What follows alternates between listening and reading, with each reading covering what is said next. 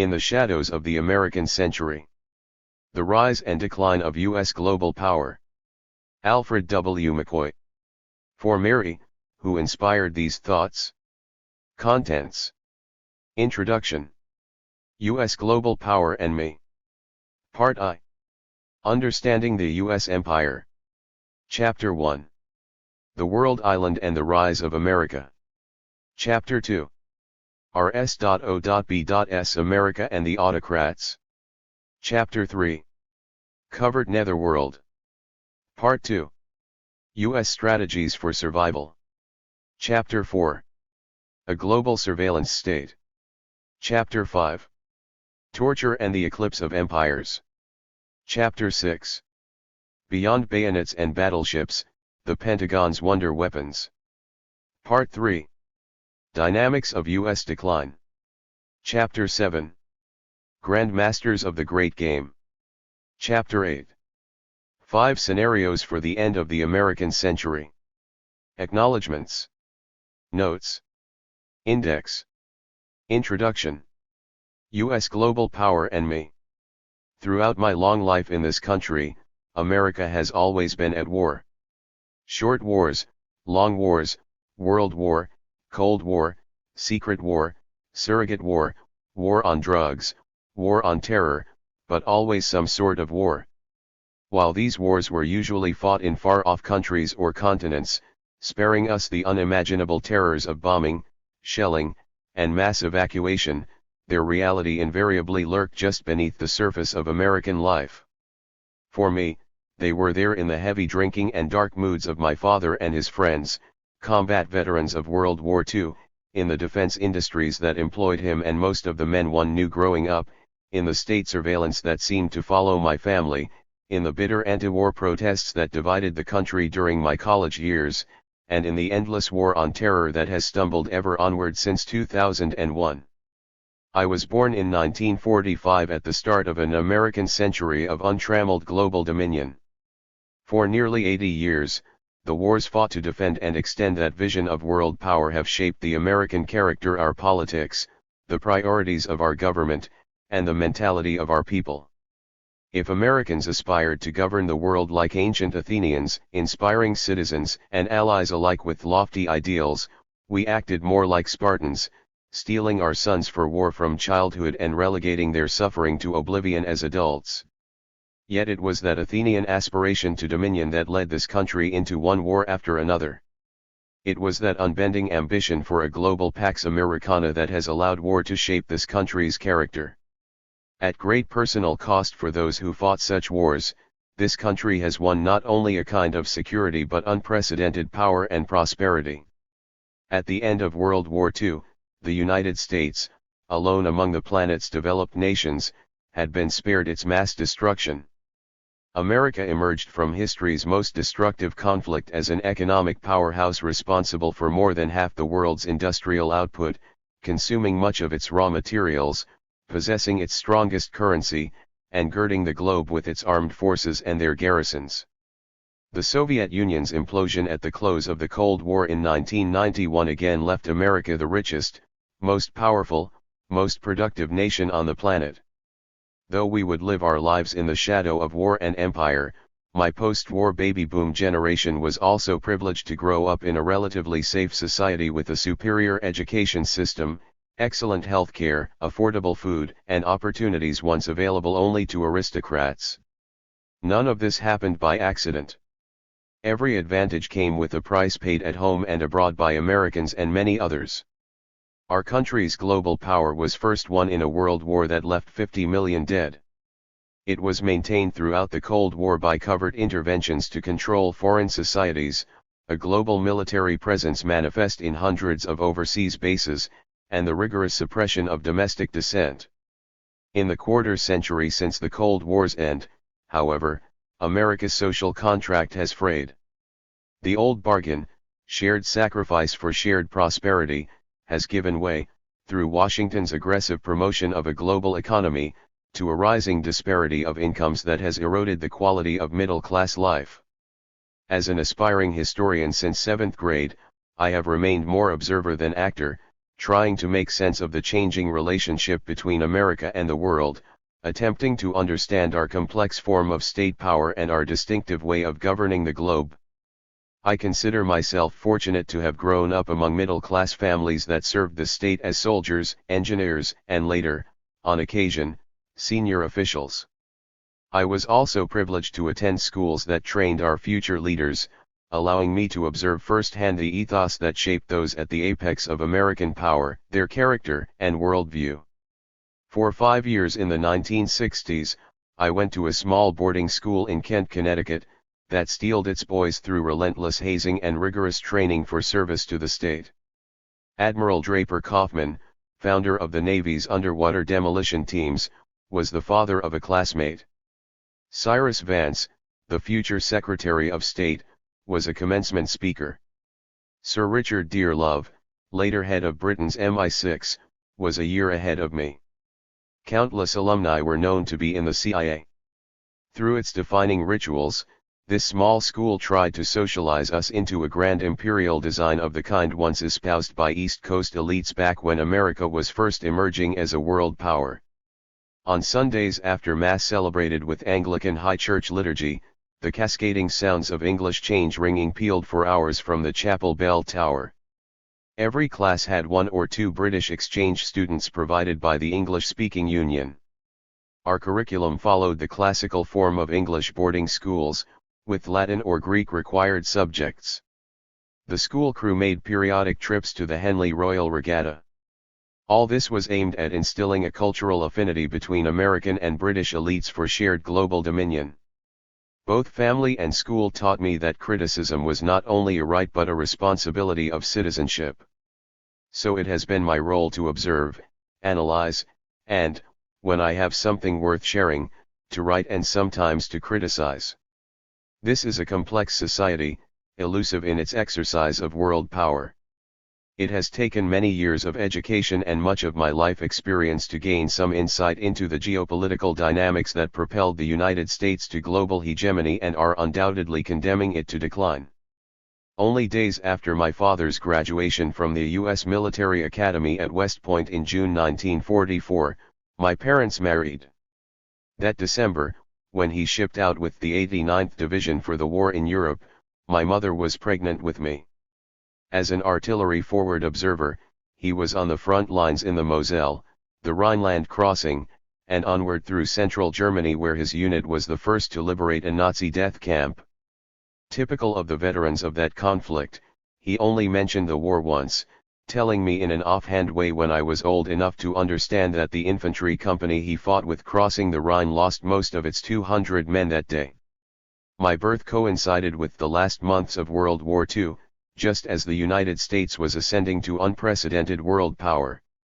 As I grew up and we moved from one quiet street to another across America, war was always with us, just beneath the surface of family life. When my father wasn't away at war in Europe or Korea, we lived mainly at Fort Sill, Oklahoma, home of the U.S. Field Artillery. There his promotions finally got us out of squalid army housing and into pleasant quarters on a tree-lined street opposite the parade ground. I can still remember visiting the grave of Geronimo, the Apache chief whose capture in the 1880s and life sentence at Fort Sill ended the Indian Wars in the Southwest. Climbing the stone marker above his grave at age 5 was my introduction to the past and its occupants as I touched those stones wondering about the great chief who lay below. A few months after the Korean War started in June 1950, my father shipped out again with the Field Artillery for a year-long combat tour, and we moved to Florida to be with my mother's parents. In first grade, I had a map of Korea posted on my bedroom wall. Silver stars glued on it showed the position of my father's unit as it moved around the peninsula. For the first time, I learned that the world actually had other countries. One memorable morning, I woke to find my father magically home from war. Allowed to skip school for the first and only time in my life, I sat with him in the breezeway that warm Florida morning as he showed me photos he had taken with his new Japanese camera of far-off battlefields, howitzer batteries firing, tents in the snow, and, most memorably, a disheveled Korean woman squatting in a field before a pile of rubble and staring directly into the lens. Her house, was my father's only comment. It would remain an indelible image of war for the rest of my life. After that combat tour, we returned to Fort Sill where, among other duties, my father was range officer for artillery training. Once during a night firing exercise, he took me along, though I was only 7. I watched beneath the eerie white light of falling flares as his words into a phone unleashed barrages that exploded tanks and trucks on faraway hills, a memorable lesson in the power of America's military arsenal. After my father resigned his commission to become an electronics engineer, we followed him from one defense contract to another. Sperry Gyroscope on Long Island near New York City, Raytheon near Boston, and Aerospace Corporation in Los Angeles. Wherever we went, our neighbors were more or less like us: Dad, the war veteran; Mom, the suburban housewife, 2 or 3 kids, a dog, a small house, a mortgage, a car, a local church, crowded schools, and, of course, scouts. When I was in elementary school, it all felt pretty nice. Nobody had much money, but everyone seemed happy. The dads had good jobs. When you got sick, a doctor came to the house. The cafeteria food at school was fine. I got new bikes on my 7th and 11th birthdays. There were always kids on the street to play with. Safety wasn't even a concept, just a given. Looking back, it seemed as if America had won more than a war. Not long after we bought a house in Sudbury, a Boston suburb, in the mid-1950s, the Katzenbachs moved in next door. Their son Larry was a year older and already in high school, but he soon became my best friend. Their daughter Matilda was my younger sister's playmate. Maud Katzenbach became my mother's confidant and close friend. Even after both families moved away, they carried on a correspondence that continued for nearly 50 years about children, divorces, careers, retirement and, let's face it, the suffering they shared as wives of those warrior males. Woman with Remains of House, South Korea, 1951. Like my father, Ed Katzenbach was a combat veteran of World War II. As a Marine officer, he had fought for 4 years through 19 blood-soaked landings on Japanese-occupied islands across the Pacific. One every day, my dad drove to the Raytheon laboratory in a nearby suburb to design radar for the country's missile defense system. And every morning, Larry's dad took the train into Boston where he was director of defense studies at Harvard University, planning strategy for the nation's military. Though they lived next door and looked like us, the Katzenbachs were different. They had an aura of American aristocracy about them. Ed went to Princeton, his father had been New Jersey's Attorney General, his uncle was a justice on that state's Supreme Court. 2 They had some money, not much, but enough to do things we couldn't afford, like lease a fishing cabin in Maine. One memorable spring when I was 13, the Katzenbachs took me along for ice-out fishing hikes through the melting snow, splitting wood for the stove, and endlessly trolling the lake, which had water so clear that you could actually see the trout swim right up to examine the lure and then never quite bite. Beneath his faint smile, Ed Katzenbach was troubled, fighting serious depression and an ambitious colleague named Henry Kissinger who was maneuvering for his job. Sometimes, after a night of drinking and arguing with his wife, he would retreat to the basement and fire his service pistol into the wall. When John F. Kennedy was elected president, the family moved to Washington and he became Deputy Assistant Secretary of Defense for Education. His brother Nicholas would serve in Robert Kennedy's Justice Department, becoming famous in June 1963 for confronting Governor George Wallace on the steps of the University of Alabama in the struggle over integration. Visiting Larry in Washington during high school holidays left me with memories of dinner table stories about the Katzenbach brothers working alongside the Kennedy brothers. Larry's cousins went to parties at the White House. His classmates at the elite Sidwell Friends School were the children of ambassadors and cabinet officials. 2 years after the Katzenbachs went to Washington, our family moved to Los Angeles. Though just a few years out of the Army, my father, with an IQ of 195 and an advanced engineering degree from the Illinois Institute of Technology, was climbing fast in the world of the military-industrial complex. He had become chief systems engineer for Aerospace Corporation's Defense Communications Satellite System, a $500 million effort to launch the world's first global satellite network. In contrast to the dirt floors or repurposed barracks of our old army housing, we now lived on a street of movie star mansions in Pacific Palisades, right around the corner from Ronald Reagan. When a Titan 3C rocket blasted off from Cape Canaveral in 1966 carrying a payload of 8 satellites, engineers from Aerospace Corporation crowded our living room awaiting news. After one of them stood up to read the telegram from Cape Canaveral confirming the system was live, the room rang with martini-soaked cheers. Point 3. Many years later, when I would start writing about the architecture of U.S. global power, turning to the recondite aerospace technology for drones, satellites, and space warfare would seem intuitive. This family background would lead me to recognize, unlike many scholars, that a satellite system was a central pillar in that architecture. Prosperity's glow turned out to have a darker side. My father had suffered more in 2 wars than we knew.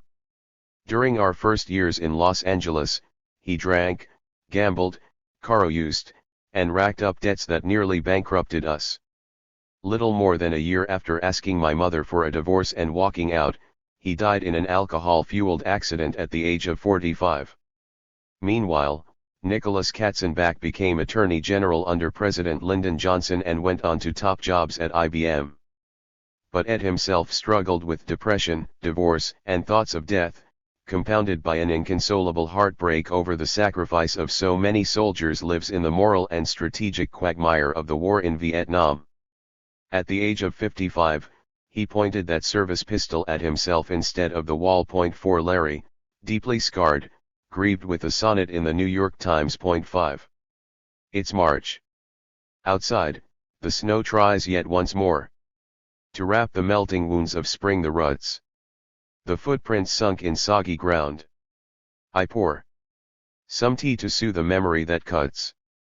2 years ago, in March, I phoned. We spoke. I knew his thoughts, but talked of hopes, of books, of ice-out trout in Maine. I told a joke. Let's fish, I said. I'll bet they'll go for hooks. His life was always fish who'd never bite. A suicide that spring, he said.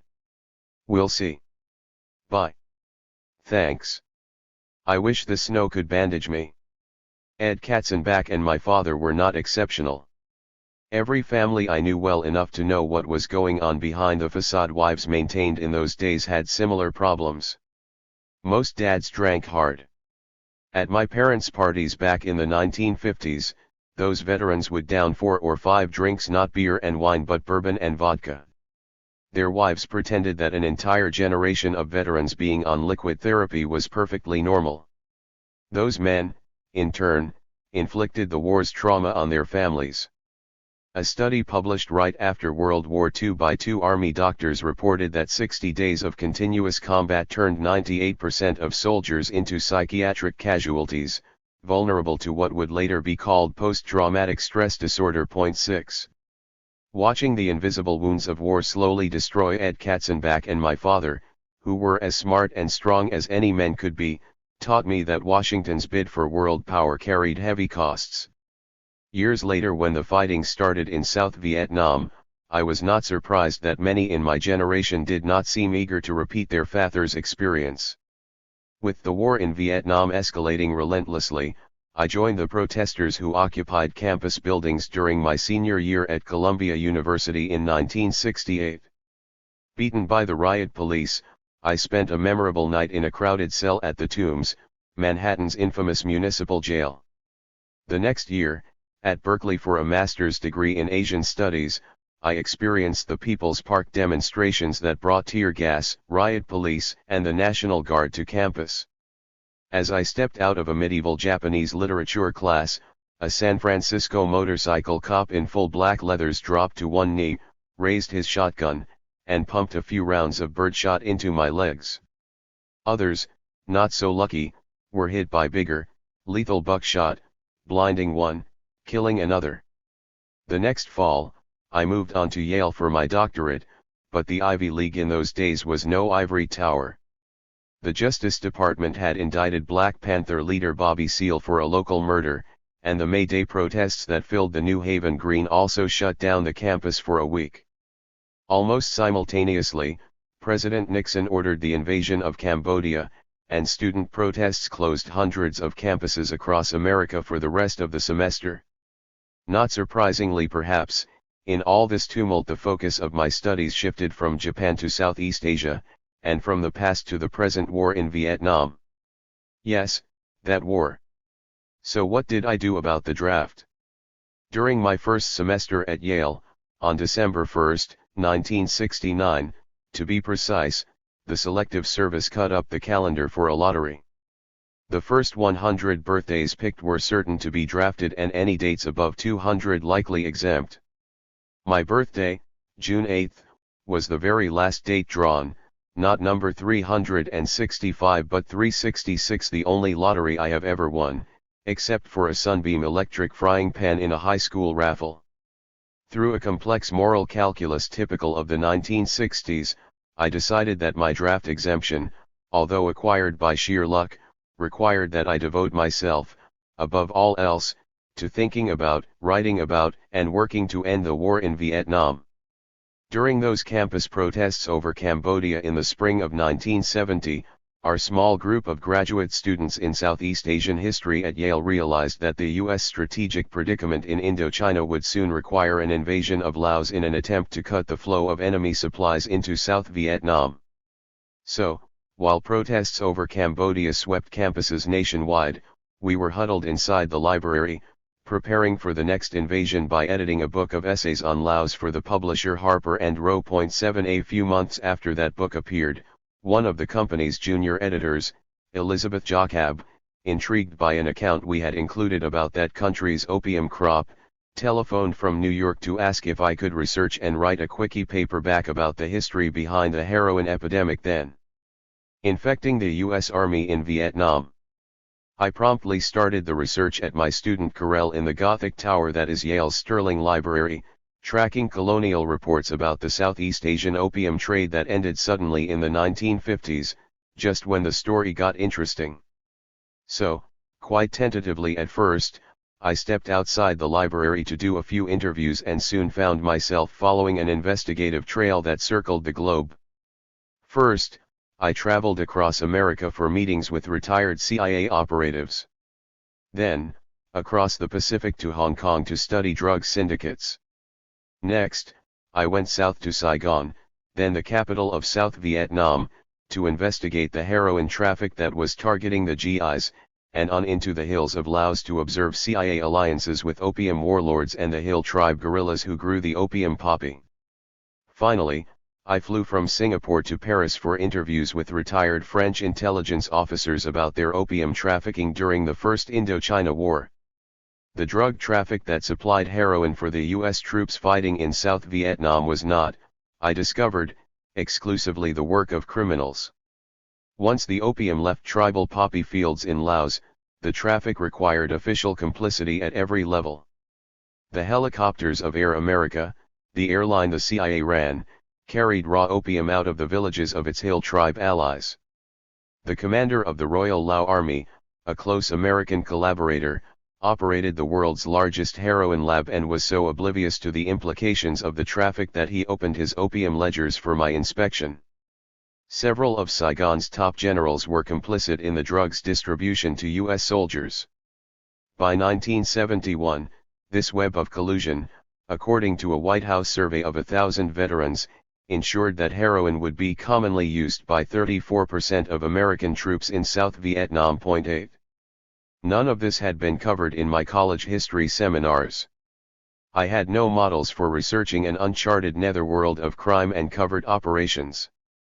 After stepping off the plane in Saigon, body slammed by the tropical heat, I found myself in a sprawling foreign city of 4 million, lost in a swarm of snarling motorcycles and a maze of nameless streets, without contacts or a clue about how to probe these secrets.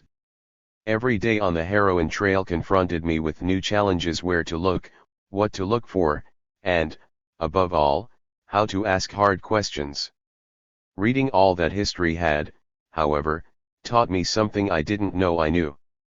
Instead of confronting my sources with questions about sensitive current events, I started with the French colonial past when the opium trade was still legal, gradually uncovering the underlying, unchanging logistics of drug production. As I followed this historical trail into the present, when the traffic became illegal and dangerously controversial, I began to use pieces from this past to assemble the present puzzle, until the names of contemporary dealers fell into place. In short, I had crafted a historical method that would prove, over the next 40 years of my career, surprisingly useful in analyzing a diverse array of foreign policy controversies: CIA alliances with drug lords, the agency's propagation of psychological torture, and our spreading state surveillance.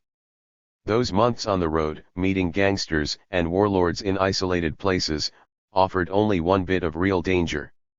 While hiking in the mountains of Laos, interviewing Hmong farmers about their opium shipments on CIA helicopters, I was descending a steep slope when a burst of bullets ripped the ground at my feet. I had walked into an ambush by agency mercenaries.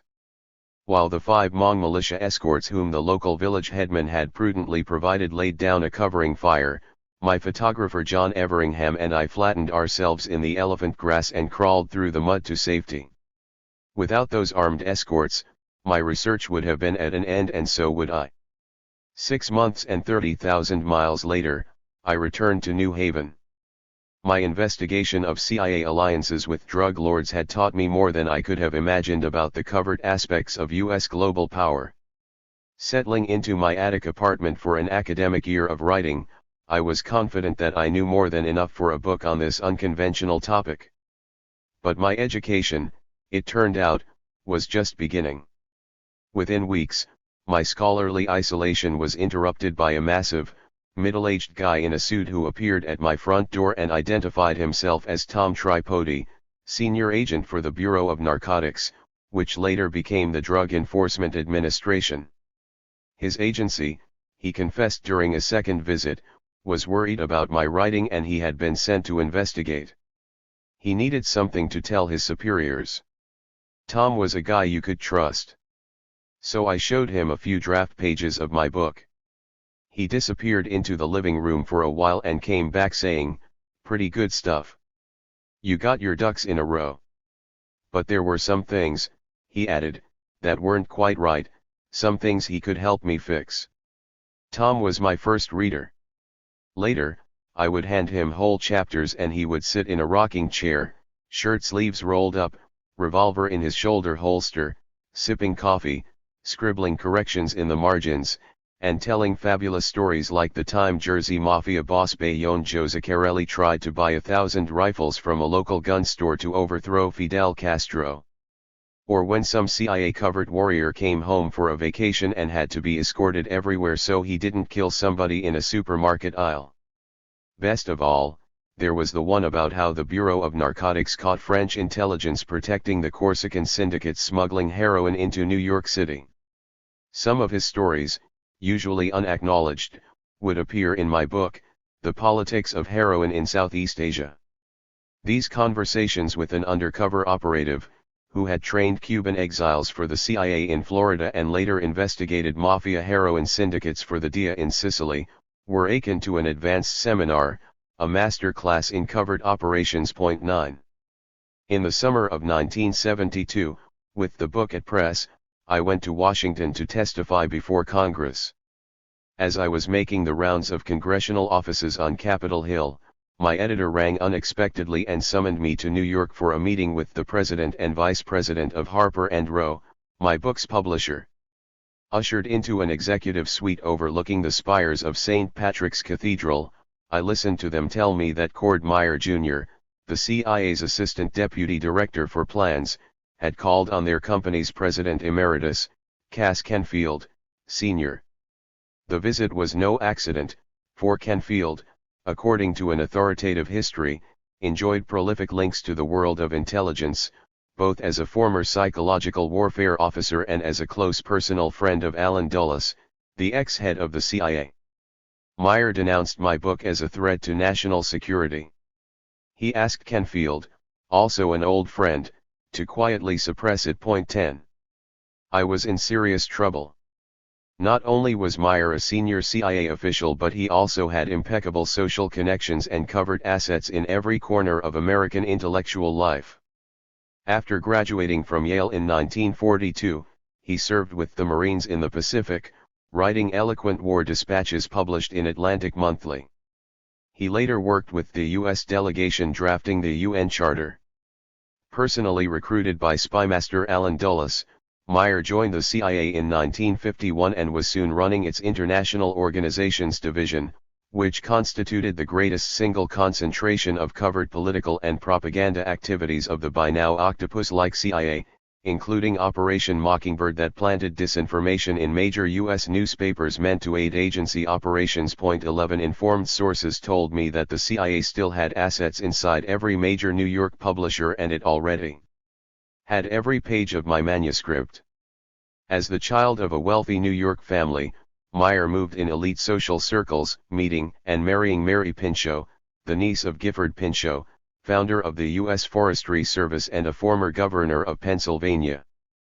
Pinchot was a breathtaking beauty who later became President Kennedy's mistress, making dozens of secret visits to the White House. When she was found shot dead along the banks of a canal in Washington in 1964, the head of CIA counterintelligence, James Jesus Angleton, another Yale alumnus, broke into her home in an unsuccessful attempt to secure her diary. Mary's sister Toni and her husband, Washington Post editor Ben Bradley, later found the diary and gave it to Angleton for destruction by the agency. 12. Cord was in New York's Social Register of Fine Families along with my publisher, Mr. Canfield, which added a dash of social cachet to the pressure to suppress my book.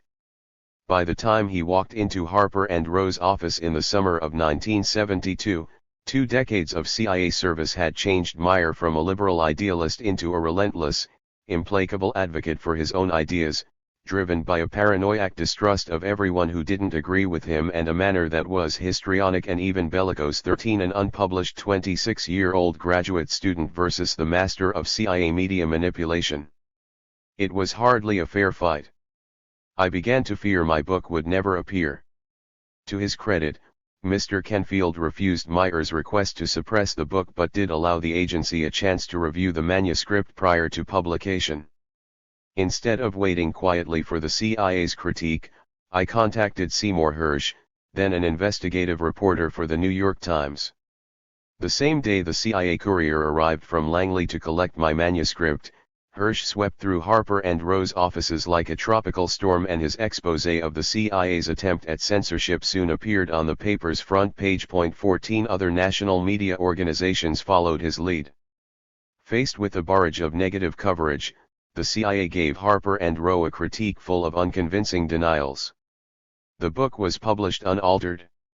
I had learned another important lesson: the Constitution's protection of press freedom could check even the world's most powerful espionage agency.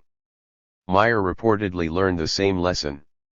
According to his obituary in the Washington Post, it was assumed that Mr. Meyer would eventually advance to head CIA covert operations, but the public disclosure about the book deal apparently dampened his prospects.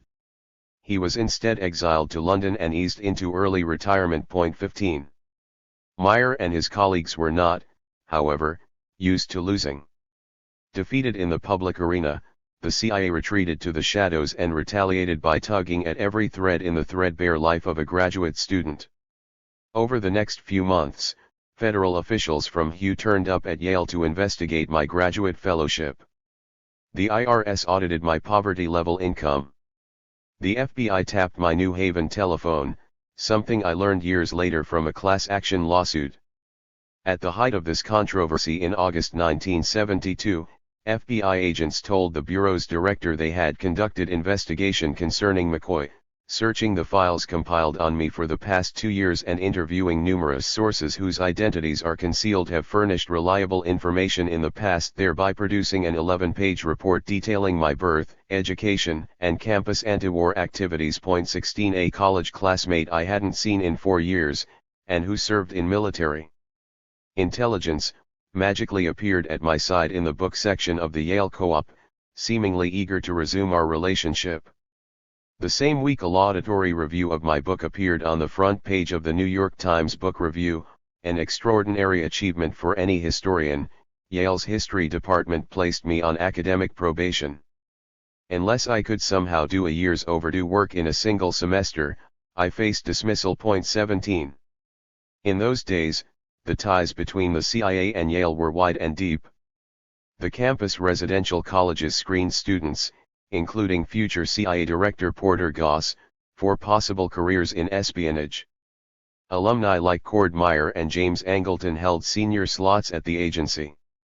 Had I not had a faculty advisor visiting from Germany, a stranger to this covert nexus, that probation would likely have become expulsion, ending my academic career and destroying my credibility.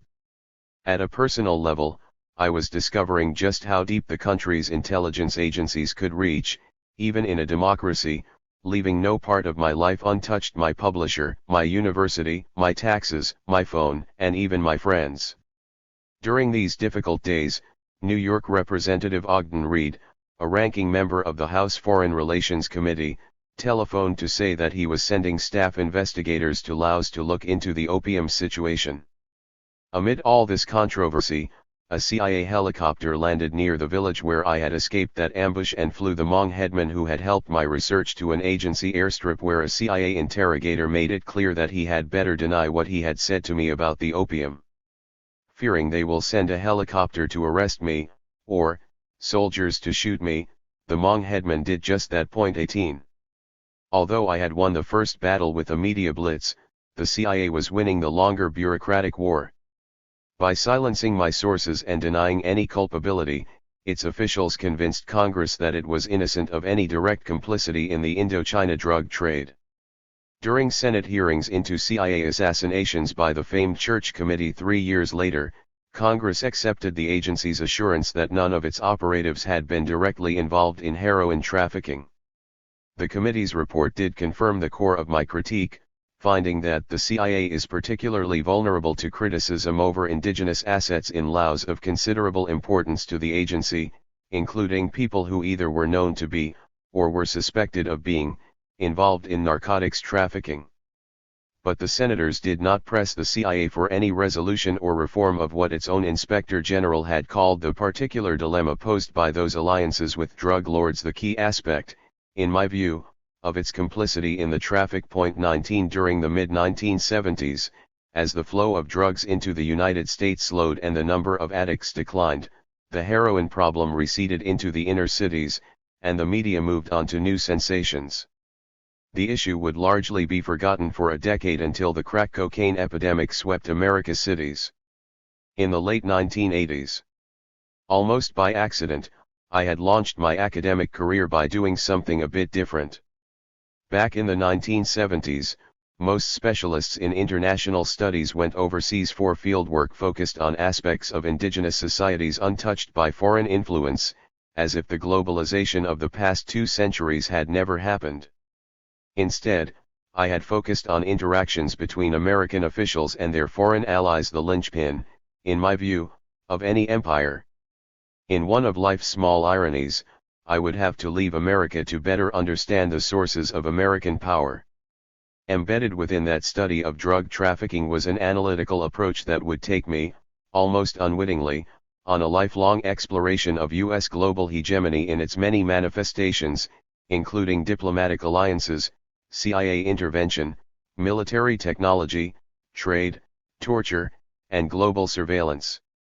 Step by step, topic by topic, decade after decade, I would slowly accumulate sufficient understanding of the parts to try to assemble the whole, the overall character of U.S. global power and the forces that would contribute to its perpetuation or decline.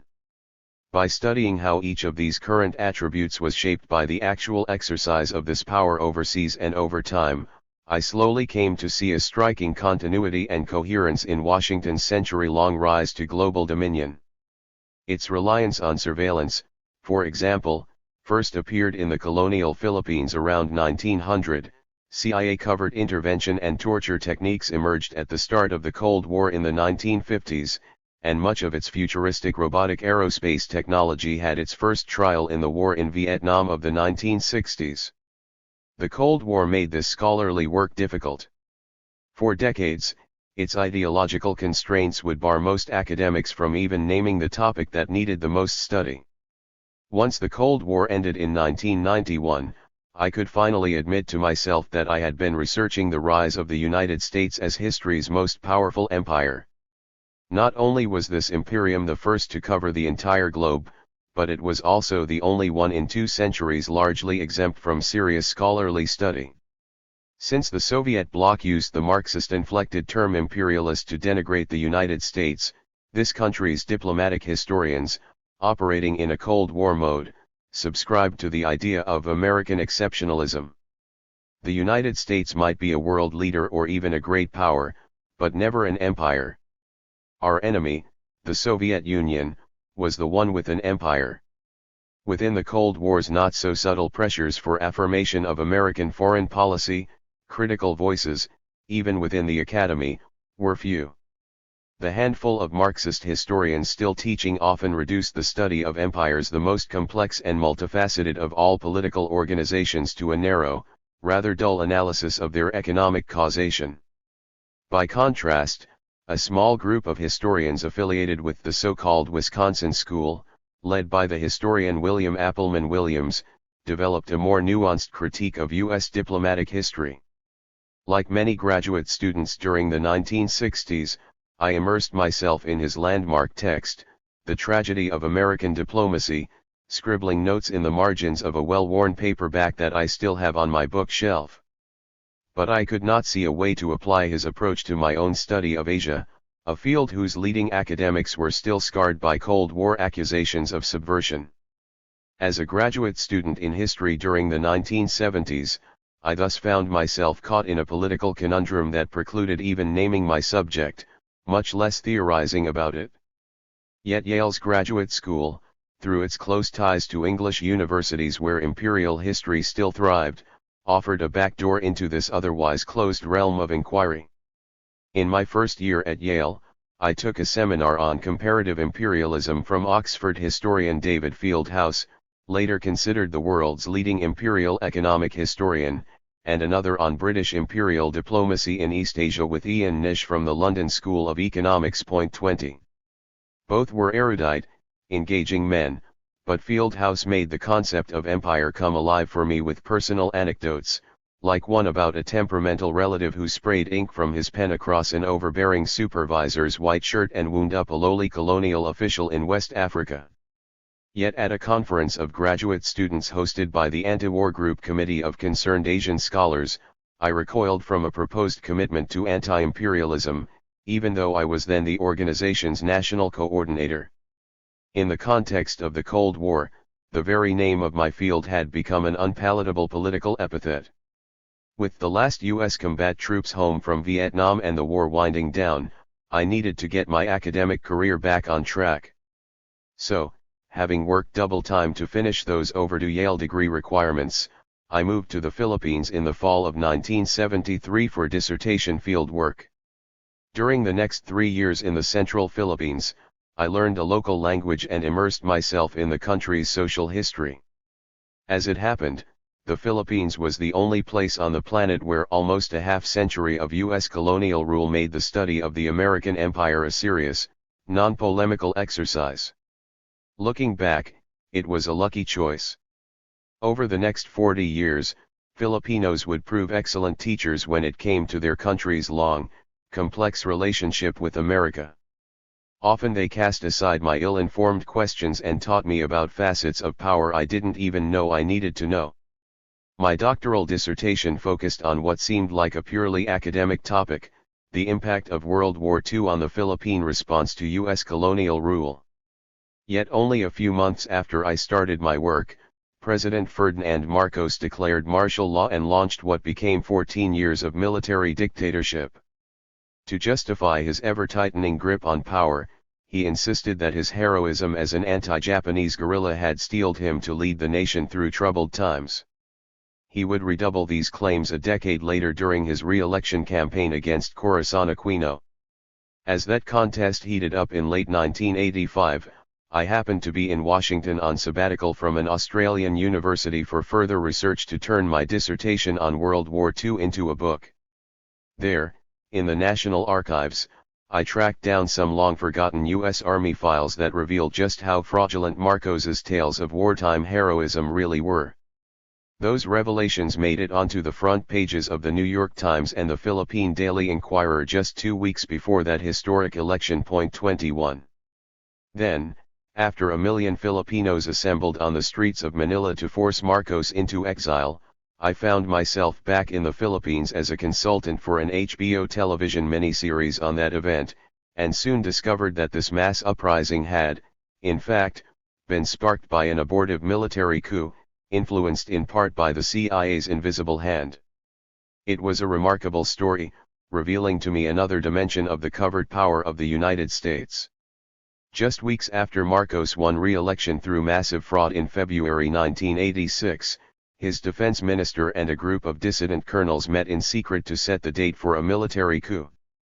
Only a few days later, 2 of these colonels received an urgent call from a U.S. military attaché, Major Victor Rafael, a friend of the rebel officers and, they believed, the resident agent of the Defense Intelligence Agency.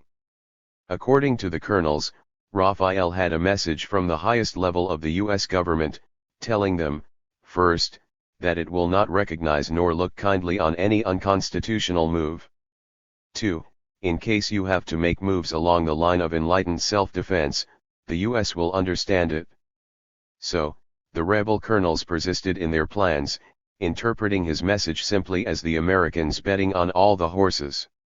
Indeed, just before their projected coup, the chief of the CIA's Manila station, Norbert Garrett, warned Marcos's security officer, General Fabian Ver, to strengthen the presidential palace's defenses against a possible coup. Within hours, the palace guard went on full alert. The colonel's coup plot was blown, but the way was opened for that mass uprising labeled People Power 22. Listening to the colonel's tale of U.S. double-dealing, I was impressed by the way the CIA had calibrated its every move to minimize the violence and maximize American influence, whatever the outcome. I had also gained first-hand a sense of how the agency controlled U.S. surrogates in those Cold War years through covert operations, thereby maintaining Washington's dominion over half the globe. As for Major Rafael, after I published his name in the Manila press, he was soon sent home amid accusations that he was now supporting rebel officers conspiring to overthrow the new democratic government. 20 years later, in 2006, I sat opposite Victor Rafael, then a senior analyst for the State Department's Bureau of Intelligence and Research, during a day-long briefing for the outgoing U.S. ambassador to Manila. With protocol dictating best behavior on both sides of the table, neither of us acknowledged our shared past. But there was also something a bit unsettling about those Filipino colonels who had been so open to being interviewed by me. The international press had lionized them as heroes in the overthrow of a brutal dictator. Maybe it was the tank of pet piranhas outside one colonel's office, or another's obsessive repetition of the word blood, but something about them sent me off on a year-long search for their service records. What I found was that most of them had not served as line or staff officers. Most had worked in internal security, interrogating and, I discovered, torturing suspected anti-Marcos dissidents, thanks in part to some rather sophisticated U.S. torture training. While they launched another half-dozen coups over the next decade, I tracked down their victims and learned something of the transactional nature of the torture relationship. The victims suffered devastating psychological damage, but their interrogators, in almost equal measure, were empowered, their egos inflated beyond all imagining by their years-breaking priests and professors for Marcos. Having shed their roles as uniformed servants of the state, they would, like latter-day Nietzschean supermen, now be its master. These findings won an attentive audience in the Philippines. In America, however, the Cold War and its controversies about torture were over, limiting the audience for the book-length study I published in 1999. Further research uncovered striking similarities between Philippine torture techniques and those used in Latin America, indicating the CIA had been training Allied agencies in those skills worldwide. But my paper reporting these findings aroused little interest a year later at an international human rights conference in Cape Town, where activists from Asia, Africa, and Latin America were focused on bringing their own perpetrators to justice. I must admit, though, that I was relieved to set the study of that sordid subject aside and move on to other topics. In April 2004, however, CBS broadcast those disturbing photos of U.S. soldiers abusing Iraqi detainees at Abu Ghraib prison, forcing me to resume this troubling work. Looking at the now infamous photo of a hooded Iraqi prisoner standing on a box, electrical wires hanging from his arms, I could see quite clearly the basic tenets of the CIA's psychological torture doctrine of the Cold War era. The hood was for sensory deprivation and the arms were outstretched to cause self-inflicted pain. Just a few days later, I wrote in the Boston Globe, the photos from Iraq's Abu Ghraib prison are snapshots not of simple brutality or a breakdown in discipline but of CIA torture techniques that have metastasized over the past 50 years like an undetected cancer inside the U.S. intelligence community. From 1950 to 1962, the CIA led secret research into coercion and consciousness that produced a new method of torture that was psychological, not physical, best described as no-touch torture. 24. I might be done with torture, but torture was not yet done with me. So I ended up writing a new book, A Question of Torture, about the CIA's central role in propagating such psychological techniques globally. 25 At the time, the Bush administration was releasing a succession of official reports blaming the Army's lowly bad apples for Abu Ghraib. My controversial interpretation would not be corroborated until December 2014 when the Senate Intelligence Committee finally released a report finding the CIA responsible for serious and systemic torture. At a cost of several $1,000s for a research assistant, my historical approach had revealed a 50-year trail of institutional continuity that led to the post-9/11 psychological torture at Abu Ghraib and elsewhere. A decade later, the Senate committee would spend $40 million to review 6 million pages of classified CIA documents and reach similar, albeit more detailed and definitive conclusions. 26. While the painful U.S. debate over torture was running its course, my work on the Philippine security services was moving from the Army to the police, from external defense to internal security, focusing on the role of surveillance. Reviewing documents from the American pacification of the Philippines after 1898, I made an unexpected discovery. To defeat a determined Filipino resistance, the United States formed what was arguably the world's first surveillance state. As described in my book Policing America's Empire, the commander of Army intelligence at Manila circa 1900, Captain Ralph Vandeman, later applied lessons learned from pacifying the Philippines to establishing this country's first internal security agency during World War I, making him the father of U.S. military intelligence. 27. After he retired at the rank of Major General in 1929, Vandeman compiled 250,000 files on suspected subversives that he shared with the military, the FBI, and conservative Republicans including Richard Nixon, who used this intelligence to smear rivals in his California congressional campaigns.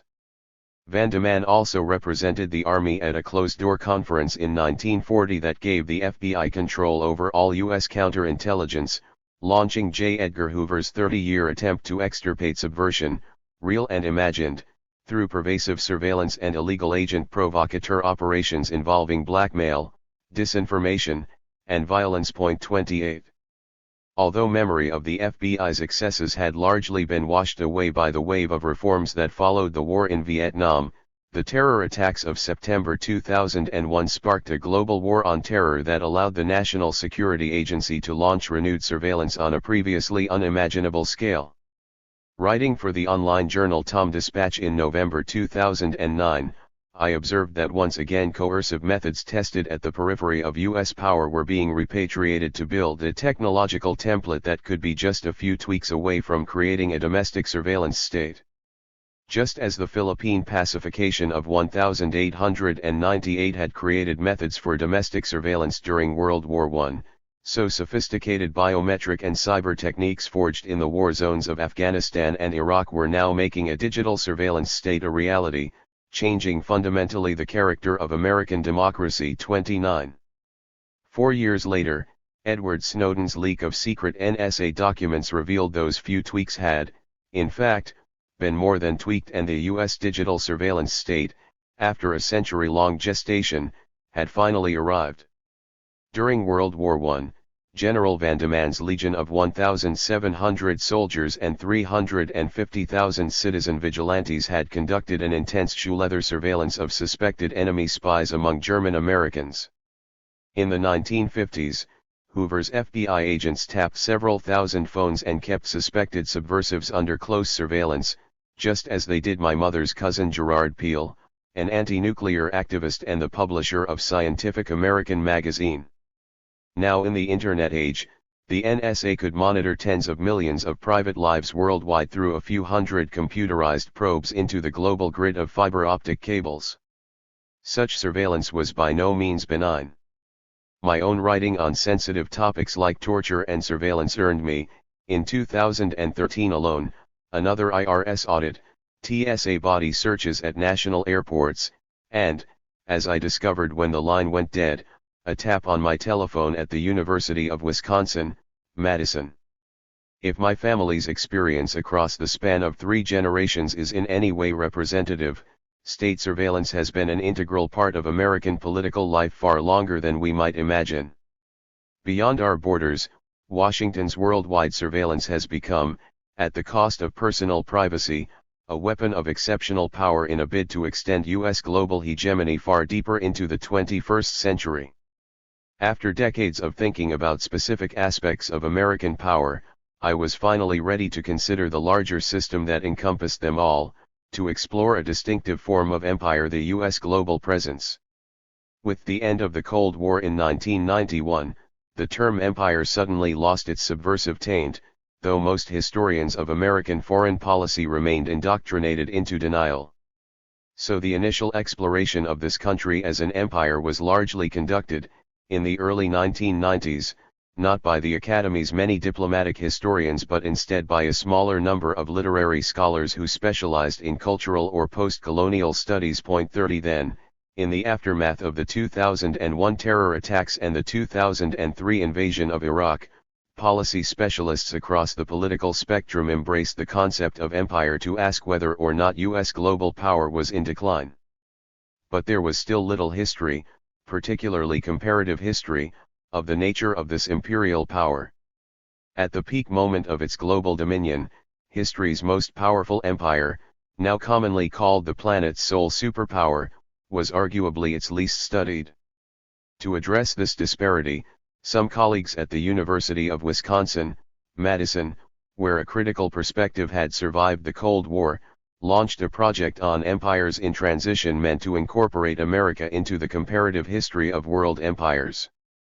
Starting in 2004, our small group quickly grew into a network of 140 scholars on 4 continents who participated in a series of international conferences and published 2 essay collections bookending the rise and decline of U.S. global power. 31. To sum up America's rise to world power over the past 120 years, imagine 3 distinct phases precipitated by those endless wars. First, following the Spanish-American War, a brief yet transformative experience with colonial rule in the Caribbean and the Pacific from 1898 to 1935, next, a sudden ascent to global dominion in the decades after World War II, and, finally, a bid to extend that hegemony deep into the 21st century through a fusion of cyber war, space warfare, trade pacts, and military alliances. In the century from the Spanish-American War to the end of the Cold War, Washington had developed a distinctive form of global governance that incorporated aspects of antecedent empires, ancient and modern.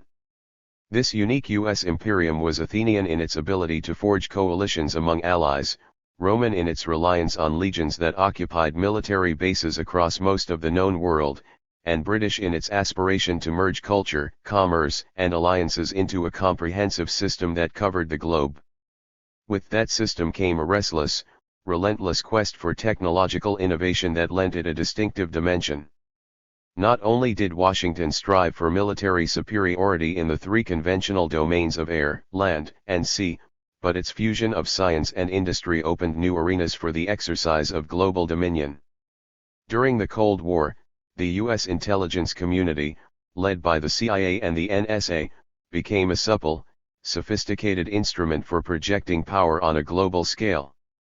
The CIA's attempt to penetrate communist states failed abysmally in China, Russia, and Vietnam, but the agency proved far more skilled in manipulating allies on Washington's side of the Iron Curtain through coups and covert interventions, particularly among the myriad of new nations that emerged in Asia and Africa amid the collapse of the last of the European empires. By the end of the Cold War, clandestine operations had thus become such a critical instrument for power projection that they made up a new, fourth domain of warfare I call the covert netherworld. During those years as well, Washington also competed in the space race with the Soviet Union in ways that, through the world's first system of global telecommunications satellites, added another novel dimension to its global power. In the decades that followed, Washington would militarize the stratosphere and exosphere through an armada of unmanned drones, making space a fifth domain for great power expansion and future potential conflict. Finally, thanks to the web of fiber optic cables woven around the globe for the Internet, the NSA was able to shift its focus from signals intercepts in the sky to probing those cables beneath the sea for surveillance and cyberwar. In this way, cyberspace became the newest domain for military conflict. At the dawn of the 21st century, Washington's bid for what it termed full-spectrum dominance across all six domains of warfare, both conventional and clandestine, gave it a national security state of potentially exceptional strength with which to maintain its global power, despite fading economic influence, for decades to come. The American century that publisher Henry Luce had proclaimed in a Life magazine editorial in February 1941 seemed certain, until quite recently, to reach its full centennial. As America enters dynamically upon the world scene, Luce wrote on the eve of World War II, we need most of all to seek and to bring forth a vision of America as a world power which is authentically American and which can inspire us to live and work and fight with vigor and enthusiasm. 32 For the next 50 years, the United States had fulfilled those aspirations, ruling over much of the world outside the Iron Curtain with a distinctive mix of cultural attraction and covert manipulation. Supple diplomacy and raw force, and generous aid and grasping profits. After the Soviet Union imploded in the early 1990s, there seemed no power on the planet that could challenge Washington's dominion. With the country standing astride the globe like an indomitable titan and no credible challenge on the horizon, Washington's policy gurus imagined that the end of history had arrived, making American-style democracy the final form of human government. 33 Yet only a decade later, that portentous end of history had been swept away and history was back with a vengeance. Washington found itself in a period of imperial transition like those that had spelled the end of earlier empires in centuries past. Suddenly, we could see the shape of a new great power conflict between Washington and Beijing that could determine the course of this still young 21st century. With the shock of the 9/11 terror attacks and the subsequent slide into the military miasma of Afghanistan and Iraq, there was a growing sense that America's global power had reached its limits. In a detailed 2012 report, the National Intelligence Council, Washington's supreme analytic body, warned, by 2030, no country will be a hegemonic power, largely reversing the historic rise of the West since 1750. Asia will have surpassed North America and Europe combined in terms of global power, based on GDP, population size, military spending, and technological investment. China alone will probably have the largest economy, surpassing that of the United States a few years before 2030. 34 If this prediction proves correct, then many of my baby boom generation, born at the start of the American century, will likely be around to witness its end. After 2 decades of extraordinary economic growth, in 2014 China started to reveal its strategy for challenging Washington's hegemony.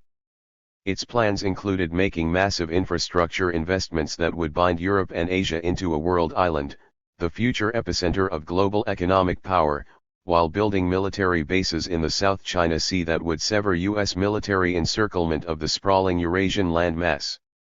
Refusing to cede its global dominion, the Pentagon responded to China's challenge by shifting some strategic assets to Asia and by launching new wonder weapons meant to check any rival power. 35. Countless unforeseen factors can, of course, subvert these grand strategies. Any number of powerful new forces can suddenly change the trajectory of world history. Projecting present trends into the future is perilously close to a fool's errand. No methodology can possibly encompass the many moving parts of a world empire, much less the ever-changing interactions among several of these behemoths. 36. Still, in the first decade and a half of the century, a few key trends already seem clear enough. While the United States enjoyed strong national unity and a bipartisan foreign policy during the first half-century of its global dominion, it now faces the challenge of maintaining stability in a time of deepening social divisions, exacerbated by the slow waning of its world power. In the quarter-century since the end of the Cold War, the old bipartisan consensus over foreign policy has given way to entrenched partisan divisions. While Democrats Bill Clinton and Barack Obama tried to maintain Washington's world leadership through multilateralism and diplomacy, Republicans George W. Bush and Donald Trump have, in a patriotic reaction against a perceived loss of stature, favored unilateral action and military solutions. This conflict whipsaws the country's foreign policy in contradictory directions, alienating allies and accelerating the decline of its power. We are undoubtedly at the start of a major transition away from untrammeled U.S. hegemony. If the National Intelligence Council is to be believed, then the American century, proclaimed with such boundless optimism back in 1941, will be ending well before 2041. After a quarter century as the world's sole superpower, Washington now faces an adversary with both the means and determination to mount a sustained challenge to its dominion. Even if Beijing falters, thanks to a decline in economic growth or a surge in popular discontent, there are still a dozen rising powers working to build a multipolar world beyond the grasp of any global hegemon. As the patterns of world power shift in the decades to come, we will learn whether this imperial transition will be similar to any of the epical events of the past 2 centuries: the global war that defeated Napoleon's First French Empire in the early 19th century, the diplomacy that broke up the Austro-Hungarian and Ottoman empires after World War I, the tempest that crushed the Axis empires during World War II, the quiet entente that marked the imperial handover from London to Washington in the 1950s, or the mass protests that shattered the Soviet Empire in the 1990s. Whether by slow erosion or violent eruption, this ongoing shift in the balance of power bears watching. From everything I have learned over the past 50 years, we can count on one thing: this transition will be transformative, even dramatically so, impacting the lives of almost every American. In the years to come, these changes will certainly demand our close and careful attention. Part I. Understanding the U.S. Empire.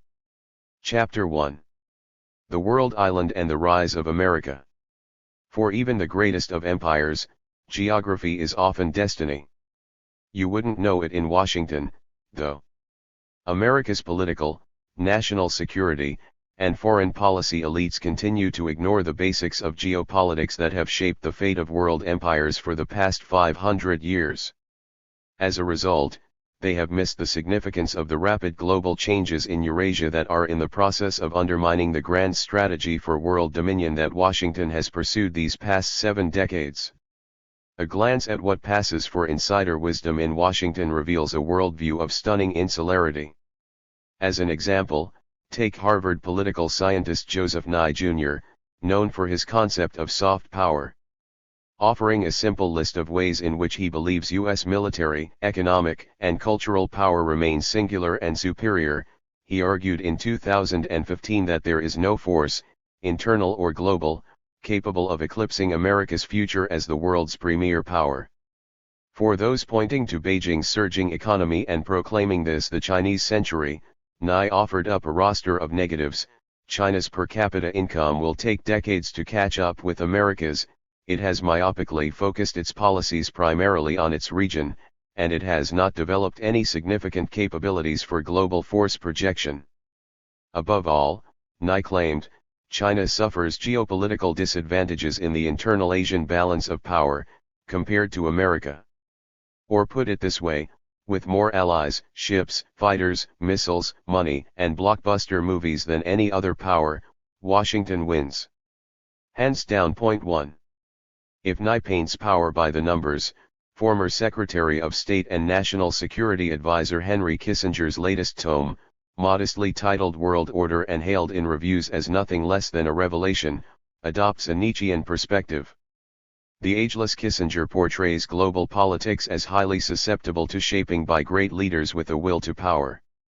By this measure, in the tradition of master European diplomats Charles de Talleyrand and Prince Metternich, President Theodore Roosevelt was a bold visionary who launched an American role in managing the Asia-Pacific equilibrium. On the other hand, Woodrow Wilson's idealistic dream of national self-determination rendered him geopolitically inept, just as Franklin Roosevelt's vision of a humane world blinded him to Stalin's steely global strategy. Harry Truman, in contrast, overcame national ambivalence to commit America to the shaping of a new international order, a policy wisely followed by the next 12 presidents. Among the most courageous of them was that leader of dignity and conviction, George W. Bush, whose resolute bid for the transformation of Iraq from among the Middle East's most repressive states to a multi-party democracy would have succeeded, had it not been for the ruthless subversion of his work by Syria and Iran. In such a view, geopolitics has no place. Diplomacy is the work solely of statesmen, whether kings, presidents, or prime ministers. Point 2. And perhaps that's a comforting perspective in Washington at a moment when America's hegemony is visibly crumbling amid a tectonic shift in global power. With its anointed seers remarkably obtuse on the subject of global political power, perhaps it's time to get back to basics, to return, that is, to the foundational text of modern geopolitics, which remains an indispensable guide even though it was published in an obscure British geography journal well over a century ago. Alfred Mackinder invents geopolitics.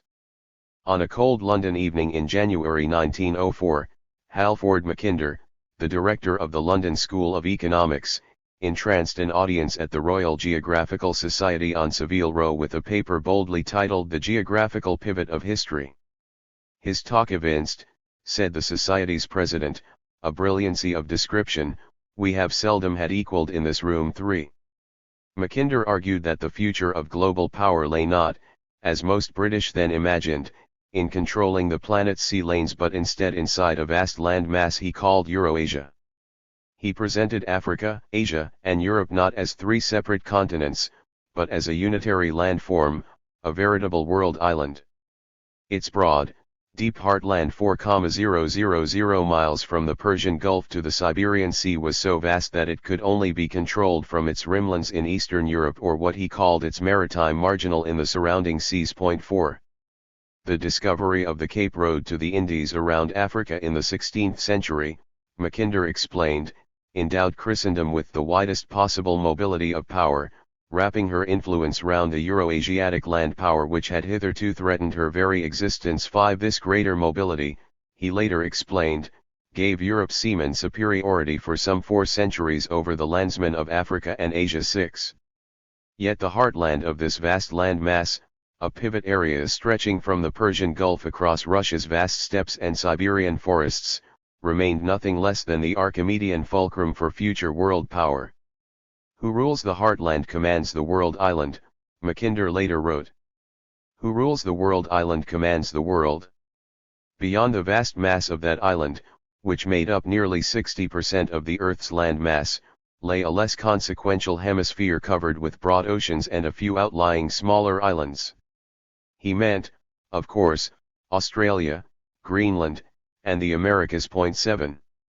For an earlier generation of the Victorian Age, the opening of the Suez Canal and the advent of steam shipping had, he said, increased the mobility of sea power relatively to land power. But now railways could work the greater wonder in the steppe. A reference to a historic event that everyone in his audience that night knew well, the relentless advance of the Trans-Siberian Railroad's track from Moscow toward Vladivostok and the Pacific Ocean. Such transcontinental railroads would, he believed, eventually undercut the cost of sea transport and shift the locus of geopolitical power inland. In the fullness of time, the pivot state of Russia might, in alliance with another land power like Germany, expand over the marginal lands of Eurasia, allowing the use of vast continental resources for fleet building, and the empire of the world would be in sight. For the next 2 hours, as he read through a text thick with the convoluted syntax and classical references expected of a former Oxford don, his audience knew that they were privy to something extraordinary. Several stayed after his talk to offer extended commentaries. The renowned military analyst Spencer Wilkinson, the first to hold a chair in military history at Oxford, pronounced himself unconvinced about the modern expansion of Russia, insisting that British and Japanese naval power would continue the historic function of holding the balance between the divided forces, on the continental area. 9. Pressed by his learned listeners to consider other facts or factors, including the newly invented air as a means of locomotion, Mackinder responded, "My aim is not to predict a great future for this or that country, but to make a geographical formula into which you could fit any political balance."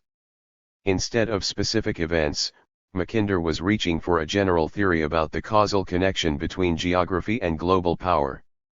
The future of the world, he insisted, depends on the maintenance of balance of power between sea powers such as Britain or Japan operating from the maritime marginal and the expansive internal forces within the Eurasian heartland they were intent on containing. 10. For publication in the Geographical Journal later that year, Mackinder redrew and even reconceptualized the world map by turning the globe toward Eurasia and then tilting it northward a bit beyond Mercator's equatorial projection. Not only did this rendering show Africa, Asia, and Europe as that massive, unitary world island, but it also shrank Greenland and the Americas into inconsequential marginalia. 11 For Europeans, used to projections that placed their continent at the world's center, Mackinder's map was an innovation, but for Americans, whose big, brightly colored schoolroom maps fostered an illusory sense of their hemisphere's centrality by splitting the Eurasian landmass into two lesser blobs, it should have been a revelation. 12. Apart from articulating a worldview that would influence Britain's foreign policy for several decades, Mackinder also created, in that single, seminal lecture, The Modern Science of Geopolitics, the study of how geography can, under certain circumstances, shape the destiny of whole peoples, nations, and empires. 13. That night in London was, of course, more than 100 years ago. It was another age. England was still mourning the death of Queen Victoria. Teddy Roosevelt was America's president. The bloody, protracted American pacification of its Philippine colony was finally winding down. Henry Ford had just opened a small auto plant in Detroit to make his Model A, an automobile with a top speed of 28 miles per hour. Only a month earlier, the Wright brothers' Flyer had taken to the air for the first time 120 feet of air, to be exact. Yet, for the next 110 years, Sir Halford Mackinder's words would offer a prism of exceptional precision when it came to understanding the often obscure geopolitics driving the world's major conflicts: 2 world wars, a Cold War, America's Asian Wars, 2 Persian Gulf Wars, and even the endless pacification of Afghanistan. The question we now need to consider is this: how can Mackinder help us understand not only centuries past but also the half-century still to come? Britannia rules the waves. In the age of sea power that lasted just over 400 years from Portugal's conquest of Malacca in 1511 to the Washington Disarmament Conference of 1922, the great powers competed to control the Eurasian world island via the sea lanes that stretched for 15,000 miles from London to Tokyo. The instrument of power was, of course, the ship first, caravels and men of war, then battleships, submarines, and aircraft carriers. While land armies slogged through the mud of Manchuria or France in battles with mind-numbing casualties, imperial navies schemed the seas, maneuvering for the control of coasts and continents. At the peak of its imperial power around 1900, Great Britain ruled the waves with a fleet of 300 capital ships and 30 naval bastions, fortified bases that ringed the world island from the North Atlantic at Scapa Flow off Scotland through the Mediterranean at Malta and Suez to Bombay, Singapore, and Hong Kong.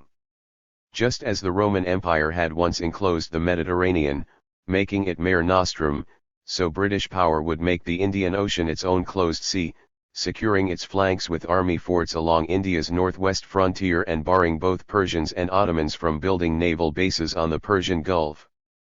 By that maneuver, Britain also secured control over Arabia and Mesopotamia, strategic terrain that Mackinder had termed the passage land from Europe to the Indies and the gateway to the world island's heartland.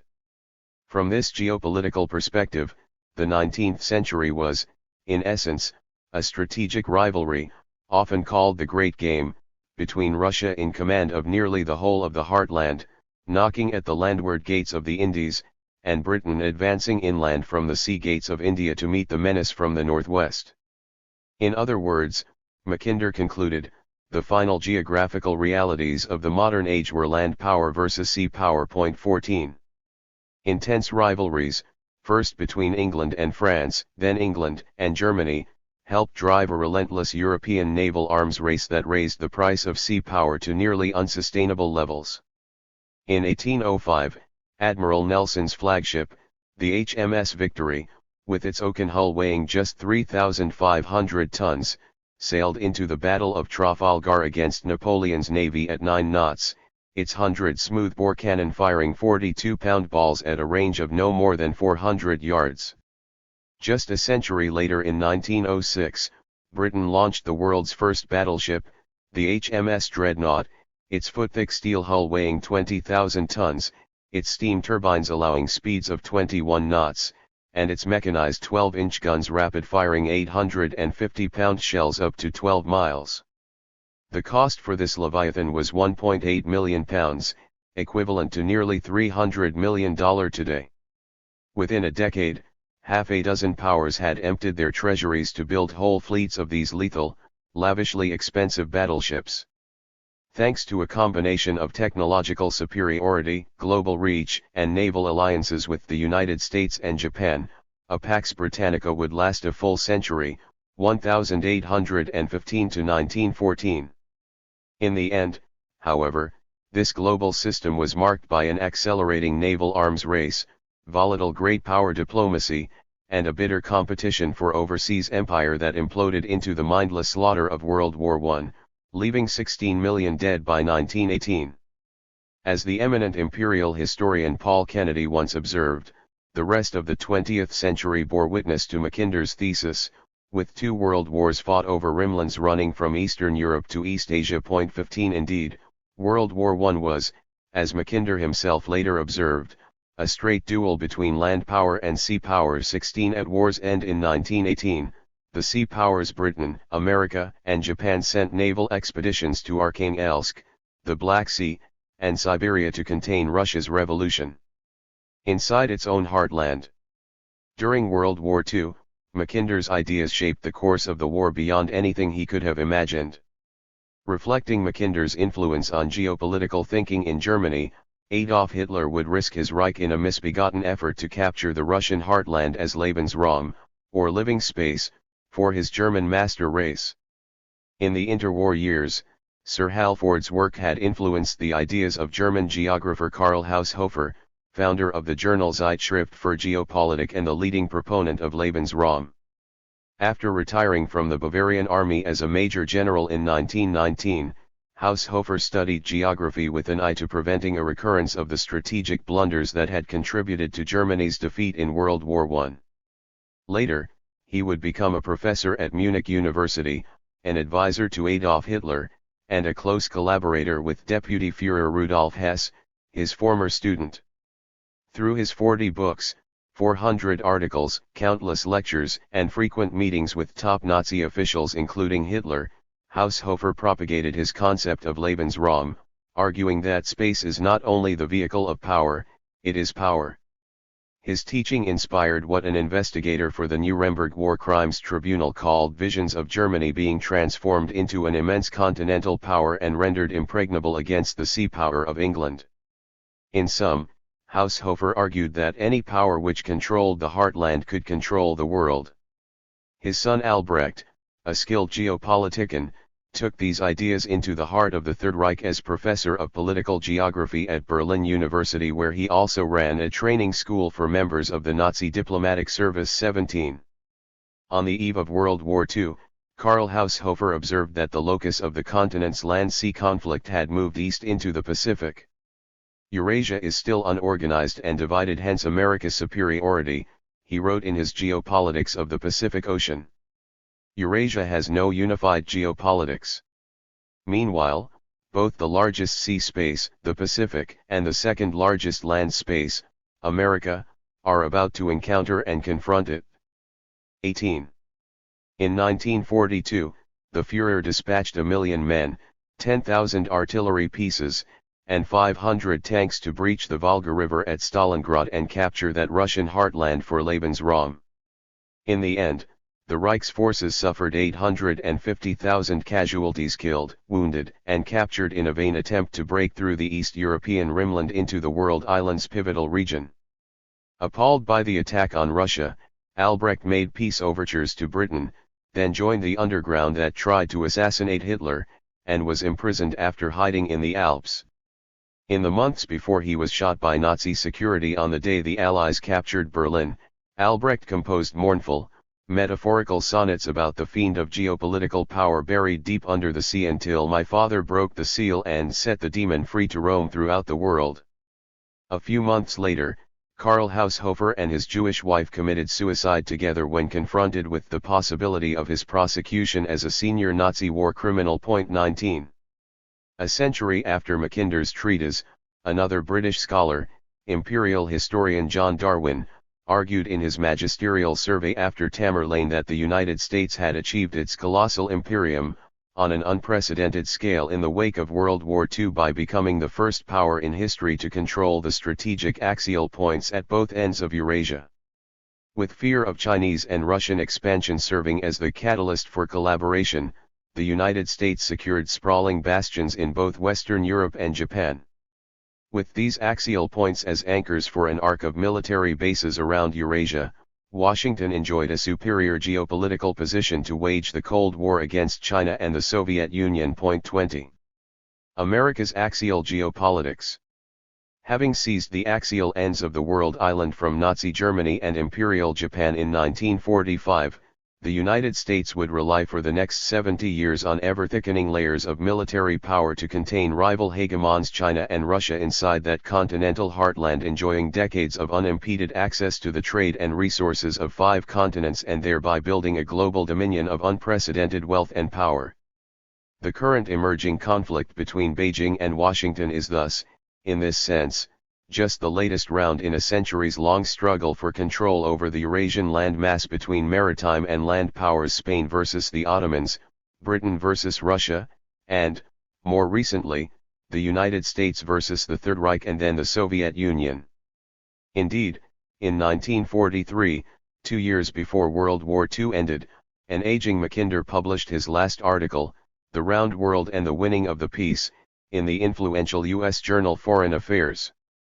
He reminded Americans aspiring to a grand strategy that even their dream of a global air power would not change the world's geopolitical fundamentals.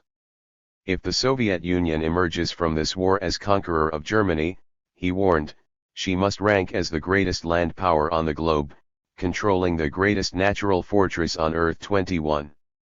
Mindful of these geopolitics, the U.S. War Department in Washington was already planning its post-war position along the Pacific littoral in ways that would correct the defensive conundrum that had dogged Washington for decades. Inspired by the naval strategist Alfred Mahan, who, as early as 1890, imagined the United States as a Pacific power, Washington had established military bases in the Philippines as anchors for an expanded defensive perimeter that would stretch from Cuba through the Panama Canal to Pearl Harbor and all the way to Manila Bay. At the end of World War I, however, the Versailles Peace Settlement conceded the Marianas and Micronesia to Tokyo. Suddenly, the Japanese Navy was in a mid-Pacific blocking position, rendering the American defense of the Philippines a strategic impossibility. That geopolitical reality doomed General Douglas MacArthur's army to a humiliating defeat in the Battle of Bataan at the start of World War II.22. As bomber ranges increased from 1,100 miles for the B-17 at war's start to 3,200 for the B-29 by war's end, the War Department in Washington decided, in 1943, to coordinate its wartime liberation of the Philippines with post-war plans for two strategic bomber wings, the Luzon Bomber Striking Force and the Mindanao Bomber Striking Force, protected by 26 air, land, and sea bases that would ring the entire archipelago. Fearing the loss of U.S. military protection and desperate for reconstruction aid, in 1947 Manila gave the United States a 99-year lease on 23 installations with unrestricted use for offensive operations. 23. To clamp a vice grip of control over the vastness of Eurasia, these Philippine bases, along with dozens more along the length of Japan, became bastions for securing the eastern end of this sprawling landmass, while U.S. forces in Europe occupied the continent's western axial point. With offshore military bases stretching for 2,000 miles from Japan through Okinawa to the Philippines, Washington made the Pacific littoral its geopolitical fulcrum for the defense of one continent and the control over another. 24. When it came to the establishment of a new post-war Pax Americana, first and foundational for the containment of Soviet land power would be the U.S. Navy.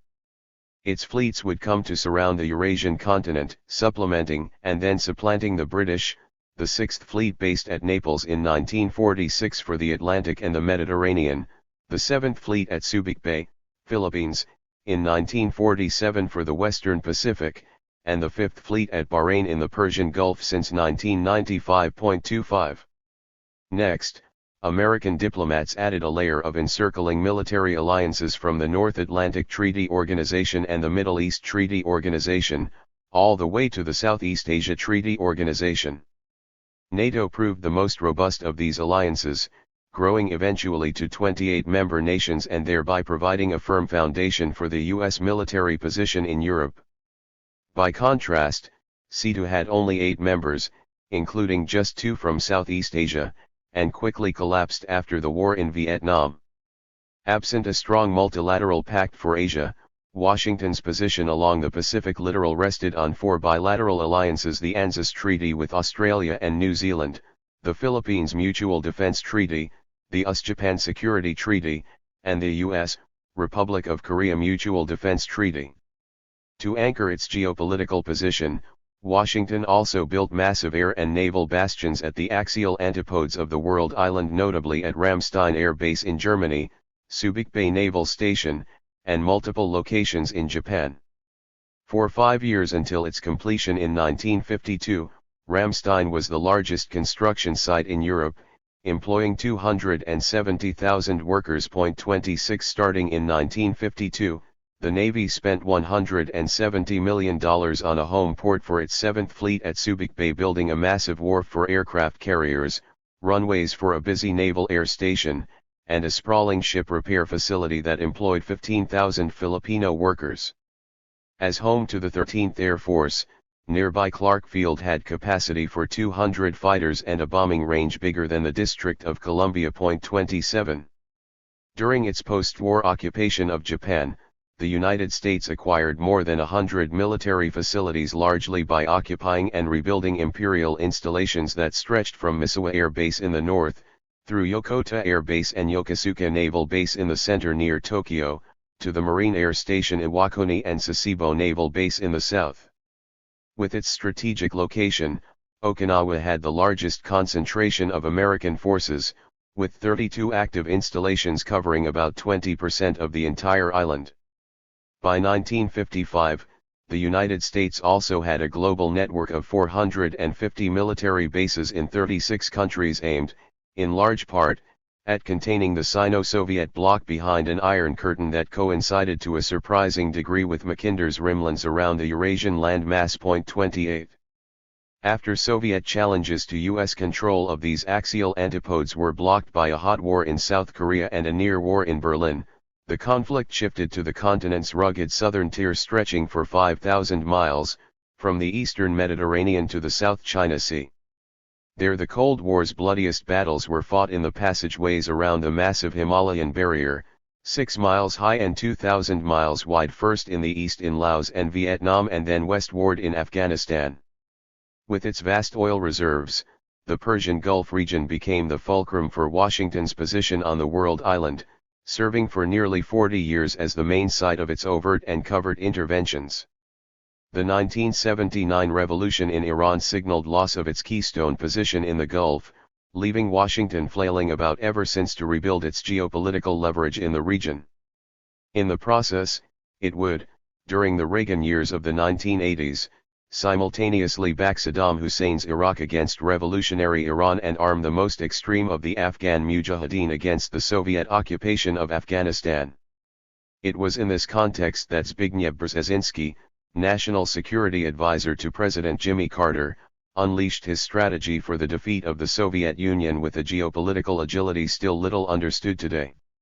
In 1979, Brzezinski, an émigré Polish aristocrat who had studied and frequently cited Mackinder, persuaded Carter to launch Operation Cyclone with funding that reached $500 million annually by the late 1980s. 29 Its goal, to mobilize Muslim militants to attack the Soviet Union's soft Central Asian underbelly and drive a wedge of radical Islam deep into the Soviet heartland, inflicting a demoralizing defeat on the Red Army in Afghanistan and simultaneously helping to cut Eastern Europe's rimland free from Moscow's orbit.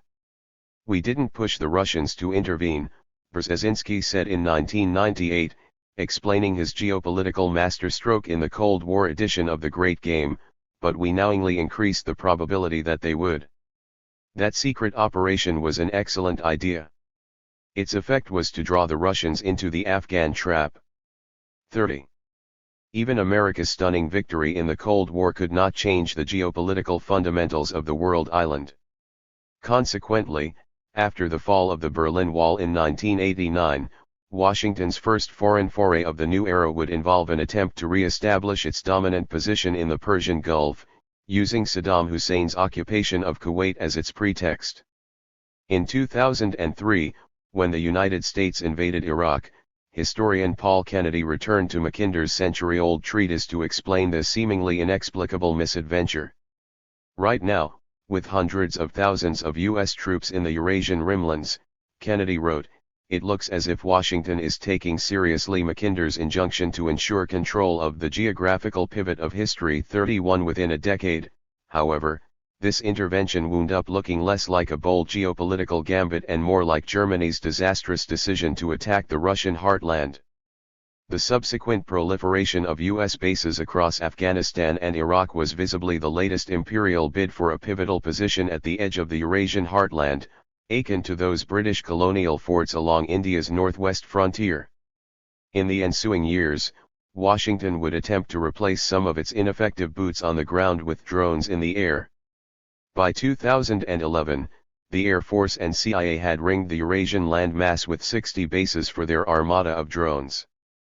By then, the workhorse Reaper drone, armed with Hellfire missiles and GBU-30 bombs, had a range of 1,150 miles, which meant that from those bases it could strike targets almost anywhere in Africa or Asia. 32 To patrol this sweeping periphery, the Pentagon has also spent $10 billion to build an armada of 99 Global Hawk drones with high-resolution cameras and a range of 8,700 miles. 33. As it moved to a more agile global posture of smaller, scattered bases and drone strikes, Washington remained determined to maintain its axial positions at both ends of the Eurasian landmass. Although responding minimally to Russian incursions into Ukraine, the Obama administration reacted strongly to its stepped-up submarine presence in the North Atlantic. As Moscow's revitalized fleet of 45 attack submarines extended their patrols well beyond the Arctic Circle, Washington allocated $8.1 billion to upgrade its undersea capabilities, reopening a base in Iceland and adding 9 new Virginia-class submarines to an existing fleet of 53.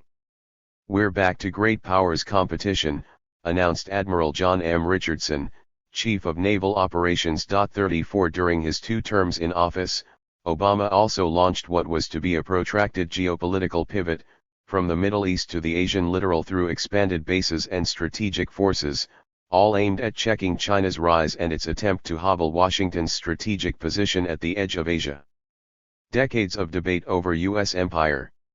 Yet even as America faced the first real challenge to its hegemony in a quarter century, most Americans seemed somehow oblivious. During the endless debates of the year-long 2016 presidential campaign, there was much criticism of trade pacts and some mention of the Middle East, but surprisingly little discussion of the United States' position in Asia or the wider world.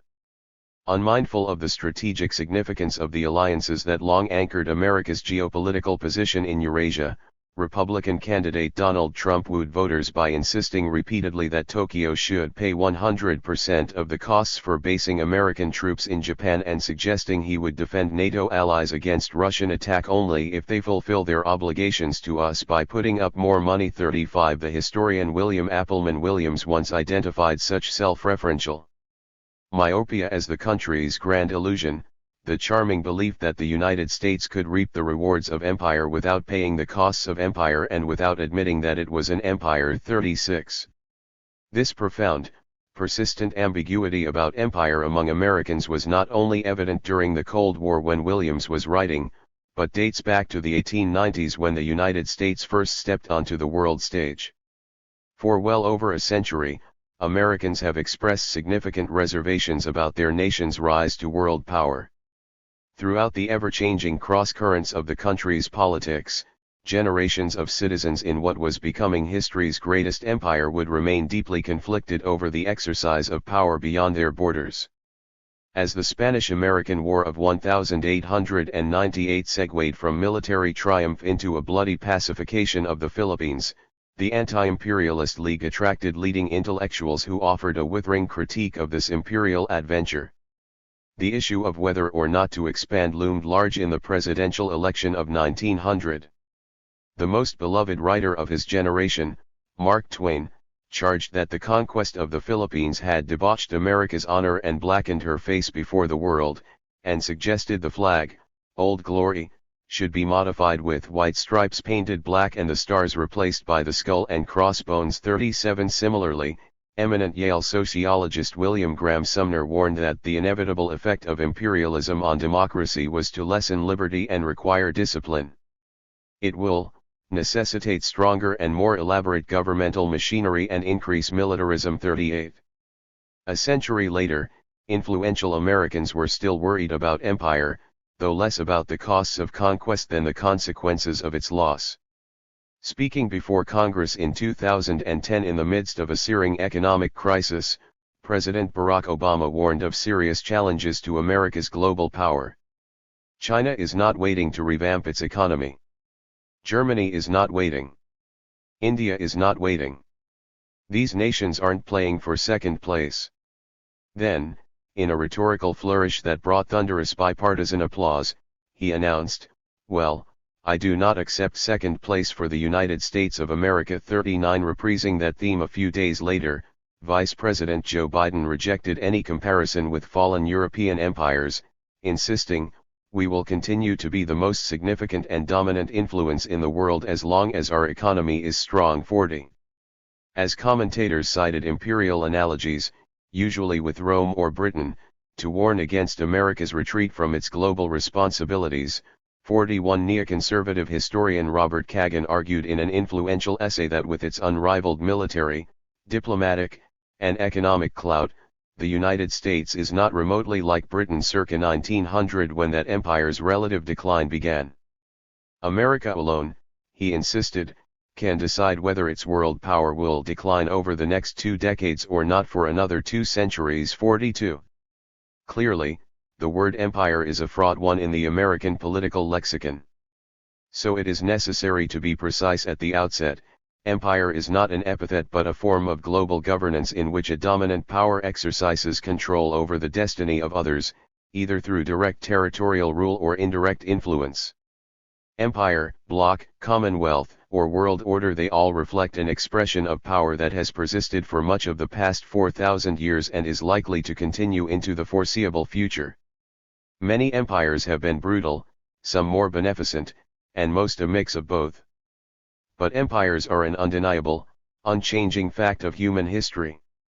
After counting 70 empires in that history, Harvard historian Niall Ferguson noted wryly, to those who would still insist on American exceptionalism, the historian of empires can only retort, as exceptional as all the other 69 empires 43.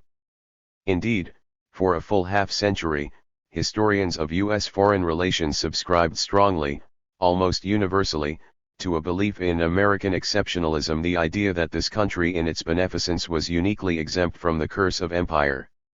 During the Cold War's ideological clash with communism, an influential group of consensus historians argued that the United States had avoided Europe's class conflicts, authoritarian governments, and empires, becoming instead an example of liberty for others to emulate. 44 To explain away his country's brief dalliance with colonial rule after 1898, the Dean of Diplomatic Historians, Richard W. Leopold, asserted that empire had little lasting impact on the nation because there was no territorial expansion beyond the conquest of a few islands, no cabinet-level department for those overseas territories, lending the project an aura of impermanence, and no increase in military spending to defend those otherwise potentially indefensible islands. 45. There was, however, some notable dissent from this patriotic consensus. During the coldest of the Cold War decades, the 1950s, when pressure for affirmation of America was strong, the Wisconsin School of Diplomatic History, led by William Appleman Williams and his colleague Fred Harvey Harrington, offered an unorthodox perspective on Washington's rise to world power. In his famous dissent, The Tragedy of American Diplomacy, Williams argued that America's great debate of 1898 to 1901 over the proper strategy and tactics of expansion had forged a political consensus that opposed traditional colonialism and advocated instead a policy of an open door through which America's preponderant economic strength would dominate all underdeveloped areas of the world. In effect, this classic strategy of non-colonial imperial expansion became the strategy of American foreign policy for the next half-century, launching Washington on a relentless extension of its informal commercial empire. 46 Such expansion often gave birth to aggression, most importantly against the Soviet Union at the end of World War II when, Williams argued, Washington's concerns over access to Eastern Europe and its markets sparked the Cold War. 47. Other prominent scholars in the Wisconsin School made influential contributions as well, notably Walter Lafebre in his seminal study of late 19th century expansion, The New Empire. There he explored not only the social and economic motives for overseas conquest but also its colonial outcomes in the Caribbean and Pacific. 48 While Williams moved to Oregon for a quieter life at the height of Madison's violent campus protests in 1968, his critique continued to resonate. His students Lafebre at Cornell, Lloyd Gardner at Rutgers, and Thomas McCormick at Wisconsin would remain active in the profession for another 40 years, collaborating closely to explore America's imperial designs and desires. 49. Although this revisionist view of the nature of American power won a devoted audience in the Vietnam War years, the Wisconsin School later drew hostile fire from prominent historians. Not only was its critique of Washington's role in the Cold War bitterly attacked, but so too was its emphasis on the expansion of U.S. economic power as an imperial phenomenon. Arthur M. Schlesinger, Jr., called it ludicrous and earnest armée, an artifact of the past 50. In the quarter-century since the collapse of the Soviet Union, as such patriotic passions subsided, historians and others began to confront the undeniable reality of a global behemoth that transcended past experience. Analysts of U.S. global power, whether critics or advocates, now strained to find appropriate historical models. Some applied the Roman term imperium, meaning dominion enforced by a single power. Others preferred the Greek-inflected hegemony, meaning a world order that rests on consent and cooperation, not exclusively on force and domination, much as ancient Athens had once led a coalition of city-states. 51 Recent opinion, among both pundits and scholars, separates into an imperium school that sees Washington as a latter-day Rome, the command center of a centralized empire, a hegemonic school that views America as Athens, leading a coalition of willing allies, and a conservative coterie who believe that the United States, like Great Britain in its day, should use its awesome military power to defend freedom and civilization. On the Imperium side, the critic Chalmers Johnson argued that our militarized empire is a physical reality manifest in over 700 overseas military bases that facilitated the global deployment of its armed forces and a network of economic and political interests. 52 Reviving the Williams critique of open-door imperialism, Andrew J. Bishvik argued that both the Cold War and the War on Terror were manifestations of the American project of creating an open and integrated world. 53. Using the same concept of empire to celebrate rather than criticize, Niall Ferguson styled the United States as the much-needed successor to Great Britain's liberal empire, which once used its military power to maintain a world order of free trade and civilized standards. 54 If the United States retreats from global hegemony, Ferguson warned darkly, the planet might well plunge into an anarchic new dark age, an era of waning empires and religious fanaticism, of endemic plunder and pillage. In the world's forgotten regions, of economic stagnation and civilization's retreat into a few fortified enclaves. 55. During the economic troubles of the 1980s, historian Paul Kennedy surveyed the rise and fall of empires over the past 500 years and issued a dire warning that the United States' future as the global superpower was threatened by a growing imbalance between its expanding military commitments and its shrinking economic resources. 56 But after 15 years of sustained economic expansion, Kennedy concluded in a 2002 essay that America no longer faced the threat of such fatal imperial overstretch. Although spending only 3% of its gross domestic product on defense at the start of the War on Terror, the United States accounted for 40% of the world's total military expenditures. This power was manifest in the dozen lethal aircraft carriers ceaselessly patrolling the world's oceans, each super dreadnought carrying 70 state-of-the-art aircraft that roar on and off the flight deck day and night. A typical carrier was escorted by 14 ships, cruisers, destroyers, attack submarines, and amphibious craft with 3,000 Marines ready to storm ashore anywhere in the world. After revisiting his statistics on those 500 years of imperial history, Kennedy concluded, "Nothing has ever existed like this disparity of power, nothing. The Pax Britannica was run on the cheap. Charlemagne's empire was merely Western European in its reach. The Roman Empire stretched further afield, but there was another great empire in Persia, and a larger one in China. There is, therefore, no comparison. So great was America's advantage in armaments, finance, infrastructure, and research that," said Kennedy smugly, "there is no point in the Europeans or Chinese wringing their hands about U.S. predominance." 57.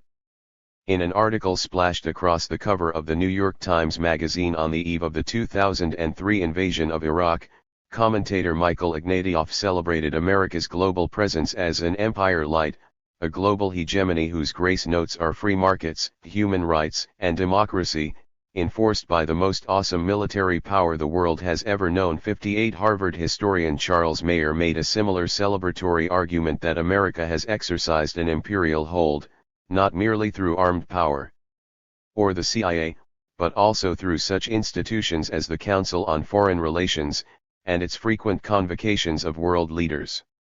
Their striking deference to the political leadership of the dominant powers suggested that Washington presided over a distinctly hegemonic empire by leading a coalition of willing allies. Looking into the 21st century, Mayer admitted somewhat ruefully that if there are to be two or more imperial contenders, then I believe it valuable to have the United States remain one of them. 59. Between hegemony and imperium lay a more pragmatic, quintessentially conservative school that embraced the unadorned reality of Washington's global dominion. U.S. imperialism has been the greatest force for good in the world during the past century, wrote the military historian Max Boot.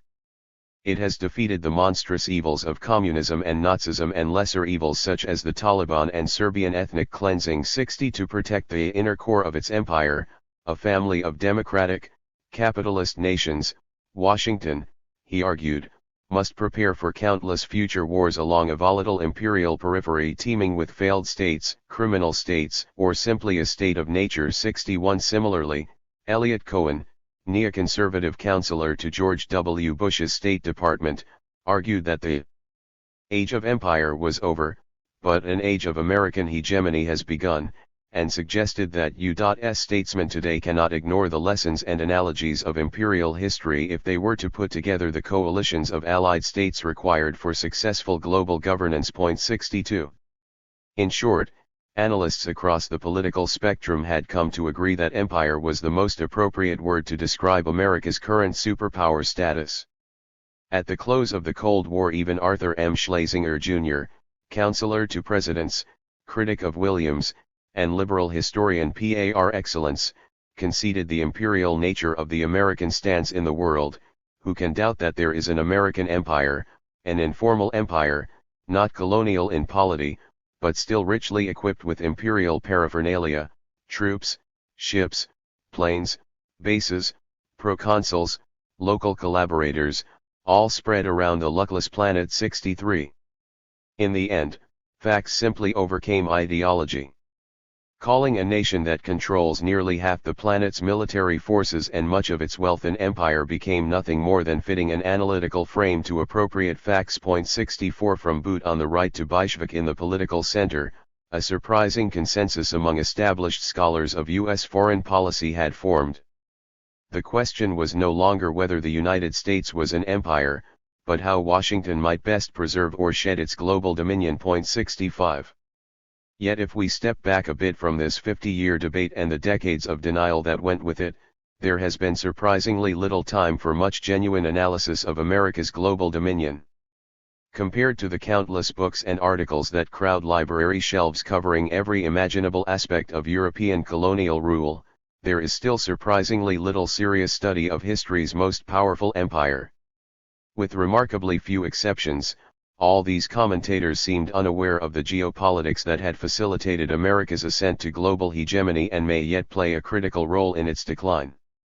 At a moment when Washington is facing the first serious challenges to its dominion in 70 years, it seems timely to ask, what is the character of this U.S. empire?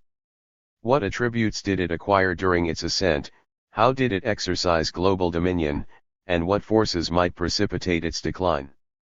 Addressing such questions is a tricky business. Empires are the most elusive, complex, and paradoxical of all forms of governance, strong yet often surprisingly fragile.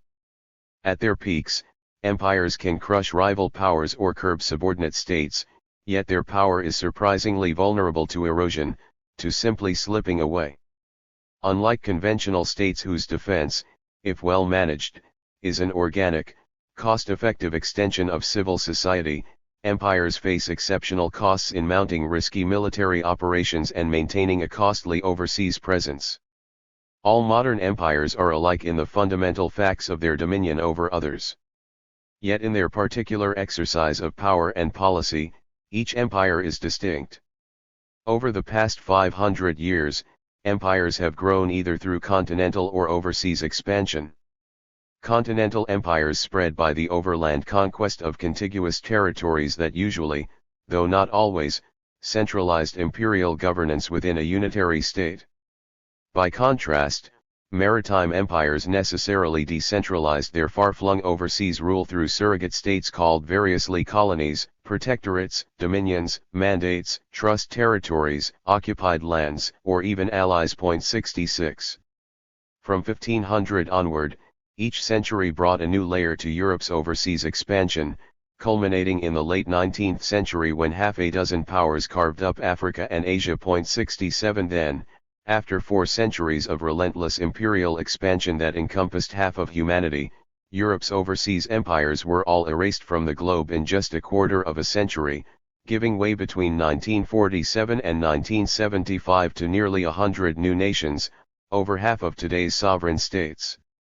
In the 20 years after World War II, the population of the British Empire fell from 700 million to only 5 million in conjunction with the full-scale appearance of the United States on the world stage. 68. Over the past 120 years, Washington has moved to global power through 3 distinct phases, each one sparked by wars large and small. Stepping onto that stage for the first time during the Spanish-American War of 1898, America acquired a string of tropical islands stretching for 10,000 miles from the Atlantic to the western Pacific, which plunged it into the transformative experience of colonial rule. Then, in the decades after World War II, it ascended suddenly to global dominion amid the collapse of a half-dozen European empires and the start of the Cold War with the rival global hegemon, the Soviet Union. Most recently, using technologies developed for the War on Terror, Washington is making a determined bid to extend its dominion as the world's sole superpower deep into the 21st century through a fusion of cyberwar, space warfare, trade pacts, and military alliances. Empire of Tropical Islands.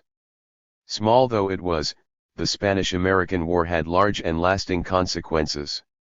It took just 3 months and caused only 345 American combat deaths, yet it changed America from an insular, inward-looking nation into a colonial power with island territories that extended 7,000 miles beyond its shores. Not only did this scattered empire require a mobile army and a blue water navy, but it also helped foster the modernization of the federal government. After 3 years of diplomatic tensions over Spain's harsh pacification of the Cuban Revolution, the explosion of the battleship USS Maine in Havana Harbor in February 1898 sparked hostilities that were greeted with a burst of patriotic frenzy across America. During the 15 weeks of war, the Navy, with its modernized fleet, quickly sank 2 antiquated Spanish squadrons in Cuba and the Philippines. The regular army, numbering only 28,000 men, had to mobilize National Guard units and volunteer regiments to reach the requisite strength of 220,000 troops. The fighting in Cuba was comparatively bloody, with 1,400 American casualties in the capture of Santiago alone. But Philippine revolutionary forces had already confined Spanish troops inside Manila by the time the first army transports arrived, making the capture of that capital a virtual victory parade. This easy triumph was, however, followed by 4 years of demoralizing pacification efforts. In the end, it took 75,000 troops to defeat the nascent Philippine Republic and establish colonial rule. With the annexation of Hawaii in 1898 and the acquisition of the Panama Canal Zone in 1903, the United States suddenly had an island empire that stretched along the Tropic of Cancer nearly halfway around the globe. Washington then developed a distinctive form of imperial rule for its new colonies in the Canal Zone, Puerto Rico and the Philippines that left a lasting imprint on governance, at home as well as abroad. Eschewing the visible grandeur of the great European empires, the United States ruled its disparate arc of islands through a nimble nexus of public-private alliances. Lacking a European-style colonial ministry, Washington held its overseas territories lightly through a small Bureau of Insular Affairs buried in the bowels of the War Department, while outsourcing overseas rule to low-cost surrogate governments in Manila and San Juan. Instead of dedicated colonials such as the legendary British or Dutch savants who trained at Oxford and Leiden for lifelong colonial careers, American overseas territories relied on short-term consultants and contractors, experts like urban planner Daniel Burnham and forester Gifford Pinchot who framed templates for colonial policy. Within a few years of capturing Manila in 1898, the U.S. colonial state had mobilized a transitory A-to-Z army of consultants in fields ranging from agronomy to zoology. 69. The omnipresent yet invisible architect of this unique American imperial state was Elihu Root, a New York lawyer who served successively as Secretary of War and Secretary of State from 1899 to 1909. As the prototype of the wise man who shuttles between corporate law offices in New York and federal posts in Washington, Root formalized this system of ad hoc imperial rule by reorganizing key elements of the government and later establishing a network of public-private linkages as president of the Carnegie Endowment for International Peace and founder of the Council on Foreign Relations. Unlike Europe's closed policy-making by cabinet and civil servants captured in those metonyms Whitehall or Quai d'Orsay, Washington's foreign policy formation would operate as an empire without an emperor, reaching consensus through a political free-for-all parties, interest groups, entrenched bureaucracies, and the media. 70. In this first phase of imperial evolution, those running America's scattered empire of islands conducted ad hoc experiments in policing, public health, and national defense that would have a significant impact on the development of the federal bureaucracy. On the eve of empire in 1898, the United States had what one landmark study called a patchwork or weak state with a loosely structured administrative apparatus, leaving ample room for the innovation and modernization that came, with stunning speed, in these imperial decades. 71 Ruling over subjects instead of citizens with civil rights, these colonies became laboratories for the perfection of state power, both the control over nature and the coercion of natives. Important innovations in governance and environmental management would migrate homeward from the imperial periphery, expanding the capacities of America's fledgling federal government. 72. In Manila, the new colonial regime, confronted with intractable Filipino resistance, married advanced U.S. information technologies to centralized Spanish policing to produce a powerful hybrid, the Philippine Constabulary, whose pervasive surveillance slowly suffocated both the armed resistance and political dissent. Through a small cadre of constabulary veterans, this innovative experiment in police surveillance migrated homeward during World War I to serve as a model for a nascent domestic security apparatus. To cut a canal across the Isthmus of Panama, America's supreme imperial triumph, the United States faced almost insurmountable challenges in civil engineering and public health. During the 10 years of construction, the canal became the world's most costly civil engineering project, moving mountain-sized excavations 4 times those needed to build the Suez Canal. The result was an engineering marvel that would perform flawlessly for the next century, with artificial lakes, electrical tow trucks, and precision locks that transported both tramp steamers and behemoth battleships, accident-free, between the Atlantic and Pacific Oceans. To control the yellow fever that had defeated an earlier French attempt to cut a canal across Panama's isthmus, American officials eradicated almost all the mosquito breeding pools left by that country's torrential tropical rains. This new expertise in public health was then applied successfully to military bases across the American South and later would play a part in the formation of the Centers for Disease Control and Prevention. 73. In this age of empire, the American conquest of cholera, malaria, and yellow fever made the man of science into a new kind of hero, notably, Walter Reed, who identified mosquitoes as the means of yellow fever transmission in Havana, William Gorgas, who conquered the same scourge in Cuba and Panama, and Walter Heiser, who purged cholera from Manila. 74 Indeed, General Leonard Wood's transformation of Santiago de Cuba from its reeking filth, its starvation, its utter prostration into a clean, healthy, orderly city catapulted this obscure army surgeon from a provincial command to the governor-generalship of Cuba and consideration for the presidency. 75. Empire transformed the military. Amphibious operations spanning half the globe and the protracted pacification of the Philippines had a lasting impact on the Army's overall organization and command. From America's founding, national defense had been the responsibility of a small standing army backed by state militia. The conquest of a sprawling overseas empire, however, changed these military realities. As Secretary of War in these challenging years, Elihu Root reformed the Army's antiquated structure, creating a centralized general staff and a modern war college, while expanding professional training for officers at every echelon. As a result, a modern imperial army, shorn of its traditional mission of domestic defense, took form. Empire also challenged the basic design of national defense, pushing America's frontiers far beyond the chain of harbor fortifications along the eastern seaboard that had been the nation's front lines for a full century. That insular mindset was fully replicated even in the first major modernization of the military under the Navy Act of 1890, which produced only a defensive fleet of short-range torpedo boats and sea-going coastline battleships. 76 Indeed, Congress restricted their range by limiting their coal capacity. Now, however, to defend a far-flung empire, Washington removed its range restrictions on battleships and in 1906 started construction of the most powerfully armed and longest-range battleships afloat. To announce the country's arrival as a world power, President Theodore Roosevelt sent that great white fleet of 16 battleships on an epic voyage that, as he said to the sailors upon their return in 1909, had steamed through all the great oceans and touched the coast of every continent. They were, he told them, the first battle fleet that has ever circumnavigated the globe. Within 4 years, the United States had launched an impressive armada of 39 dreadnought-class battleships, including the USS Pennsylvania, which was 3 times the size of the older coastal warships. 77. Empire, in other words, pushed American defenses deep into the world's oceans, requiring its first sustained projection of military power beyond its borders.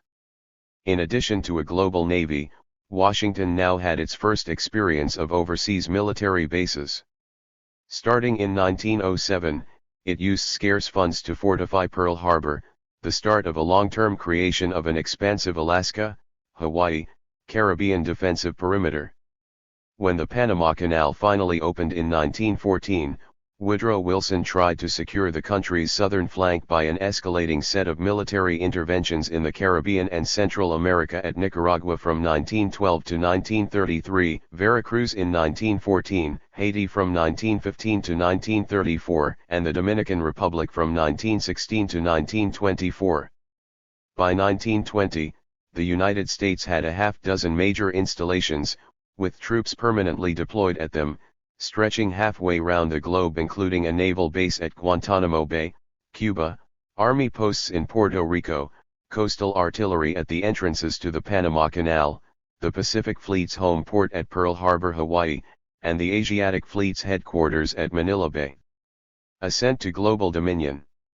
World War II and the Cold War transformed Washington into the preeminent world power and plunged it into an epical struggle for global dominion with the Soviet Union. In marked contrast to the glorious little war against Spain, World War II was a global firestorm that left more than 50 million dead, swept away the Axis empires that ruled much of Eurasia, and exhausted the European imperial powers. By mobilizing 16 million troops for combat and expanding its manufacturing base for war production, America emerged from that conflagration as a global superpower in a ruined world, its navy master of the oceans, its armies occupying much of Asia and Europe, and its expanded economy by far the world's largest. The aftermath of war only amplified its global power.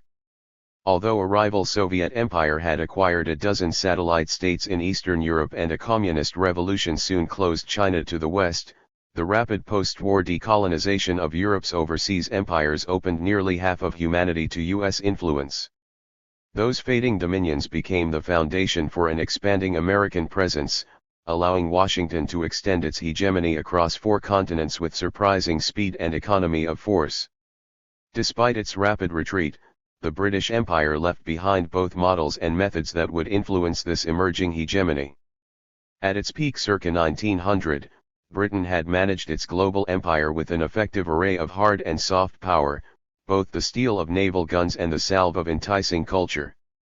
With strong fiscal fundamentals, Great Britain would dominate the world economy through London's unequaled foreign investments of £3.8 billion, the country's trade treaties with sovereign states, and global economic leadership through the gold standard and the pound sterling. Multilingual British diplomats were famously skilled at negotiating force multiplier alliances with other major powers, including at various times France, Japan, Russia, and the United States, while ensuring its commercial access to secondary states like China and Persia that made up its informal empire. 78 Its colonial officers were no less skilled at cultivating local elites from Malay sultans to African chiefs that enabled them to rule over a quarter of the globe with a minimum of military force. Both forms of British diplomacy were eased by the cultural appeal of the English language, highlighted through its literature, the Anglican religion, sports, and mass media. As the steel behind this diplomacy, the British Navy controlled maritime choke points from Gibraltar through the Suez Canal to the Straits of Malacca. 79 Reflecting British innovation, its industries built the world's first true battleship, the earliest tanks, and a diverse modern arsenal.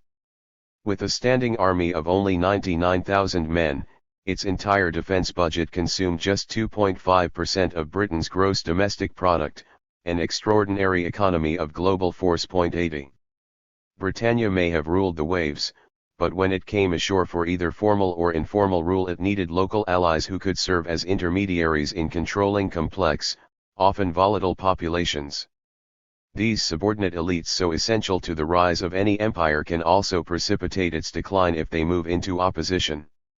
With its contradictory motto Imperium et Libertas, the British Empire necessarily became, as the London Times said in 1942, a self-liquidating concern. 81 Indeed, historian Ronald Robinson has famously argued that British imperial rule ended when colonial rulers had run out of indigenous collaborators, with the result that the inversion of collaboration into non-cooperation largely determined the timing of decolonization. 82 The support of these local elites sustained the steady expansion of the British Empire for 200 years, just as their later opposition assured its rapid retreat in just 20 more. At the start of its rise to dominance after 1945, the United States had a comparable array of assets for the exercise of global dominion. Although Washington had no counterpart to the colonial office and would never admit to possessing anything like the British Empire, it quickly assembled a formidable bureaucratic apparatus for the exercise of world power. Militarily, Washington had a brief monopoly on nuclear weapons and a navy of unprecedented strength. Diplomatically, it was supported by allies from Europe to Japan, an informal empire in Latin America secured by the Rio Mutual Defense Treaty of 1947, and an official anti-colonial foreign policy that eased relations with the world's many emerging nations. The foundation for all this newfound power was the overwhelming strength of the American economy. During World War II, America's role as the arsenal of democracy meant massive industrial expansion, no damage to domestic infrastructure given that fighting only occurred elsewhere, and comparatively light casualties. 400,000 war dead versus 7 million for Germany, 10 million for China, and 24 million for Russia. While rival industrial nations struggled to recover from the ravages of history's greatest war, America best rode the post-war world like a colossus. With the only intact industrial complex on the planet, the U.S. economy accounted for 35% of gross world output and half of its manufacturing capacity. 83. At the end of World War II, the United States invested all this prestige and power in forming nothing less than a new world order through permanent international institutions: the United Nations, the International Monetary Fund, and the General Agreement on Tariffs and Trade, predecessor to the World Trade Organization. 84 Continuing and deepening its commitment to the rule of law for resolution of disputes among nations, Washington convened international tribunals at Nuremberg and Tokyo to try the Axis leaders. It also helped establish the International Court of Justice at The Hague, empowered to issue rulings for enforcement by the UN Security Council. 85 Moving beyond London's ad hoc economic leadership, Washington forged formal international controls at the Bretton Woods Conference of 44 Allied nations in 1944 to direct and dominate the global economy through the IMF and the World Bank. Despite such exceptional internationalism, the U.S. Imperium exhibited many essential attributes of its British and European predecessors. In the years that followed, Washington built a hierarchical order with liberal characteristics based on multilateral institutions, alliances, special relationships, and client states. 86. It was the Cold War that translated all this influence into an architecture for the actual exercise of world power. Within a decade, Washington had built a potent four-tier apparatus: military, diplomatic, economic, and clandestine, for the maintenance of its expansive hegemony. At its core was the unmatched military that circled the globe with hundreds of overseas bases, a formidable nuclear arsenal, massive air and naval forces, and client armies. Complementing all this steel was the salve of an active worldwide diplomacy, manifest in close bilateral ties, multilateral alliances, economic aid, and cultural suasion. Just as America's public sector had long created conditions for private prosperity at home, so its global extension promoted trade and security pacts that allowed its burgeoning multinational corporations to operate profitably. Adding a distinct, even novel dimension to U.S. global power was a clandestine fourth tier that entailed global surveillance by the NSA and covered operations on 5 continents by the CIA, manipulating elections, promoting coups, and, when needed, mobilizing surrogate armies. Indeed, more than any other attribute, it is this clandestine dimension that distinguishes U.S. global hegemony from earlier empires. From the beginning, military power was at the heart of America's global presence. The 3,000 installations its armed forces had operated during World War II shrank rapidly in the post-war demobilization to just 98 overseas air and naval bases. But with the start of the Cold War in the late 1940s, Washington shelved its plans for a largely hemispheric defense and began acquiring hundreds of foreign military bases. 87 In geopolitical terms, Washington had become history's most powerful empire because it was the first, after a millennium of incessant struggle, to control both ends of Eurasia. 88 With 2.6 million active-duty troops in 1958, its military could maintain 300 overseas installations, many of them ringing that land mass from Britain through Southeast Asia to Japan. Its navy had 2,650 ships in service, including 746 warships, as well as 7,195 combat aircraft. The Air Force had nearly 15,000 bombers, fighters, and transports. 89. By 1960, the Pentagon also had built a triad of nuclear weapons that constituted a virtually invulnerable strategic deterrent for decades to come. With the launch of the USS George Washington in 1959, the Navy's new squadron of 5 nuclear-powered submarines cruised the ocean depths incessantly, each outfitted with 16 nuclear-armed Polaris missiles. All of the Navy's 14 attack carriers, including the new atomic-powered USS Enterprise, were equipped for nuclear strikes. By 1960 as well, the Strategic Air Command had 1,700 intermediate and long-range bombers ready for nuclear payloads, including 600 of the behemoth B-52s with a range of 4,000 miles. The Air Force had also developed the Atlas and Titan ballistic missiles that could carry nuclear warheads over 6,000 miles to their targets. 90. To soften all this abrasive hard power, Washington formed the Voice of America and Radio Free Europe for worldwide radio broadcasts, supplementing the undeniable global appeal of the Hollywood film industry. Culturally, the United States exceeded Britain's former influence thanks to its feature films, sports, and news media. Both global regimes, British and American, promoted a liberal international order founded on free trade, free markets, and freedom of the seas. 91 By putting its Philippine colony on a path to independence in 1935, Washington had ended a brief flirtation with formal empire, but its later global hegemony seemed similar to Great Britain's informal imperial controls over countries like China and Persia. 92 Just as British diplomats were skilled at negotiating alliances to confine rivals France and then Germany to the European continent, so Washington contained the Soviet Union and China behind the Iron Curtain through multilateral alliances that stretched across the Eurasian landmass. Yet there were also some significant differences in the ways London and Washington exercised global power. After completing his 10-volume History of Human Civilizations in 1961, Arnold Toynbee observed that the American empire had two features that distinguished it from Great Britain's: military bases galore and its emphasis on offering generous economic aid to allies. Following the Roman practice of respecting the sovereign independence of weaker allies and asking only for a patch of ground for a Roman fortress to provide for the common security, Washington sought no territory, instead signing agreements for hundreds of military bases on foreign soil. The half-dozen naval bastions that the United States had acquired in 1898 grew into a matrix of 300 overseas bases in 1954 to nearly 800 by 1988.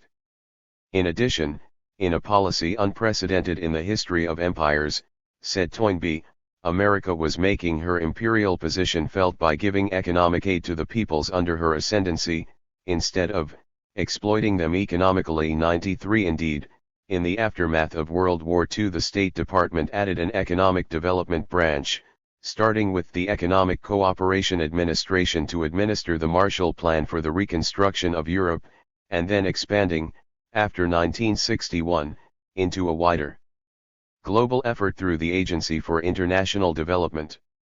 With the accelerating pace of decolonization during the 1950s, the administration of President Dwight Eisenhower was forced to develop a new system of global dominion involving a worldwide network of national leaders, autocrats, aristocrats, and pliable democrats. In effect, the fulcrum for imperial controls had moved upward from the countless colonial districts to the national capitals of 100 new nations. From his experience commanding Allied forces during World War II, President Eisenhower revitalized the national security apparatus.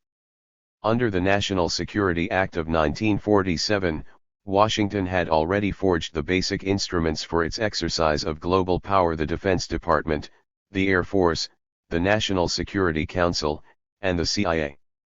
Through parallel changes in signals intelligence, the NSA emerged by 1951, completing the apparatus of covert power. Under Eisenhower, an expanded NSC would serve as his central command and brain trust for fighting the Cold War, meeting weekly to survey a fast-changing world and plan foreign policy. At the same time, the expanding CIA became his executive strike force for securing the new system of subordinate elites. With experienced internationalists Allen Dulles heading the CIA and John Foster Dulles at State, the security agencies, filled with veterans of World War II, proved apt instruments for implementation of these expansive policies.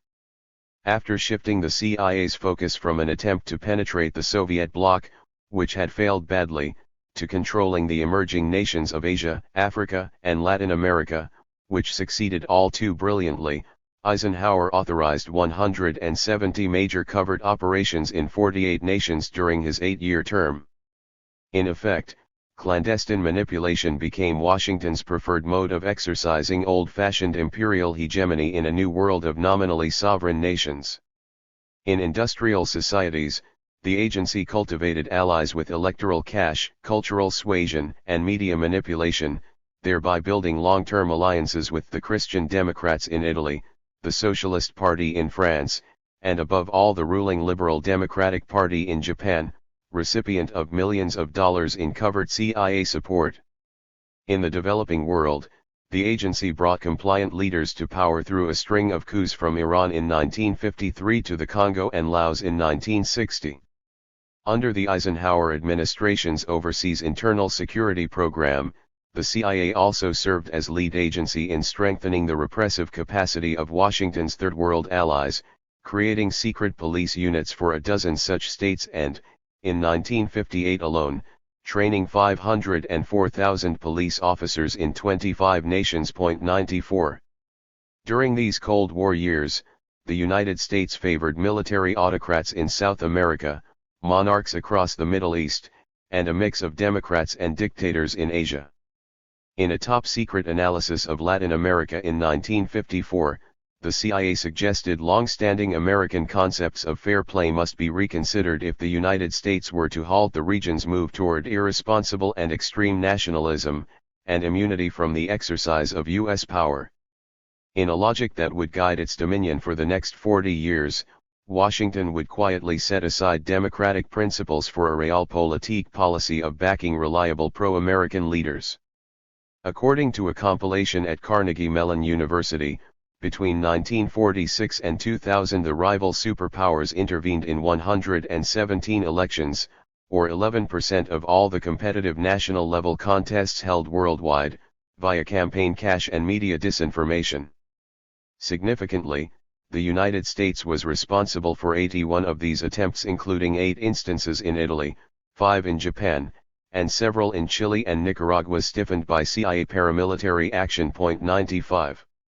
In Asia, Latin America, and the Middle East, U.S. military aid increased the institutional strength of local armed forces, while American advisors trained more than 300,000 soldiers in 70 countries during the quarter century after World War II, acquiring access to this influential elite in emerging nations worldwide.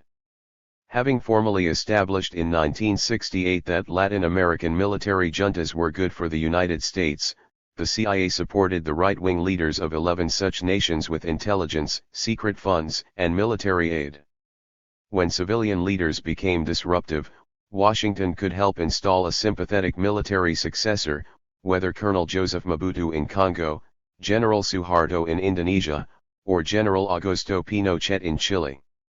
As its chief of station in Turkey put it, the agency saw every Muslim leader in the Middle East who was not pro-American as a target legally authorized by statute for CIA political action. The sum of these policies fostered a distinct global trend between 1958 and 1975, a reverse wave away from democracy, as military coups succeeded in more than 36 nations, a full quarter of the world's sovereign states. 96. As economic competitors grew rapidly in the prosperous years after World War II, the U.S. share of the world's gross product slipped from an estimated 50% in 1950 to only 25% by 1999.97. Even so, at the close of the Cold War, American multinational corporations were still the engines of global growth, its inventors led the world in patents, and its scientists had won over half the Nobel Prizes. 98.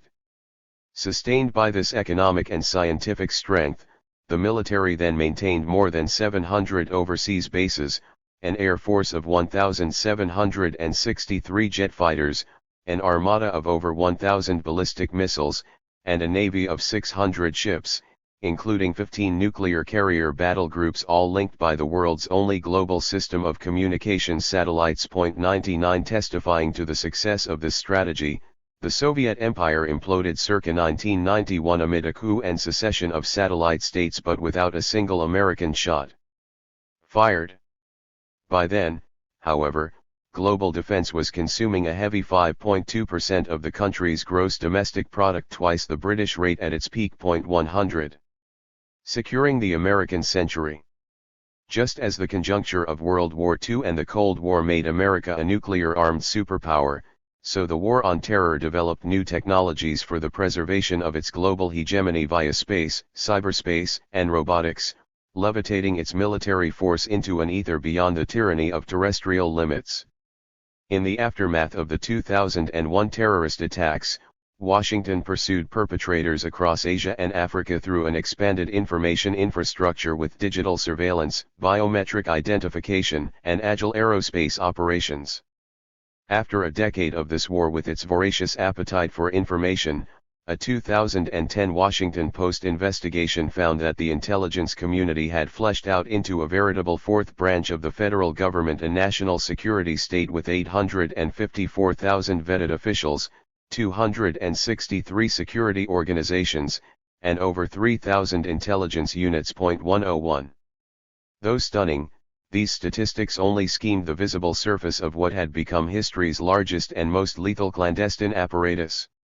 According to NSA documents that Edward Snowden leaked in 2013, the nation's 16 intelligence agencies had 107,035 employees and a combined black budget of $52.6 billion, equivalent to 10% of the vast defense budget. 102. By sweeping the skies and penetrating the World Wide Web's undersea cables, the NSA was capable of capturing the confidential communications of any leader on the planet while monitoring countless millions of their citizens.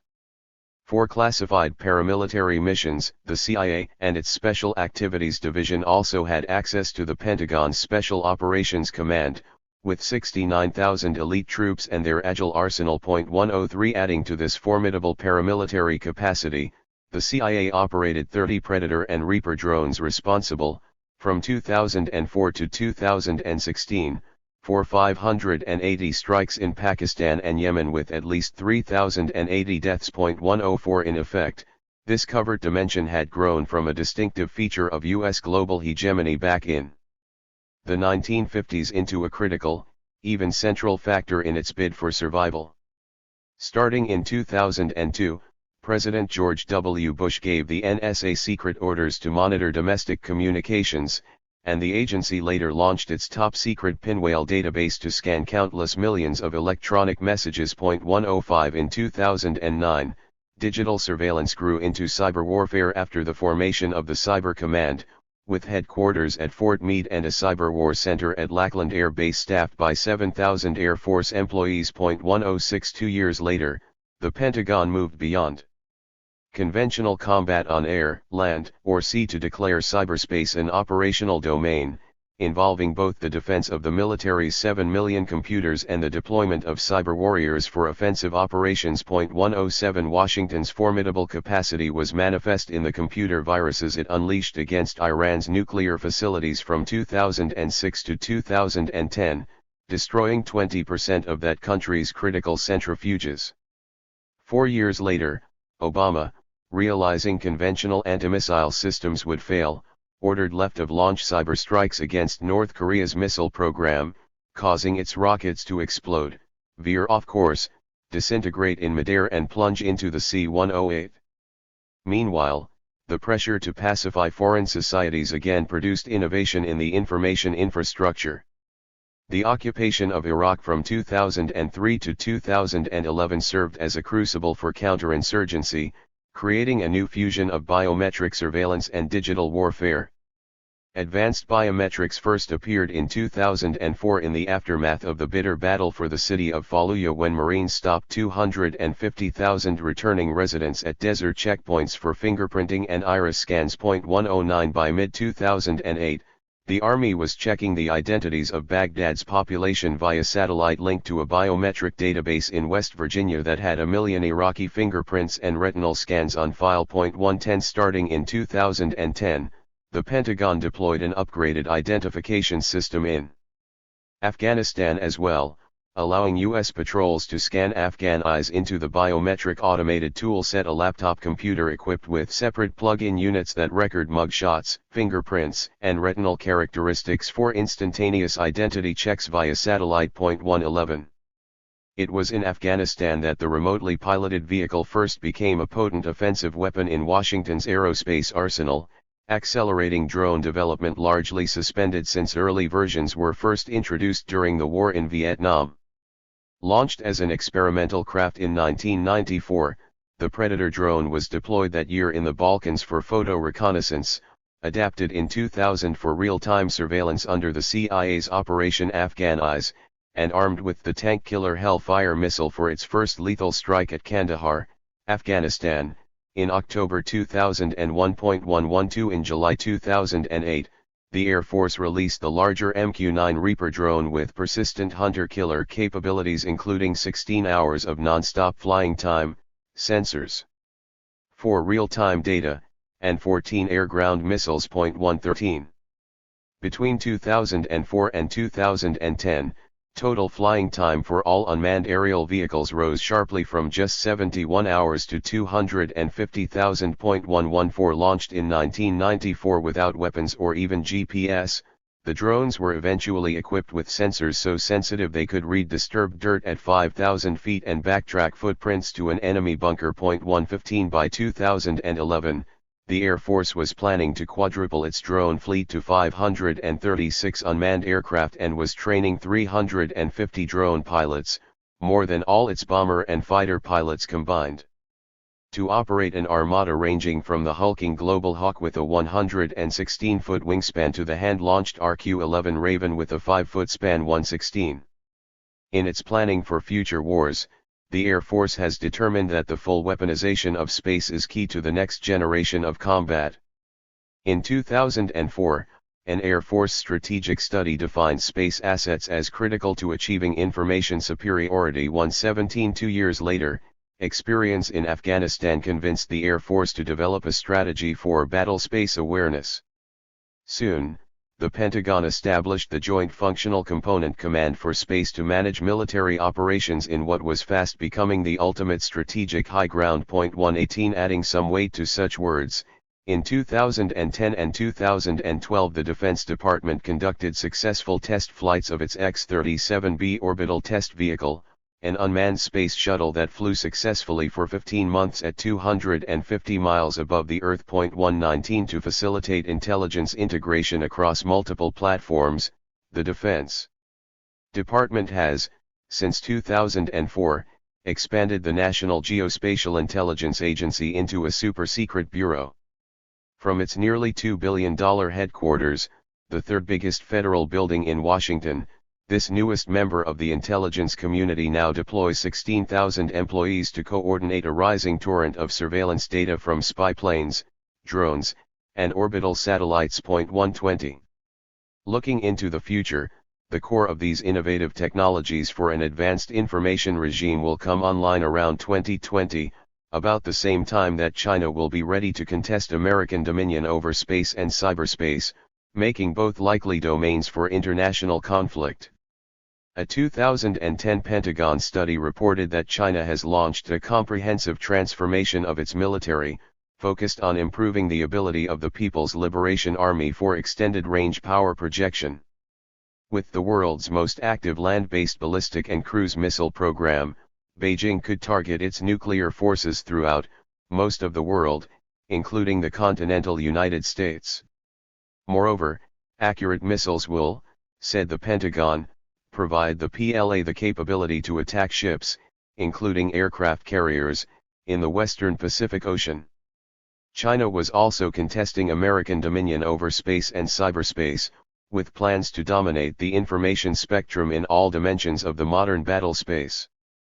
With the development of the Long March V booster rocket and the launch of 5 satellites by mid-2010, China was building a full network of 35 satellites for command, control, and communications operational by 2020, thereby breaking Washington's 50-year near monopoly on the militarization of space. 121.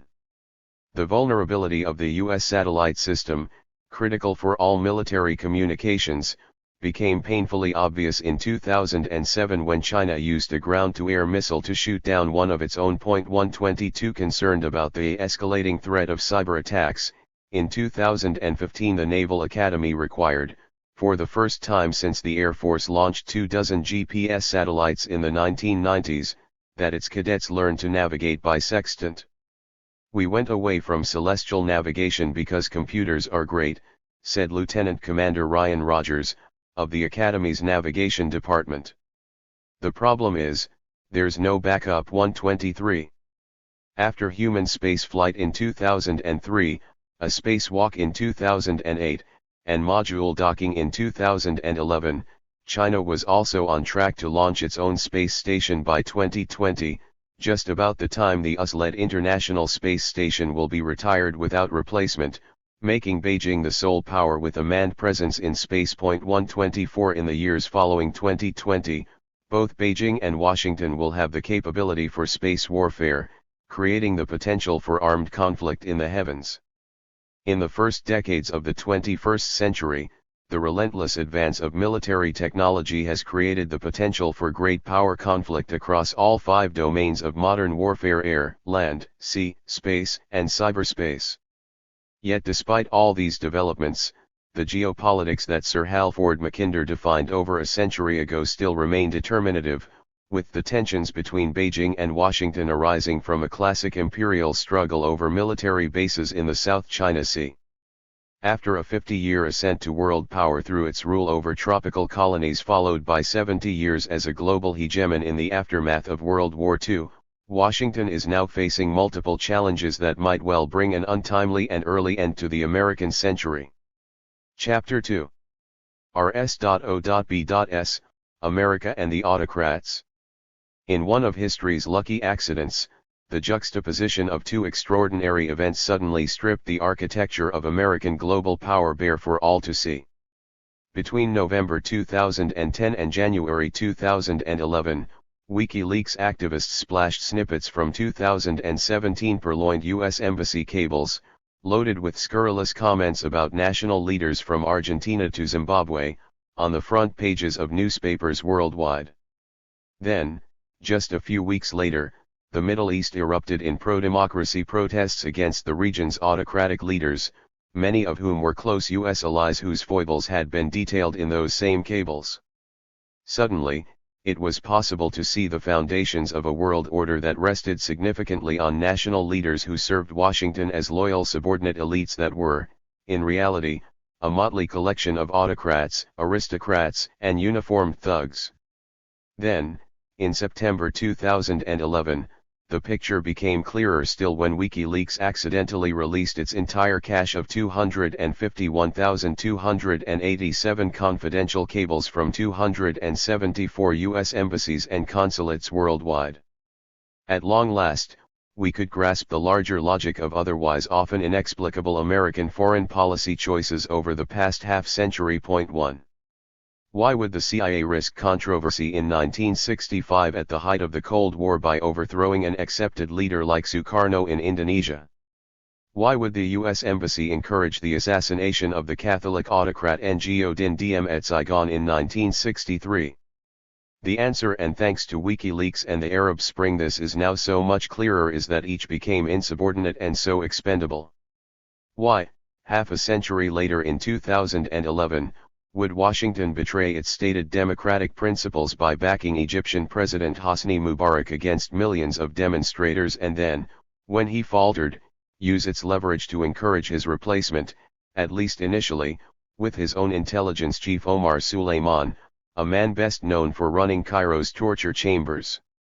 The answer again, because both were agile political operatives skilled in serving Washington's interests while simultaneously servicing the needs of their constituents in this key Arab state. 2. Across the greater Middle East from Tunisia and Egypt to Bahrain and Yemen, the democratic protests of the Arab Spring were suddenly threatening to sweep away figures crucial to the wielding of American power.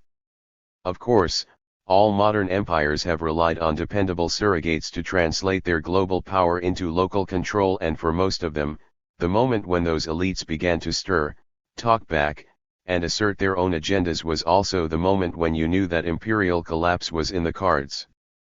If the Velvet Revolutions that swept Eastern Europe in 1989 tolled the death knell for the Soviet Empire, then the Jasmine Revolutions that spread fitfully, painfully, violently across the Middle East after 2011 may well contribute, in the fullness of time, to the eclipse of American global power. Putting the military in charge. To understand the importance of such subordinate elites, look back to the Cold War's early days when a desperate White House was searching for something, anything that could halt the seemingly unstoppable spread of what Washington saw as anti-American and pro-communist sentiment. In December 1954, the NSC met in the White House to stake out a strategy that could tame the powerful nationalist forces of change then sweeping the globe. Across Asia and Africa, a half-dozen European empires that had guaranteed global order for more than a century were giving way to new nations, many as Washington saw it susceptible to communist subversion. In Latin America, there were stirrings of leftist opposition to the region's growing urban poverty and rural landlessness. To make it absolutely clear, we will not tolerate communism anywhere in the Western Hemisphere, influential Secretary of the Treasury George Humphrey advised his NSC colleagues that they should stop talking so much about democracy and instead support dictatorships of the right if their policies are pro-American. At that moment, Dwight Eisenhower interrupted to observe, with a flash of strategic insight, that Humphrey was, in effect, saying, "They're okay if there are S.O.Bs." The secretary agreed, adding, "Whatever we may choose to say in public about ideas and idealism, among ourselves we've got to be a great deal more practical and materialistic." 3. It was a moment to remember. The president had just articulated, with crystalline clarity, the system of global dominion that Washington would implement for the next 50 years, setting aside democratic principles for a tough realpolitik policy of backing any reliable leader who backed us, building a worldwide network of national leaders who would nonetheless put Washington's needs above local ones. To consolidate its dominion, Washington would build a worldwide system of subordinate elites that became nothing less than an Archimedean lever to shift the globe in its direction. In 1958, military coups in Iraq, Pakistan, and Thailand suddenly focused the NSC's attention on the Third World's militaries as forces to be reckoned with. At one meeting, NSC officials agreed that it was desirable to encourage the military to stabilize a conservative system by providing at least a minimum of military assistance to these backward and undeveloped countries. To maximize such leverage, Allen Dulles, director of the CIA, stressed the need for our military attaches and for the personnel of our military assistance advisory groups to be carefully selected so that they could develop useful and appropriate relationships with the rising military leaders and factions in the underdeveloped countries. Expressing vigorous support for this CIA suggestion, President Eisenhower added that the trend towards military takeovers in the underdeveloped countries of Asia and Africa was almost certainly going to continue, making it important to orient the potential military leaders of these countries in a pro-Western rather than in a pro-communist direction.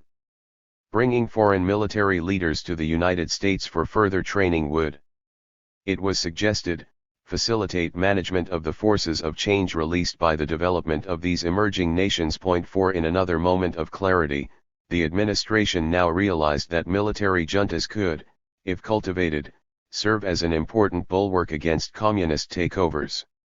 Worldwide, Washington would pour massive military aid into cultivating the armed forces across the planet by using training missions to create crucial ties between American advisors and the officer corps in country after country. If subordinate elites did not seem subordinate enough, then these American advisors could help identify alternative leaders who would skip the ballot box and seize power by coup d'état. When civilian presidents proved insubordinate, the CIA went to work promoting such coups that would install reliable military successors. In the first decade of the 21st century, America's trust in the militaries of its client states would only grow. Washington, for example, gave Egypt's military a solid subsidy of $1.3 billion annually, but provided lesser amounts, ranging from $250 to $500 million, for the country's economic development. As a result, in January 2011, when demonstrations in Cairo rocked the Mubarak regime, the New York Times reported that a 30-year investment paid off as American generals and intelligence officers quietly called friends they had trained with, successfully urging the Army's support for a peaceful transition to civilian rule that would soon fall to, yes, a military coup. 5. Elsewhere in the Middle East, Washington has, since the 1950s, followed the British imperial preference for Arab aristocrats by cultivating allies that included a Shah, sultans, emirs, and kings.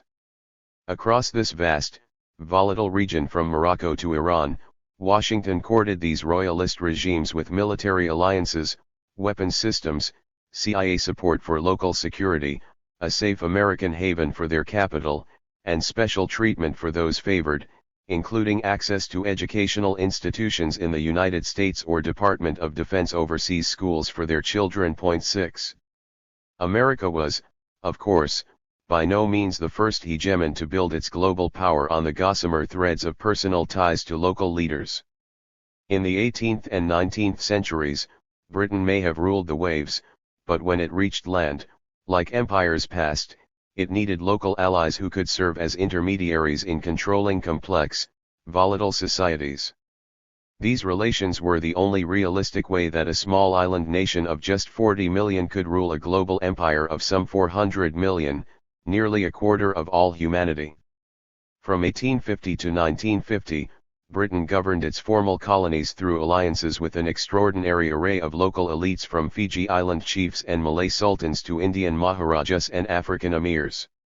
Simultaneously, Britain reigned over an even larger informal empire through subordinate elites that encompassed emperors, kings, and presidents.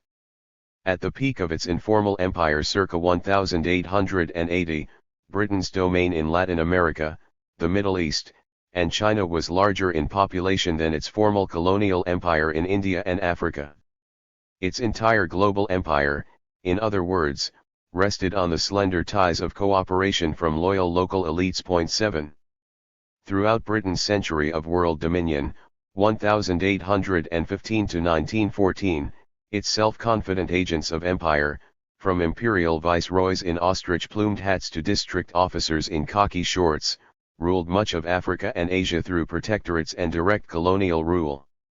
In the succeeding half-century of American hegemony, Washington substituted its ambassadors, CIA station chiefs, and military advisors as envoys to the presidents and prime ministers of the new nations that had emerged from Europe's faded empires.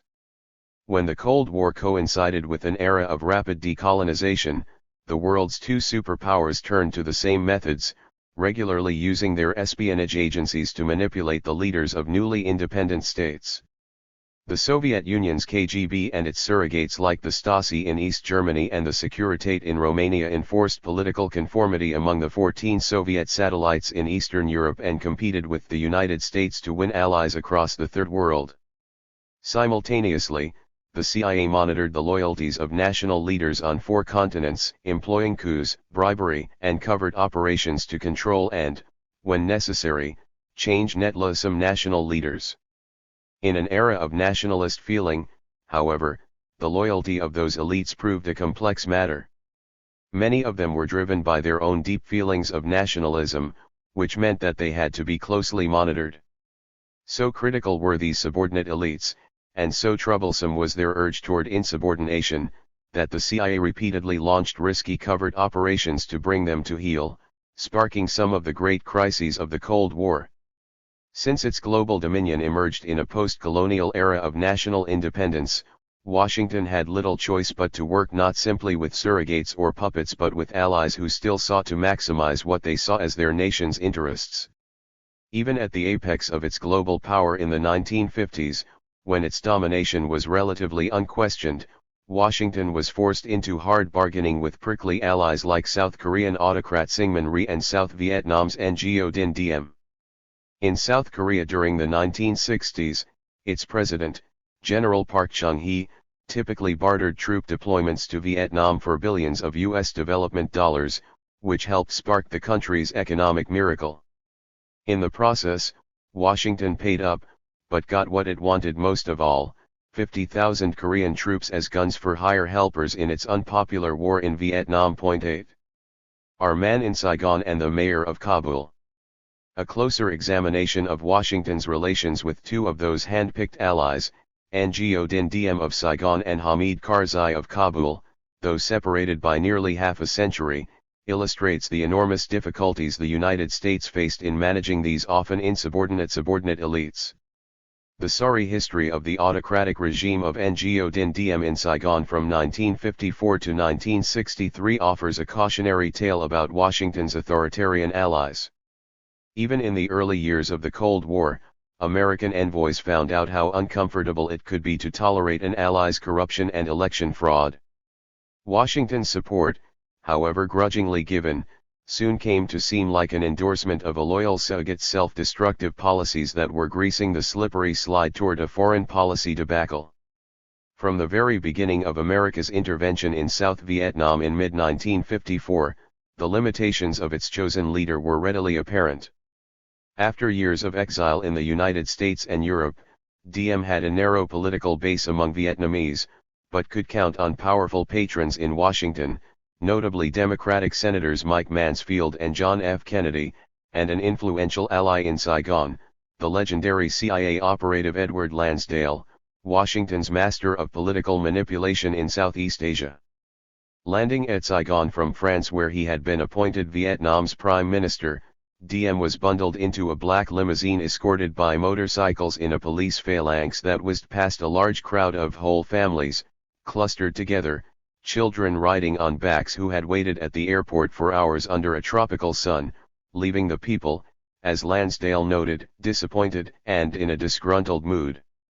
The limousine swept toward the Prime Minister's official residence downtown where a crowd of overseas Chinese and civil servants, released early from their desks, dutifully applauded his promises to act decisively. As narrow as that support might seem, Diem would never succeed in expanding it significantly during his decade in power. Amid the chaos accompanying France's defeat in its long, bloody Indochina War, Lansdale and the rest of the U.S. mission would pull upon every lever of power, overt and covert, to secure Diem's tenuous hold on Saigon. In November 1954, U.S. diplomats maneuvered to send his chief rival, the commander of the Vietnamese army, packing for Paris. Meanwhile, Lansdale's team provided Diem with clandestine backing against residual French forces and well-armed regional militia, with tensions erupting into a bloody battle for Saigon in April 1955. Within a few months and with Lansdale's assistance, Diem won an incredible 98.2% of the vote over the Emperor Bao Dai in a rigged presidential election and promptly promulgated a new constitution that ended the Vietnamese monarchy after a millennium. 10. Channeling all its aid payments through DM, Washington managed to destroy the last vestiges of French colonial support for his rivals, while winning the president a narrow political base within the army, among civil servants, and in the minority Catholic community.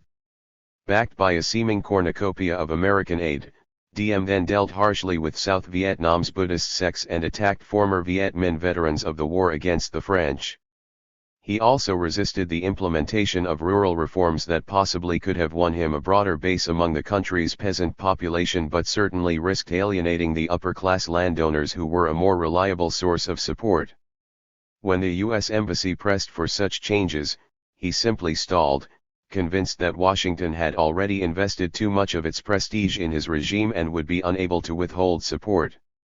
Like Afghanistan's President Hamid Karzai decades later, DM's ultimate weapon was his mixture of strength and weakness, the determination to pursue his own policies and the threat that his regime might simply collapse if American officials pushed him too hard in other directions. Invariably, the Americans backed down, sacrificing any hope of real change in order to maintain the ongoing war effort against the local Viet Cong rebels and their North Vietnamese backers. As rebellion and dissent grew in South Vietnam, Washington only ratcheted up its military aid to battle the Communists, giving DM yet more weapons to wield against his own people, communist and non-communist alike. Working through his brother Ngo Dinh knew, and this would have an eerie resonance in America's future war in Afghanistan. DM's regime took control of Saigon's drug rackets, pocketing significant profits as it built up a nexus of secret police, prisons, and concentration camps to deal with suspected dissidents. 11 By the time of DM's downfall in 1963, there were some 50,000 prisoners in his Gulag. 12 From 1960 to 1963, resistance sparked repression, and repression redoubled resistance until South Vietnam was plagued by Buddhist riots in the cities and a spreading communist rebellion in the countryside. Maneuvering after dark, Viet Cong guerrillas slowly began to encircle Saigon, assassinating DM's unpopular village headmen by the thousands. In this critical 3-year period, the U.S. military mission in Saigon tried every conceivable counterinsurgency strategy to eradicate the Viet Cong, bringing in helicopters and armored vehicles for conventional mobility, deploying the Green Berets for unconventional combat, building up regional militias for localized security, and constructing strategic hamlets to isolate 8 million peasants inside fortified compounds theoretically controlled by DM's militia. Nothing worked. By 1963, the Viet Cong had grown from scattered bands of fighters into a guerrilla army that controlled more than half the countryside.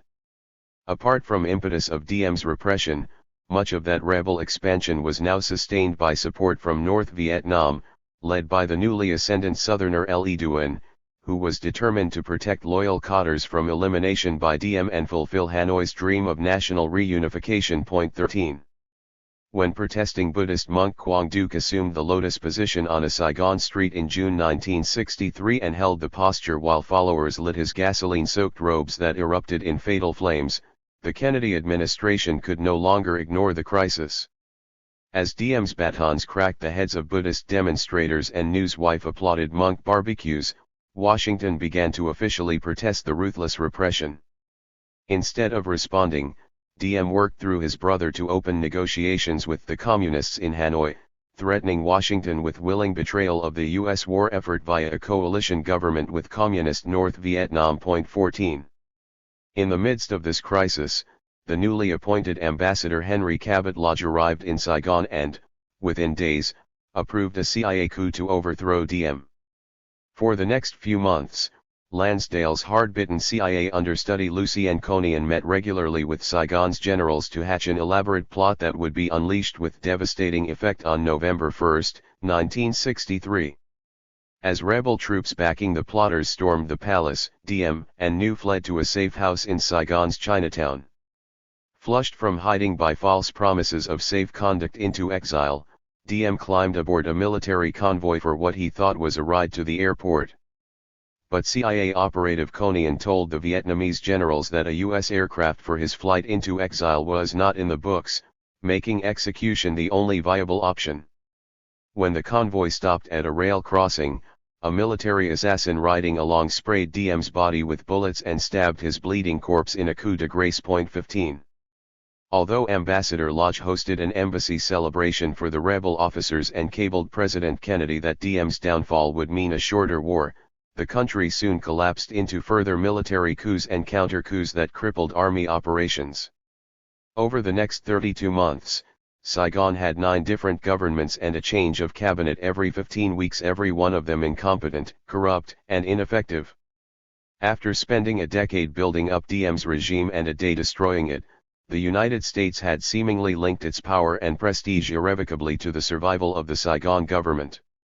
The best and brightest in Washington were convinced that they could not just walk away. So as South Vietnam slid toward defeat in the 2 years after Diem's death, the first of what became 540,000 U.S. combat troops arrived, ensuring that Vietnam would become not just an American-backed war but a full-scale American war. 16. Washington then searched desperately for anyone who could provide sufficient stability to prosecute that war, eventually, with palpable relief, embracing a military junta headed by General Nguyen Van Thieu. Sustained in power by American aid, Thieu had a limited popular following at the outset, but squandered even that support over time by running virtually unopposed for re-election in 1971 and winning a risible 94.3% of the vote, repeating the same mistake that had weakened Diem's legitimacy from the start. 17 But chastened by its experience in precipitating Diem's assassination, the American embassy decided to ignore Thieu's unpopularity and continue to build his army. When Washington finally began reducing its aid and withdrawing its troops after 1972, Thieu found that his soldiers simply would not fight with sufficient determination to defend his unpopular government.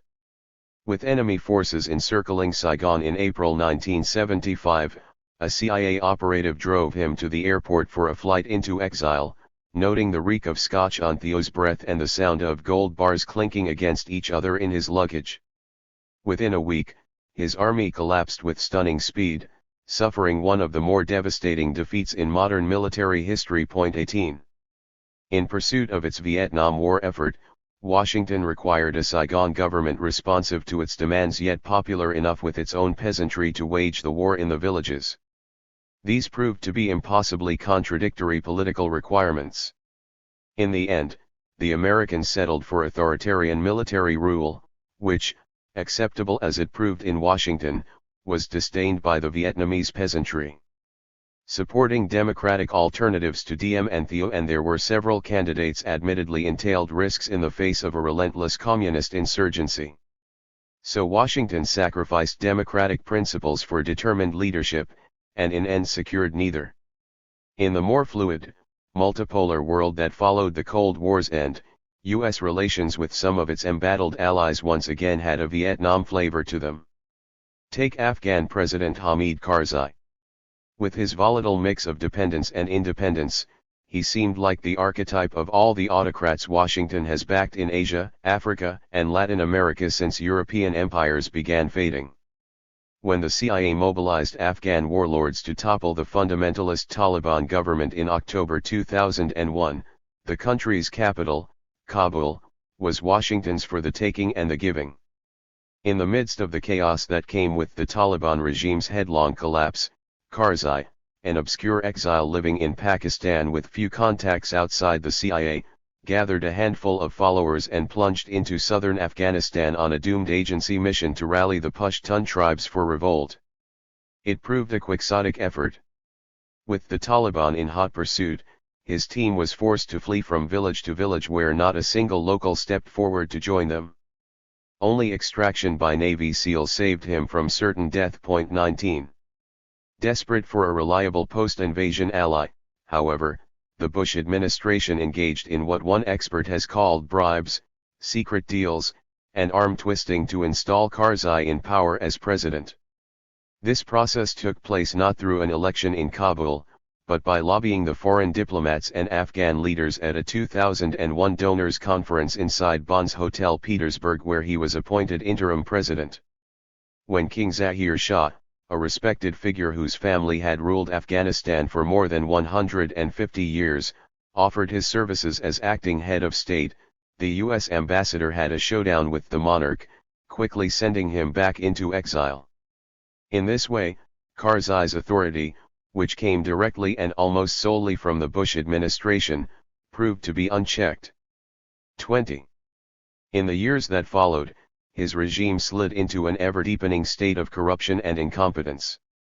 As a flood of $114 billion in U.S. development aid poured into Kabul between 2002 and 2015, a mere trickle escaped the capital's bottomless bureaucracy to reach impoverished villages in the countryside. 21 In 2009, Transparency International ranked Afghanistan as the world's second most corrupt nation, just one notch above Somalia. 22. The August 2009 presidential elections were an apt index of the country's problematic progress. Karzai's campaign team, dubbed the Warlord Ticket, included Abdul Dostum, an Uzbek warlord who had slaughtered several thousand prisoners in 2001, vice presidential candidate Muhammad Fahim, a former defense minister linked to drugs and human rights abuses, Akhundzada, the former governor of Helmand province, who was caught with 9 tons of drugs in his compound in 2005, and the president's brother Ahmed Vali Karzai, reputedly the reigning drug lord of the southern city of Kandahar. The Karzai family has opium and blood on their hands, one Western intelligence official told the New York Times during the campaign. 23. Desperate to capture an outright majority in the first round of balloting, Karzai's coalition employed an extraordinary array of electoral chicanery.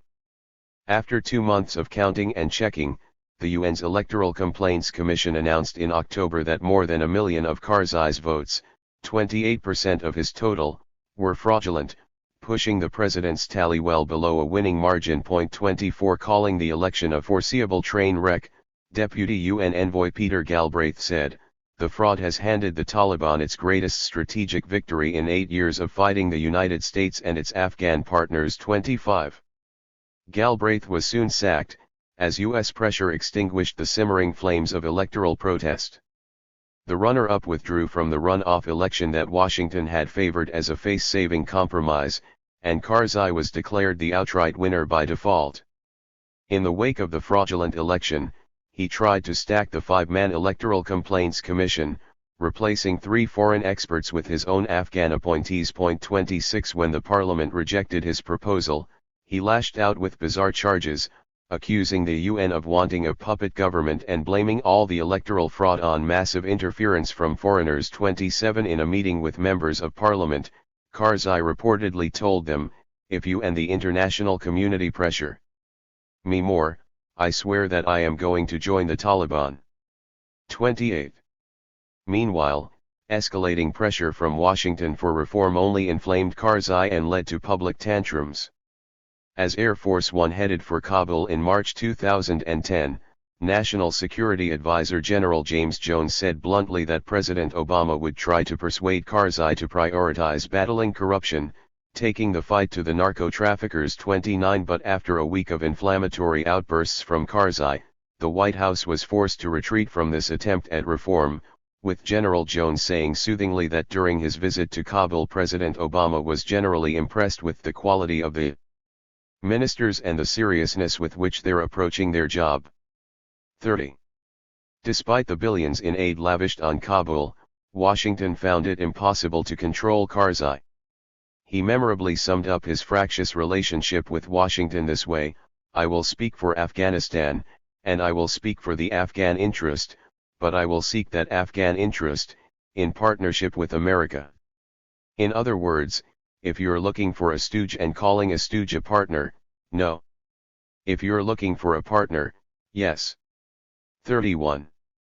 With Washington's reform initiative effectively neutered, much like Diem had done decades earlier, Karzai was free to spend the next 4 years presiding, as the sardonically dubbed mayor of Kabul, over the growth of the Taliban resistance movement. With its bloated bureaucracy in the capital and its coalition of warlords and drug lords in the countryside, the government failed to promote alternative crops or check the proliferation of opium cultivation, whose profits would come to sustain the spreading insurgency.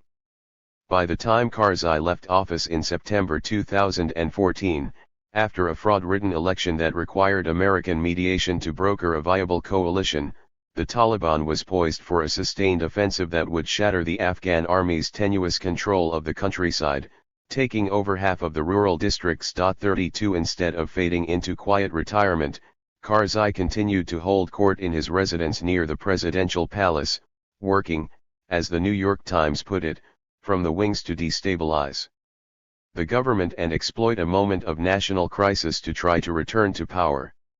As terrorist bombs erupted in the capital and Taliban guerrillas advanced in the countryside, Karzai encouraged protests in Kabul and warlord opposition in provinces like Kandahar, destabilizing the government of Washington's favored new ally, President Ashraf Ghani. 33 Whether at Saigon in the 1960s or at Kabul after 2002, Washington's would-be subordinate elites had proved surprisingly insubordinate, creating not only weak, corrupt governance for their own countries but also a severe foreign policy crisis for the United States.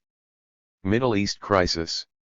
During this diplomatic standoff in Kabul, WikiLeaks activists began releasing those 251,000 diplomatic cables, making it clear that Washington's relationship with Karzai in all its complexities and contradictions was by no means exceptional.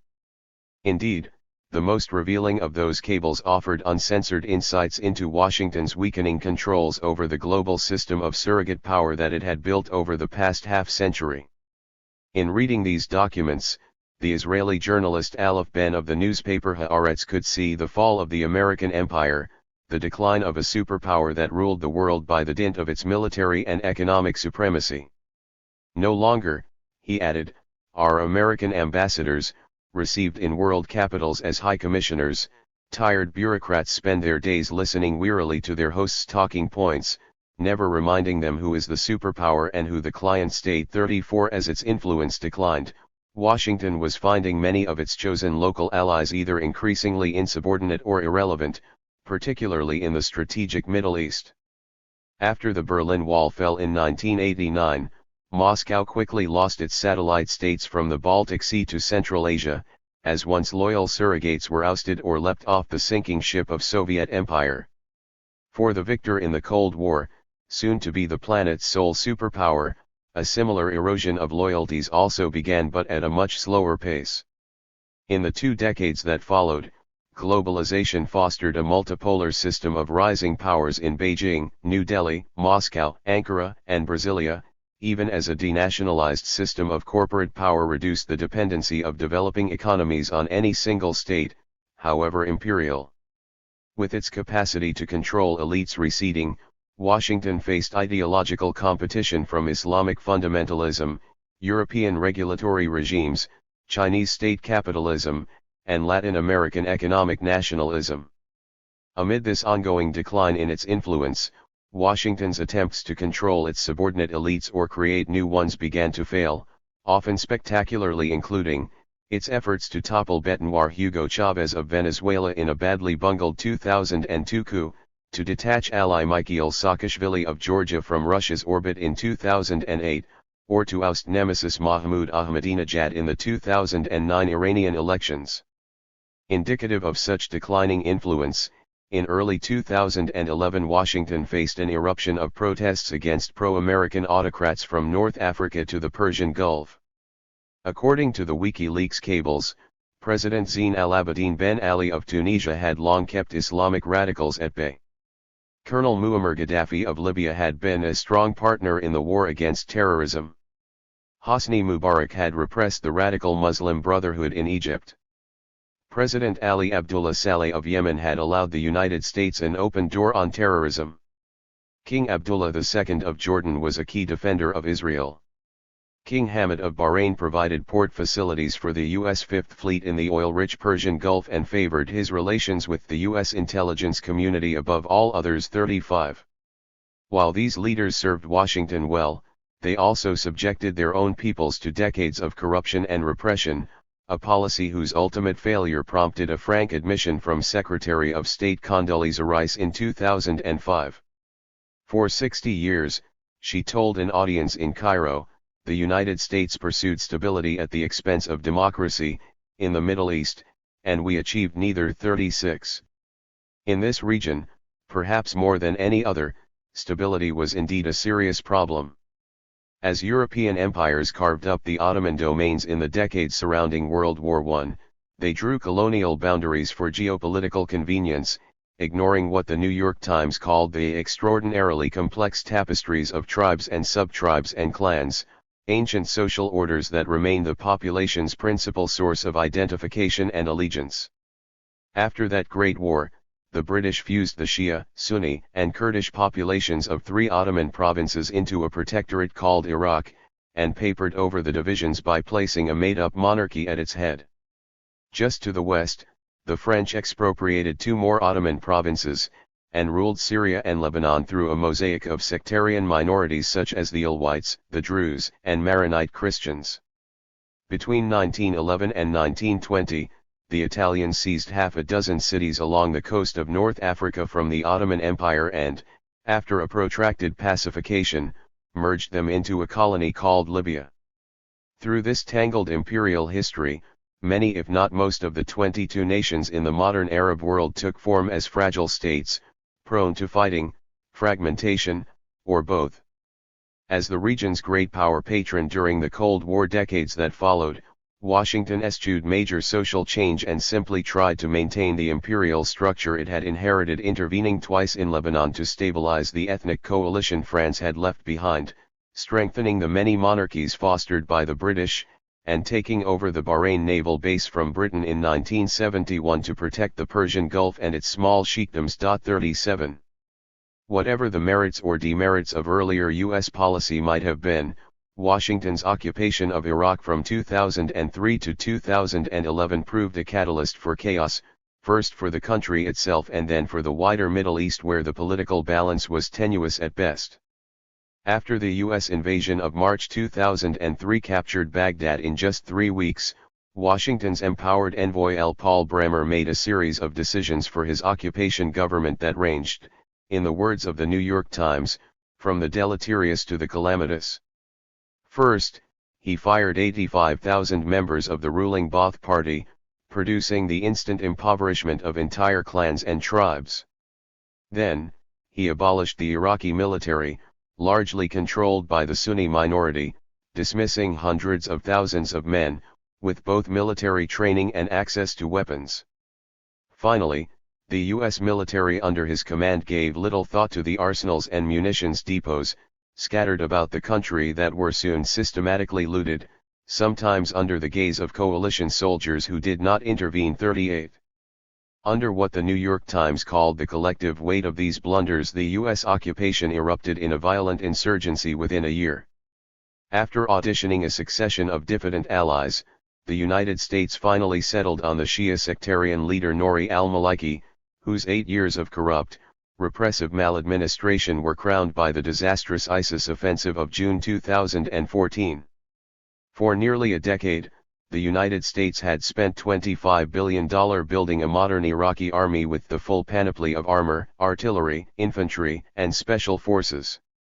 Within a week, however, just 5,000 Sunni guerrillas routed 100,000 of these Iraqi troops, capturing billions of dollars of advanced weaponry, cities with 5 million people, and a full third of Iraq's sovereign territory. It would take 2 full years to rebuild this army sufficiently to retake many of these captured cities, and even then sectarian troops, Shia militia and Kurdish Peshmerga fighters did much of the fighting. 39. In retrospect, the critical variable for this imperial misadventure in Iraq was Washington's inability to find an effective ally as surrogate for its exercise of power. In its last years, the shockwaves from this bungled American occupation and the sustained jihadist resistance were soon felt across this volatile region. By 2009, political tensions were rising across the Middle East, threatening Washington's subordinate elites. The U.S. ambassador to Tunisia reported that President Ben Ali and his regime have lost touch with the Tunisian people, relying on the police for control, while corruption in the inner circle is growing and the risks to the regime's long-term stability are increasing. Even so, the envoy could only recommend that Washington dial back the public criticism and instead rely on frequent high-level private candor, a policy that failed to produce any reforms before demonstrations toppled the government 18 months later. 40.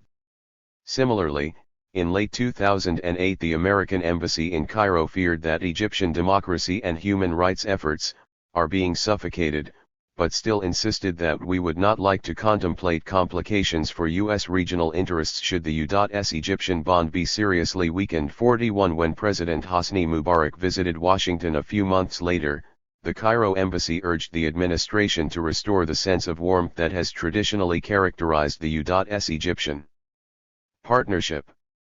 42 Consequently, President Obama hailed this dictator as a stalwart ally and a force for stability and good in the region. 43 When massive demonstrations demanded Mubarak's ouster just 18 months later, Washington discouraged democratic reforms and backed General Omar Suleiman, the president's consigliere and intelligence chief who, according to embassy cables, had a strong and growing relationship with the CIA. 44 As mass protests filled Cairo's Tahrir Square for 18 days in early 2011, Mubarak's stunning downfall and the sudden ouster of his chosen successor Suleiman represented, wrote a New York Times commentator, an historic eclipse of U.S. power.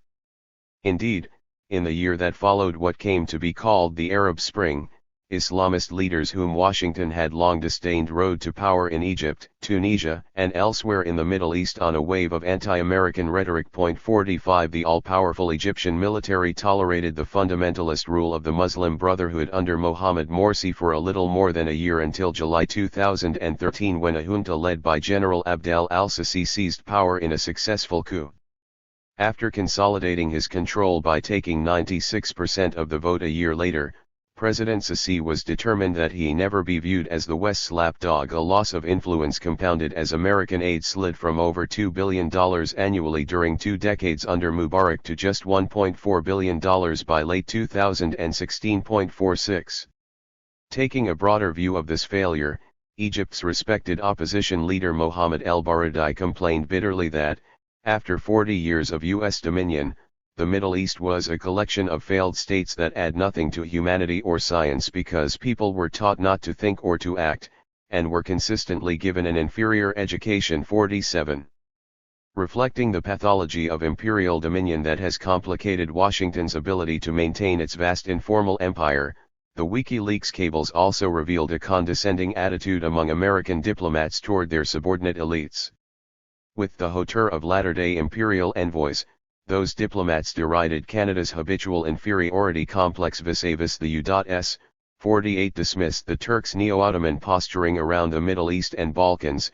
49 And indulged in snide smugness at the failings of would-be allies, Colonel Muammar Gaddafi's yen for a voluptuous blonde nurse, Pakistani President Asif Ali Zardari's morbid fear of military coups, or Afghan Vice President Ahmed Zia Massoud's reported $52 million in stolen funds. 50 In addition, the State Department instructed its embassies worldwide to play imperial policeman by collecting comprehensive data on local leaders like biographic and biometric data, including health, opinions toward the U.S., training history, ethnicity, and email addresses, telephone and fax numbers, fingerprints, facial images, DNA, and iris scans. 51 Emphasizing the importance of incriminating information, the department pressed its Bahrain embassy for details damaging in an Islamic society on the kingdom's crown princes, asking, is there any derogatory information on either prince?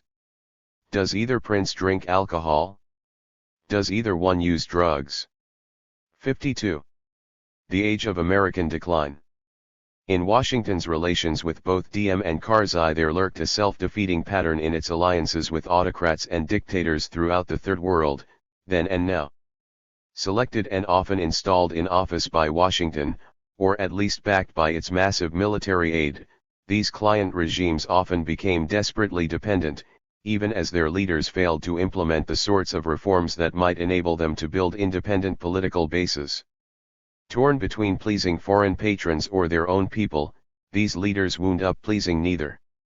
As opposition to their rule grew, a downward spiral of repression and corruption often ended in collapse.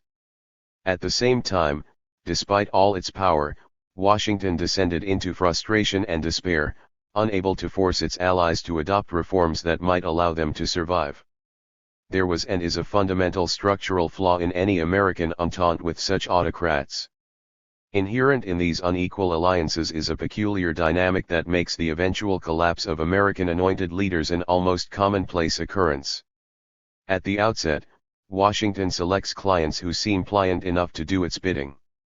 They, in turn, opt for Washington's support not because they are strong, but precisely because they are weak and need foreign patronage to gain and hold office. Once installed, clients have little choice but to make Washington's demands their top priority, investing their slender political resources in placating foreign envoys.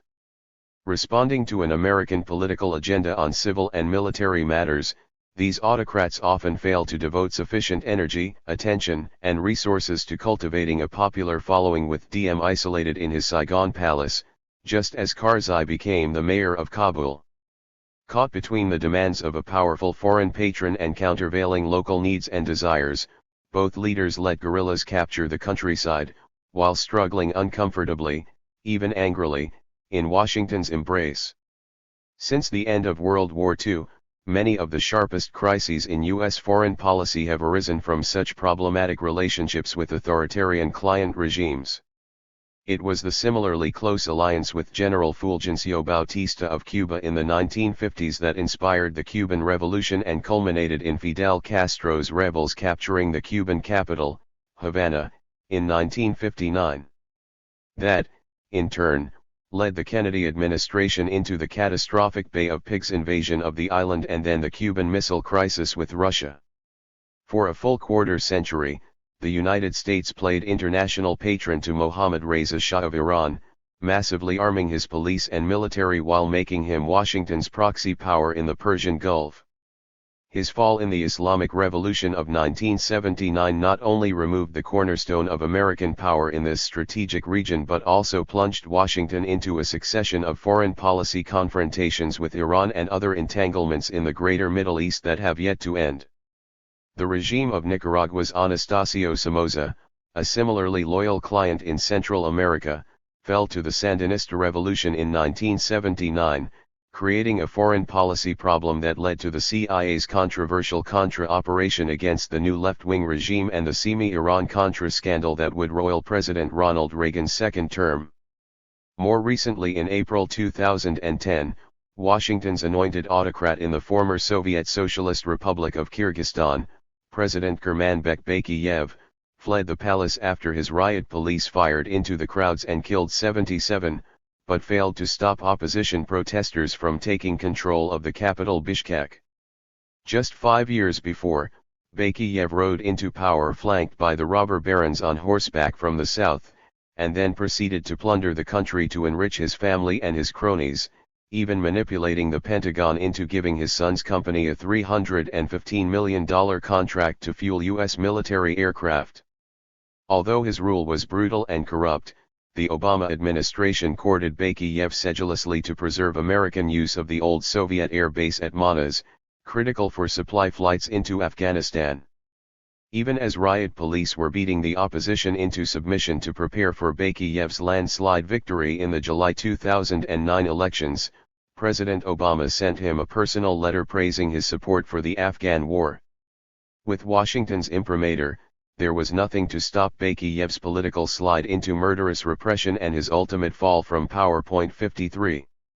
Why have so many American alliances with autocrats and dictators collapsed in such spectacular fashion, producing divisive recriminations at home and policy disasters abroad?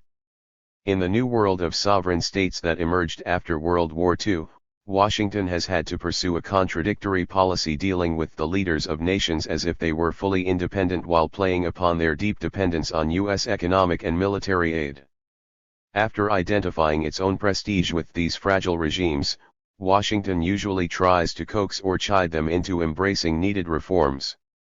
When this counsel fails and prudence might dictate the start of a staged withdrawal of support, as it once did in Saigon and does now in Kabul, American envoys usually cling to even the most unrepentant ally for the long slide into disaster. Absent a global war to sweep away an empire, the decline of a great power often proves to be a fitful, painful, drawn-out process. To Washington's never-ending wars in the Middle East, Its crippling partisan deadlock, the economy's slow slide towards second place globally, and some of its longtime allies, including the Philippines, now forging economic ties with rival hegemon China, must now be added the loss of loyal surrogates across the Middle East.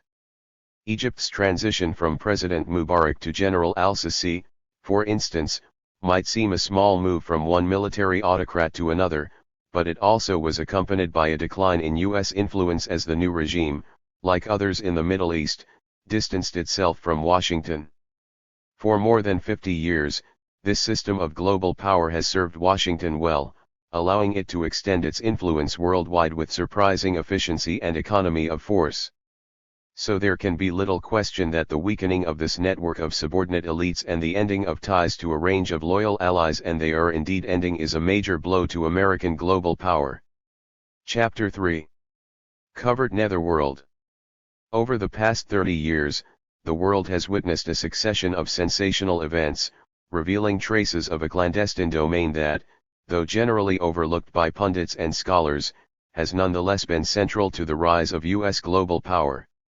In 1986–87, 11 senior officials in President Ronald Reagan's administration were convicted of selling Iran-embargoed arms to finance Nicaragua's Contra guerrillas, while this CIA-sponsored anti-communist force was also implicated in smuggling cocaine into the United States. 1. A decade later, Congolese President Joseph Mobutu, a longtime CIA ally, fled into exile after 30 years of rapacious corruption as a rebel militia captured the capital Kinshasa and unleashed a 10-year civil war fueled by trafficking in blood ivory and rare minerals that left an estimated 3 to 5 million dead. 2.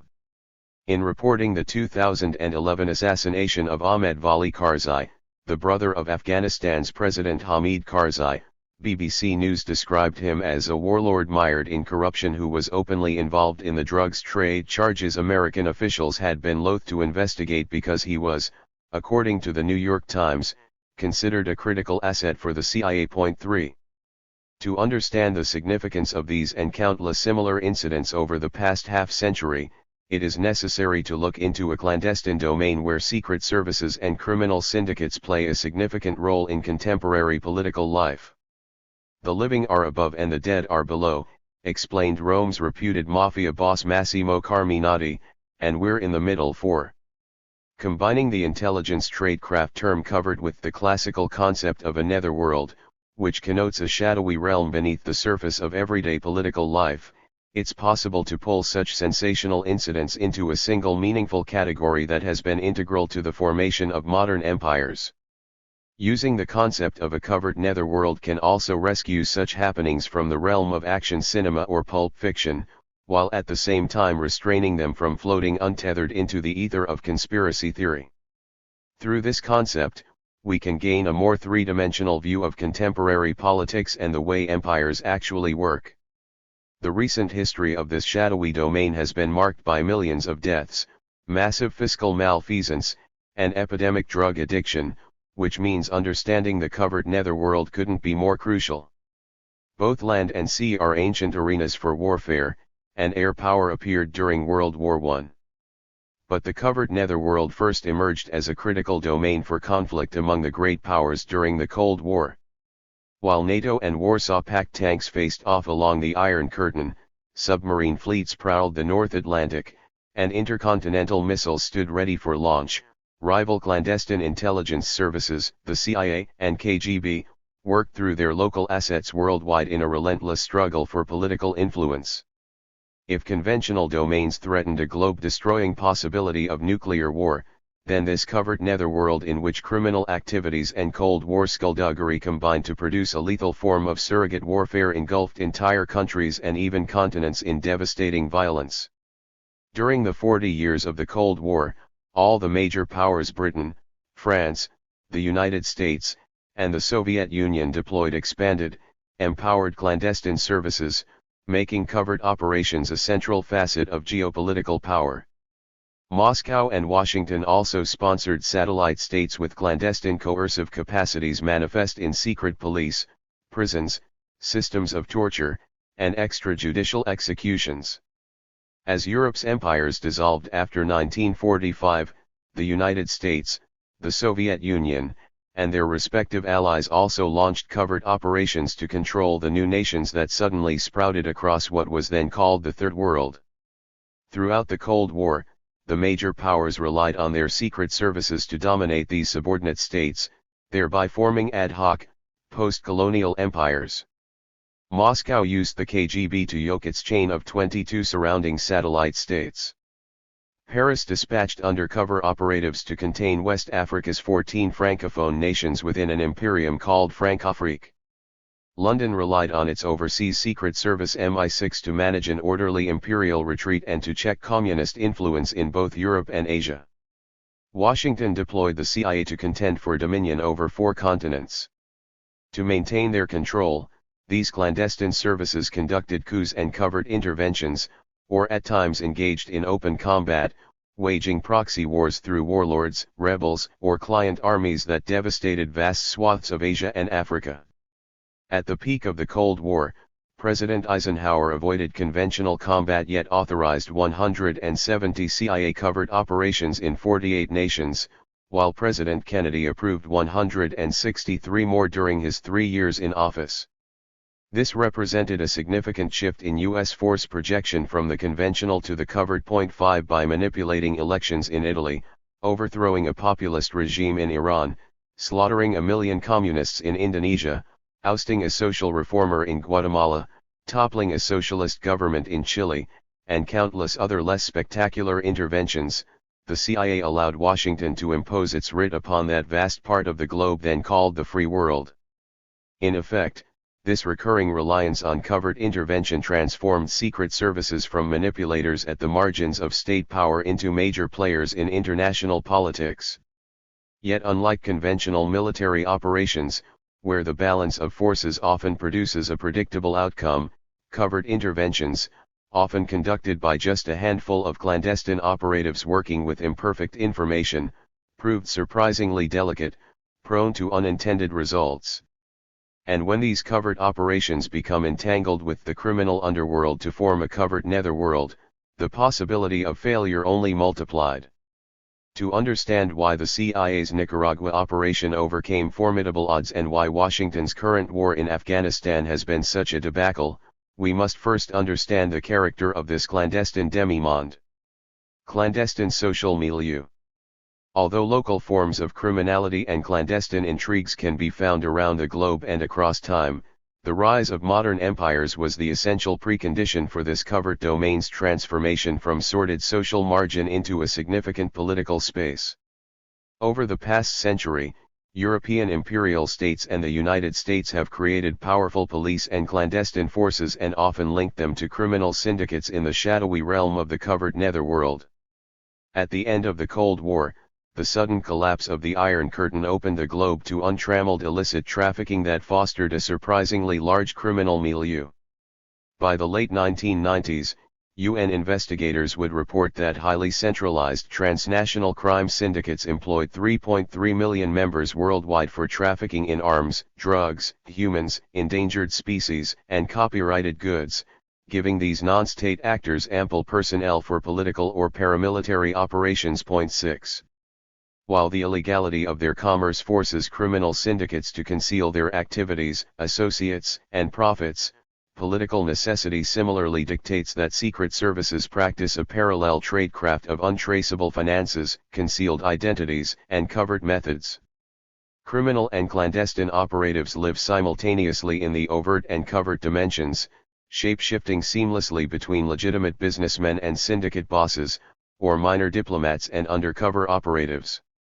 In sum, both criminal and covert actors are practitioners of what CIA operative Lucy Anconian once called the clandestine arts, the skills involved in conducting complex operations beyond the bounds of civil society. 7. Throughout much of the 20th century, there were recurring instances of affinity, even alliance, between covert and criminal actors. State security services around the globe have long found drug traffickers useful covert action assets, from the Chinese Nationalist Party's reliance on Shanghai's Green Gang to fight communists in the 1920s to French President Charles de Gaulle's use of the country's criminal milieu to battle leftist demonstrators during the political tumult of the 1960s. 8 As our knowledge of the Cold War grows, the list of drug traffickers who served the CIA lengthens to include Corsican syndicates, Chinese Nationalist Party irregulars, Lao generals, Haitian colonels, Honduran smugglers, and Afghan warlords. Illicit commerce serves as the economic foundation for the covert netherworld, allowing this realm a measure of political autonomy from individual nations as well as the international community. Throughout the 20th century, states and empires used their growing coercive capabilities for moral prohibition campaigns that failed to suppress the vice trades and instead served to transfer alcohol, drugs, and gambling into an expanding criminal sector. Even routine taxation can sometimes help transform conventional commodities into contraband commerce, as happened with cigarettes in France and the Philippines after World War II.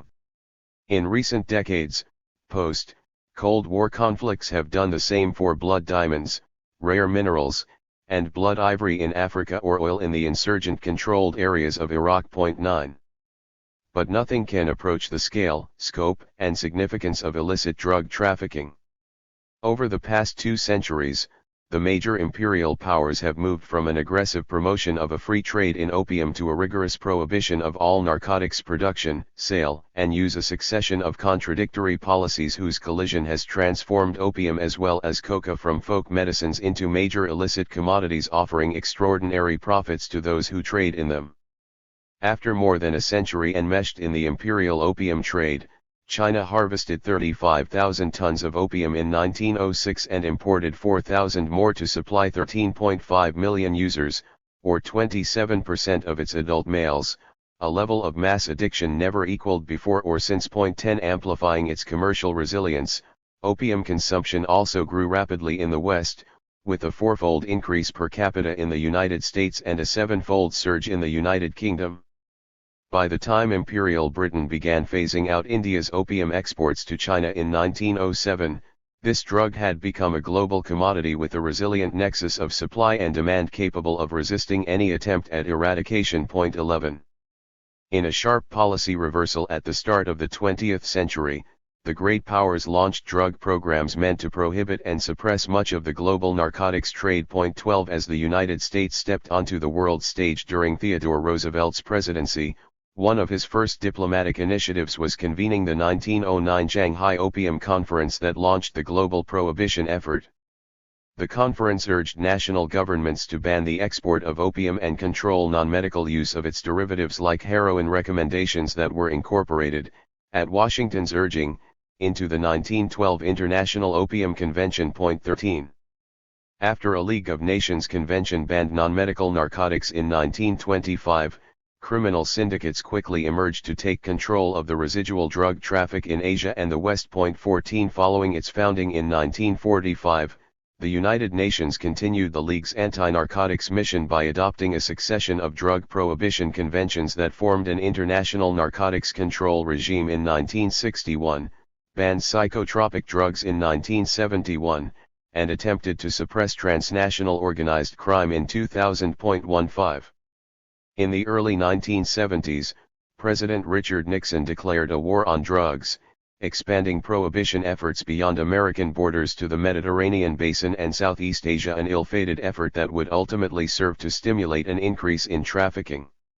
While heroin supply in the United States was temporarily reduced, this stimulus of prohibition expanded drug trafficking on 5 continents, largely in response to unmet demand. 16 A decade later, President Ronald Reagan redirected the drug war toward coca eradication in South America, while intensifying domestic enforcement. 17 Through the unfortunate combination of narcotics suppression and covert operations in drug source regions, the global supply of illicit opium increased 7-fold from 1,200 tons at the start of the drug war in 1972 to 8,870 tons by 2007. 18 Since the end of the Cold War, expanding narcotics trafficking has sustained criminal syndicates, rebel armies, and covert operations on 5 continents. After the collapse of the Iron Curtain removed a continent-wide barrier to global trafficking, the international community was suddenly forced to confront a proliferation of criminal actors threatening global stability. At the special session of the General Assembly in June 1998, the UN adopted the Convention Against Transnational Organized Crime and formed the Office of Drugs and Crime to curtail a global drug traffic with 180 million users and $400 billion in illicit income, equivalent to 8% of world trade, or about the same as the global commerce in textiles. 19 A decade later, the UN reported that drugs were the single most profitable sector of transnational criminality with a value of $322 billion. 10 times the next largest activity, human trafficking. 20 When covert elements achieve an economic scale sufficient to fuel major conflicts, as they have in Afghanistan and Colombia, this netherworld can attain both the autonomy and the power to influence the course of world events. U.S. intervention in Central America. 2 of the largest CIA covert operations during the Cold War in Central America and Central Asia reveal the complexities of politico-military operations in this murky netherworld. After Soviet troops occupied Kabul and leftist Sandinista guerrillas seized Managua in 1979, the White House responded, first under Jimmy Carter but more decisively under Ronald Reagan, with clandestine operations rather than conventional military intervention. By fighting through surrogates the Nicaraguan Contras and the Afghan Mujahideen and tolerating their involvement in the local drug traffic, the CIA catalyzed the formation of covert netherworlds astride the Nicaraguan-Honduran borderlands and the Afghan-Pakistan frontier. When American-backed Contra guerrillas began attacking Nicaragua from camps inside Honduras in the early 1980s, that country was already serving as a major transit route for the Medellin cocaine cartel's flights north to the United States. 21 The Drug Enforcement Administration opened a new office in the Honduran capital, Tegucigalpa, in 1981. Its chief agent there, Tomas Zapata, soon found that the country's ruling military officers were implicated in narcotics trafficking. In June 1983, however, the DEA shut that office without consulting Zapata and transferred him to Guatemala, where he continued to spend 70% of his time dealing with the Honduran drug problem. 22 Asked why this office was closed, another DEA agent replied, "The Pentagon made it clear that we were in the way. They had more important business." 23 In the late 1980s, a Senate subcommittee found that 4 Contra-connected corporations hired by the State Department to fly humanitarian aid to rebel forces in Honduras were also smuggling cocaine back into the United States, part of the flood of drugs that unleashed a crack epidemic inside American cities. 24 Such charges of Contra trafficking were soon overshadowed by the larger Iran-Contra political scandal. Indeed, they were largely forgotten until 1996, when the San Jose Mercury News tried to establish a direct connection between Contra cocaine smuggling, the CIA, and street-level crack distribution in Los Angeles.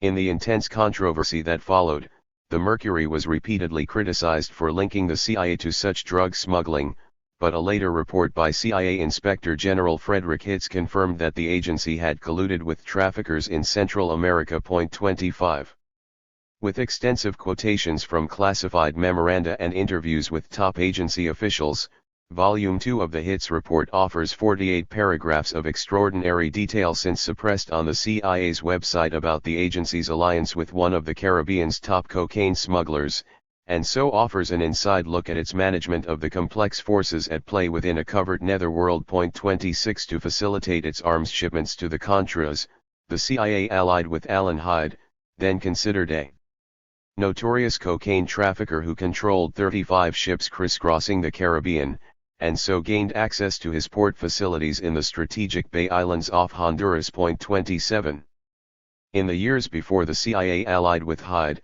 every U.S. security agency active in Central America had intelligence that he was a major cocaine trafficker. During the 1980s, he had reportedly used his fishing fleet and processing plant at Roten Island to emerge, in the words of the U.S. Coast Guard, as the godfather for all criminal activities originating in Bay Islands. In 1984, the Defense Department attaché at Tegucigalpa reported that Hyde is making much money dealing in white gold, i.e., cocaine. 2 years later, the Coast Guard reported that his criminal organization was smuggling cocaine from the Bay Islands on fishing vessels bound for South Florida. In addition to his own ships, Hyde was also serving as master of the vessel M/V Bobby as a favor to Pablo Escobar, a major Colombian cocaine trafficker. 29 In March 1988, a report from the CIA's Directorate of Intelligence, Honduras, emerging player in the drug trade, stated that Hyde was smuggling chemicals for 2 cocaine processing plants in the Bay Islands. 30. Showing how local social conditions can shape the character of covert operations, geography circumscribed the CIA's choices along this part of the Caribbean coastline. Lying astride the main smuggling routes between Colombia and the Gulf Coast, Hyde's base was ideally sited not only for smuggling cocaine north but also for the transshipment of arms south to the Contra bases along the Honduras-Nicaragua border. Consequently, the CIA found it convenient to collaborate with him to supply its Contra allies from 1987 to 1989, a critical 3-year period in both the proxy war against Nicaragua's leftist Sandinista government and the smuggling of cocaine into the United States. It was in July 1987 that a CIA field operative first suggested that using Hyde's vessels to ferry supplies would be more economical, secure and time-efficient than using aircraft. Although the Central American Task Force at CIA headquarters warned, for the record, that Hyde might have ties to drug traffickers, it still permitted developing contacts with him pending higher approval of the proposed logistical alliance. 31 On July 14, CIA headquarters cabled field officers that there is a very real risk that news of our relationship with subject, whose reputation as an alleged drug smuggler is widely known to various agencies, will hit the public domain, something that could bring our program to a full stop. 32. 2 weeks later, W. George Jameson, counsel to the CIA's Director for Operations, advised CATF head Alan Fears that despite a congressional ban on ties to any individual who has been found to engage in drug smuggling, this contact could proceed since neither the firm, nor its owner, Alan Hyde, is under indictment or investigation to your knowledge, and the allegations of drug trafficking are not substantiated. 33. Accordingly, on August 5, 1987, Alan Fears advised his superior, CIA Deputy Director for Operations Claire George, that they had no choice but to use Hyde on the grounds of operational necessity, even though he was not attractive. George, in turn, discussed Hyde with the CIA's Deputy Director, Robert Gates, saying, "We need to use him, but we also need to figure out how to get rid of him." After Gates approved the relationship at the agency's highest level, George, in a cable dated August 8, issued the authorization to use Hyde to provide logistical services to complete a project, after which all contacts must cease. 34 During the Inspector General's later investigation, Fears recalled that Gates, as acting CIA director, had also given him verbal approval to use Hyde on a highly restricted basis. 35. During the first 2 years of this ad hoc alliance, CIA headquarters sent what one agent called mixed signals about the relationship with Hyde to its field operatives. One agent recalled that there was a lot of pressure from Fears and DCIKC to get the job done. But other officials urged caution to make sure that the agency would be protected in case the Congressional Intelligence Oversight Committees came calling. 36 Left to resolve these contradictory directives, one CIA logistics officer, illustrating the affinity that can form between clandestine and criminal actors, insisted that he never believed the drug allegations against Hyde, whom he came to regard as a close friend, though he admitted it might have been possible for an employee of Hyde to use one of the boats for smuggling. 37.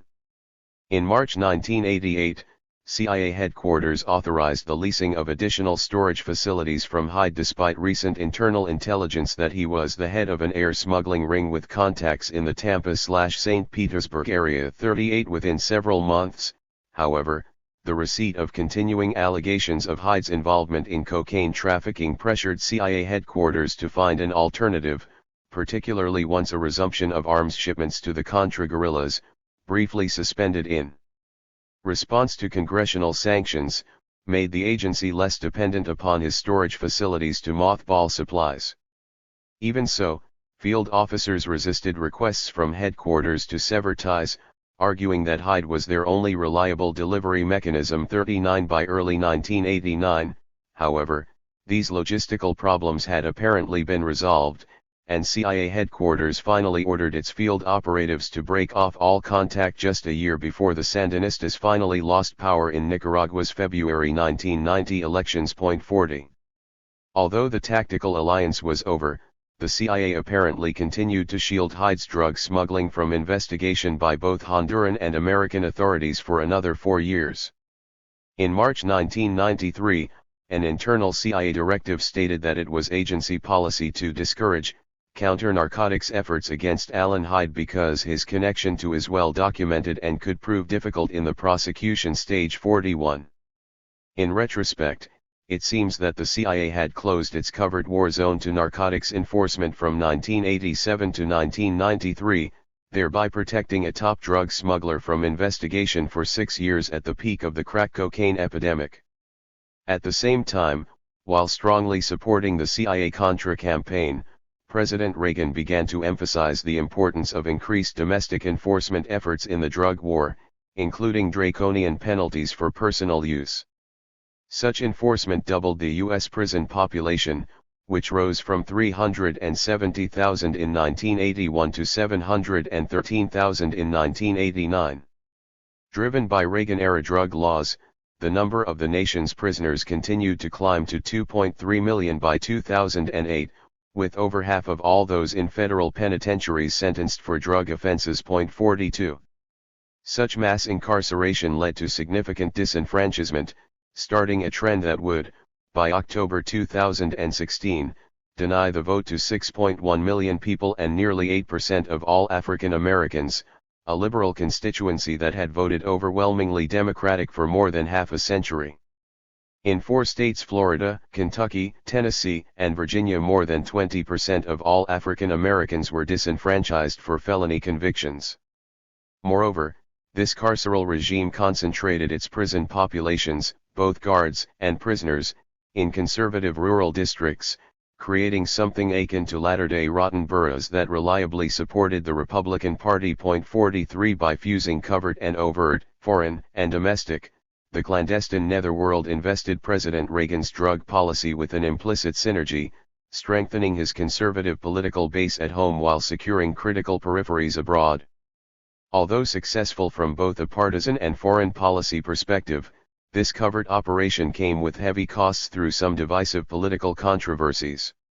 While the operation was still ongoing in 1986–87, investigations of the Iran-Contra scandal discovered that the Reagan administration, in violation of congressional bans, had sold surface-to-air missiles to Iran and then diverted the proceeds to purchase arms for the Contras. Following sensational congressional hearings, 14 senior administration officials, including Defense Secretary Caspar Weinberger, were indicted and 11 were convicted.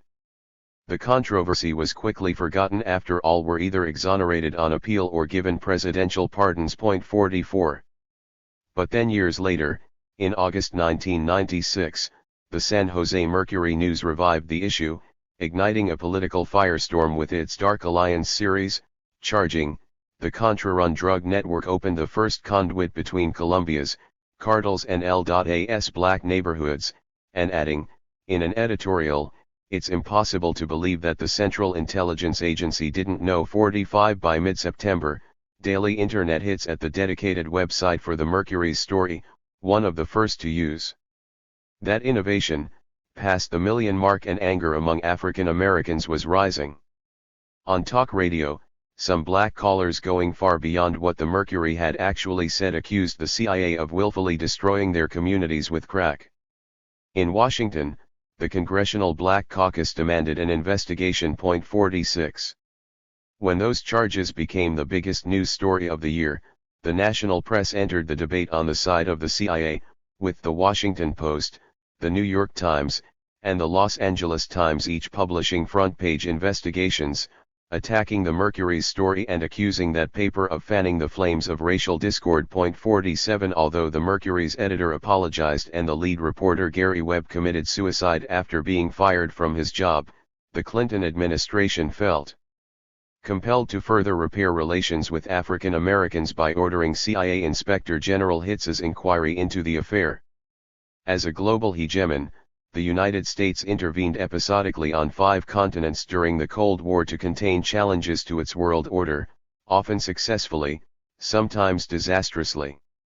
In Central America, at the price of domestic political controversy, the CIA achieved a convergence between its covert warfare and the illicit cocaine traffic that sustained this operation for the decade needed to precipitate the defeat of a hostile regime in Nicaragua.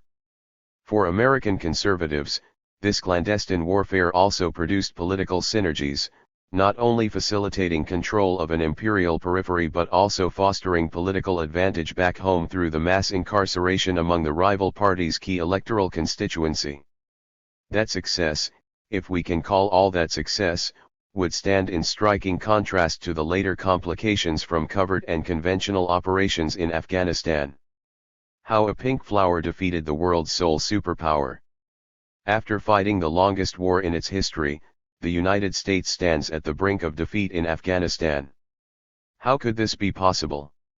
How could the world's sole superpower have battled continuously for over 15 years, deploying 100,000 of its finest troops, sacrificing the lives of 2,200 of those soldiers, spending more than $1 trillion on its military operations 48 lavishing a record $100 billion more on nation building 49 and reconstruction, helping raise, fund, equip, and train an army of 350,000 Afghan allies, and still not be able to pacify one of the world's most impoverished nations. So dismal is the prospect of stability in Afghanistan that, in 2016, the Obama White House canceled a planned withdrawal of its forces, ordering nearly 10,000 troops to remain in the country indefinitely. 50. Were you to cut through the Gordian knot of complexity that is the Afghan war, you would find that in the American failure lies the greatest policy paradox of the century. Washington's massive military juggernaut has been stopped dead in its steel tracks by a small pink flower, the opium poppy. Though seemingly metaphoric, even somewhat hyperbolic, this statement nonetheless reveals the power of economic forces to restrain the U.S. exercise of global power via the clandestine netherworld. Throughout its more than 3 decades in Afghanistan, Washington's military operations have succeeded only when they fit reasonably comfortably into Central Asia's illicit traffic in opium and suffered when they failed to complement it. The first intervention in 1979 succeeded in part because the surrogate war the CIA launched to expel the Soviet Red Army coincided with the way its Afghan allies used the country's swelling drug traffic to sustain their decade-long struggle. Just as the convergence between the Contra forces and the cocaine traffic helped assure the CIA's success in Central America, so a parallel involvement of its Afghan allies in the opium trade allowed the agency a similar outcome in Central Asia. Indeed, the operational imperative of containing these volatile covert elements, particularly the illicit income from narcotics trafficking, would become blindingly clear in both this initial success and the later failure of U.S. intervention in Afghanistan. Despite almost continuous combat since the invasion of 2001, pacification efforts have failed to curtail the Taliban insurgency largely because the United States simply could not control the swelling surplus from the country's heroin trade. As its opium production surged from 180 tons in 2000 to a staggering 8,200 tons during the 5 years of American occupation that followed, Afghanistan's soil seemed sown with the dragon's teeth of ancient Greek myth. Every spring as the snow melts, the poppy plants cover the fields with pink flowers, and the opium harvest fills the Taliban's coffers. A new crop of teenage fighters seems to rise fully armed from remote villages to fill the growing guerrilla army for the fighting season that follows.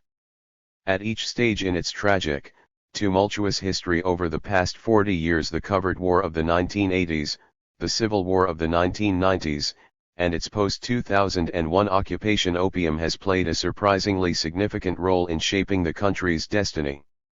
In one of history's bitter ironies, the way Afghanistan's unique ecology converged with American military technology transformed this remote, landlocked nation into the world's first true narco-state, a country where illicit drugs dominate the economy, define political choices, and determine the fate of foreign interventions.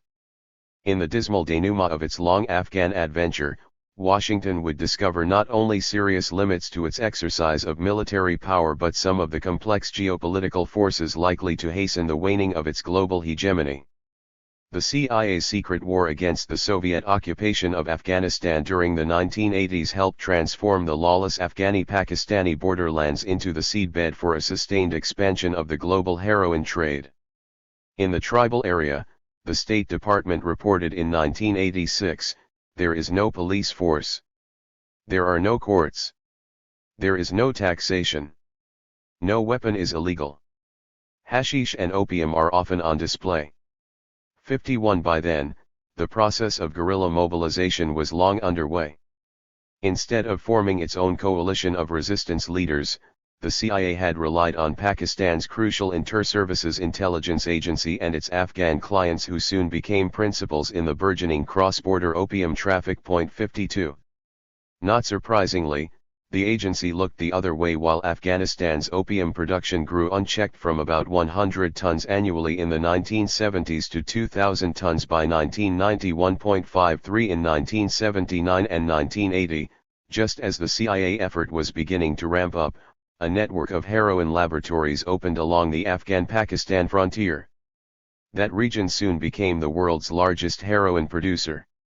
By 1984, it supplied a staggering 60% of the US market and 80% of the European. 54 Inside Pakistan, the number of heroin addicts surged from near zero in 1979 to 5,000 in 1980 and 1.3 million by 1985, a rate of addiction so high the UN termed it particularly shocking. 55. According to a 1986 State Department report, opium is an ideal crop in a war-torn country since it requires little capital investment, is fast-growing, and is easily transported and traded. Moreover, Afghanistan's climate was well suited to this temperate crop, with average yields 2 to 3 times higher than in Southeast Asia's Golden Triangle region, the previous capital of the opium trade. 56 As relentless warfare between CIA and Soviet surrogates generated at least 3 million refugees and disrupted food production, Afghan farmers began to turn to opium in desperation since it produced high profits that could cover rising food prices.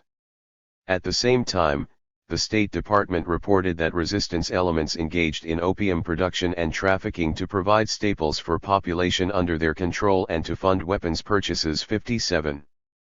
As the Mujahideen guerrillas gained ground against the Soviet occupation and began to create liberated zones inside Afghanistan in the early 1980s, the resistance helped fund its operations by collecting taxes from peasants who grew the lucrative opium poppies, particularly in the fertile Helmand Valley, once the breadbasket of southern Afghanistan. 58 Caravans carrying CIA arms into that region for the resistance often returned to Pakistan loaded down with opium sometimes, reported the New York Times, with the assent of Pakistani or American intelligence officers who supported the resistance. 59.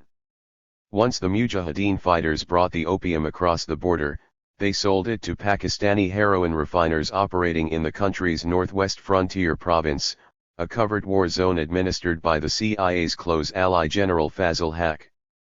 By 1988, there were an estimated 100 to 200 heroin refineries in the province's Khyber district alone. 60 Further south in the Kohi Sultan district of Baluchistan province, Gulbuddin Hekmatyar, an Islamic fundamentalist and the CIA's favored Afghan asset, controlled 6 refineries that processed much of the opium harvest from Afghanistan's Helmand Valley into heroin. 61 Trucks of the Pakistan Army's National Logistics Cell that carried crates of weaponry from the CIA to these borderlands also left with cargoes of heroin for ports and airports where it would be exported to world markets. 62. In May 1990, as this covert operation was ending, the Washington Post reported that Hekmatyar was the rebels' leading heroin trafficker. American officials, the Post claimed, had long refused to investigate charges of heroin dealing by Hekmatyar as well as Pakistan's ISI, largely because U.S. narcotics policy in Afghanistan has been subordinated to the war against Soviet influence there. 63. Indeed, Charles Cogan, former director of the CIA's Afghan operation, later spoke frankly about the agency's choices. "Our main mission was to do as much damage as possible to the Soviets," he told an interviewer in 1995. "We didn't really have the resources or the time to devote to an investigation of the drug trade. I don't think that we need to apologize for this. There was fallout in terms of drugs, yes. But the main objective was accomplished. The Soviets left Afghanistan." 64. Over the longer term, this clandestine intervention produced a black hole of geopolitical instability never again sealed or healed. Lying at the northern reaches of the seasonal monsoon, where rain clouds arrive already squeezed dry, Afghanistan could not readily recover from the unprecedented devastation it suffered in the years of the first American intervention.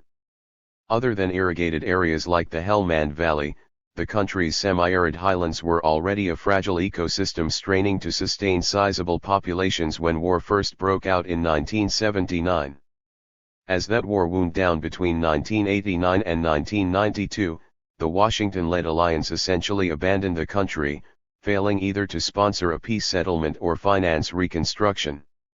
While Washington turned away from Afghanistan to other foreign policy hotspots in Africa and the Persian Gulf, a vicious civil war broke out in a country that had already suffered 1.5 million dead, 3 million refugees, and a ravaged economy. During the years of devastating civil strife among the bevy of well-armed warlords the CIA had left primed to fight for power, Afghan farmers raised the only crop that ensured instant profits, the opium poppy.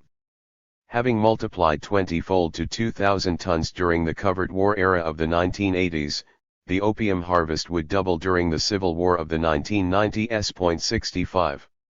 In this period of turmoil, opium's ascent is best understood as a response to severe damage from 2 decades of destructive warfare. 66 With the return of some 3 million refugees to a war-ravaged land, the opium fields were an employment godsend, requiring 9 times as many laborers to cultivate as wheat, the country's traditional staple. 67 In addition, only opium merchants were capable of accumulating capital rapidly enough to be able to provide poor poppy farmers with much-needed cash advances that were more than half their annual income.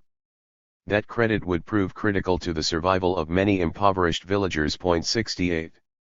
In the Civil War's first phase from 1992 to 1994, ruthless local warlords combined arms and opium in a countrywide struggle for power. Determined to install its Pashtun allies in Kabul, Pakistan worked through ISI to deliver arms and funds to its chief client Hekmat Yar.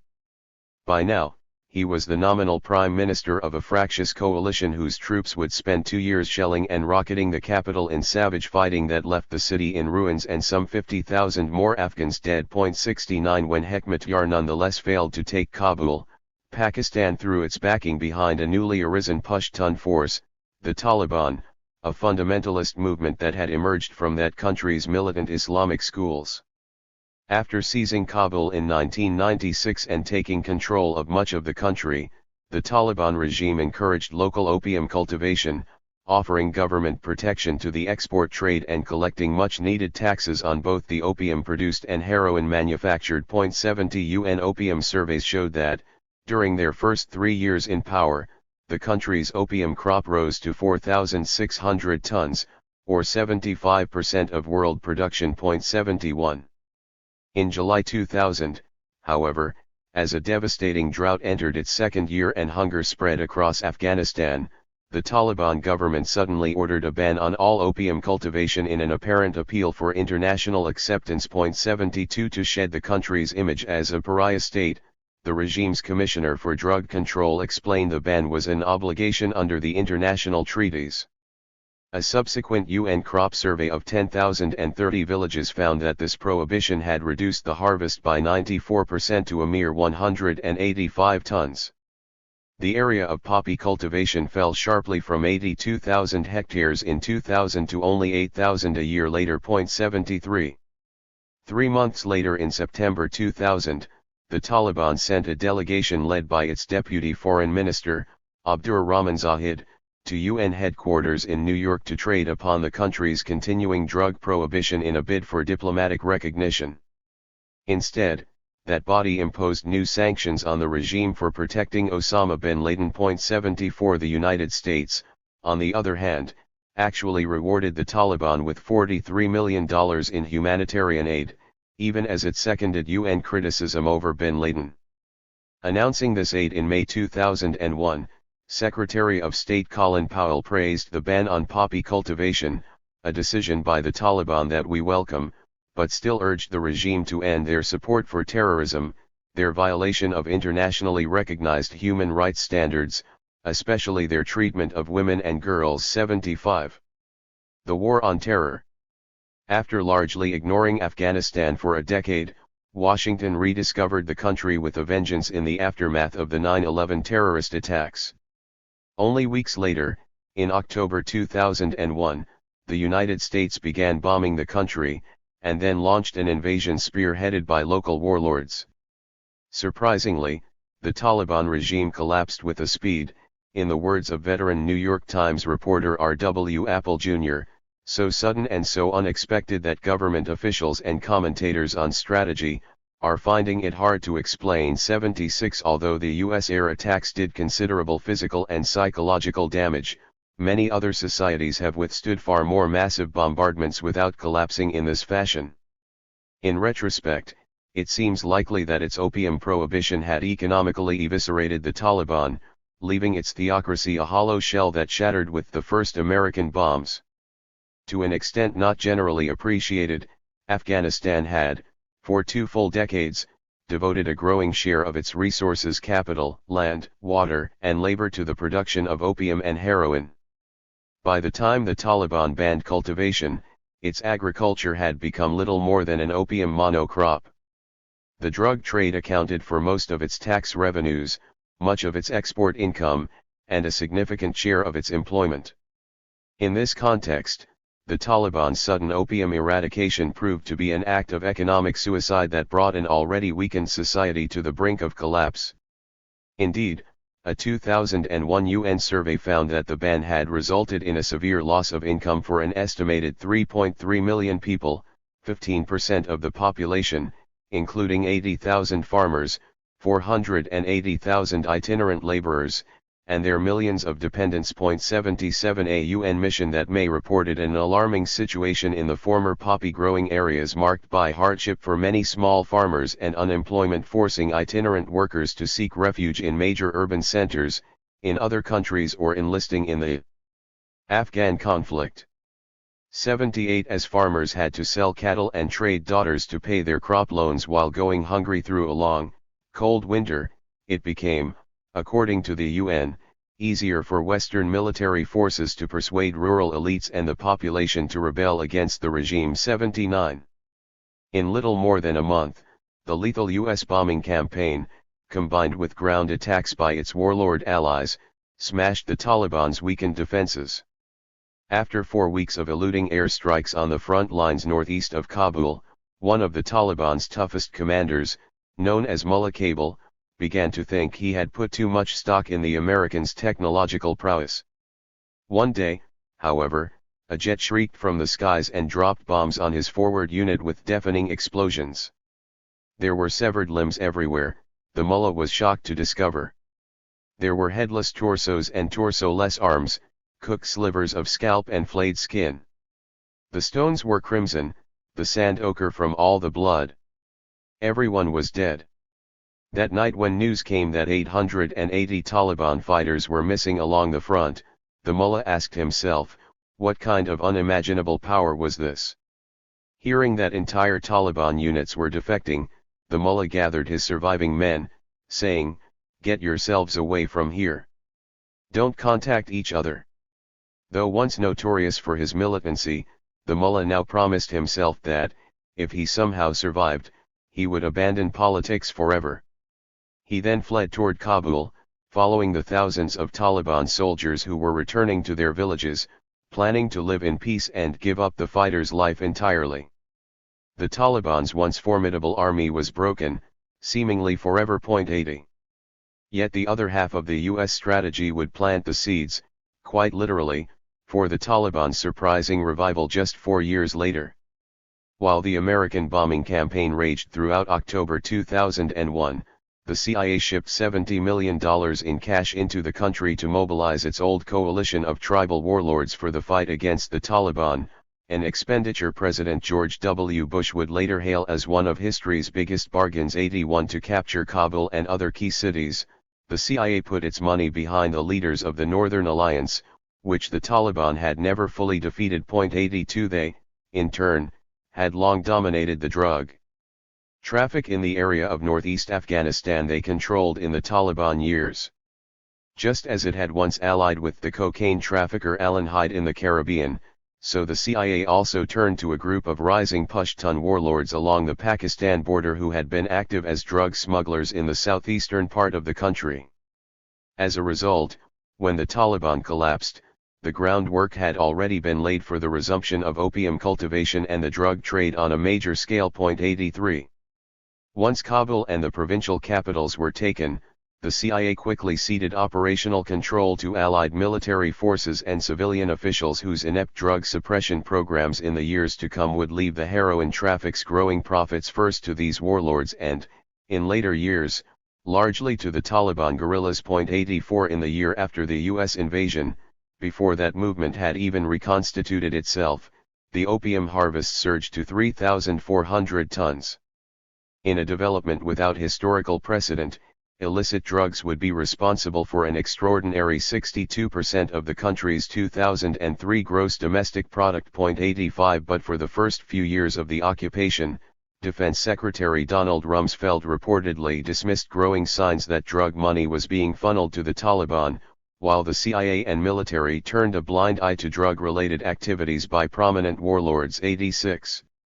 In late 2004, after nearly 2 years of studied disinterest in drugs, outsourcing opium control to its British allies and police training to the Germans, the White House was suddenly confronted with troubling CIA intelligence suggesting that the escalating drug trade was fueling a revival of the Taliban.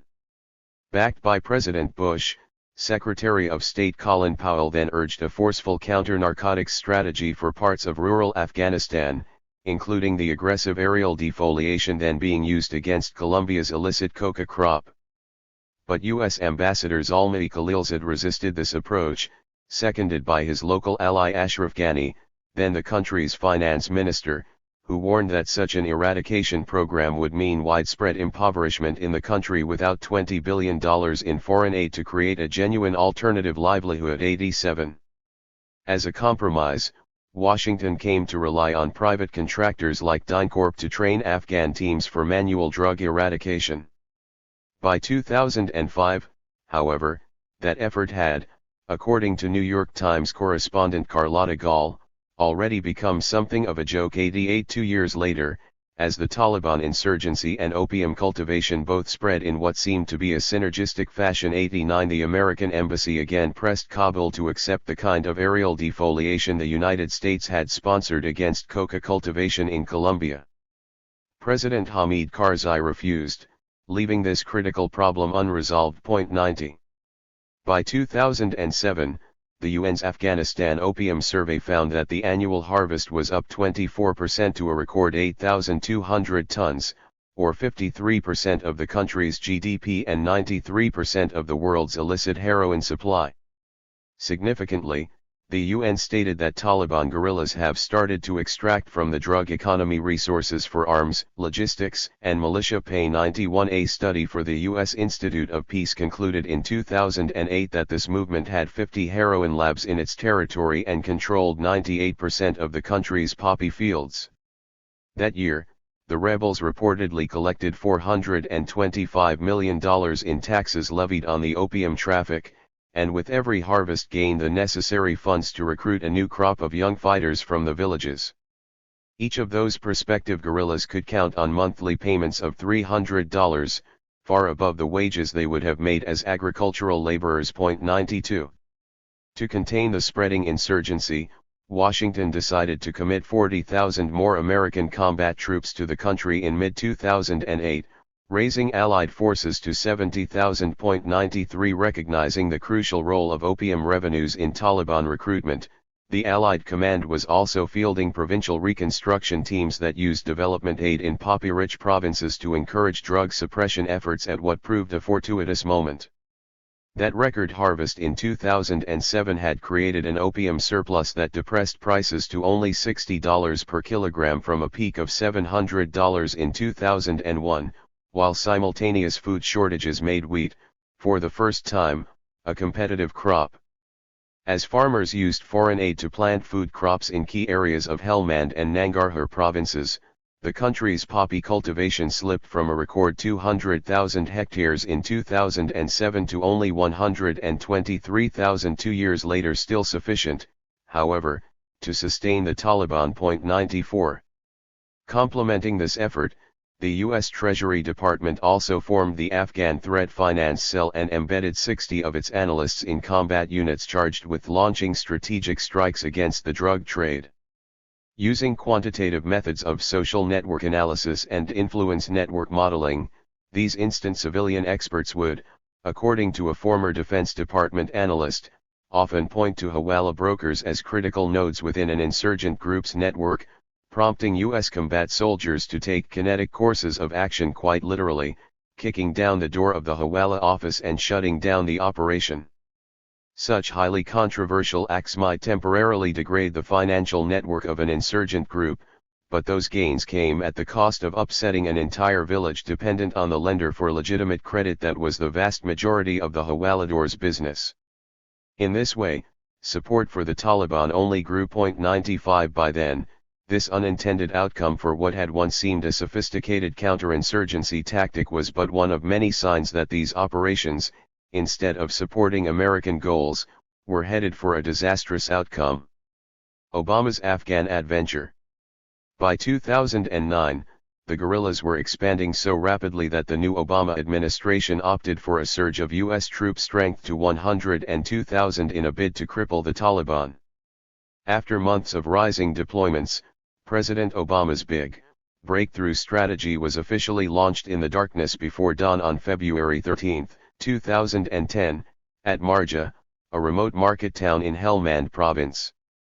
As waves of helicopters descended on its outskirts spitting up clouds of dust, hundreds of Marines sprinted through fields of sprouting opium poppies toward the village's mud-walled compounds. 96 Though their targets were the local Taliban guerrillas, the Marines were in fact occupying the capital of the global heroin trade.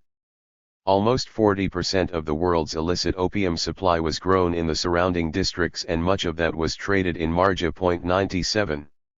A week later, General Stanley McChrystal choppered into town with Karim Khalili, Afghanistan's vice president.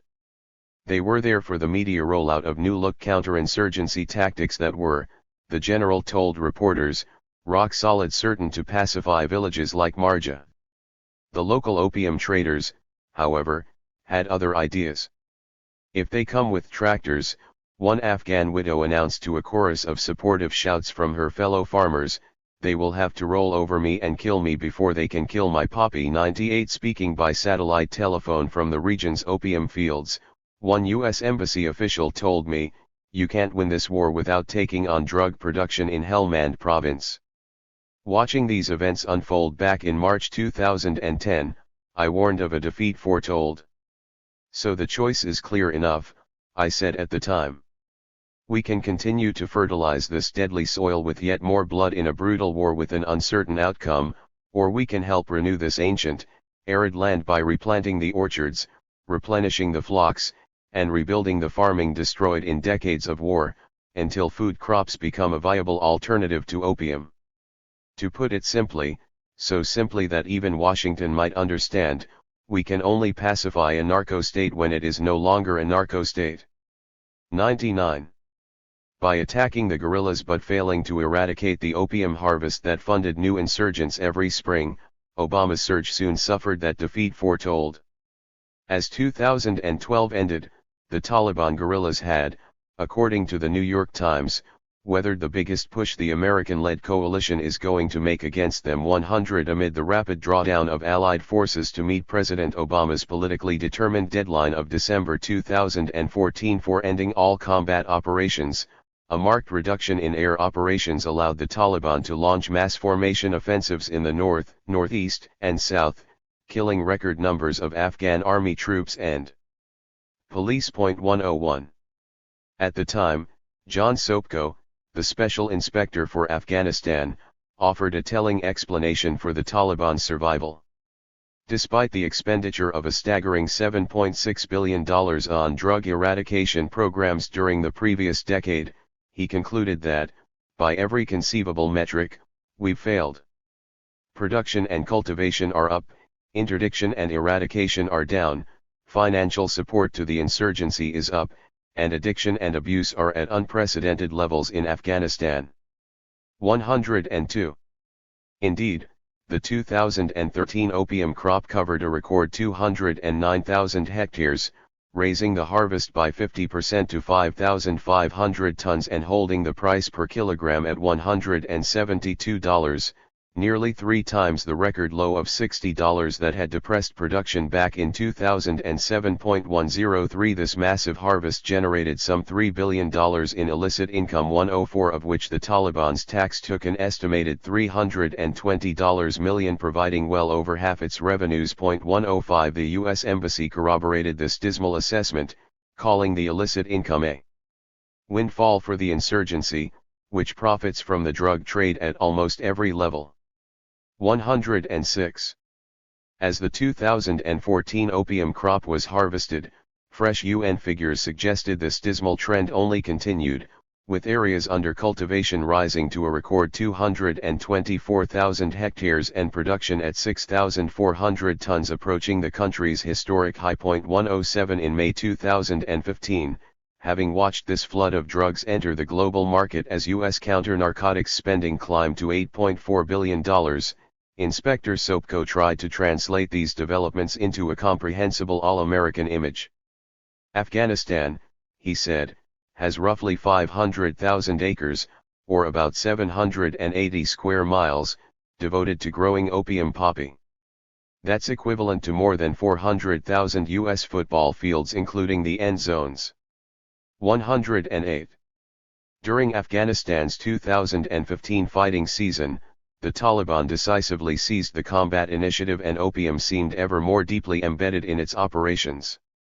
The New York Times reported that the movement's new leader, Mullah Akhtar Mansur, was among the first major Taliban officials to be linked to the drug trade, and later became the Taliban's main tax collector for the narcotics trade, creating immense profits. 109 The group's first major operation under his command was the 2-week seizure of the northern city of Kunduz, which just happened to be located on the country's most lucrative drug routes, moving opium from the poppy prolific provinces in the south to Tajikistan, and to Russia and Europe.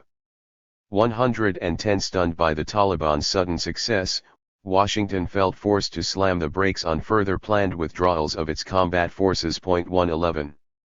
Amid a rushed evacuation of its regional offices in the threatened northern provinces, the UN released a map in October 2015 showing that the Taliban had high or extreme control in more than half the country's rural districts, including many in which it had not previously had a significant presence. 112 Within a month, the Taliban unleashed offensives countrywide that aimed at seizing and holding territory, threatening military bases in northern Faryab province and encircling entire districts in western Herat. 113.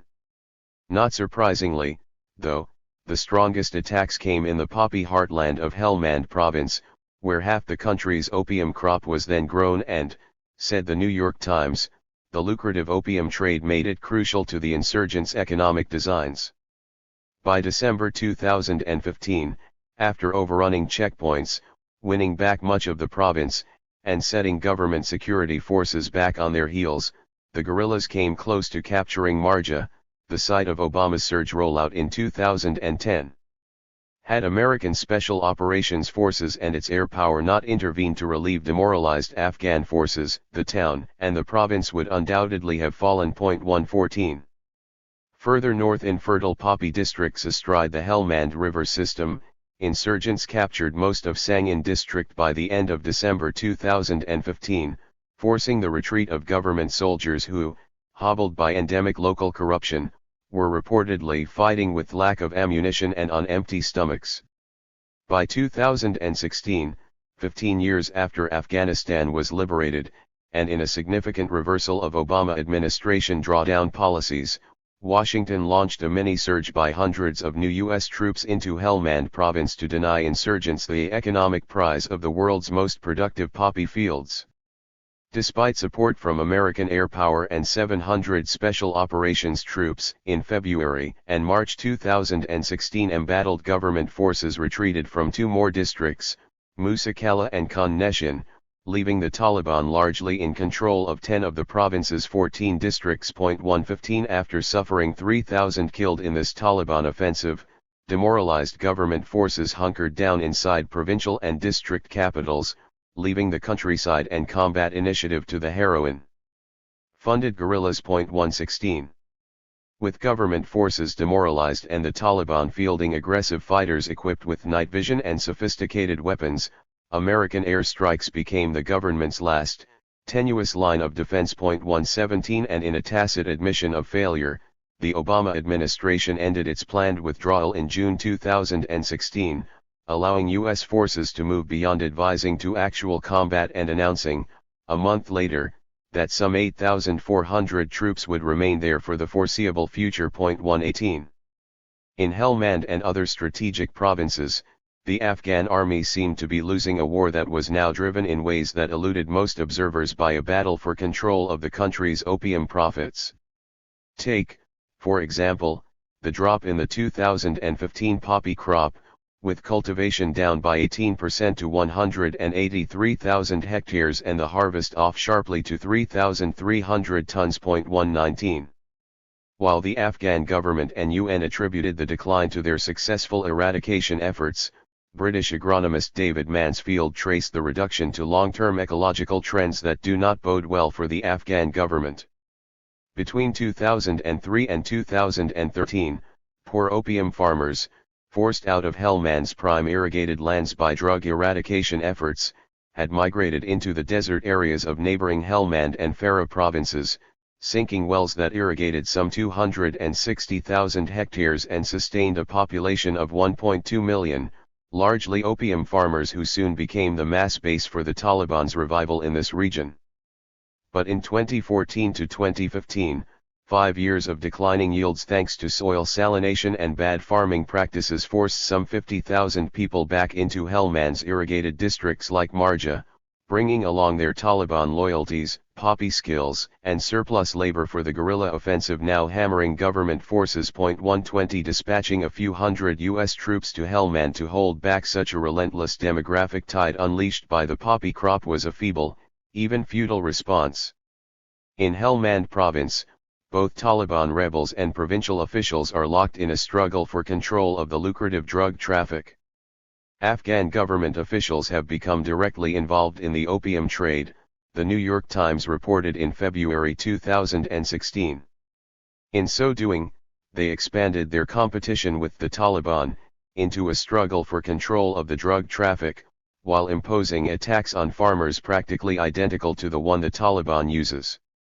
In a process that implicated virtually the entire government, provincial officials then passed a portion of their illicit profits up the chain, all the way to officials in Kabul, ensuring that the local authorities maintain support from higher UPS and keeping the opium growing. 121. Simultaneously, a UN Security Council investigation found the Taliban had systematically tapped into the supply chain at each stage of the narcotics trade, collecting a 10% tax on opium cultivation in Helmand, fighting for control of heroin laboratories, and acting as the major guarantors for the trafficking of raw opium and heroin out of Afghanistan. 122 No longer simply taxing the traffic, the Taliban was so deeply and directly involved that, according to the New York Times, it has become difficult to distinguish the group from a dedicated drug cartel. 123 For the foreseeable future, opium will likely remain entangled in the rural economy, the Taliban insurgency, and government corruption whose sum is the Afghan conundrum. While Helmand grabbed headlines, the dynamics of the opium traffic in other strategic provinces were also serving to undercut government control. At the start of the 2016 fighting season, agronomist Mansfield reported that Nangarhar province, one of the major entry points for the capture of Kabul, was in complete disarray. Once celebrated for its success in counter-narcotics and counterinsurgency, Nangarhar had experienced, in just 2 years, spreading opium cultivation, the return of heroin processing, and the loss of the countryside to rival armed groups responsible for a dramatic uptick in levels of violence. Areas such as the Mamand Valley with large families and small land holdings found, during the decade of drug eradication that ended in 2013, that they simply cannot subsist without recourse to drug crop cultivation and so supported the rebels' return. As the Taliban took control of Nangarhar's southern districts, tribal elders grew too fearful of the guerrillas to back government opium suppression, opening the way for a rapid resurgence of the crop. 124. While UN officials attributed much of that 2015 opium decline to drought. 125 as well as a poppy fungus that might not continue into future seasons. 126 long-term trends are still an unclear mix of positive and negative news. Buried in the mass of data published in the UN's annual drug reports is one significant trend. As Afghanistan's economy grew from years of international aid, opium's share of GDP dropped steadily from a daunting 63% in 2003 to a far more manageable 13% in 2014. Even so, says the UN, dependency on the opiate economy at the farmer level in many rural communities is still high. 127 With ample revenues from future opium crops, the Taliban will likely be ready for each new fighting season as long as American soldiers remain in Afghanistan. Lessons of War. The failure of America's intervention in Afghanistan offers broader insight into the limits to its global power. The persistence of both opium cultivation and the Taliban insurgency suggest the degree to which the policies that Washington has imposed upon Afghanistan since 2001 have reached a dead end. For most people worldwide, economic activity, the production and exchange of goods, is the prime point of contact with their government. When, however, a country's most significant commodity is illegal, then political loyalties naturally shift to the economic networks that move that product safely and secretly from fields to foreign markets, providing protection, finance, and employment at every stage. The narcotics trade poisons the Afghan financial sector and fuels a growing illicit economy, Special Inspector John Sopko explained. This, in turn, undermines the Afghan state's legitimacy by stoking corruption, nourishing criminal networks, and providing significant financial support to the Taliban and other insurgent groups. 128. After 15 years of continuous warfare, Washington is faced with the same choice it had back in 2010 when Obama's generals airlifted those Marines into Marja. Just as it has been over the past decade and a half, the United States can remain trapped in the same endless cycle. As snow melts from the mountain slopes and poppy plants rise from the soil every spring, there will be a new batch of teenage recruits from impoverished villages ready to fight for the rebel cause. Even in that troubled land, however, there are alternatives to this Gordian knot of a policy problem. Investing even a small portion of all that misspent military funding in the country's agriculture can produce economic alternatives for the millions of farmers who depend upon the opium crop for employment. Ruined orchards could be rebuilt, ravaged flocks repopulated, wasted seed stocks regrown, and wrecked snowmelt irrigation systems that once sustained a diverse agriculture before these decades of war repaired. If the international community continues to nudge the country's dependence on illicit opium downward from the current 13% of GDP through sustained rural development, then maybe Afghanistan will cease to be the planet's leading narco-state. And just maybe the annual cycle of violence could at long last be broken. The deft deployment of U.S. air power and special operations forces utterly obliterated the Taliban government back in 2002. But the burgeoning drug economy revived and then sustained an insurgency of such strength that it could not be stopped by even the most sophisticated weapons in the awesome American arsenal: armed drones, carrier airstrikes, culture-sensitive counterinsurgency, night commando raids, systemic torture, biometric identification, and computerized intelligence. At the peak of its global power back in the 1980s, Washington was master of the covert netherworld, as it was for so much of the world, manipulating a fusion of Islamic fundamentalism and illicit opium to drive the Soviet army from Afghanistan and riding a convergence of Contra-resistance and cocaine trafficking to force regime change in Nicaragua. Now those same economic forces the United States once manipulated so masterfully to maintain its hegemony have eluded its control. Just as the pink poppy flower has stopped this massive U.S. military juggernaut dead, so Washington's attempt to extend its global hegemony by substituting military power for its eroding economic strength may suffer a similar fate. The Cold War proved to be a historic high tide for covert action, fostering secretive agencies of unprecedented power and extending their netherworlds to whole countries and continents. This clandestine domain will likely remain a central component of future U.S. involvement in geopolitical conflict, whether against Russia, China, or lesser powers worldwide.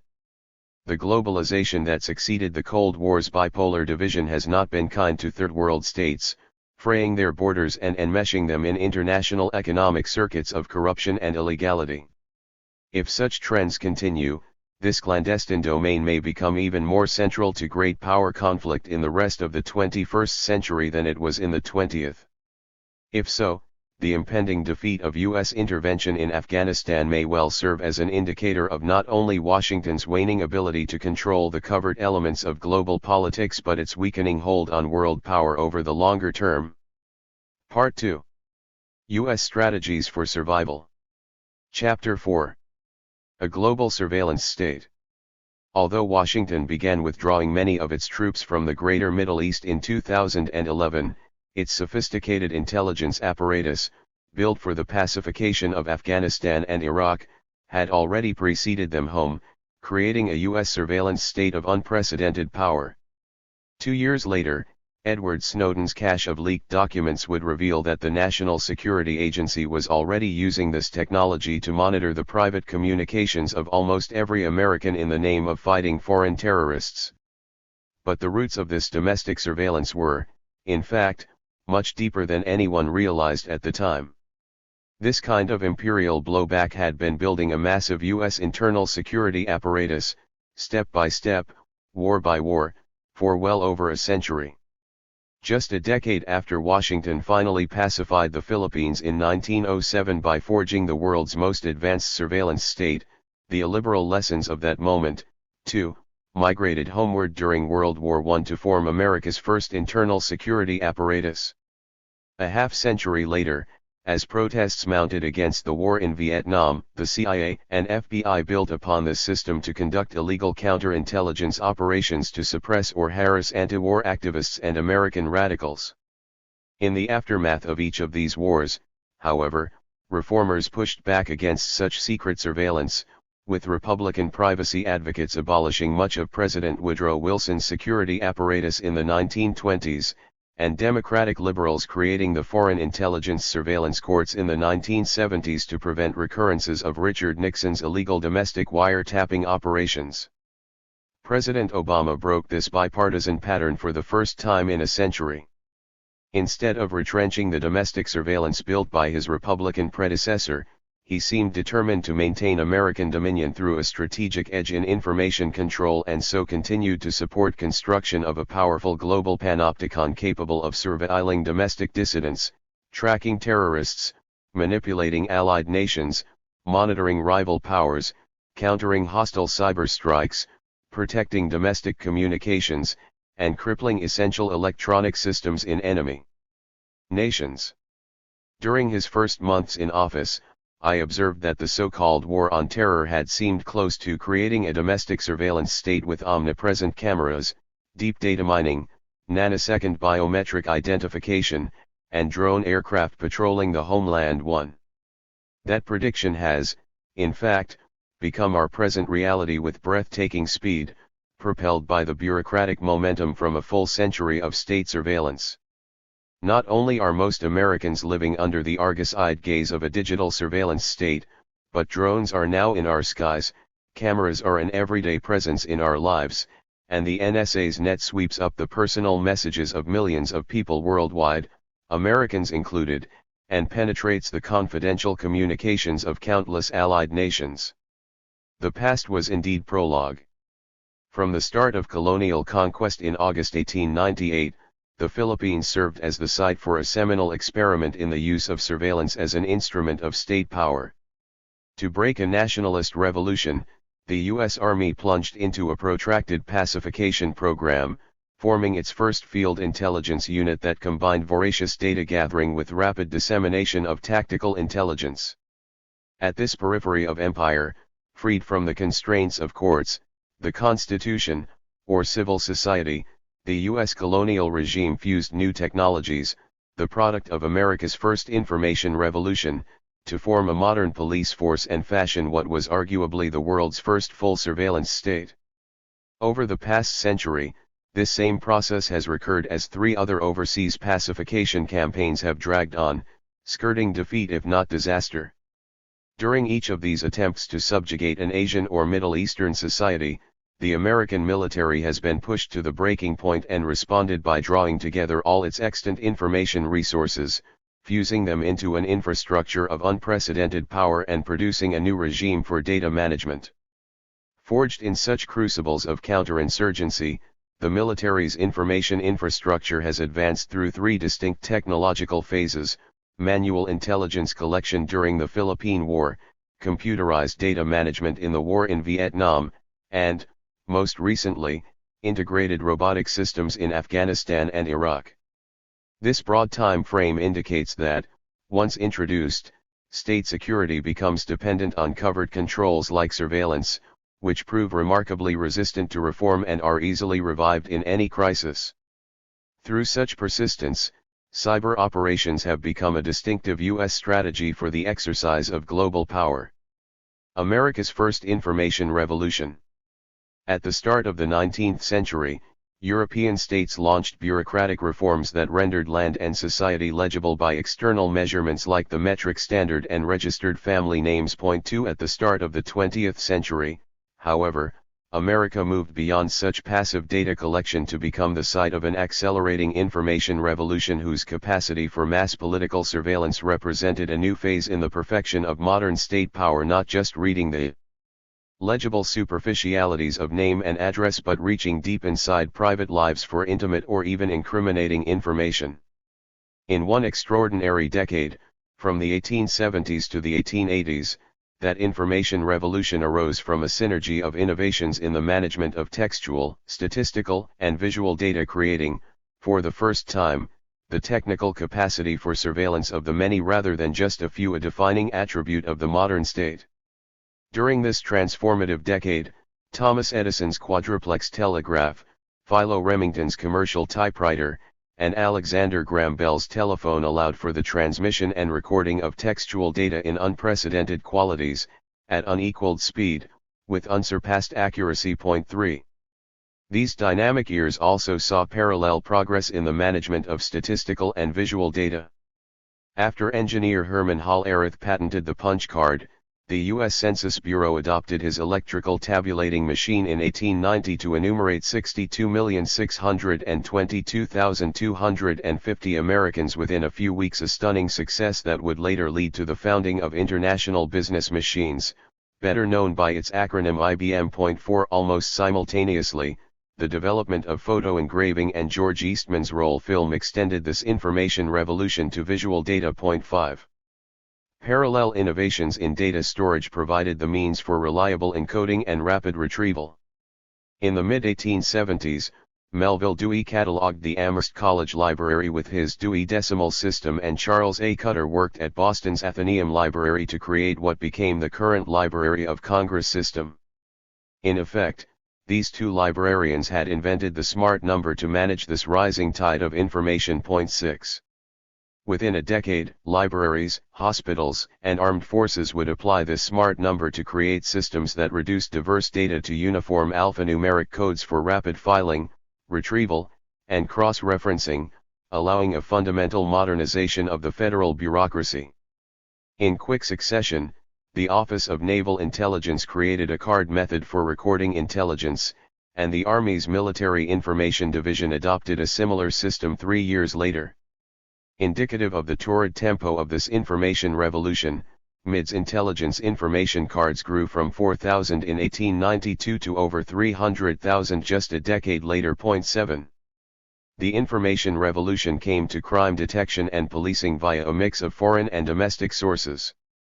At Paris Police Headquarters in 1882, Alphonse Bertillon developed the first biometric criminal identification system with 11 cranial and corporeal measurements that would, within a decade, be adopted as the American standard. 8 During the 1890s, the Inspector General of Police for British India, Sir Edward Henry, finalised the modern system of fingerprint classification and then brought it home to Scotland Yard in 1901, from whence it migrated 3 years later to America at the St. Louis World's Fair.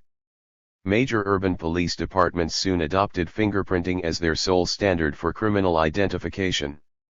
Although the Bureau of Investigation did not follow suit until 1924, within a decade its files passed the 6 million mark and its director was soon urging compulsory fingerprinting for all citizens. Only months after a young J. Edgar Hoover became head of the Bureau's Radical Division in 1919, he could boast of 80,000 file cards covering the activities of not only the extreme anarchists but also more moderate radicals. 9. While an imitator in criminal identification, America was an innovator in police and fire communications. Starting in the 1850s, the Gamewell Corporation adapted the telegraph and telephone to create centralized fire alarm systems that became the world standard. 10 By 1900, America's cities were wired with a total of 764 municipal fire alarm systems and 148 police callbox networks handling a total of 41 million messages in a single year. 11 On the eve of empire in 1898, however, Congress and the courts restrained any national application of these innovations, leaving the federal government with a limited capacity for law enforcement or domestic security. Colonial Laboratory. The conquest of the Philippines unleashed the potential of these new technologies to form the country's first information regime as the army battled an extraordinary array of insurgents: National Army, urban underground, militant unions, messianic peasants, and Muslim separatists. In the process, the colonial government formed 3 new services seminal for the creation of a counterintelligence capacity, a division of military information, which developed internal security methods later applied to the United States, the Philippine Constabulary that pacified the new colony's insurgency through pervasive surveillance, and the highly efficient Manila Metropolitan Police.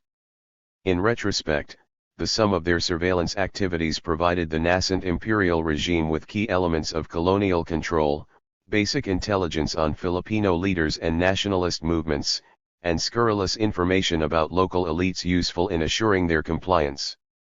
Through the clandestine accumulation of knowledge, routine, intimate, or scandalous about native collaborators, American officials gained a sense of omniscience and also an aura of authority for the exercise of colonial dominion. The importance of controlling these local leaders cannot be overstated. The British Empire expanded steadily for 200 years through alliances with such subordinate elites and then unraveled suddenly in just 20 years when, as historian Ronald Robinson has written, colonial rulers had run out of indigenous collaborators. 12. Arriving in the Philippine Islands without maps, a knowledge of local languages, or intelligence, the U.S. Army was, as a senior intelligence officer put it, a blind giant more than able to annihilate, to completely smash anything it faced, but unable to get any information about where or when to unleash this lethal force. 13 As it struggled to uproot guerrillas immersed in rugged terrain and hostile populations, the Army discovered the need for accurate intelligence and established the Division of Military Information, or DMI, the first field intelligence unit in its 100-year history. In early 1901, Captain Ralph Vandeman, who came to be known as the father of U.S. military intelligence, assumed command of this unit and began developing procedures that would, 15 years later, influence intelligence operations for the entire U.S. Army. 14 His Manila command began combining reports from the Army's 450 post-intelligence officers with data from the colony's civil police, laying telegraph lines to encircle guerrilla zones, and pressing subordinates for fast, accurate information. In this way, the DMI's field units became far more agile in tracking rebel movements and identifying locations for timely raids. 15. With a voracious appetite for raw data, DMI launched a confidential project to map the entire guerrilla infrastructure by compiling information cards on every influential Filipino, documenting physical appearance, personal finances, political loyalties, and kinship networks. For rapid retrieval, the DMI's clerks then transcribed these cards into indexed, alphabetized rosters for each military zone. 16 With few military precedents to guide him, Captain Vandeman soon was developing comprehensive doctrines for both intelligence and counterintelligence. 17. During its pacification of the capital city, the Army also created a metropolitan police force that would apply military intelligence and data management to domestic counterintelligence. When colonial rule by civil officials began in 1901, Manila's police added the most advanced American crime control technologies: a centralized phone network, the Gamewell system of police fire alarms, incandescent electrical lighting for city streets, Bertillon's photo identification, and fingerprinting. Within just 20 years, they would amass 200,000 alphabetized file cards covering 70% of the city's population. 18. The first U.S. civil governor, William Howard Taft, oversaw the elaboration of these military intelligence methods into a modern surveillance state, creating a colonial regime that ruled by controlling information through draconian libel laws and pervasive counterintelligence.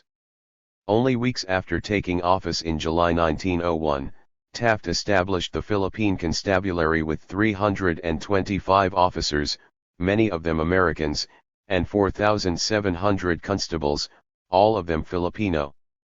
Taft assigned this new force the dual mission of counterinsurgency and colonial intelligence. The Constabulary's founder was Captain Henry Allen, a West Point graduate who, from an earlier assignment as military attaché at the Tsar's court in St. Petersburg, had come to understand the importance of intelligence and a secret police. 19 With its network of 200 Filipino spies, the Constabulary's Information Division drew its data from intensive surveillance, covert penetration, and the monitoring of the press and public discourse. All this intelligence flowed into the Constabulary's headquarters, where it was translated, typed, numbered, and filed in dossiers for ready retrieval. 20. Within this police panopticon, the Constabulary was systematic in its collection of incriminating information and selective in its release, that is, suppressing scandal to protect allies and releasing scurrilous information to destroy enemies. Among the tens of thousands of reports that crossed his desk, General Allen carried just one document with him through wartime service in France and into retirement near Washington, D.C., a DMI report titled The Family History of M.Q. Among its many scandalous tales, this report alleged that an influential Filipino politician identified only as M.Q. had concealed a premarital liaison with his half-sister and future wife by arranging an abortion and had buried the fetus from a similar liaison with another half-sister in Manila's Paco Cemetery. 21. During the first decade of his political career, M.Q., or Manuel Quezon, then an attorney, served the Constabulary as a secret agent and was, in turn, protected from the taint of such scandal. In 1903, future Constabulary Chief Rafael Crame, then a lieutenant in its Information Division, retained the young Quezon as what he called a private spy, used in all sorts of cases in the early days of the Constabulary. 22. Since Quezon cooperated fully with the Constabulary, the family history of M.Q. remained safely buried in General Allen's private files until his death, thereby ensuring Quezon's unchecked rise to become the country's first president in 1935 and, after independence in 1946, the namesake for the new nation's capital, Quezon City. Surveillance comes home. While the pacification of the Philippines was underway, Mark Twain wrote an imagined history of a future 20th century America, arguing that its lust for conquest had destroyed the Great Republic, trampling upon the helpless abroad had taught her, by a natural process, to endure with apathy the like at home. Multitudes who had applauded the crushing of other people's liberties, lived to suffer for their mistake. 23 Indeed, just a decade after Twain wrote those prophetic words, colonial police methods migrated homeward from the Philippines to provide models for the creation of an all-American internal security apparatus.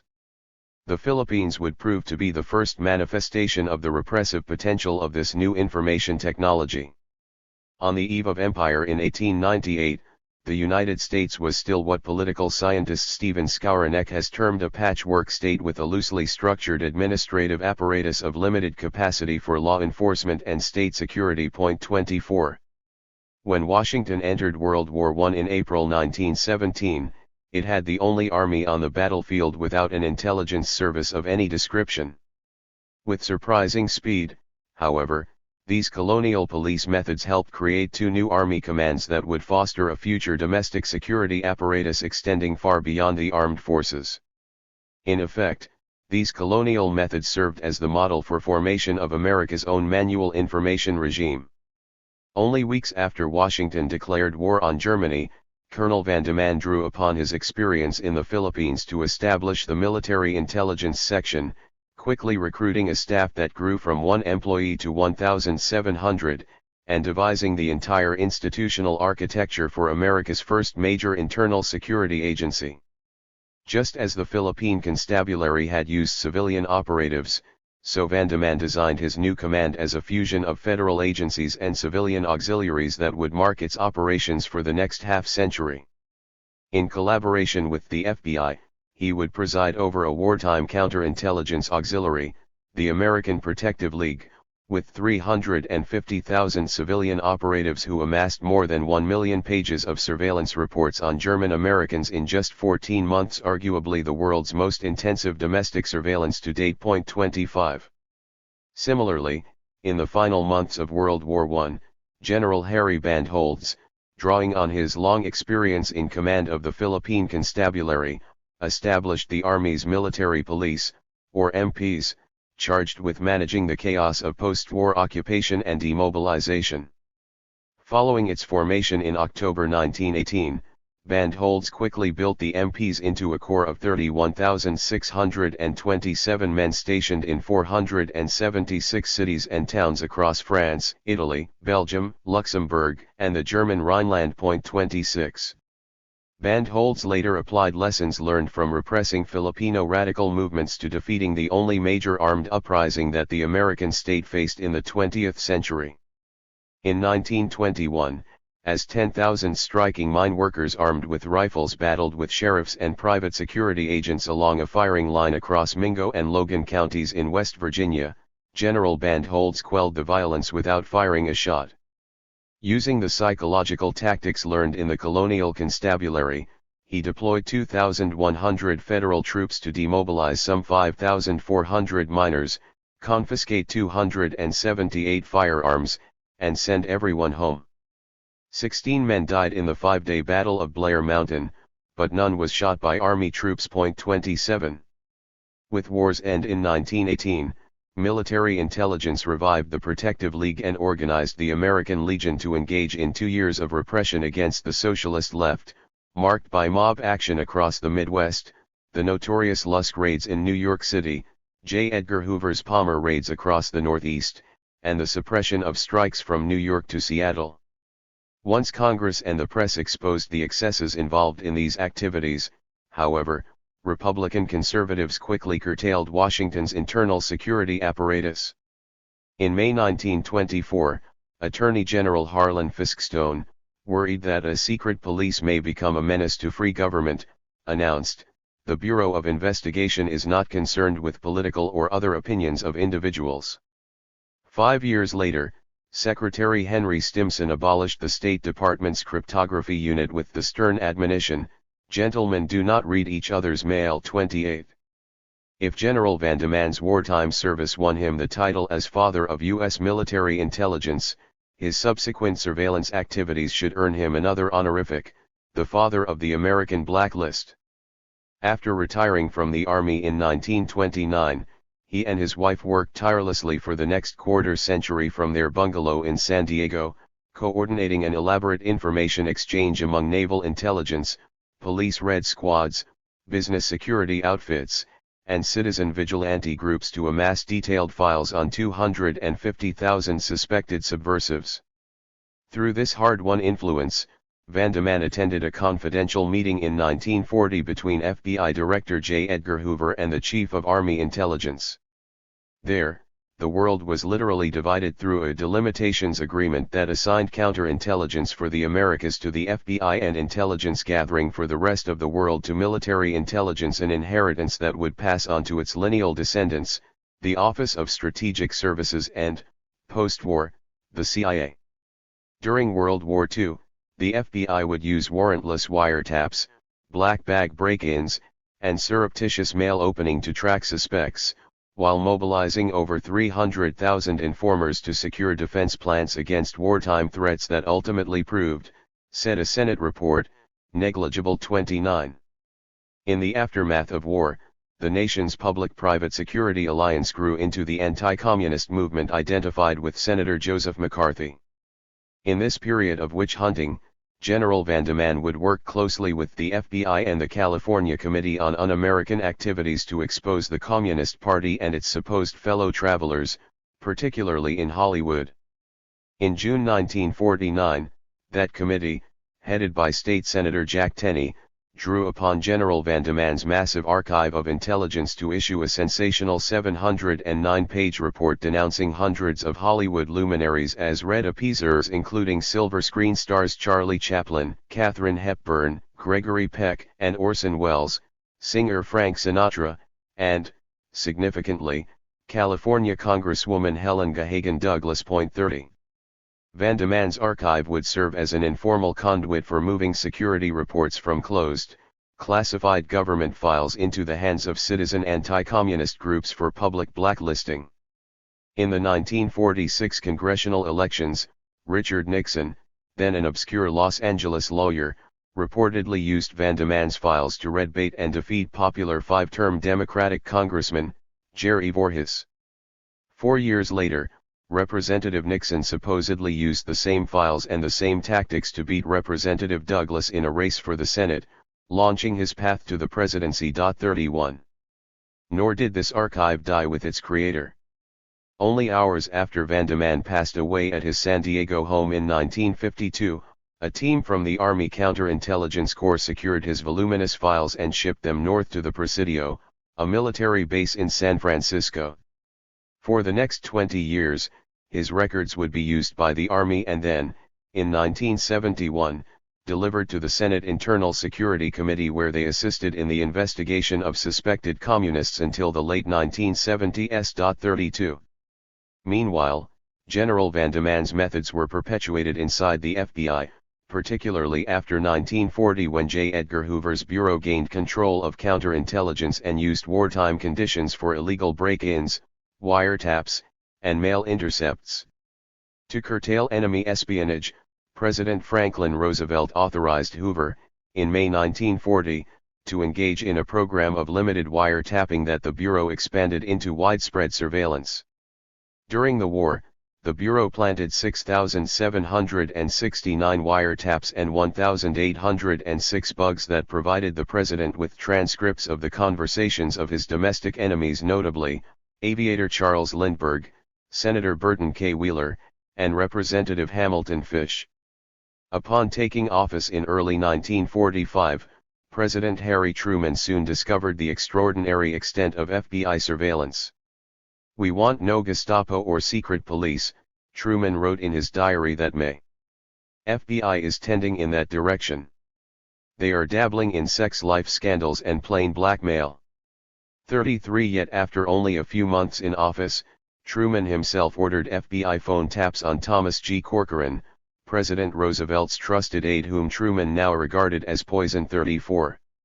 The manual information regime reached its apotheosis during World War II when Washington established the Office of Strategic Services as its first global espionage apparatus.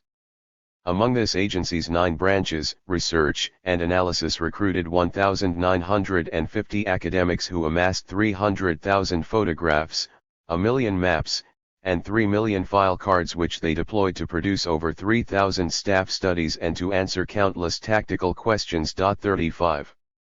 By early 1944, however, the OSS found itself, in the words of historian Robin Winks, drowning under the flow of information with documents stacking up, unread and unanalyzed. Absent technological change, this labor-intensive, manual version of data gathering and surveillance might have eventually collapsed under its own weight, imposing real limits on America's voracious imperial information apparatus. 36. Computerized information regime. Under the pressures of a protracted counter-guerrilla campaign in South Vietnam from 1964 to 1973, the United States launched a computerized information revolution that soon became nothing less than a second American information regime. In 1966, Defense Secretary Robert McNamara asked the CIA to design me something that will tell us the status of control in the countryside. The agency then identified 18 variables that would allow U.S. military advisors to assess security in all of South Vietnam's 12,000 hamlets on a scale ranging from A to E. Every month, U.S. Command's IBM computers arrayed the results of this hamlet evaluation survey on a dot matrix computer map meant to reflect spreading South Vietnamese control over the countryside. Unable to measure the all-important variable of popular commitment, the He's, said American pacification czar Robert Comer, faced an impossible dilemma. We were trying desperately to find countrywide indicators, he explained, and naturally the only indicators we could use were those that were statistically comparable and measurable. This proved to be a fool's errand, even as the share of South Vietnam's population rated secure climbed relentlessly to 75% on the eve of the Tet Offensive of 1968, which would reveal the illusory nature of all this data. 37.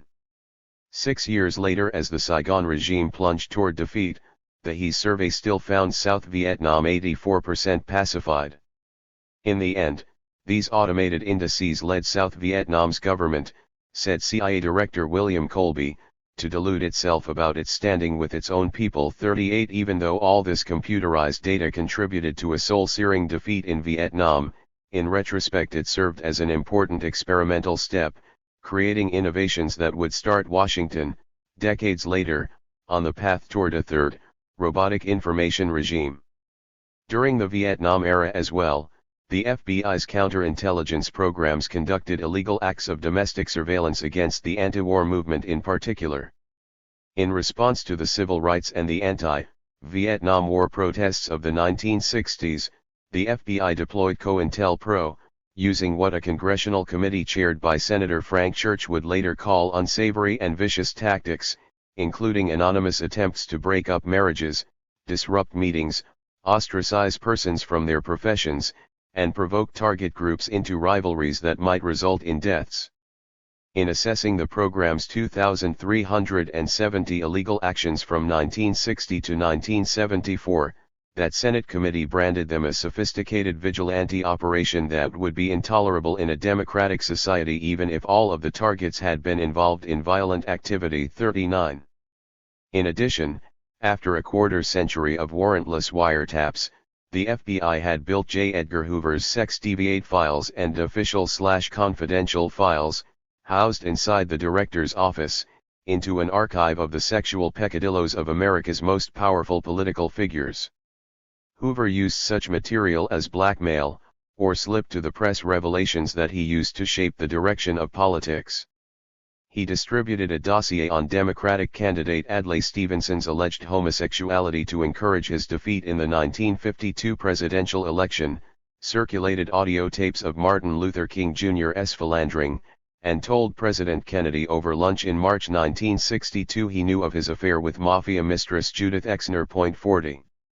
The moment would get something on a senator, recalled William Sullivan, then the Bureau's third-ranking official. He'd send one of the errand boys up and advise the senator that we're in the course of an investigation, and we by chance happen to come up with this data on your daughter.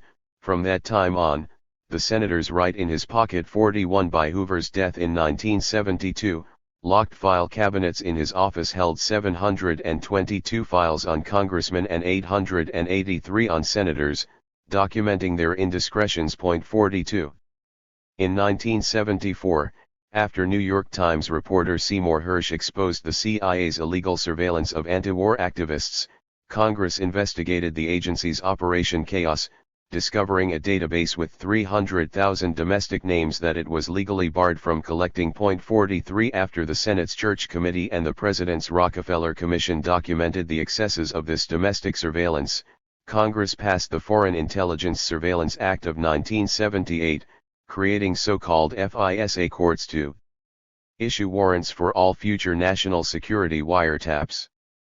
In effect, media expose and legislative reform put limits on Cold War excesses, much as Republican conservatives had done in the aftermath of World War I. 44. And then, of course, came the terror attacks of September 11, 2001. In an atmosphere of fear and panic, the way was opened again for excesses of information gathering and surveillance of every sort. As its occupations of Afghanistan and then Iraq encountered fierce resistance, Washington only accelerated its development of electronic surveillance, biometric identification, and unmanned aerial vehicles, creating new technologies that are now, after more than a decade of such covert operations, forming a third, robotic U.S. information regime. The amorphous war on terror's voracious appetite for information soon produced a veritable fourth branch of the federal government with 854,000 vetted security officials and over 3,000 private and public intelligence organizations. 45. The George W. Bush administration soon retreated into the shadows to launch a remarkable range of secret domestic surveillance programs run by the FBI and NSA. 46. In 2002, Congress erased the legal barrier that had long barred the CIA from domestic spying, granting the agency power to access U.S. financial records and audit electronic communications routed through the country. 47. But the White House soon went much further by conducting widespread surveillance without sufficient legal authority. Starting in October 2001, President Bush also ordered the NSA to begin covert monitoring of private communications through the nation's telephone companies without the requisite warrants. 48. Once the Bush administration decided metadata was not constitutionally protected, the NSA launched Operation Stellar Wind, a sweeping attempt to collect bulk telephony and internet metadata. 49. The architect of this spreading surveillance was General Keith Alexander, who, from the time he took charge of the NSA in 2005, pushed the metadata program to track every phone call made in America. 50. Armed with expansive FISA court orders permitting the collection of broad categories rather than information on specific individuals, the FBI's investigative data warehouse acquired over 1 billion documents within 5 years, including intelligence reports, social security files, driver's licenses, and private financial information accessible to 13,000 analysts making 1 million queries monthly. 51. In 2006, as the sheer masses of data strained computer capacities, the Bush administration launched the Intelligence Advanced Research Projects activity, using IBM's Watson supercomputer to sift through the rising haystack of Internet data. 52. In 2005, the New York Times exposed the NSA's illegal surveillance for the first time. 53. A year later, USA Today reported that the agency was secretly collecting the phone call records of tens of millions of Americans, using data provided by AT&T, Verizon, and Bell South. One expert called the result the largest database ever assembled in the world, adding presciently that the agency's goal was to create a database of every call ever made. 54. With expanded powers under congressional legislation in 2007 and 2008 that legalized Bush's once illegal program, the NSA launched PRISM, a program that compelled 9 internet service providers to transfer what became billions of emails to its massive data farms. 55. And the FISA courts, originally created to check the national security state, instead became its close collaborator, approving nearly 100% of government wiretap requests and renewing the NSA's mass metadata collection of all U.S. phone calls 36 consecutive times from 2007 to 2014.56. Surveillance under Obama. Unlike Republicans in the 1920s or Democrats in the 1970s who curtailed wartime surveillance, President Obama instead expanded the NSA's digital project as a permanent weapon for the exercise of global power. Under his administration, the NSA's foreign and domestic Internet data capture became so pervasive that the American surveillance state penetrated the private lives of individual Americans on a massive scale. By the end of Obama's first term, the NSA's system of surveillance was simultaneously sweeping up billions of messages worldwide while monitoring dozens of specific international leaders. To achieve such an extraordinary capability, it developed access points for penetrating the World Wide Web of fiber optic cables, other ways in via special protocols and backdoor software flaws, supercomputers that could begin to crack the encryption of this digital torrent, and massive data farms to store the endless flood of purloined data. What made the NSA so powerful was, of course, the Internet, that global grid of fiber optic cables, which, as of 2013, connected some 40% of humanity. 57 By the time Obama took office, the agency had finally harnessed the power of modern telecommunications for near-perfect surveillance. Centralization, via digitization, of all voice, video, textual, and financial communications on the Internet allowed the NSA, circa 2013, to monitor the entire globe by penetrating just 190 data hubs, an extraordinary economy of energy for both political surveillance and cyber warfare. 58. With a few hundred cable probes and computerized decryption, the NSA could capture, circa 2013, the kind of gritty private details that J. Edgar Hoover so treasured when it came to only hundreds of individuals, and simultaneously provide the sort of comprehensive surveillance of entire populations once conducted by secret organizations like East Germany's Stasi. Yet the extent of NSA surveillance is so unprecedented that such historical precedents seem feeble by comparison. NSA Worldwide SIGINT/Defense Cryptologic Platform, 2013, showing 190 access programs for penetrating the Internet's global grid of fiber optic cables for both surveillance and cyber warfare. The first round of mass surveillance came during World War I, when the FBI and military intelligence swelled into all-powerful agencies charged with extirpating any flicker of disloyalty anywhere in America, whether by word or deed. Since only 25% of the country's households then had telephones, monitoring the loyalties of some 10 million German Americans and countless suspect subversives proved incredibly labor-intensive. Legions of postal workers had to physically examine the 12 billion first-class letters mailed in 1918 alone, while 350,000 badge-carrying vigilantes performed shoe-leather snooping on immigrants, unions, and socialists of every sort. 59. In the next round of such surveillance during World War II, it was the telephone that made Hoover a Washington powerhouse. With 40% of the country and the entire political elite by then owning phones, FBI wiretaps at local switchboards could readily monitor conversations by both suspected subversives and the president's domestic enemies. Even with such centralized communications, however, the Bureau's staff soared from just 650 in 1924 to 13,000 by 1943 to provide the massive manpower required for its wartime counterintelligence. 60. Yet once FBI agents had tapped thousands of phones, stenographers had typed up countless transcripts, and clerks had stored this paper harvest in floor-to-ceiling file cabinets, J. Edgar Hoover still only really knew about the inner workings of the elite in one city, Washington, D.C. To gain the same intimate detail for an entire country, the Stasi would have to employ one police informer for every 6 East Germans, an unsustainable waste of human resources. 61. By contrast, the marriage of the NSA's decryption technology to the Internet's data hubs now allows the agency's 37,000 employees to monitor the entire globe with a highly efficient ratio of just one official for every 200,000 people on the planet. 62. Since the start of the War on Terror, The NSA has been relentless in pushing this powerful new technology to its limits to monitor influential political figures worldwide and simultaneously to sweep up data for almost every person on the planet. In August 2013, the New York Times reported that the FISA court had chastised the NSA 2 years earlier for intercepting some 250 million email messages from Americans annually while supposedly tracking foreign suspects and for maintaining a log of all domestic phone calls since 2006.63. A month later, the same paper revealed that, since 2010, the NSA had applied sophisticated software to create social network diagrams, to unlock as many secrets about individuals as possible, and pick up sensitive information like regular calls to a psychiatrist's office, late-night messages to an extramarital partner. 64.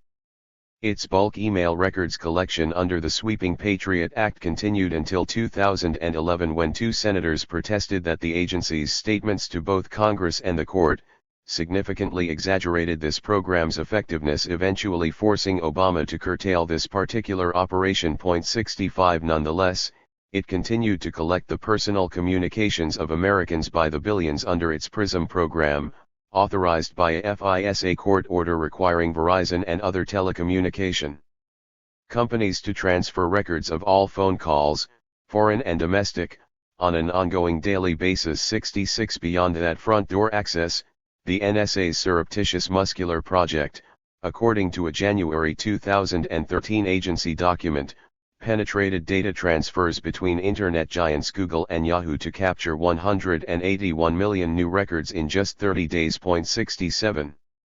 The ongoing war on terror provided both the political impetus and technical innovation for this rapid growth in surveillance.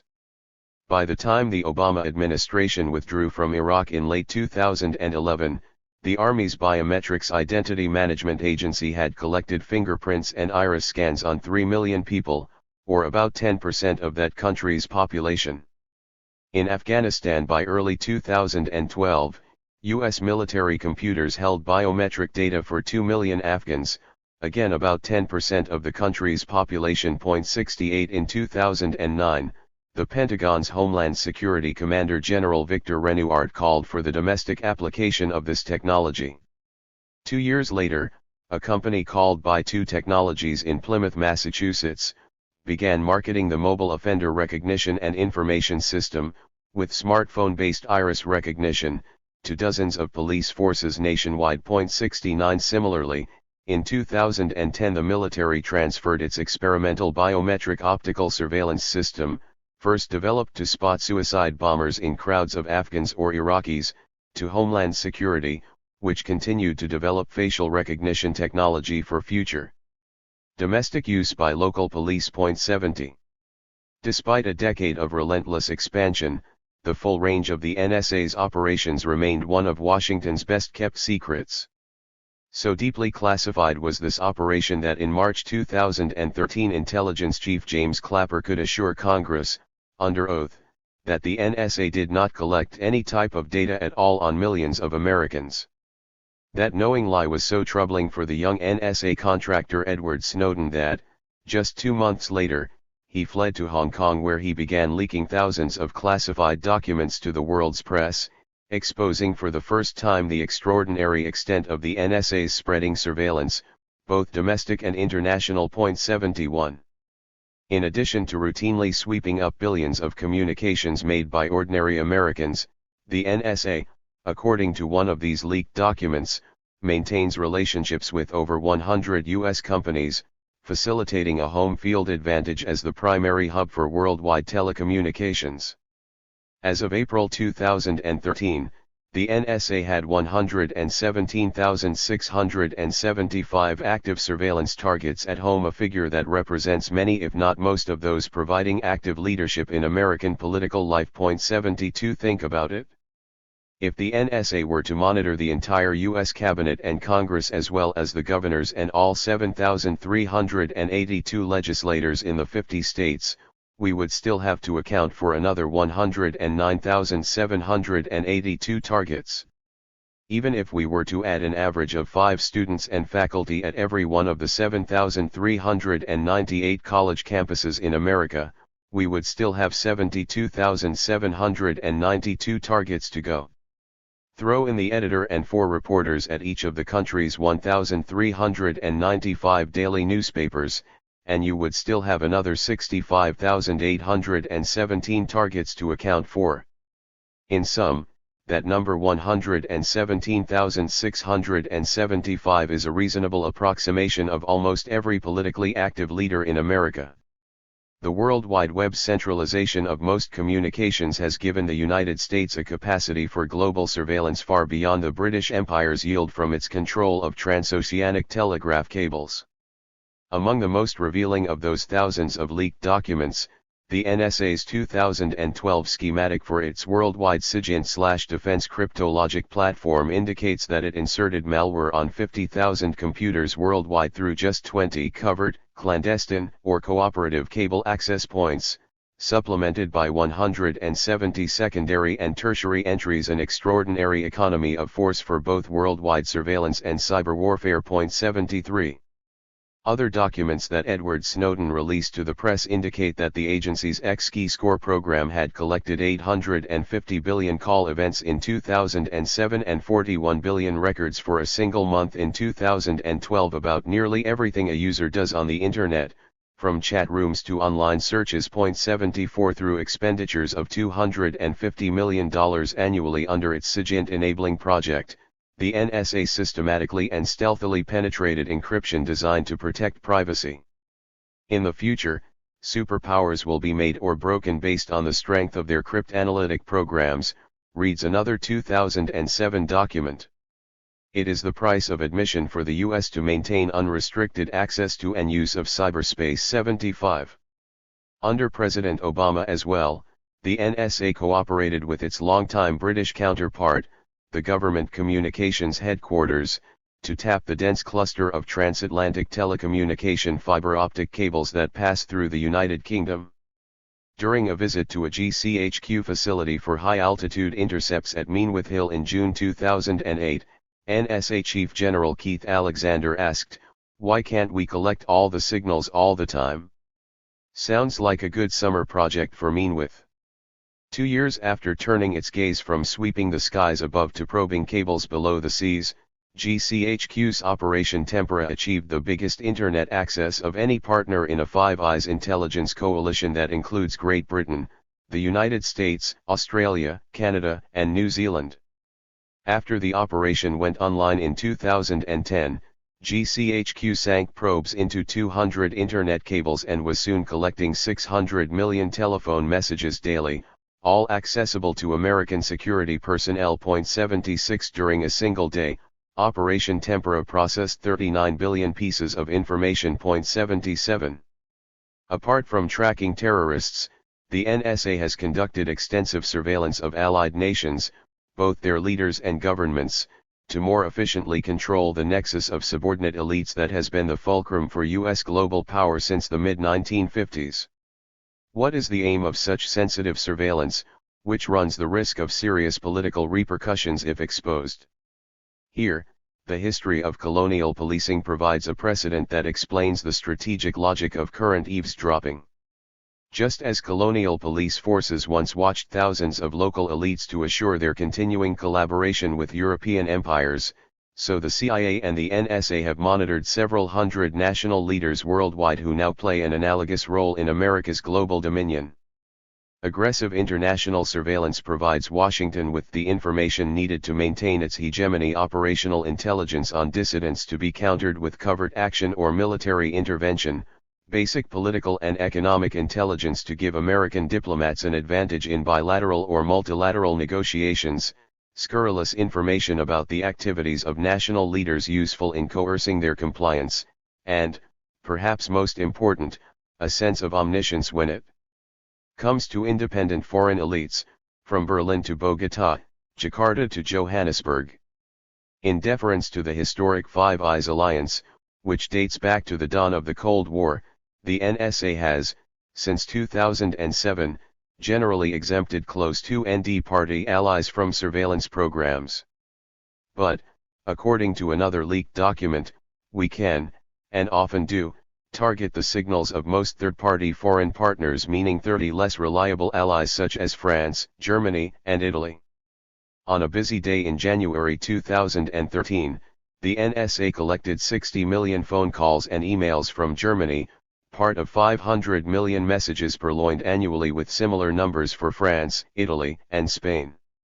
To gain operational intelligence on these allies, the NSA tapped phones at European Council headquarters in Brussels and 38 parallel targets in Washington and New York, including the European Union delegation at the UN. 78. Revelations from the cache of documents that Edward Snowden leaked indicate that the NSA has conducted close surveillance on the leaders of some 35 nations worldwide, including Brazilian President Dilma Rousseff's personal phone, the cabinet communications of former Mexican President Felipe Calderón, and the email of his successor, Enrique Pena Nieto, intercepts for Chancellor Angela Merkel's cell phone calls since 2002, taps on the phones of Indonesia's President Susilo Bambang Yudhoyono, and widespread surveillance of world leaders during the Group 20 summit meeting at Ottawa in June 2010. 79 In 2015, the activist news group WikiLeaks reported that the NSA had monitored 3 French presidents from 2006 to 2012, including some highly sensitive conversations of François Hollande. The group also released documents on the surveillance of 3 German chancellors over a 15-year period, including Angela Merkel's confidential conversations about the global financial crisis in 2009 and about Eurozone conflicts in 2011. 80. In late 2013, the New York Times reported that there were more than 1,000 targets of American and British surveillance in recent years, reaching down to mid-level actors in the international arena. Apart from obvious subjects like Israeli Prime Minister Ehud Olmert and Defense Minister Ehud Barak, the NSA and GCHQ monitored the Vice President of the European Commission, Joaquin Almunia, who oversaw antitrust issues, the French energy company Total, and official German communications in Berlin and with Georgia, Rwanda, and Turkey. 81. Such secret intelligence about its allies gives Washington a significant diplomatic advantage. According to surveillance expert James Bamford, it's the equivalent of going to a poker game and wanting to know what everyone's hand is before you place your bet. 82 Indeed, during the diplomatic wrangling at the UN over the Iraq invasion in 2002 to 2003, the NSA intercepted Secretary General Kofi Annan's conversations and monitored the middle 6 third world nations on the Security Council, listening in as the delegates communicated back to their home countries, to discover which way they might vote, and offering a highway, a dam, or a favorable trade deal, in a subtle form of bribery. 83 The NSA helped U.S. Ambassador Susan Rice develop a strategy for a UN Security Council vote on Iran sanctions in 2010 by monitoring members Gabon, Uganda, Nigeria, and Bosnia. And the agency assisted President Obama by gaining access to UN Secretary General talking points prior to meeting in 2013. 84. In October 2012, another document quoted NSA Director Alexander proposing that, in countering Muslim radicals, Washington should look to their vulnerabilities, which if exposed, would likely call into question a radicalizer's devotion to the jihadist cause, leading to the degradation or loss of his authority. Citing the 2 timeless sources of scandal, sex and money, the director suggested that such vulnerabilities would likely include viewing sexually explicit material online or using a portion of the donations they are receiving, to defray personal expenses. The document identified one potential target as a respected academic whose vulnerabilities are online promiscuity. According to author James Bamford, the NSA's operation is eerily similar to the FBI's operations under J. Edgar Hoover in the 1960s, where the Bureau used wiretapping to discover vulnerabilities, such as sexual activity, to neutralize their targets.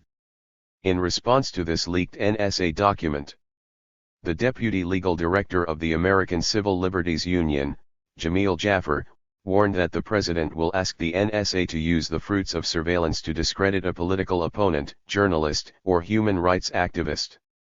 The NSA has used its power that way in the past, and it would be naive to think it couldn't use its power that way in the future. 85. Indeed, In a December 2013 letter to the Brazilian people, Edward Snowden accused the agency of actually conducting such surveillance, saying, "They even keep track of who is having an affair or looking at pornography, in case they need to damage their target's reputation." These programs were never about terrorism, they're about economic spying, social control, and diplomatic manipulation. They're about power. 86 In a 2014 interview, Snowden charged that the NSA passed unexpurgated messages from Palestinians to Israel's super-secret counterpart Unit 8200 for possible blackmail. In response to that revelation, 43 members of the unit resigned in moral protest, charging that information about sexual orientations, infidelities, money problems was being used to apply pressure to people, to make them cooperate with Israel as intelligence assets. 87. Just as the Internet has centralized communications, so it has moved much of commercial sex off the mean streets and into cyberspace, providing easy surveillance of the embarrassing habits of targets anywhere. With an estimated 25 million salacious sites worldwide and a combined 10.6 billion page views per month at the top 5 sex sites in 2013, 88 online pornography has become a nearly $100 billion global business. 89. Digital surveillance has tremendous political potency for scandal, exemplified by Eliot Spitzer's forced resignation in 2008 as governor of New York after phone taps revealed his use of escort services. 90 And the ouster of France's budget minister Jérôme Cahuzac in 2013 following phone taps that exposed his secret Swiss bank account. 91 Given the acute sensitivity of such executive communications, world leaders have reacted strongly to the reports of American surveillance with potentially deleterious consequences for Washington's relations with key allies. Germany's Chancellor Merkel demanded, unsuccessfully, Five Eyes exempt status. 92 France's President François Hollande insisted, "We cannot accept this kind of behavior between partners and allies." 93 After the European Parliament voted to curtail the sharing of bank data with Washington, its President Martin Schulz explained, "When you approach a negotiation and you need to be afraid that the other side has already spied out what you are going to say in that negotiation, then we are not talking about equal partners anymore." 94 Not only did Brazil's President Rousseff cancel a state visit to Washington in September 2013 after reports about NSA taps on her phone, but within 2 months the state telecom company Telebras announced a joint venture with Embraer for a $560 million satellite network meant to free Brazil from the US-controlled fiber optic grid and thereby ensure the sovereignty of its strategic communications. 95 Even in Canada, one of the Five Eyes coalition member countries exempt from surveillance, boomerang routing of communications through the United States allowed NSA surveillance, prompting the head of that country's Internet Registration Authority to call for Canada to repatriate its Internet traffic for protection of privacy. 96. Information and the future of American dominion. By leaking a trove of NSA documents, Edward Snowden has provided a rare glimpse into the changing architecture of U.S. global power. At the broadest level, this digital pivot complements President Obama's overall defense strategy, announced in 2012, of keeping costs under control while conserving America's hegemony through a capacity for a combined arms campaign across all domains: land, air, maritime, space, and cyberspace. 97. Since 2009, digital surveillance has morphed into cyber warfare through the formation of the U.S. Cyber Command with operations housed in a cyber combat center in Texas, initially staffed by 7,000 Air Force employees. 98 The Pentagon then concentrated power in a striking way by appointing NSA Chief Alexander as Cybercom's concurrent commander and declaring cyberspace an operational domain for both offensive and defensive warfare. 99 Simultaneously, Washington deployed its first cyber viruses with devastating effect against Iran's nuclear facilities from 2006 to 2010. 100. President Obama has invested billions in building a new architecture for global information control. According to documents Snowden leaked to The Washington Post in August 2013, the United States had spent $500 billion on intelligence agencies in the dozen years since the 9/11 attacks, including 2012 appropriations of $10.3 billion for the National Reconnaissance Office, $10.8 billion for the NSA, and $14.7 billion for the CIA. 101 If we add the $791 billion expended on the Department of Homeland Security to this $500 billion for global intelligence in the dozen years since 9/11, then Washington has made a $1.2 trillion investment in hardware, software, and personnel to build a powerful security apparatus, including a formidable surveillance capacity, with enormous, unexplored implications for state controls at home and abroad. 102. So formidable has the security bureaucracy proved that, in December 2013, Obama's Executive Review Committee recommended not any real reforms but instead a regularization of current NSA practices, allowing the agency to continue tapping all domestic and international communications. From then on, any monitoring of foreign leaders would require presidential approval, a power Obama promptly exercised by promising Germany's Chancellor Merkel that her phone would not be tapped and by refusing to extend the same assurance to the presidents of Brazil and Mexico. 103. This torrent of federal funding allowed, in just 4 years from 2012 to 2016, an unprecedented expansion in the scale and scope of the NSA's infrastructure. Complementing the agency's probes into the fiber optic grid beneath the Earth's surface, the National Reconnaissance Office launched, in June 2016, its seventh super-secret advanced Orion satellite, the world's largest, equipped with a mesh antenna bigger than a football field to eavesdrop from a geostationary orbit 22,000 miles above the Earth. 104. To cover the globe with greater efficiency, the NSA also built a network of massive regional listening posts. For the Middle East, the agency completed, in 2012, a $286 million, 604,000 square foot complex with 4,000 employees in Savannah, Georgia.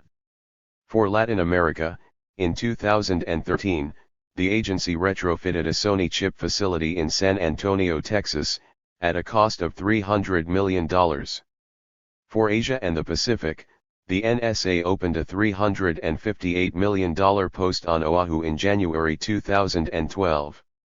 Simultaneously, at Meanwith Hill in northern England, the NSA added supercomputers to process the 2 million intercepts an hour that its parabolic antennas sucked up from orbiting surveillance satellites. 105.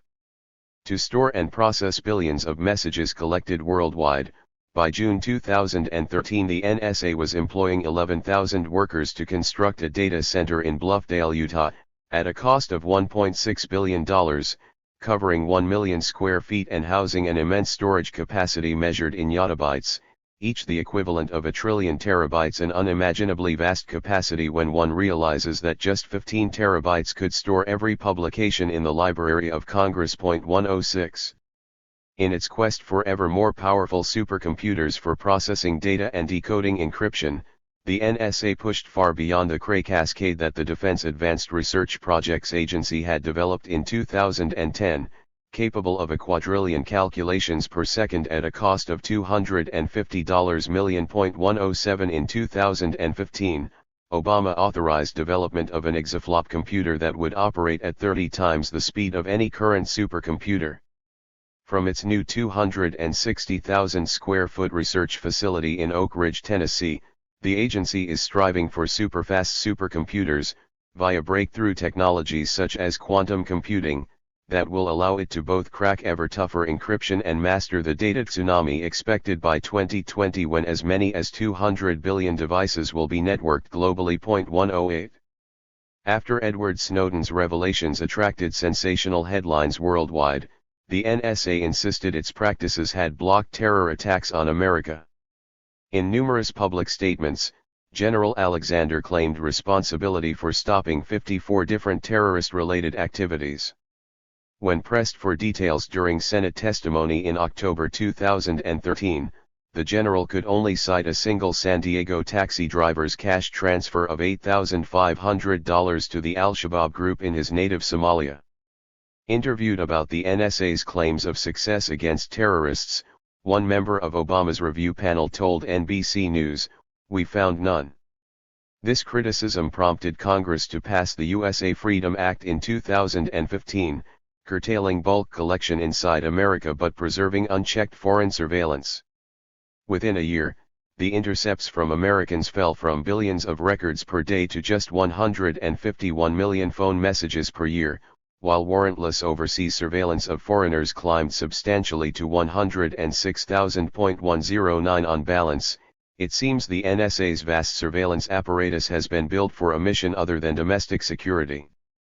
By 2020, such massive surveillance will likely be integral to the U.S. bid to perpetuate its waning global power. The Pentagon will deploy a triple canopy aerospace shield, advanced cyber warfare, and digital surveillance meant to envelop the Earth in an electronic grid capable of simultaneously monitoring millions of private lives and blinding entire armies on the battlefield. Ultimately, this sophisticated technological regime, the third in America's century-long rise to global power, will require the integration of the Pentagon's evolving aerospace array into a robotic command structure that will coordinate operations across all combat domains: space, cyberspace, sky, sea, and earth. In this way, in its SIGINT strategy 2012-2016, the NSA planned to dramatically increase mastery of the global network by integration of its systems into a national matrix of robotic sensors that will interactively sense, respond and alert one another at machine speed 110. In the future, Washington will require such an automated system capable of translating a babble of digital data captured from satellites in the skies and fiber optic cables in the seas into actionable intelligence for the effective exercise of global power.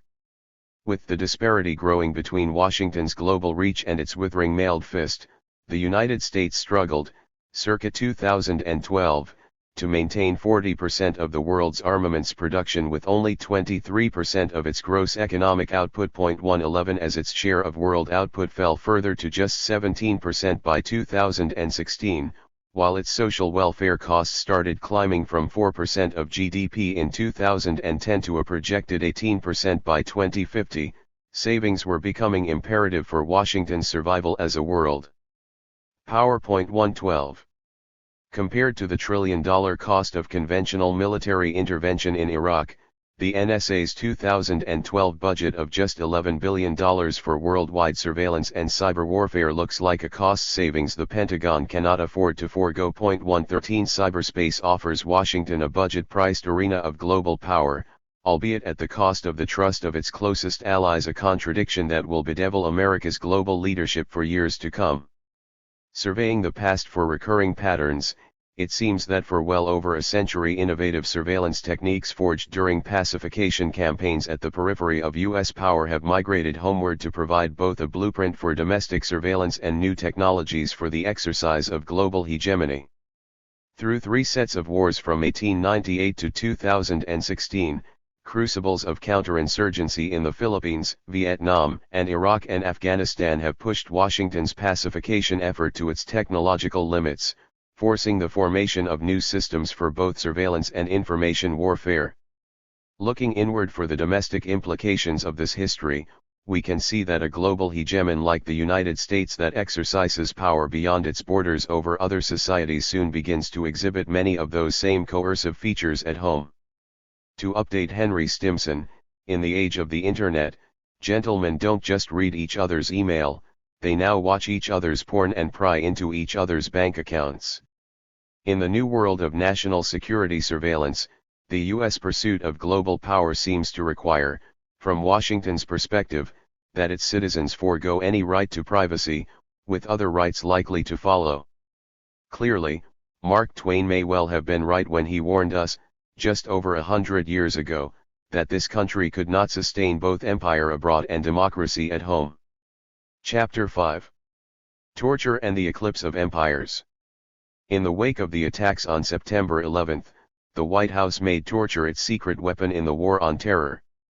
Although Washington mobilized its military for conventional operations in Afghanistan and Iraq, the main challenge in this new kind of warfare would be non-state actors, terrorists who moved elusively across the Muslim world from Morocco to Manila in what one CIA veteran called ad hoc networks that dissolve as soon as the mission is accomplished. With its countless Cold War victories, overthrowing enemies on 5 continents by coups and covert operations, the agency possessed an aura of invincibility that made it Washington's chosen instrument against Al-Qaeda. Yet the CIA's reputation for clandestine daring-do had been grossly inflated, and its qualifications for this new mission were few indeed. 1. In the half-century before 2001, the CIA had mounted a single security operation comparable to its pursuit of Al-Qaeda, and the results of this earlier counter-terror effort against communists in South Vietnam were decidedly mixed. In the new campaign against Islamic terrorists, the CIA soon found it had few, if any, covert assets inside militant Muslim circles, forcing the agency to revive the torture techniques it had developed for the Cold War. 2.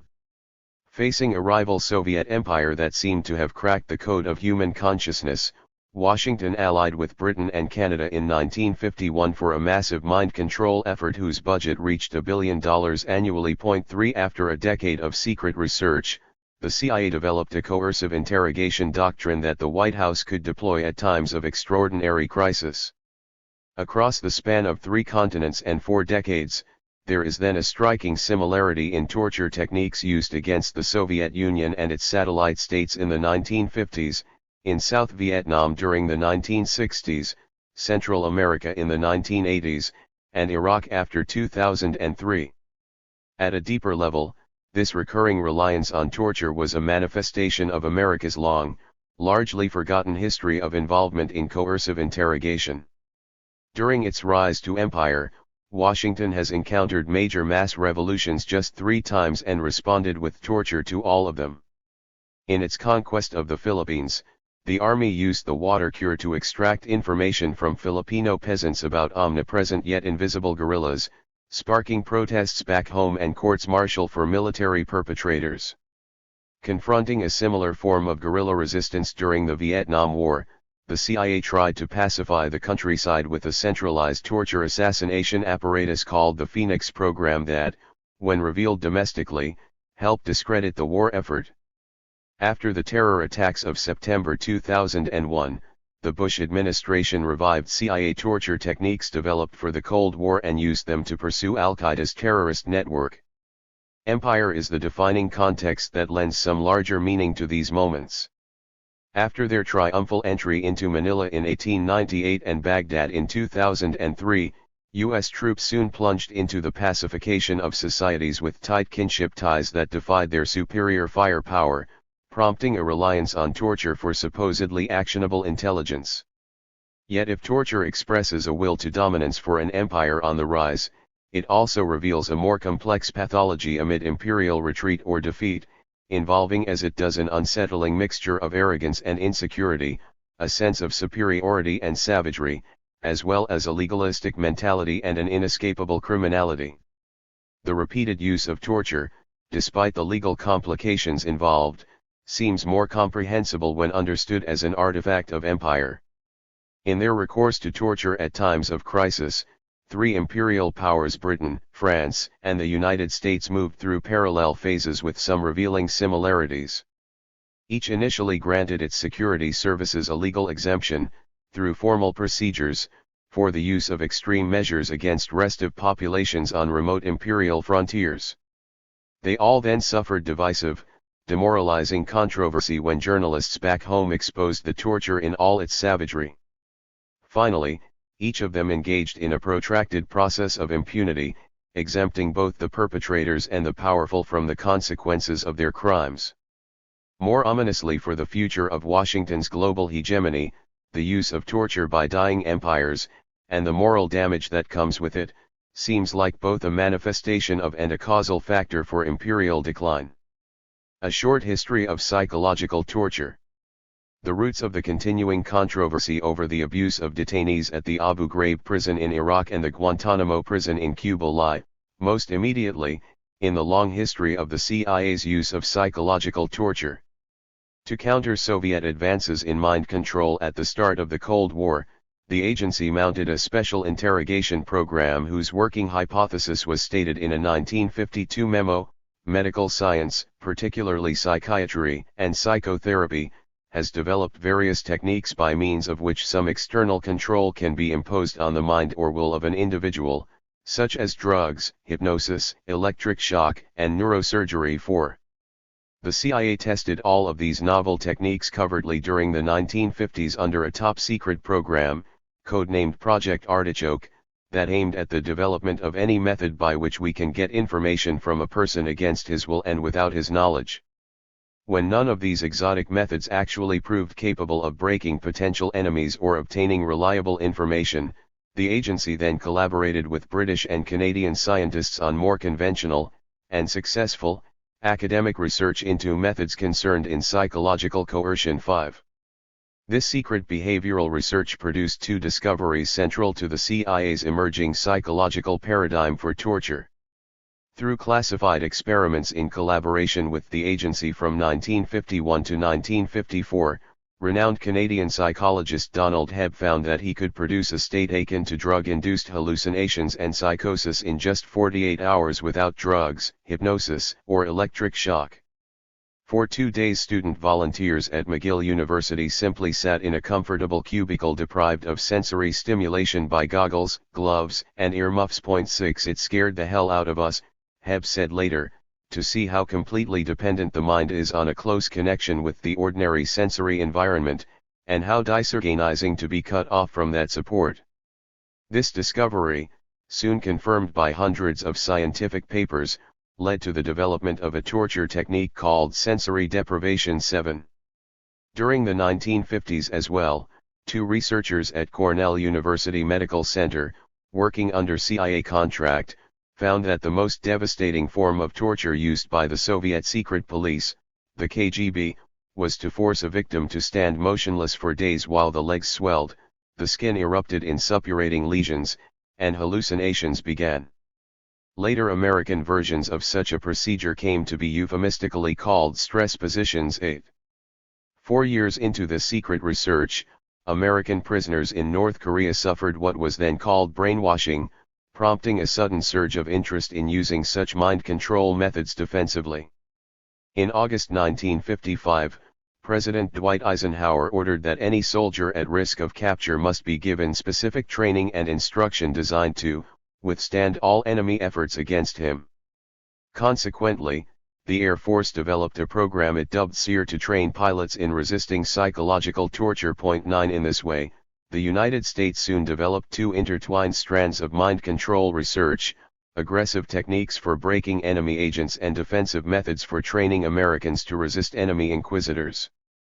In 1963, the CIA distilled this decade of research into the Kubark Counterintelligence Interrogation Manual, which stated that sensory deprivation was effective because it made the regressed subject view the interrogator as a father figure, strengthening the subject's tendencies toward compliance. 10 Refined through years of practice on human beings, the CIA's psychological paradigm came to rely on a mix of sensory overload and sensory deprivation via seemingly banal procedures: heat and cold, light and dark, noise and silence, feast and famine, meant to attack 6 basic sensory pathways into the human mind. After codifying such methods in that manual, the CIA spent the next 30 years promoting them within the U.S. intelligence community and among anti-communist allies worldwide. Along the global arc of containment that defined the Cold War, the CIA trained allied agencies in Iran, South Vietnam, and Latin America. During the war in Vietnam, the CIA's Phoenix program deployed systematic torture and often brutal methods to dismantle communist networks in the countryside, producing 46,776 extrajudicial executions but little actionable intelligence. From 1966 to 1991, military intelligence also ran Project X to transmit these counterinsurgency tactics to Latin America via Spanish-language training manuals, an elaborate interrogation curriculum, and field training programs. 11. Training the Honduran military in psychological torture. During the 1980s, for instance, the CIA taught local interrogators that they should manipulate the subject's environment, to disrupt patterns of time, space, and sensory perception. In short, assault the basic sensory pathways into human consciousness. Point 12. Significantly, the techniques described in this Human Resources Exploitation Manual 1983 seem remarkably similar to those outlined 20 years earlier in the Kubark Report and those used 20 years later at Abu Ghraib prison in Iraq. As torture proliferated during the Cold War, a countervailing movement, led by Amnesty International and like-minded organizations, gradually mobilized a civil society coalition that proved effective in publicizing and protesting these abuses.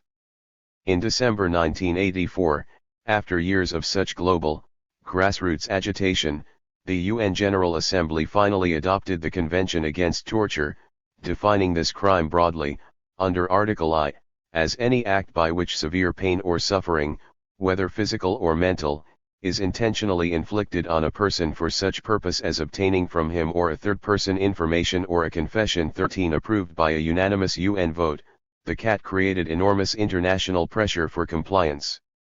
As a result, President Ronald Reagan sent the convention to Congress in 1988 with a ringing endorsement invoking our desire to bring an end to the abhorrent practice of torture.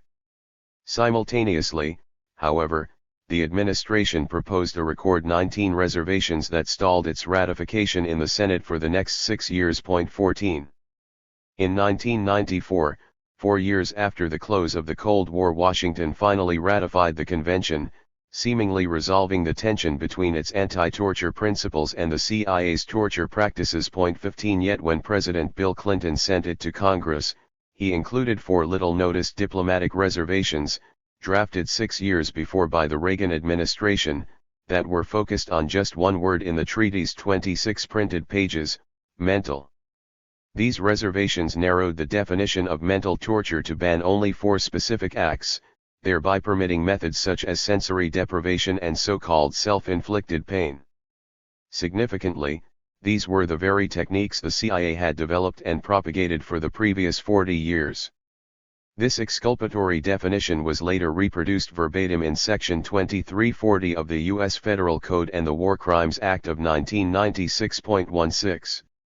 Through all this legal legerdemain, Washington managed to ban physical abuse while exempting the CIA from the UN's prohibition on psychological torture. This exemption, buried like a landmine, would detonate with phenomenal force just 10 years later at Abu Ghraib. Right after his public address to a shaken nation on September 11, 2001, President George W. Bush turned to his staff and gave them secret orders for torture, insisting emphatically, "I don't care what the international lawyers say, we are going to kick some ass." 17. After months of recondite legal research, administration attorneys translated the president's eloquent but unlawful command into policy through 3 controversial, neoconservative legal findings. First, the president is above the law. Next, torture is a legally acceptable exercise of presidential power. And, finally, the U.S. Navy base at Guantanamo in Cuba is not U.S. territory.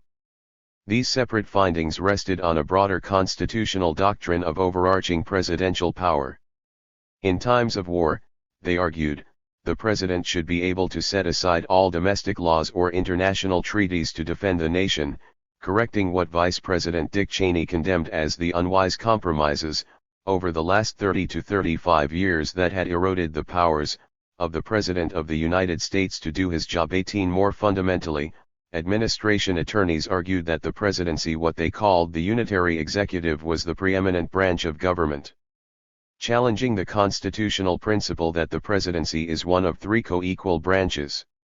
John Yoo, a University of California law professor serving in the Bush Justice Department, asserted that the founders intended that wrong-headed or obsolete legislation and judicial decisions would be checked by presidential action. 19. Drawing on the advice of his neoconservative legal advisors, President Bush decided, in February 2002, that none of the provisions of Geneva apply to our conflict with Al-Qaeda in Afghanistan or elsewhere throughout the world, thereby removing any requirements for minimum standards for humane treatment. 20. Much like the French had done in Algeria or the British in Kenya, the White House had, through formal procedures, exempted the CIA from legal restraints on torture. By then, however, the agency no longer had any personnel experienced in coercive interrogation. Following a prisoner's death in custody in the mid-1980s, the CIA had purged torture techniques from its interrogation canon, concluding that they were counterproductive. After decades of training Latin American militaries in such techniques, the Defense Department under then-Secretary Dick Cheney in the early 1990s recalled all copies of extant manuals that detailed these illegal methods. 21. 12 years later, when the Bush administration opted for torture, the sole institutional memory of the CIA's psychological methods lay in the military's SEER training. Under a contract with the CIA, two retired military psychologists, James Mitchell and Bruce Jessen, reverse-engineered this defensive doctrine for offensive use on Al-Qaeda captives. They sought to render the detainees vulnerable to break down all of their senses, one Bush administration official told New Yorker reporter Jane Meyer. It takes a psychologist trained in this to understand these rupturing experiences. Inside CIA headquarters, officials felt a high level of anxiety about possible future prosecutions for methods defined as torture under international law. The presence of hired outside psychologists was considered a way for CIA officials to skirt measures such as the Convention Against Torture. 22. In a dramatic break with past policy, the White House also allowed the CIA to operate its own global network of prisons. Terror suspects would then be seized worldwide, subjected to extraordinary rendition, and incarcerated endlessly inside a supranational agency gulag of 8 secret black sites from Thailand to Poland and allied prisons and torture chambers from Morocco to Egypt to Uzbekistan. 23. The Bush administration also approved 10 enhanced interrogation methods designed by the CIA psychologists, including waterboarding. 24. This use of cold water to block breathing triggers the mammalian diving reflex, imprinted in the human brain to save infants from drowning, and thereby induces an unimaginable terror of impending death. Instead of simply outsourcing the abuse to allies as they had during the Cold War, CIA employees would now dirty their own hands with waterboarding and wall slamming. In response to White House inquiries about the legality of these techniques, Assistant Attorney General Jay Bybee and his subordinate John Yoo found grounds in a now notorious August 2002 memo for exculpating any CIA interrogator who tortured but later claimed his intention was to obtain information and not inflict pain. By parsing the definition of torture in Section 2340 of the Federal Code stating the physical or mental pain must be severe, Bybee concluded that physical pain amounting to torture must be equivalent in intensity to the pain accompanying serious physical injury such as organ failure, effectively allowing torture right up to the point of death. For purely mental pain or suffering to amount to torture, it must result in significant psychological harm, lasting for months or even years, a truly permissive standard that drew upon the elusive character of psychological torture. 25. Not only were the Bush Justice Department lawyers aggressive in their advocacy of torture, they meticulously laid the legal groundwork for a future impunity. In a memo for the CIA in August 2002, Bybee cited the SEER training, which subjected U.S. troops to a carefully controlled form of waterboarding, to advise the CIA that the waterboard could not be said to inflict severe suffering. He found all 10 of the agency's enhanced techniques legal because, under his convoluted interpretation of the Federal Code Section 2340, an individual must have the specific intent to cause prolonged mental harm in order to have the specific intent to inflict severe mental pain. 26. In 3 detailed torture memos dated May 2005, drafted long after the worst abuse was over and apparently aimed at providing legal cover for Bush's counselors as they left office, Deputy Assistant Attorney General Stephen Bradbury repeatedly cited the original American diplomatic reservations to the UN Convention, replicated verbatim in Section 2340, to argue that waterboarding was perfectly legal since the technique is not physically painful. 27. All the enhanced techniques were, Bradbury counseled confidently, unlikely to be subject to judicial inquiry. 28. 6 months later, in November 2005, the CIA, in a complementary move to conceal evidence of earlier abuse, destroyed 92 videotapes documenting the interrogation of top Al-Qaeda suspects inside the agency black site in Thailand. 29. From these same Justice Department memos, we now know that the CIA refined its psychological paradigm significantly under Bush. As described in a classified 2004 report titled Background Paper on CIA's Combined Use of Interrogation Techniques, each detainee was transported to a black site while deprived of sight and sound through the use of blindfolds, earmuffs, and hoods. Once inside the prison, he was to be reduced to a baseline, dependent state through conditioning by nudity, sleep deprivation, and dietary manipulation. For more physical and psychological stress, CIA interrogators were greenlighted to employ coercive measures such as an insult slap or abdominal slap and then walling, that is, slamming the detainee's head against a cell wall. 30 If all these failed to produce the results being sought, interrogators escalated to waterboarding, as was done to Abu Zubaydah at least 83 times during August 2002 and Khalid Sheikh Mohammed 183 times in March 2003. 31 Attorney General John Ashcroft approved expanded use of these techniques at meetings with CIA Director George Tenet in July and September 2003. Even when informed that the waterboard had been used 119 times on an individual 32. In a parallel process at the Pentagon in late 2002, Defense Secretary Donald Rumsfeld approved 15 aggressive interrogation techniques for the military prison at Guantanamo, authorizing harsh stress positions in a handwritten note reading, "I stand for 8 to 10 hours a day." Why is standing limited to 4 hours? 33 Significantly, the Defense Department, like other Bush administration agencies, was careful to assure impunity for those who used its aggressive methods, even in the frenzied first months of the War on Terror. In developing its expansive protocol, the Pentagon relied on the senior counsel at the CIA's Counterterrorism Center, Jonathan Fredman, who reportedly echoed the BIBU August 2002 memo by advising that the legal definition of torture was written vaguely and is basically subject to perception by the perpetrator. He concluded that U.S. law had no real restraints on interrogation, saying, "If the detainee dies, you're doing it wrong." 34. Simultaneously, Rumsfeld gave General Jeffrey Miller command of the new American military prison at Guantanamo Bay with ample authority to transform it into an ad hoc psychology lab. Their so-called behavioral science consultation teams of military psychologists probed detainees at Guantanamo for individual phobias such as fear of the dark. Interrogators strengthened the psychological assault by exploiting what they saw as Arab cultural sensitivities about sex and dogs. 35 In their three-phase attack on the senses, culture, and the individual psyche, Guantanamo interrogators perfected the CIA's psychological paradigm. After regular inspections of the facility from 2002 to 2004, the International Red Cross reported, "The construction of such a system cannot be considered other than an intentional system of cruel, unusual, and degrading treatment and a form of torture." 36.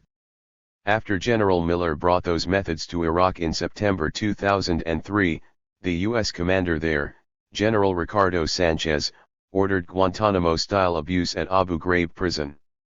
My own review of the 1,600 still classified photos taken by American guards at Abu Ghraib prison, and later leaked to Australian reporters, reveals not random, idiosyncratic acts by individual bad apples but the repeated use of three core techniques in the CIA's psychological paradigm: hooding for sensory deprivation, shackling for self-inflicted pain, and nudity and dogs to exploit Arab cultural sensitivities. This was, for instance, why Private Lindy England was so infamously photographed leading an Iraqi detainee leashed like a dog. 37.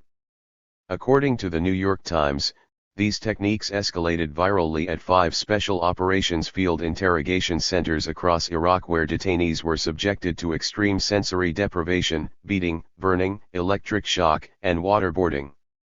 Among the thousands soldiers serving in these units, 34 were later convicted of abuses and many more escaped prosecution only because records were officially lost. 38. As often happens in imperial wars, this attempt at pacification through harsh measures, mass incarceration, and systemic abuse simply intensified Iraqi resistance. Meeting in Kuwait in 2006, Top U.S. diplomats working on counterterrorism in the Middle East reported, detainee debriefs and intelligence reporting indicate that U.S. treatment of detainees at Guantanamo Bay, Abu Ghraib, and elsewhere is the single most important motivating factor for T/FFs traveling to Iraq. Looking back on his combat service there, General Stanley McChrystal concluded, "In my experience, we found that nearly every first-time jihadist claimed Abu Ghraib had first jolted him to Action 39. Indeed, the largest of American prisons, Camp Bucca in southern Iraq, became the training ground for the most radical of the jihadists, the future leaders of the Islamic State, or ISIS.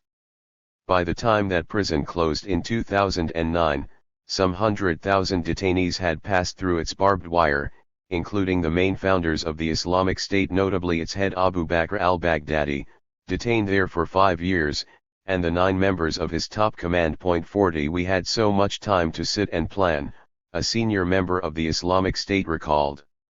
It was the perfect environment. We all agreed to get together when we got out. The way to reconnect was easy. We wrote each other's details on the elastic of our boxer shorts. Released in 2009 and soon reunited, the Islamic State leaders expanded their movement steadily until 2013 when their militant followers attacked Abu Ghraib prison, fostering a mass breakout of 500 inmates, including senior jihadists. As the Islamic State seized cities and towns across northern Iraq in early 2014, the Baghdad government estimated that 17 of its top 25 leaders had spent time in U.S. military prisons. 41. A history of impunity. Even as they exercise extraordinary power over others, perpetrators of torture around the world are assiduous in their pursuit of impunity, constructing recondite legal justifications, destroying records of actual torture, and enacting legislation that will facilitate exoneration. Not only were the Bush administration's Justice Department lawyers aggressive in their advocacy of torture, they were meticulous from the start in laying the legal groundwork for later impunity.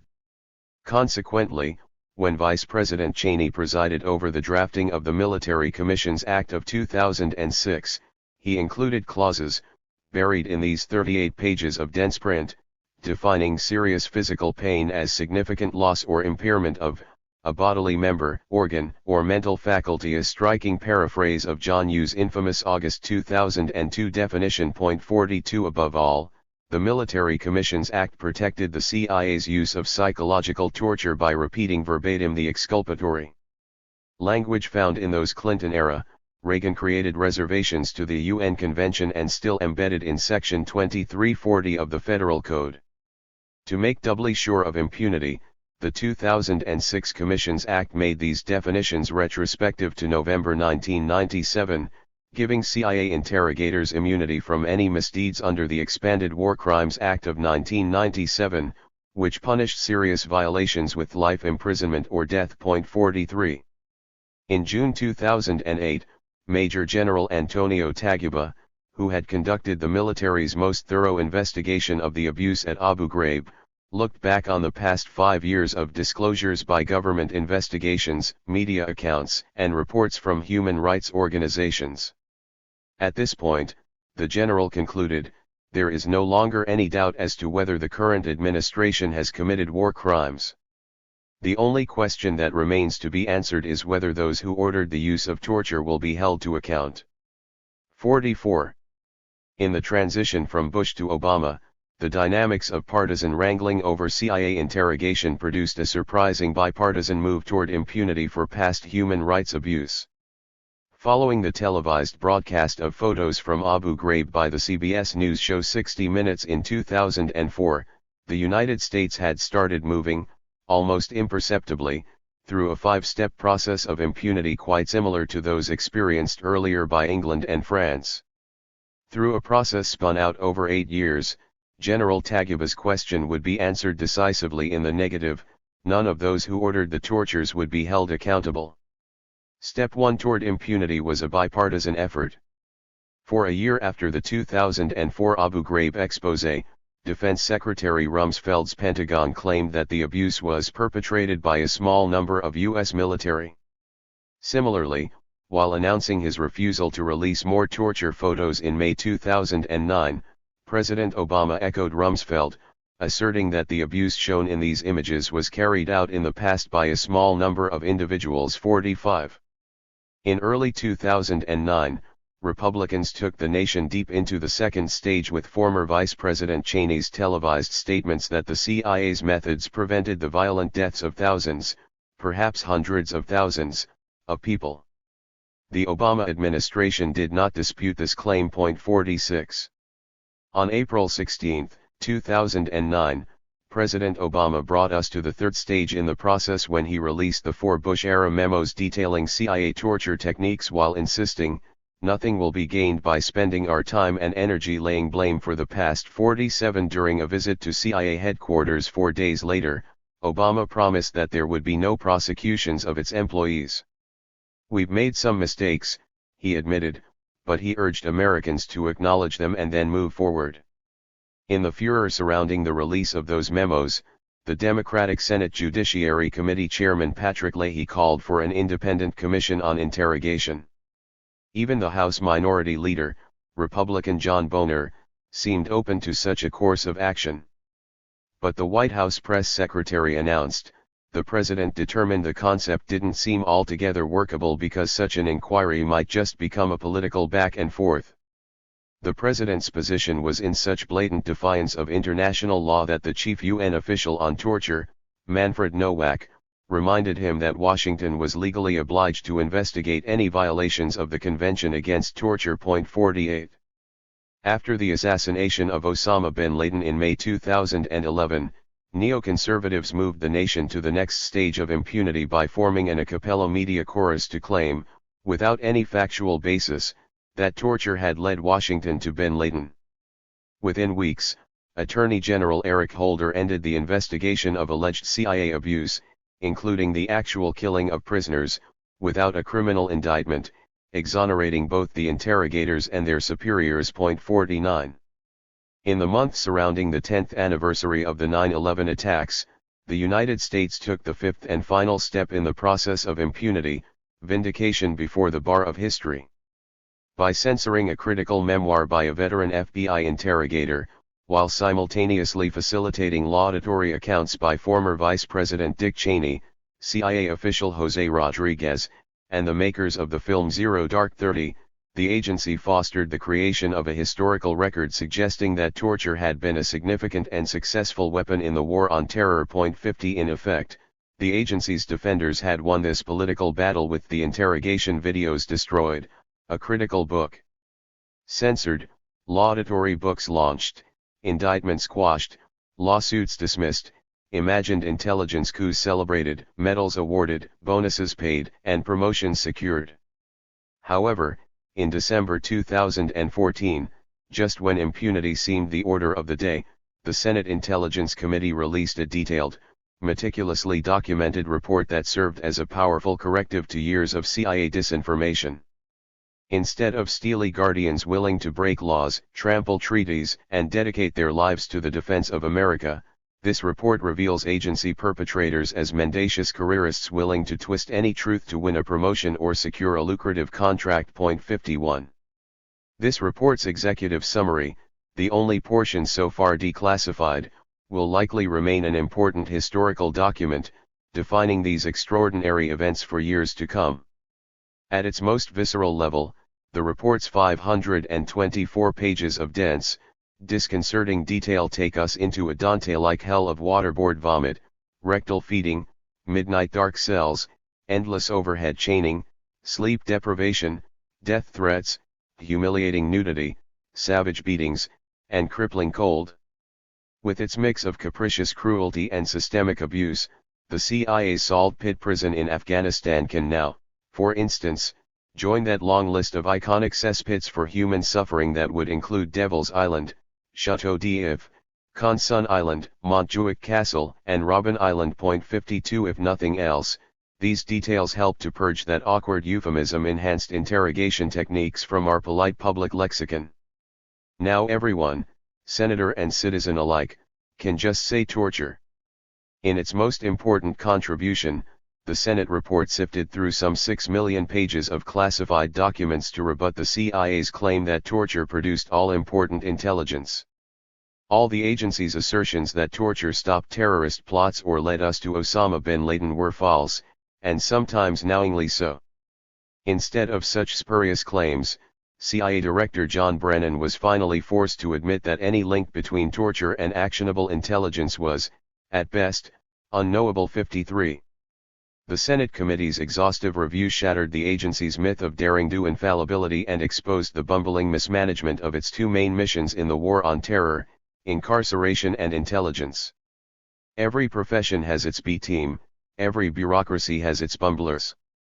Instead of sending James Bond, Langley dispatched Mr. Bean and Maxwell Smart in the persons of psychologists James Mitchell and Bruce Jessen.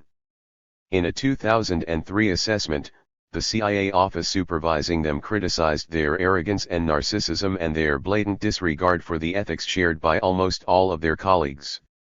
In perhaps the single most damning detail of the Senate report, it was revealed that the CIA had paid those two Air Force retirees $81 million to create sophisticated enhanced interrogation techniques after they had spent their careers doing little more than administering the SEER torture resistance curriculum, a mundane job tailor-made for mediocrities of modern psychology. 54. For all its many strengths, the Senate report is not without serious limitations. Mired in detail, the committee's analysis of this rich data is often cursory or convoluted, obscuring its import for even the most discerning reader. This limitation is most apparent in the report's close case study of Abu Zubaydah, the detainee whose torture at a Thai black site in 2002 proved seminal, convincing the CIA that its enhanced techniques worked and giving these psychologists effective control over the agency's interrogation program for the next 6 years. 55. To its credit, the Senate report debunked both CIA claims that Abu Zubaydah was bin Laden's senior lieutenant and President Bush's 2006 statement that he had run a terrorist camp in Afghanistan where some of the 9/11 hijackers trained. In fact, the Senate reported, such claims significantly overstated Abu Zubaydah's role in al-Qaeda and the information he was likely to possess. The CIA itself reported, in 2006, that Al-Qaeda had rejected his membership application back in 1993 and his training camp had no connection to bin Laden. 56. The Senate's mass of information about this incident is good as far as it goes, but a more extensive analysis in this critical section of the report might have yielded far more. Among countless thousands of interrogations during the War on Terror, conservatives have repeatedly cited Abu Zubaydah to defend the CIA's methods. In his memoirs, published on the 10th anniversary of 9/11, Dick Cheney claimed the CIA's methods had turned this hardened terrorist into a fount of information and thus saved thousands of lives. 57. But just 2 weeks later, Ali Sufyan, a former FBI counter-terror agent fluent in Arabic, published his own book claiming he gained important actionable intelligence by using very different non-coercive, empathetic methods to interrogate Abu Zubaydah. 58. If we juxtapose the many CIA-censored pages of Ali Sufyan's memoir with his earlier, unexpurgated congressional testimony, this interrogation becomes an extraordinary four-stage scientific experiment in comparing the effectiveness of CIA coercion versus the FBI's empathic approach. 59. Stage 1. As soon as Abu Zubaydah was captured in 2002, FBI agent Ali Sufyan flew to Bangkok where he built rapport with him in Arabic to gain the first intelligence about the role of KSM as the mastermind of the 9/11 attacks. Angered by the FBI's success, CIA Director George Tenet pounded the table and dispatched his contract psychologist James Mitchell, who stripped Zubaydah naked and subjected him to low-level sleep deprivation. Stage 2. After the CIA's harsh methods got no information, FBI agents resumed their questioning of Abu Zubaydah to learn the details of Jose Padilla, the so-called dirty bomber. Then the CIA team again took over and moved up the coercive continuum to loud noise, temperature manipulation, and 48 hours of sleep deprivation. Stage 3. When this tough CIA approach again failed, FBI agents were brought back for a third time, using empathetic techniques that produced more details on the Padilla bomb plot. Stage 4. When the CIA ratcheted up the abuse to outright and clear torture, the FBI ordered Ali Soufan home. With the CIA psychologist now in sole control, Abu Zubaydah was subjected to weeks of sleep deprivation, sensory disorientation, forced nudity, and waterboarding. But he gave no further information. Yet in a stunning bit of illogic, Mitchell claimed this negative result was, in fact, positive, since these enhanced techniques showed that the subject had no more secrets to hide. Amazingly, the CIA bought this bit of flim-flam. Examined closely, the results of this ad hoc experiment were blindingly clear. FBI empathy was effective, while CIA coercion proved consistently counterproductive. But this fundamental yet fragile truth was obscured by repeated CIA claims of good intelligence from the torture of Abu Zubaydah and by its heavy-handed censorship of 181 pages in Ali Soufan's memoir that reduced his account to a maze of blackened lines that no ordinary reader can readily understand. More broadly, the Senate Committee's report also fails to ask or answer a critical question: if the intelligence yield from torture was so consistently low, why was the CIA so determined to persist in these brutal but unproductive practices for so long? Among the many possibilities the Senate failed to explore is a default bureaucratic response by an empowered security service flailing about in fear when confronted with an unknown threat. When feelings of insecurity develop within those holding power, reported a CIA analysis of the Cold War Kremlin that couldn't be more applicable to the post-9/11 White House, they become increasingly suspicious and put great pressures upon the secret police to obtain arrests and confessions. At such times police officials are inclined to condone anything which produces a speedy confession, and brutality may become widespread. 60. Moreover, the Senate report's rigorously pseudonymous format denies it the key element in any historical narrative, the actor, thereby making much of its text almost incomprehensible. Understanding the power of narrative, the CIA sedulously cultivated the makers of the feature film Zero Dark 30, encouraging the story of a heroic female operative whose single-minded pursuit of the facts, through the most brutal of tortures, supposedly led the Navy SEALs to Osama bin Laden.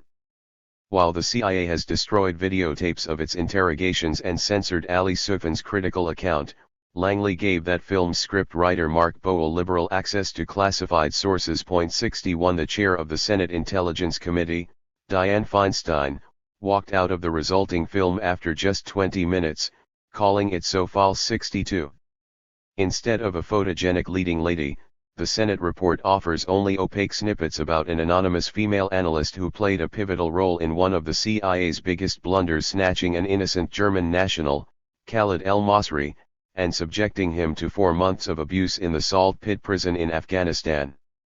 That same operative later defended torture by telling the CIA's Inspector General that the waterboarding of Khalid Sheikh Mohammed had extracted the name of terrorist Majid Khan when, in fact, Khan was already in CIA custody.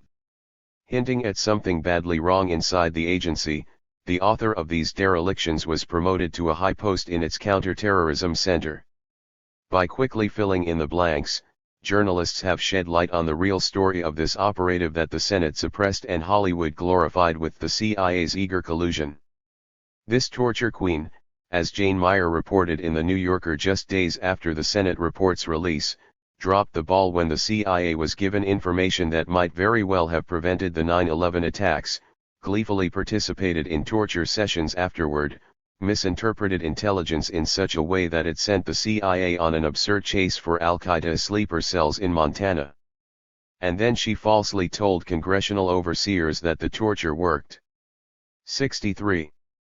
After all that, this agent, whom journalist Glenn Greenwald identified as Alfreda Bykowski, was rewarded with a high CIA salary that, reports an activist website, allowed her to buy a luxury home in Reston, Virginia, for $875,000.64. In short, adding names and narrative reveals a consistent pattern of CIA incompetence, the corrupting influence of intelligence gleaned from torture, and the agency's perpetrators as self-aggrandizing incompetents. Despite its rich trove of hard-won detail, the Senate report has, at best, produced a neutral outcome, a draw in this political contest over impunity. Even in the face of the Senate's sobering revelations, the allure of torture has refused to fade. In the long 2016 presidential race, Republican Party candidate Donald Trump stoked his insurgent campaign with fiery calls for waterboarding, saying he would approve it in a heartbeat because only a stupid person would say it doesn't work.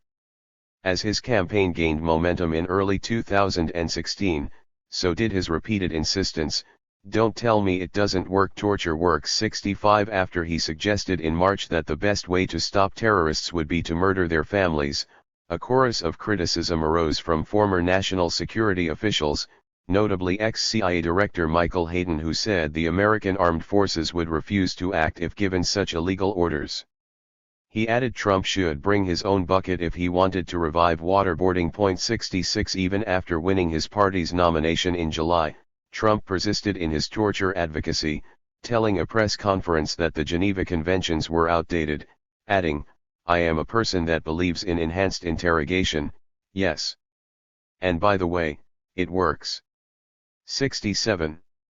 With torture once again dominating political discourse, the New York Times invested scarce reportorial resources to publish, in October 2016, a searching review of Bush administration torture, crisscrossing 3 continents to track down dozens of former detainees once held in CIA black sites or at Guantanamo.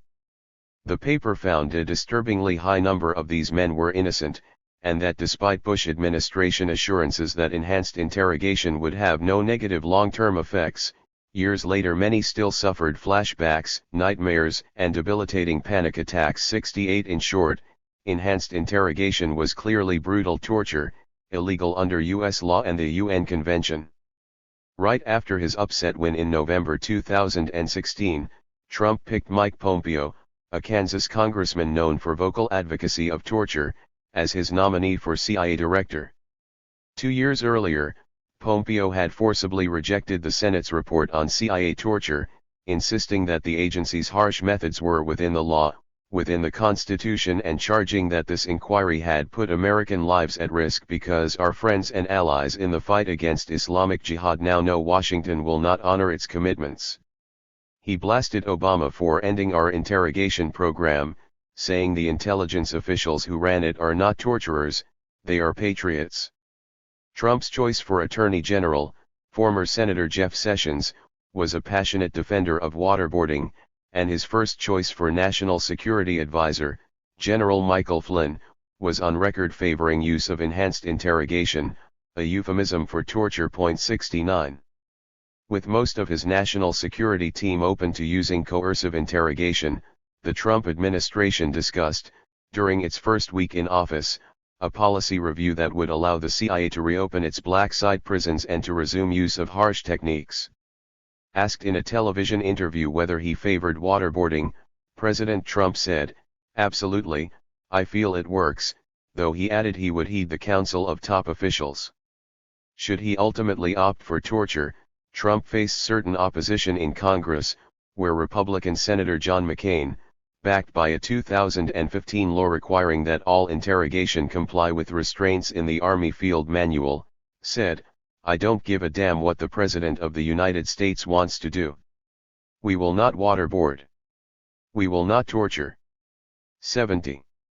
While Trump's transition team was endorsing harsh interrogation, the prosecutor at the International Criminal Court in The Hague announced a formal finding that as part of approved interrogation techniques, members of the CIA appear to have subjected at least 27 detained persons to torture in Afghanistan from 2002 to 2008. 71 With his national security team unanimous on the issue, the Trump administration would, should the need arise, likely use techniques deemed torture under international law, damaging America's stature as a moral leader in the community of nations. In the past 40 years, there have been a half-dozen similar scandals over CIA torture or the agency's torture techniques in South Vietnam, Brazil, Iran, Honduras, Latin America, and, most recently, its black sites and Guantanamo. Each has followed a familiar cycle: revelation, momentary sensation, vigorous rebuttal, official inaction, and then oblivion. Why, we might well ask, have there been so many revelations with so little that we might call reform?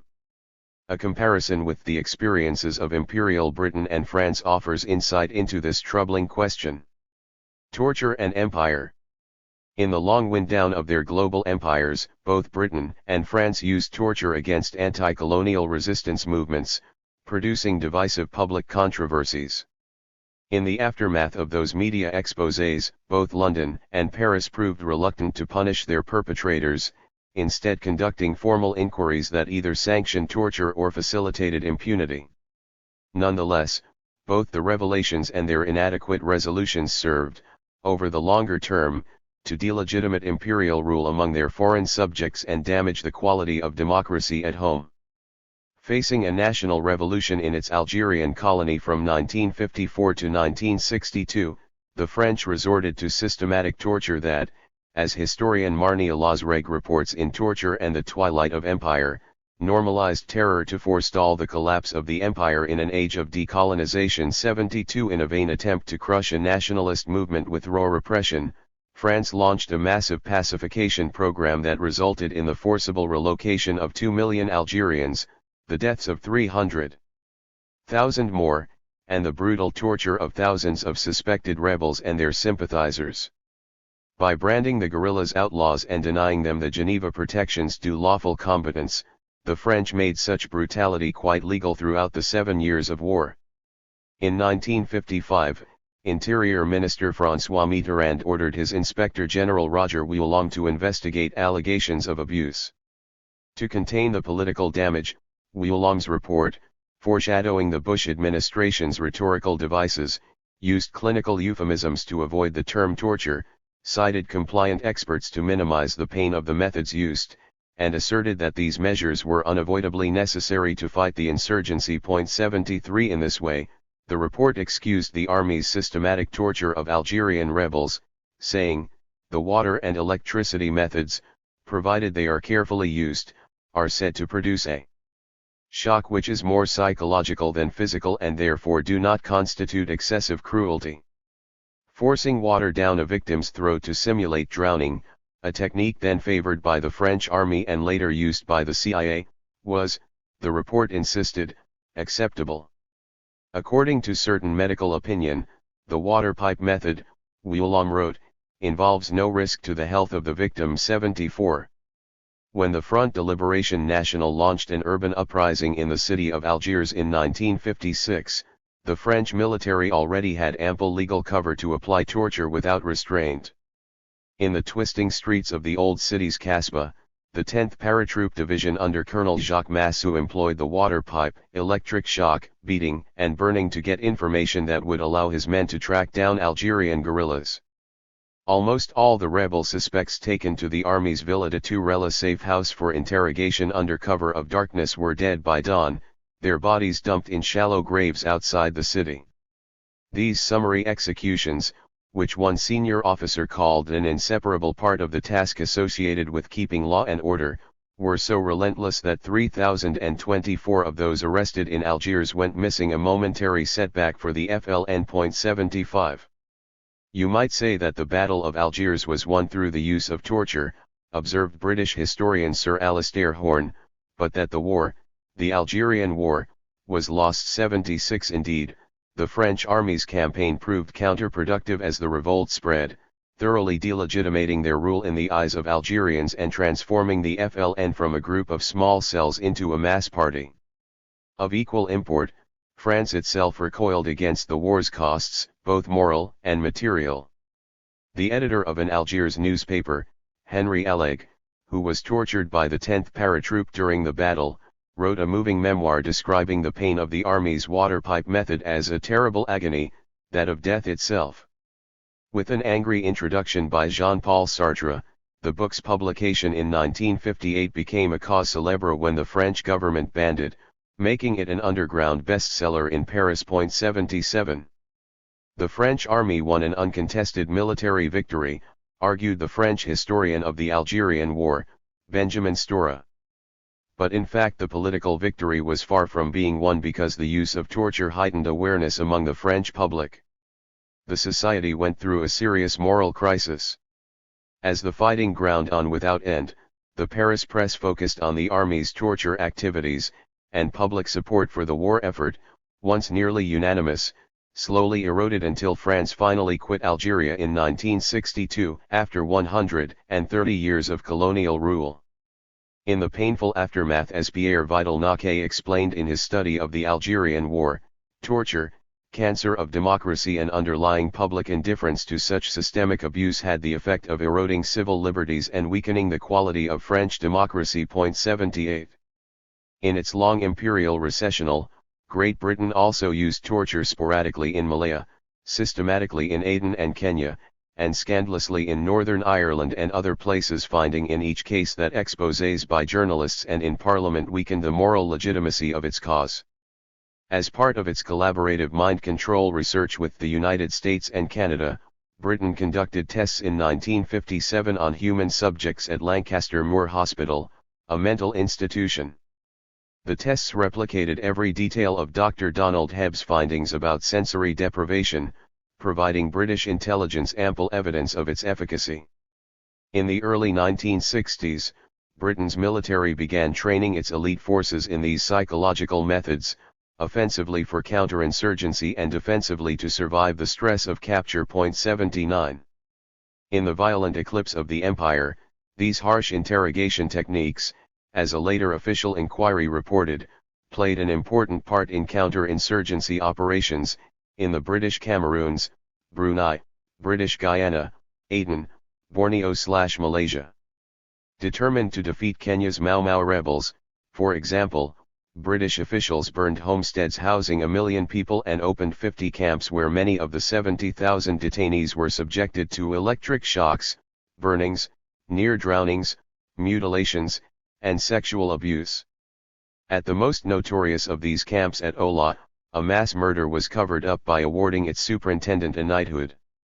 In February 1965, after allegations of such brutality by its forces, Britain adopted a joint directive on military interrogation that cited the Geneva Conventions to bar any violence to life and person or outrages upon personal dignity. Explaining the logic of these prohibitions, the directive stated that torture and physical cruelty of all kinds are professionally unrewarding, since a suspect so treated may be persuaded to talk but not to tell the truth. 80.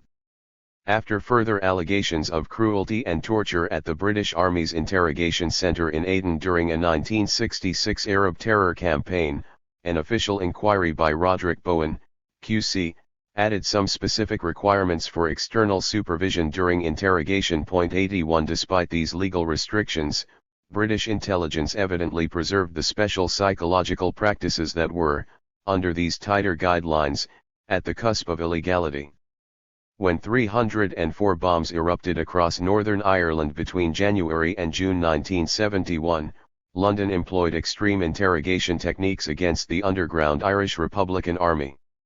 Like France had done in Algeria and America would do in Iraq, Britain felt compelled to fight terror with torture. In April of that year, the English Intelligence Centre gave Belfast's police, the Royal Ulster Constabulary, a top-secret training course in what were called the 5 techniques for interrogation in depth. Although all instruction was done orally and no orders were committed to writing or authorised in any official document, the British government later admitted that these abusive methods had been approved at a high level. After investing its security forces with special powers of summary arrest and limitless internment, Belfast unleashed Operation Demetrius on August 9, quickly sweeping up some 800 suspected IRA terrorists. 82. Among the hundreds of suspects arrested, 14 were selected for a secret program to test the efficacy of psychological torture under actual field conditions. In the words of a later finding by the European Court of Human Rights, these 14 subjects were taken to unidentified centers where they were subjected to 5 particular techniques that were sometimes termed disorientation or sensory deprivation techniques. Showing the influence of Dr. Hebb's experiments and the CIA's methods, these, in the court's words, involved self-inflicted pain, forcing detainees to remain immobile for hours while spread-eagled against the wall, with their fingers put high above the head against the wall, the legs spread apart and the feet back, causing them to stand on their toes with the weight of the body mainly on the fingers, and sensory deprivation, putting a black or navy-colored bag over the detainee's head's end, keeping it there all the time except during interrogation. 83. Within weeks, press reports detailing these harsh measures forced Britain's Conservative government to appoint a committee of inquiry, chaired by Sir Edmund Compton, to look into allegations of physical brutality. In October 1971, while the committee was still investigating, the Times of London sparked a bitter debate in Parliament with an exposé of torture in Northern Ireland. Home Secretary Reginald Maudling defended the security forces, arguing that tough tactics were imperative since intelligence is of enormous importance in defeating gunmen. But a member from Northern Ireland, Frank McManus, shot back that the case was going before Europe's Court of Human Rights and the government was in serious danger of coming into serious international disrepute. 84. When released to the public 4 weeks later, the Compton Committee's report further stoked such partisan fires with its contorted justifications for each of the 5 techniques. Wall standing for up to 43 hours was said to provide security for detainees and guards, and the hood served a necessary security function. Such tough tactics were, Compton insisted, needed against terrorists since information must be sought while it is still fresh, and thereby save the lives of members of the security forces and of the civil population. Although wall standing did constitute physical ill-treatment, the report maintained that there was no evidence at all of a major trauma from it. This extraordinary whitewash prompted a special parliamentary session, with the government justifying interrogation that yielded information of great value, about individuals concerned in the IRA campaign, about the location of arms dumps and weapons. 85. Responding to Compton and his defenders, Amnesty International explained, the purpose and effects of these techniques is to disorientate and break down the mind by sensory deprivation, making them as grave an assault on the human person as more traditional techniques of physical torture. 86. The Irish Republic later complained formally to the European Human Rights Commission, which in 1976 released an 8,400-page report finding that the combined use of the 5 techniques shows a clear resemblance to those methods of systematic torture which have been known over the ages. The Commission ruled unanimously that the techniques were a modern system of torture. In February 1977, the case advanced to the European Court of Human Rights, which would later find Britain guilty of inhuman and degrading treatment but not torture, a distinction, the judges said, that derived principally from a difference in the intensity of the suffering inflicted. Nonetheless, Britain's Attorney General had to appear before the court and offer an unqualified undertaking that the 5 techniques will not in any circumstances be reintroduced as an aid to interrogation. 87. After sanctioning torture to secure their empires, both Britain and France found that the inevitable revelations of abuse not only intensified resistance among subject populations and discredited the military effort among their own citizenry but also damaged their international standing. The systemic use of torture is both the sign of a dying empire and a cause of imperial retreat, and that obviously applies to the United States as well. By focusing its might and majesty on breaking hapless individuals through torture, any empire whether British, French, or American reveals the gross power imbalance otherwise concealed within the daily exercise of dominion. After centuries of cruel scourges by autocrats and absolute monarchs, Europe's Enlightenment had repudiated the practice, making the abolition of torture a sign of civilization and its use a mark of barbarism. Just as any modern government loses legitimacy among its citizens for such abuse, so an empire sacrifices its hard-won cultural suasion among both allies and subjects when it demeans its moral stature by torture. Looking back on the occupation of Iraq a half-century hence, historians may well find that the Abu Ghraib scandal was emblematic of the decline of U.S. imperial power. From the perspective of informed opinion in Berlin, Beijing, Brasilia, Cairo, London, Mumbai, or Tokyo, America could not and cannot, now or in the future, simultaneously claim both moral leadership of the international community and the sovereign prerogative to torture at will in defiance of international law. Chapter 6. Beyond bayonets and battleships, the Pentagon's wonder weapons.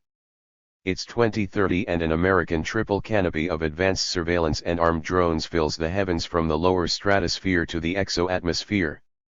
It can deliver its weaponry anywhere on the planet with staggering speed, knock out an enemy's satellite communications system, or follow individuals biometrically for great distances. It's a wonder of the modern age. Along with the country's advanced cyber war capacity, it's also the most sophisticated militarized information system ever created and an insurance policy for global dominion deep into the 21st century. That is the future as the Pentagon imagines it. Though it's actually under development, most Americans know little or nothing about it. They are still operating in another age.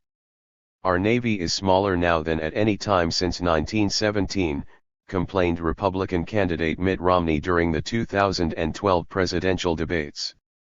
With words of withering mockery, President Obama shot back, "Well, Governor, we also have fewer horses and bayonets, because the nature of our military's changed. The question is not a game of battleship, where we're counting ships. It's what are our capabilities?" Obama then offered just a hint of what those capabilities might be. "What I did was work with our Joint Chiefs of Staff to think about, what are we going to need in the future to make sure that we are safe? We need to be thinking about cybersecurity. We need to be talking about space." 1. Amid all the post-debate media chatter, few if any commentators had a clue when it came to the profound strategic changes encoded in the president's sparse words. Yet for the previous 4 years, working in secrecy, the Obama administration had presided over the earliest stages of a technological revolution in defense planning, moving the nation far beyond bayonets and battleships to cyber warfare and the full-scale weaponization of space. With America's economic influence slowly waning, this breakthrough in information warfare may be significantly responsible if its global hegemony somehow continues to hold sway far into the 21st century. While the technological changes involved are revolutionary, they have deep historical roots that reach back to the moment this nation first stepped onto the world stage during the Spanish-American War. Over the span of a century, as it plunged into 3 Asian crucibles of counterinsurgency, the Philippines, Vietnam, and Afghanistan, the U.S. military has repeatedly responded by fusing the nation's most advanced technologies into new information infrastructures of unprecedented power. During the Cold War, the Pentagon institutionalized its alliance with industry by forging a long-term partnership with defense contractors to create a formidable military-industrial complex. In his farewell address to the nation in January 1961, President Dwight Eisenhower took the measure of America's progress and reflected soberly on his role in fostering a system of military procurements for what then seemed an endless Cold War.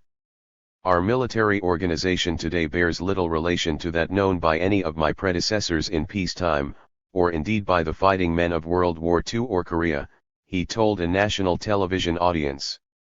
Until the latest of our world conflicts, the United States had no armaments industry. But now we can no longer risk emergency improvisation of national defense. We have been compelled to create a permanent armaments industry of vast proportions.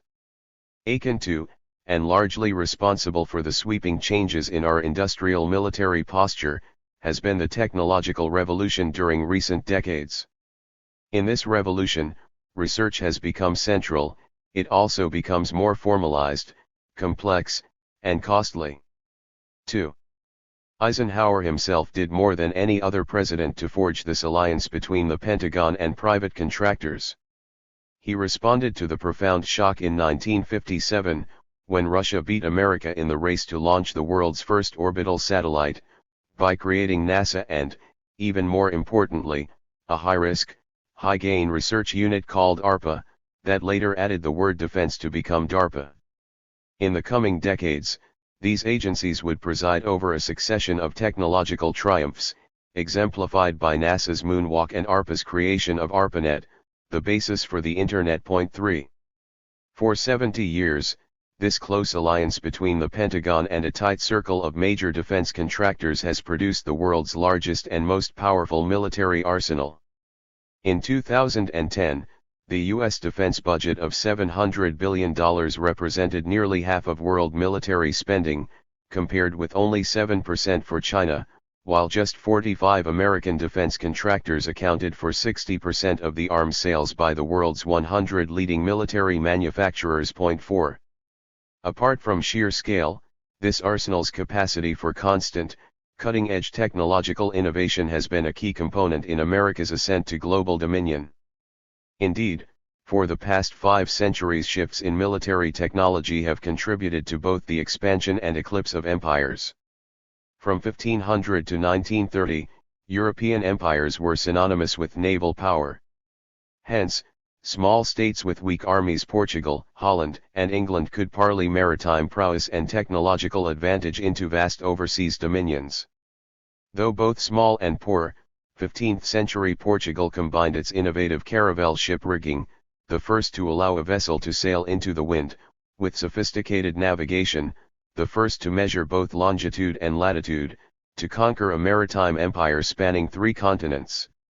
Britain's development of history's first 4-ocean navy helped it defeat its Bourbon rivals, France and Spain, in the global 7 Years' War and slowly strangle Napoleon's continental empire, leading to its century of global dominion. During World War II, Britain's skillful code-breaking gave it the edge over Nazi Germany's formidable air force, its U-boats, and its surface ships, while America's deployment of radar, submarines, and air power swept Imperial Japan's navy from the Pacific. 5 In the post-war decades, the transfer of global hegemony from London to Washington was accompanied by a parallel shift in strategic dominion from the Royal Navy to the U.S. Air Force. Ever since construction of the Pentagon was completed in 1943, that massive bureaucratic maze with 17 miles of corridors, nearly 4 million square feet of office space, and over 20,000 employees has somehow managed, despite bloated budgets and problematic procurements, to preside over a creative fusion of science and industry. During the Cold War and its aftermath, Washington's military-industrial complex produced an unbroken succession of wonder weapons that gave it a critical technological advantage over its communist rivals in all major domains of military conflict. Even when defeated, as it would be in Vietnam, Iraq, and Afghanistan, the Pentagon's research matrix would demonstrate, time and again, a recurring resilience that could turn battlefield disaster into technological advance, almost as if it contained some embedded engineering for ever-increasing innovation. Crucible of war. While ground combat in Vietnam was an unrelenting mix of failure and frustration, the sheer scale of air operations forged some important technological innovations. No matter how you measure it, the Vietnam conflict was the biggest air war in military history. By 1971, the United States had dropped 6.3 million tons of bombs on Indochina, double the total of 3.3 million tons the Allies dropped in all theaters during World War II. The Air Force and Navy flew nearly 2 million combat missions, or sorties, in Indochina, more than the 1.7 million flown in World War II. Beyond these daunting numbers, the war also sparked important innovations in the use of air power that would lead, decades later, to the formation of a new robotic information regime. Indeed, these 9 years of air operations produced an amazing record of firsts, including the first electronic battlefield, history's earliest use of air power to take and hold ground without infantry, the first computerized bombing, the first use of communications satellites to support air combat, and perhaps most importantly, the initial impetus for the development of the unmanned aircraft that are now called drones. Within this wider war, tiny, landlocked Laos, then rated the world's poorest nation, became the site of history's largest air war and a protracted experiment in the uses of air power. The Air Force dropped 2.1 million tons of bombs on Laos alone, equal to its total for Germany and Japan combined in World War II. From a few dozen missions a day in 1965, air operations escalated steadily to reach 200 combat sorties daily between 1968 and 1970.6. Even as the United States withdrew its ground forces from Vietnam after 1969, the Air Force bombardment of Laos continued and, in certain areas, intensified. Under the pressures of the general withdrawal from Vietnam, Total air sorties for Indochina dropped from a peak of 20,000 per month in 1969 to 10,000 by 1971, and aircraft in theater declined from 1,800 to 1,100. But reflecting the supposed strategic significance of Laos, the Air Force shifted its residual capacity to focus overwhelmingly on this tiny country. From its 4 main bases just across the Mekong River in Thailand, it maintained, even in mid-1971, a fleet of 330 aircraft, including 125 workhorse F-4 fighter bombers. Additional fighter aircraft from carriers off the coast and bases in South Vietnam, as well as B-52s based in Guam and Thailand, were also deployed against Laos. Even as the Nixon administration withdrew ground troops from South Vietnam, it tripled the bombing of Laos from an annual average of 129,482 tons to 387,466 tons. 7. Inside Laos, air activity was divided into 2 main arenas. Operation Barrel Roll in the north provided tactical air support for CIA paramilitary operations against Lao Communist guerrillas. Operation Steel Tiger in the south deployed electronic sensors and massive bombardment in an attempt to cut North Vietnamese infiltration down the Ho Chi Minh Trail. Reflecting U.S. strategic priorities, Steel Tiger received about 85% of all sorties flown over Laos circa 1970, while Barrel Roll received about 15%. Although the CIA's secret war in northern Laos was fought on the ground by 30,000 Hmong tribal guerrillas, it gained both mobility and firepower from one of the most remarkable air armadas in the history of warfare. To tie their mountaintop villages together and arm the scattered Hmong hill tribes, the CIA's Air America had a fleet of agile helio-couriers, with extended wingspans for maneuverability, to land on some 200 dirt airstrips along the rugged ridges of northern Laos. As the war expanded, the CIA brought in helicopter gunships to increase Hmong air mobility and provide tactical air support. To airdrop supplies to hill tribe villages, the CIA used C-130 transports with rear doors and cargo kickers. The Royal Lao Air Force operated squadrons of antiquated T-28s, single-propeller trainers that were effective in close support bombing. Flying out of bases in northeast Thailand, an armada of Air Force F-4 fighter bombers pounded northern Laos during daylight hours. After 1968, the Air Force introduced the night-flying AC-47 gunship, known as Spooky, a converted World War II-era C-47 cargo aircraft retrofitted with urine sniffers that could detect mammal ammonia and 3 Navy miniguns that could each rain 6,000 rounds per minute upon the countryside. Flying at 35,000 feet, B-52 strategic bombers dropped their racks of 500-pound bombs into fiery rectangles of sudden death across northern Laos. Within that total of 2.1 million tons, some 321,000 tons, twice the conventional bombardment of Japan during World War II, were dropped on the plain of Jars region, a highland valley with some 200,000 people and ancient Buddhist temples, a royal palace, market towns, and rice-growing villages. 9 During the years of peak bombing, its peasant population suffered heavy loss of life and property.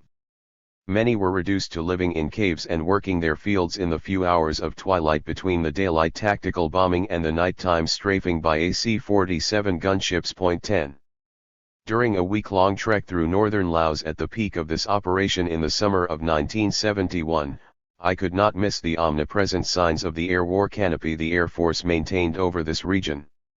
During daylight hours, jet fighters returning from bombing runs were always visible, weaving a dense cat's cradle of wispy white contrails in the skies above. One night, sleeping in a Hmong village on the edge of the free fire zone, I could hear the incessant whine of an AC-47 gunship fading, getting stronger, then fading again, and occasional far-off bursts of their miniguns.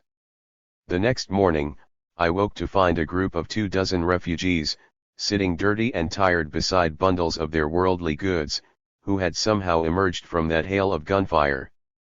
They were, they said, the remains of a larger group of 90 who had fled the plain of Jars 2 weeks before to escape the air war. Those 25 that I met that morning, almost all women and children, were the only survivors. After 1968, barrel rolls bombardment of northern Laos grew in both tonnage and lethal effect.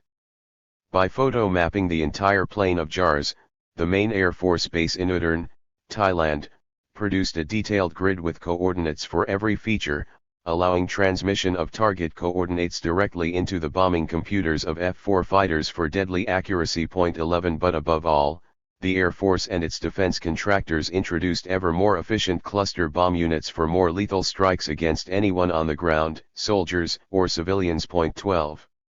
Apart from the heavy loss of life, this aerial bombardment covered portions of northern Laos with countless thousands of unexploded antipersonnel bomblets that, nearly 50 years later, continue to maim and kill hundreds of residents yearly in the Plain of Jars area. Since the war in Vietnam ended in 1975, approximately 20,000 Laotian civilians have been killed or maimed by these unexploded bombs, and the number continues to mount. 13 During his visit to Vientiane in September 2016, President Obama, in what he called a spirit of reconciliation, offered $90 million to accelerate removal of these unexploded bombs, saying that under the American air war villages and entire valleys were obliterated. Countless civilians were killed. 14. Of the 2.1 million tons of bombs dropped on Laos by April 1973, the Air Force concentrated 85%, or 1.7 million tons of them, on the strategic bombing of the Ho Chi Minh Trail, an infiltration route through a narrow, lightly populated mountain corridor in southern Laos. As Hanoi's manpower and materiel flowed down the trail, Washington realized that victory in South Vietnam required cutting this vital route. Refugee from the Plain of Jars, northern Laos, August 1971. Creating a physical barrier between the Mekong River and South China Sea would have required a prohibitive 140,000 troops and 10 million landmines. Instead, Secretary of Defense Robert McNamara was intrigued by the idea, suggested by scientists who advised DARPA, for a barrier of electronic, acoustic, and pressure sensors and other devices to detect enemy movement. To turn this vague concept into a physical reality, he formed a high-powered task force under Lieutenant General Alfred Starbird, who cobbled together components from the military's most advanced technology, sensors from the Navy, communications aircraft from the Air Force, and computers from contractor IBM to assemble a $2 billion electronic barrier anchored by an air-supported anti-infiltration subsystem astride the Ho Chi Minh Trail in southern Laos. 15 In its technological sophistication, this system was a model for what the U.S. commander in Vietnam, General William Westmoreland, called the battlefield of the future that would track enemy forces through the use of data links, computer-assisted intelligence evaluation, and automated fire control, reducing the need for conventional infantry. 16. Under a program dubbed Operation Igloo White, the Air Force combined sensors, computers, and fighter bombers in an electronic bombing campaign against truck convoys in southern Laos that dropped over 1 million tons of bombs from 1968 to 1973, equal to the total tonnage for the Korean War. To detect Hanoi's trucks, the Air Force, at a cost of $800 million a year, laced this forested mountain corridor with 20,000 acoustic, seismic, thermal, and ammonia-sensitive sensors. The Akabui, a listening device, was parachuted into trees, while Spike Buoy, meant to detect motion, was dropped into soil with antennae made to look like local weeds. Both sent signals to 4 EC-121 communications aircraft circling ceaselessly overhead. 17. At the U.S. Air Base in Nakhon Phanom just across the Mekong River in Thailand, the Infiltration Surveillance Center used the 400 airmen of Task Force Alpha and two powerful IBM 360/65 mainframe computers equipped with the company's first visual display monitors to translate all those sensor signals into an illuminated line of light called a worm, which moved down the map at a rate equal to the computed target speed. After confirming coordinates, the center would launch its F-4 Phantom jets over the Ho Chi Minh Trail, where LORAN radio signals guided them to the target and the IBM computers discharged laser-guided bombs automatically. 18 Concerned about losing the lumbering EC-121s to anti-aircraft fire, the Air Force began to experiment with unmanned aircraft, retrofitting several Beechcraft Debonaires as radio-controlled drones and testing Night Gazelle helicopters as hovering killer drones to destroy trucks. 19. Bristling with antennae and filled with the latest computer technology, Task Force Alpha's massive concrete bunker seemed like a futuristic marvel. Just as it is almost impossible to be an agnostic in the Cathedral of Notre Dame, said a top Pentagon official after a 1968 visit, so it is difficult to keep from being swept up in the beauty and majesty of the Task Force Alpha Temple 20. In its initial assessments of this electronic barrier, the Air Force was resolutely sanguine. In 1969, a senior Pentagon official told Congress, "There has been no case where the enemy has successfully come through the sensor field." A year later, an internal evaluation found that the Igloo-White system was both effective and accurate, hitting 40% of enemy targets. 21 The program reported an incredible 25,000 North Vietnamese trucks destroyed. The digital worm crawling across Igloo-White computer screens identified a truck's coordinates, aircraft bombed that location, and the worm, after a 20-minute lag, disappeared, data sufficient to convince the Air Force that the trucks were actually destroyed. Within the project's sealed information loop, there was no external check on such inflated estimates of success. 22. Even when the war was raging, such optimism attracted sharp criticism. Skeptical CIA analysts reduced Air Force damage claims by 75%. 23 While the Air Force raised its estimates to 80% of enemy trucks destroyed in southern Laos, Hanoi reported only 15% lost. 24 After more than 100,000 North Vietnamese troops with tanks, trucks, and artillery successfully moved down the Ho Chi Minh Trail through the sensor field undetected for a massive offensive in South Vietnam in 1972, one analyst for the Pacific Air Force advised his commander. Due to the duration, intensity, and geographical extent of the current NVN offensive, everyone now recognizes that our estimates were in error. An Air Force historian called the program's calculations to determine enemy casualties an exercise in metaphysics rather than mathematics. Hanoi's commander of the Ho Chi Minh Trail recalled that they drove trucks back and forth as decoys, herded cattle to simulate marching troops, and hung bottles of urine to confuse the sniffer sensors. An official history of the Igloo-White operation later concurred, stating, "Thousands of North Vietnamese soldiers and local laborers kept the Ho Chi Minh Trail open by constructing, camouflaging, and repairing the roads, thereby defeating the sophisticated sensors."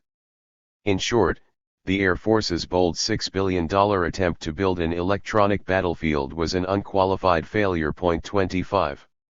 Yet this bombing campaign is anything but a historical footnote to the war in Vietnam. Under the pressures of history's longest and largest air campaign, the Air Force experimented with technological innovations, including computer-directed bombing, new kinds of anti-personnel weaponry, aerial gunships with lethal firepower, and drone warfare.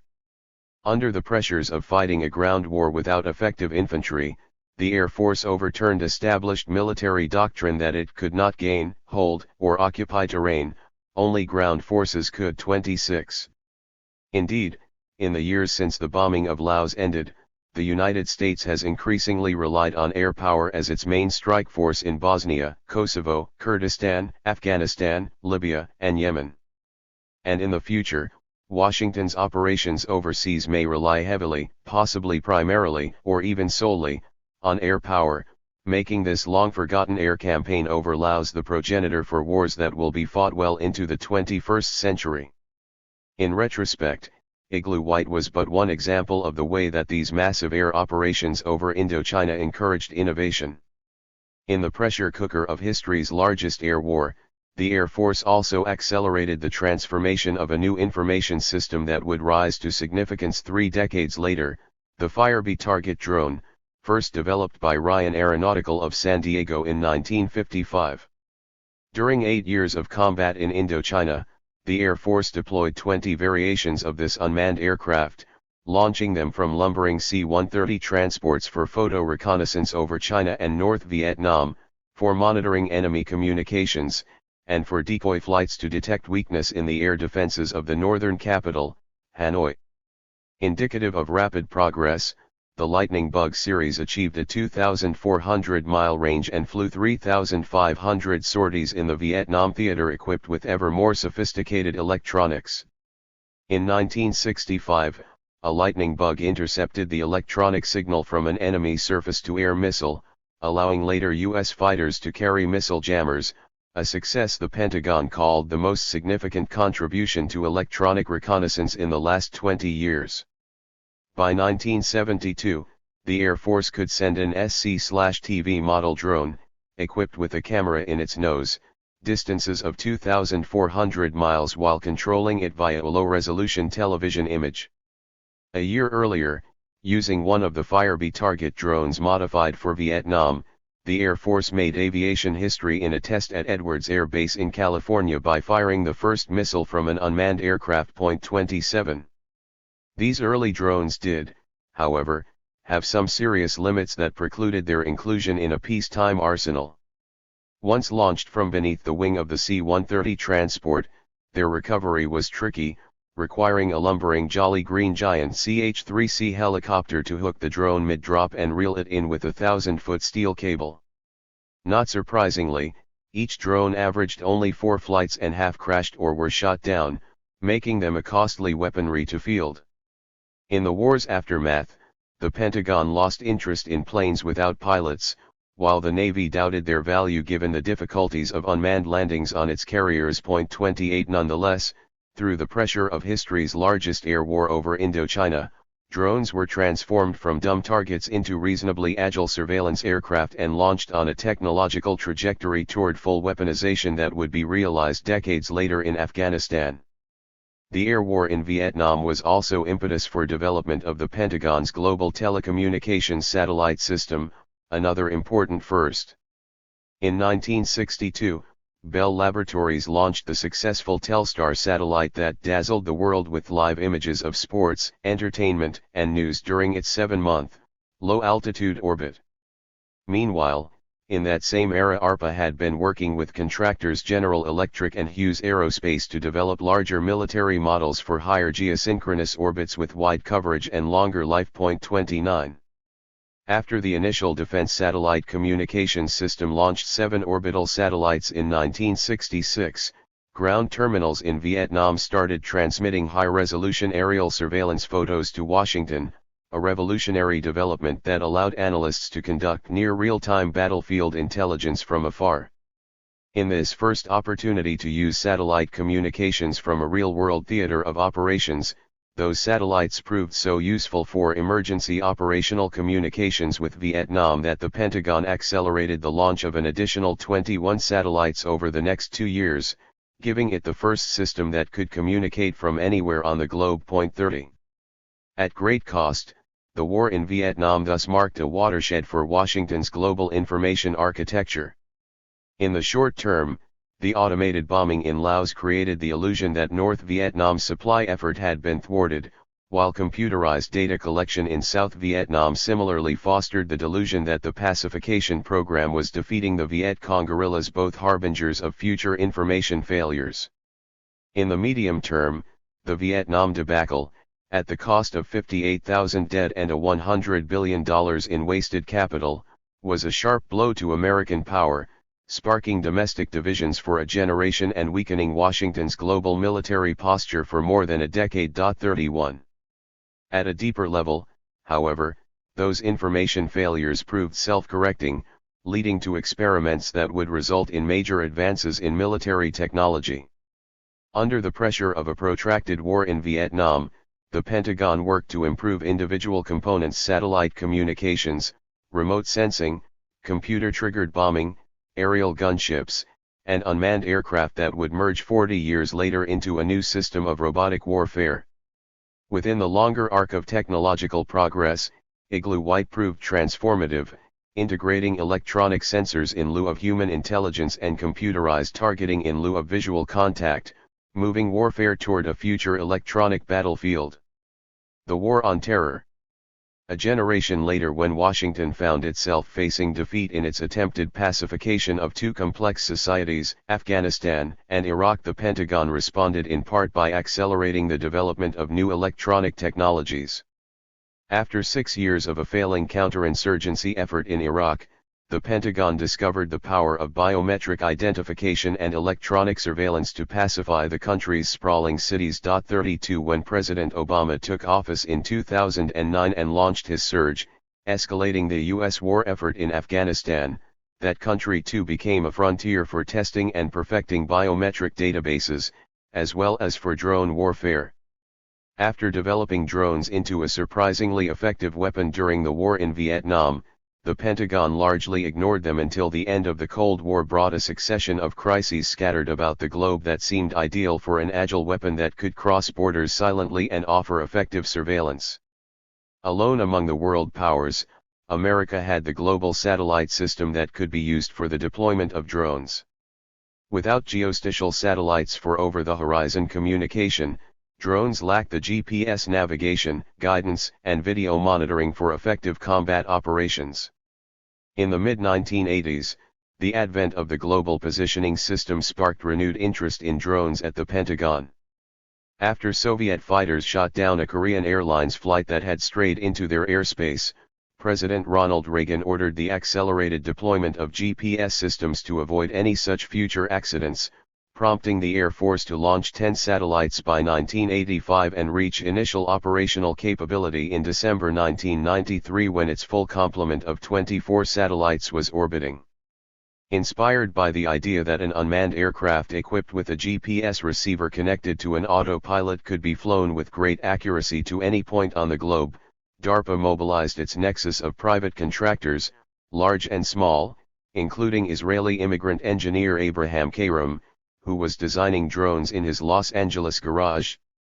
After being acquired by General Atomic, his team won a $31 million Pentagon contract, in January 1994, just days after the GPS was fully operational, to deliver 10 drones to the Air Force within 6 months.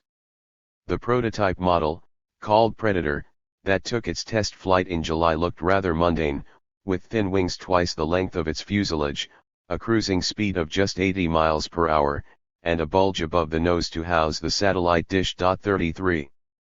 But that unmanned aircraft far exceeded expectations during its first combat mission in mid-1995. Flying over Sarajevo in Bosnia, the Predator transmitted microwave signals that took 1 second to bounce 150 miles through the mountains to its base transmitter, then 25,000 miles up to a satellite, 25,000 more miles back down to Fort Belvoir, and 4,000 miles across the Atlantic to NATO headquarters in Naples, where officers were impressed with the constant stream of crisp color video from that drone over the Bosnian capital. 34. 6 years later, in October 2001, a CIA Predator was hovering high above a 3-car convoy carrying the elusive Taliban chief Mullah Omar as it sped through Kandahar, Afghanistan, and stopped at a mud-walled compound outside the city. While the Central Command chief watched on a screen in Tampa and the Air Force Chief of Staff followed the action on a monitor in Washington, the drone's pilot inside a trailer parked at CIA headquarters in Langley, Virginia, pulled the trigger on a joystick, a historic shot that was, in fact, the first missile fired from a drone in combat. As the red bloom of an exploding truck and glowing bodies of Taliban guards filled the video monitors, cheers erupted inside the CIA trailer. But the shouts and high fives proved premature. According to a later interview with his driver, Mullah Omar had jumped out of that vehicle and fled on foot just before the missile struck his car, never to be seen again by Western intelligence. 35. In 2005, Washington deployed a new drone, the advanced MQ-9 Reaper, with 30 hours flying time and the ability to detect disturbed dirt at 5,000 feet and track footprints back to enemy installations. Despite a price tag of $30 million each and annual operating costs of $5 million per plane more than a manned F-16 fighter, the Reaper was soon the backbone of the U.S. drone fleet. 36 Although these second-generation Reapers seemed to represent stunningly sophisticated technological advances, one defense analyst spoke of them as the equivalent of Model T Fords. 37. When former CIA Director Robert Gates became Secretary of Defense in 2007, the drone revolution accelerated. Pushing aside what he called the flyboys with silk scarves who then filled the Pentagon, he fought to change priorities. So from now on, the watchword is, drones, baby, drones. 38 Just as Gates fought for drone procurement, so CIA Director Michael Hayden, a former Air Force general and NSA director, won White House agreement to put ever fewer restraints on lethal drone strikes in 2008 and soon made drone targeting one of the widest career tracks inside the agency. By 2009, the Air Force and the CIA had deployed a drone armada of at least 195 Predators and 28 Reapers inside Afghanistan, Iraq, and Pakistan, flying 34 patrols daily, transmitting 16,000 hours of video every month, and firing Hellfire missiles at confirmed targets. 39 From 2006 to 2016, according to one source, there were 392 attacks inside Pakistan, largely by CIA drones, that killed 2,799 insurgents and 158 civilians. 40 According to another tally, 424 strikes killed up to 3,035 insurgents and 966 civilians. 41 One marker of the torrid pace of drone development was total flying time for all unmanned vehicles. Between 2004 and 2010, it rose from just 71 hours to 250,000 hours. 42. In 2011 there were already 7,000 drones in the American armada of unmanned aircraft, including 500 of the light, low-flying Shadow drones for infantry support, 250 of the missile-firing, mid-altitude Reaper and Predator drones, and 14 of the high-flying Global Hawk surveillance drones. In those years, by funding its own fleet of 35 attack drones and borrowing others from the Air Force, the CIA moved from passive intelligence collection to a permanent capacity for extrajudicial executions on 3 continents. So central had drones become to its military power that the Pentagon was planning to expend $40 billion to expand its armada by 35% over the next decade. 43. By 2011 as well, the Air Force and CIA had ringed the Eurasian landmass with a network of 60 bases for Reaper and Predator drones all the way from the Sigonella Naval Station in Sicily. 44 To the Incirlik Air Base in Turkey. 45 Djibouti on the Red Sea. 46 Qatar and Abu Dhabi on the Persian Gulf. 47 The Seychelles Islands in the Indian Ocean, Jalalabad, Khost, Kandahar, and Shindand in Afghanistan. 48 Zamboanga in the Philippines. 49 and Andersen Air Base on the island of Guam. 50 With a flying range of 1,150 miles when armed with its full payload of Hellfire missiles and GBU-30 bombs, the Reaper could now strike targets almost anywhere in Europe, Africa, or Asia. To fulfill its expanding global mission, the Air Force planned to have 346 Reapers in service by 2021, including 80 for the CIA. 51. As of 2016, one of the Pentagon's prime contractors, AeroVironment of Monrovia, California, was producing an agile array of battlefield drones including the hand-launched, 4-pound RQ-11B Raven, the most widely used unmanned aircraft, for military applications requiring low-altitude surveillance, the Wasp-AE that delivers, in a man-packable asset, superior imagery, increased endurance and encrypted video, and the Switchblade, a backpackable, non-line-of-sight precision strike solution with a 5-mile range and quiet motor, difficult to detect, recognize, and track. 52.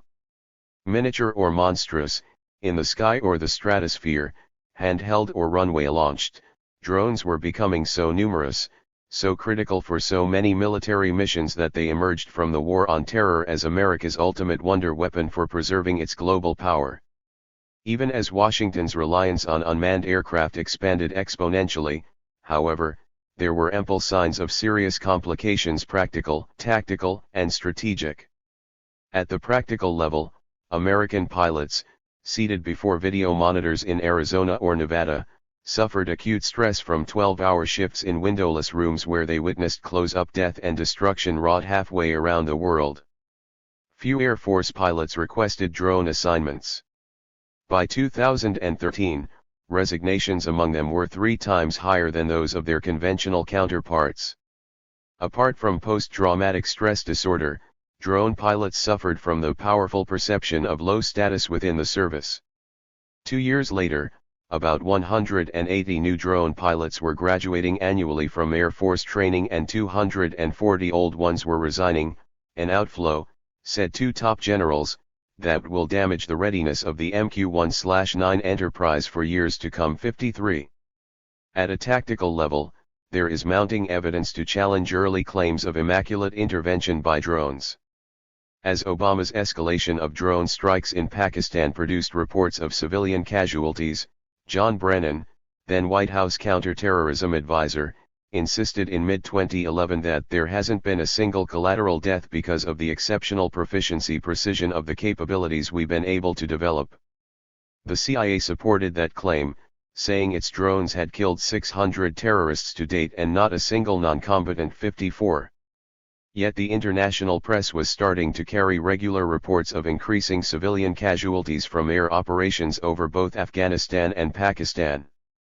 Journalist Tom Engelhardt would later count, from 2001 to 2013, 8 instances in which U.S. air power had exterminated wedding celebrants from the air, resulting in the deaths of 300 Afghan, Iraqi, and Yemeni civilians. While 7 of those strikes in Afghanistan and Iraq involved piloted aircraft, the latest in this sad count, in December 2013, was a drone attack on a caravan of vehicles in Yemen carrying wedding celebrants, leaving scorched vehicles and body parts scattered on the road. Although the 2 official inquiries ordered by the Obama White House found those killed were mostly militants, Human Rights Watch concluded, after interviewing survivors in Yemen, that the 12 dead and 15 wounded, including the bride, were probably innocent civilians. 55.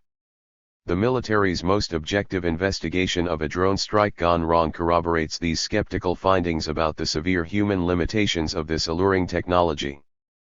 Pilots looking at human beings 12,000 miles away through a camera lens 12,000 feet above the ground saw what were essentially digital blips in a real-life video game.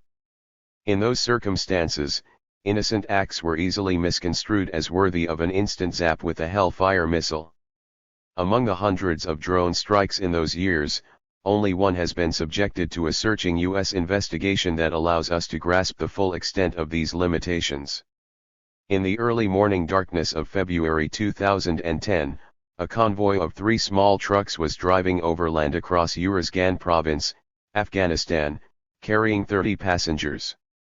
Flying above the area at 14,000 feet, a Predator drone detected their warmth in the winter's cold and began streaming video, via satellite and transoceanic cable, to Creech Air Base, Nevada, Hurlburt Air Base, Florida, and 2 Special Forces posts in Afghanistan.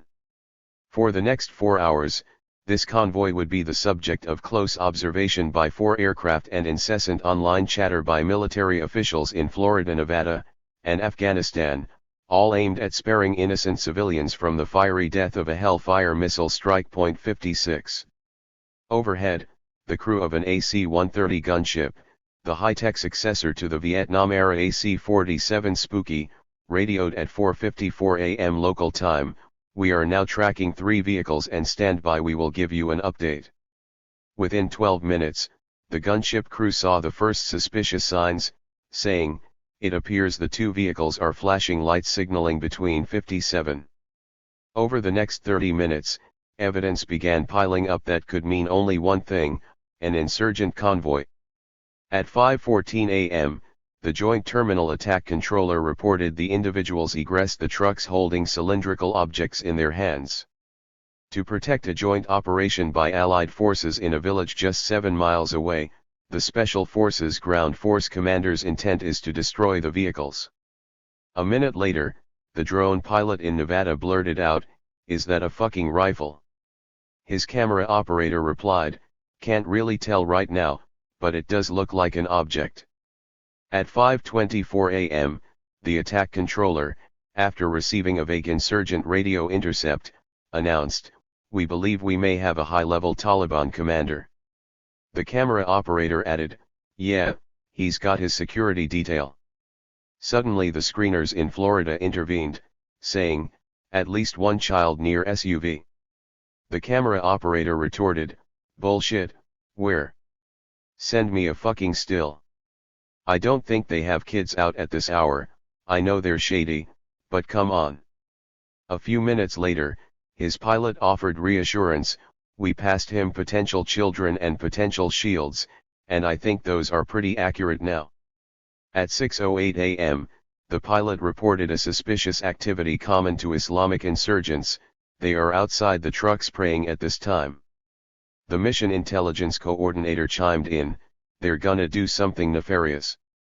As the passengers climbed back in the vehicles after pre-dawn prayers, the intelligence coordinator reported, "Adolescent near the rear of the SUV." But the camera operator rejoined, "Well, teenagers can fight," adding, "Oh sweet target, put it dead center of the bed."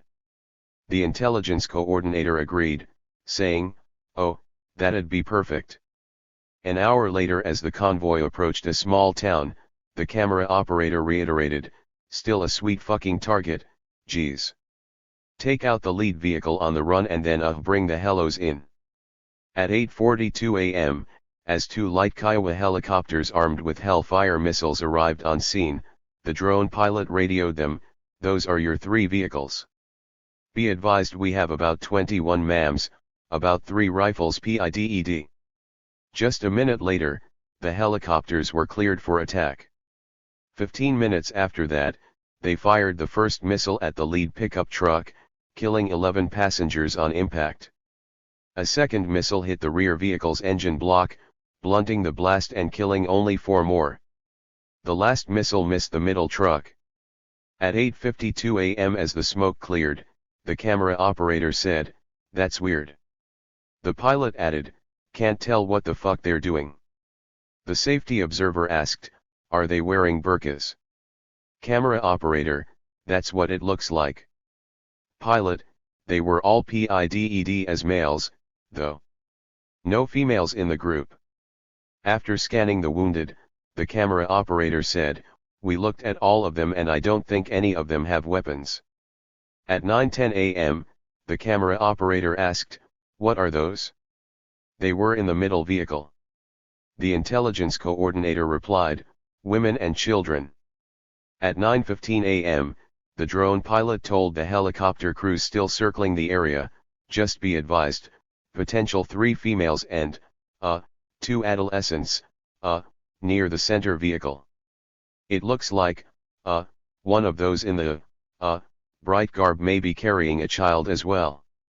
Within an hour, Taliban rebel radio announced 40 to 50 civilians had been killed in a missile attack. In fact, 23 people had died, including 2 boys ages 3 and 4. Instead of Taliban guerrillas, the 30 passengers were ordinary Afghan villagers, including unemployed men heading to Iran for work, shopkeepers on a buying expedition, and students returning to school. Activities that seemed so suspiciously malign when viewed on a video screen turned out to require a minimum of cultural knowledge, missing among all these military participants, to understand that Afghan women would remain out of sight in a vehicle away from home and millions of Muslims worldwide pray before dawn. When U.S. helicopters arrived to evacuate the wounded, the Special Forces battle captain searched the scene desperately but unsuccessfully for a weapon that would make this a legitimate target. After a Dutch military hospital treating the wounded confirmed that all were civilians, General Stanley McChrystal raced to the presidential palace in Kabul where he expressed my deepest, heartfelt condolences. He also appointed a special inquiry under Major General Timothy McHale that discovered serious lapses in both drone technology and its management. 58. After a 6-week investigation, General McHale's executive summary criticized the inaccurate and unprofessional reporting of the Predator crew operating out of Creech, Nevada that led the ground force commander to believe the vehicles contained a group of insurgents attempting to execute a flanking maneuver to reinforce insurgents in a nearby village where Allied forces were operating. Despite ample evidence of casualties, the commanders of both units involved only admitted a possible attack on innocent civilians after the Dutch surgeon reported the casualties at the hospital 59. The general's full report singled out the Predator crew, calling them almost juvenile in their desire to engage the targets and condemning their unprofessional conduct. Yet he also found that this supposedly wondrous technology transmitted blurry, unfocused images that made it difficult for anyone looking at the intelligence, surveillance, reconnaissance on their video screens to know just what they were seeing. When the general grilled one Special Forces major about his tardiness in reporting the casualties, saying, "Your ISR knows there are civilians there," that officer shot back, "The ISR? Literally, look at this rug right here, sir, that's what an ISR looks like." 60. Severe tactical complications were not limited to such spectacular blunders. A Stanford University study found that in remote rural areas of Pakistan and Yemen, the incessant drone overflights terrorized and traumatized local populations, building support for jihadists.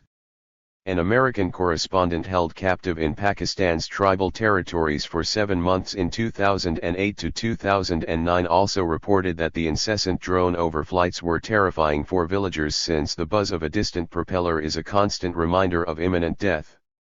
Not surprisingly, in mid-2012, polling in 21 nations including Brazil, Japan, Turkey, and Russia found strong, often overwhelming disapproval of American drone attacks on extremists in the Middle East. 61 2 years later, 70% of those surveyed across 6 Middle East nations opposed drone strikes against suspected terrorists, including 87% of Egyptians and 90% of Jordanians. Inside the battleground state of Pakistan, 66% were critical. 62. In 2015, the New York Times reported that proliferating mistakes have given drones a sinister reputation in Pakistan and Yemen and have provoked a powerful anti-American backlash in the Muslim world, making President Obama's aim of rebuilding relations with Islamic nations another part of the collateral damage. 63. Washington was thus faced with a sharpening contradiction between its reliance on drones for global force projection and the rising opposition to their use among its would-be allies worldwide. After 5 years of insisting that there was not a single collateral death from drone strikes, the Obama administration was finally forced to admit, in July 2016, that 473 attacks in Pakistan and Yemen from 2009 to 2015 had killed 116 civilians. To prevent future innocent deaths, President Obama ordered that protecting bystanders should be a priority for future attacks. 64. At the all-important strategic level, moreover, drones were supposed to be integrated into a wider global mission of working with allied armies for more effective counter-terror security, often through joint special forces operations. In a post-colonial world of sovereign nations, non-state actors such as rebels and terrorists became the main threat to global order, requiring almost perpetual deployments of adaptable forces. As part of a longer-term shift away from a reliance on the military bastions that had ringed Eurasia during the Cold War to a more agile global strike capability, special operations forces experienced a sustained growth.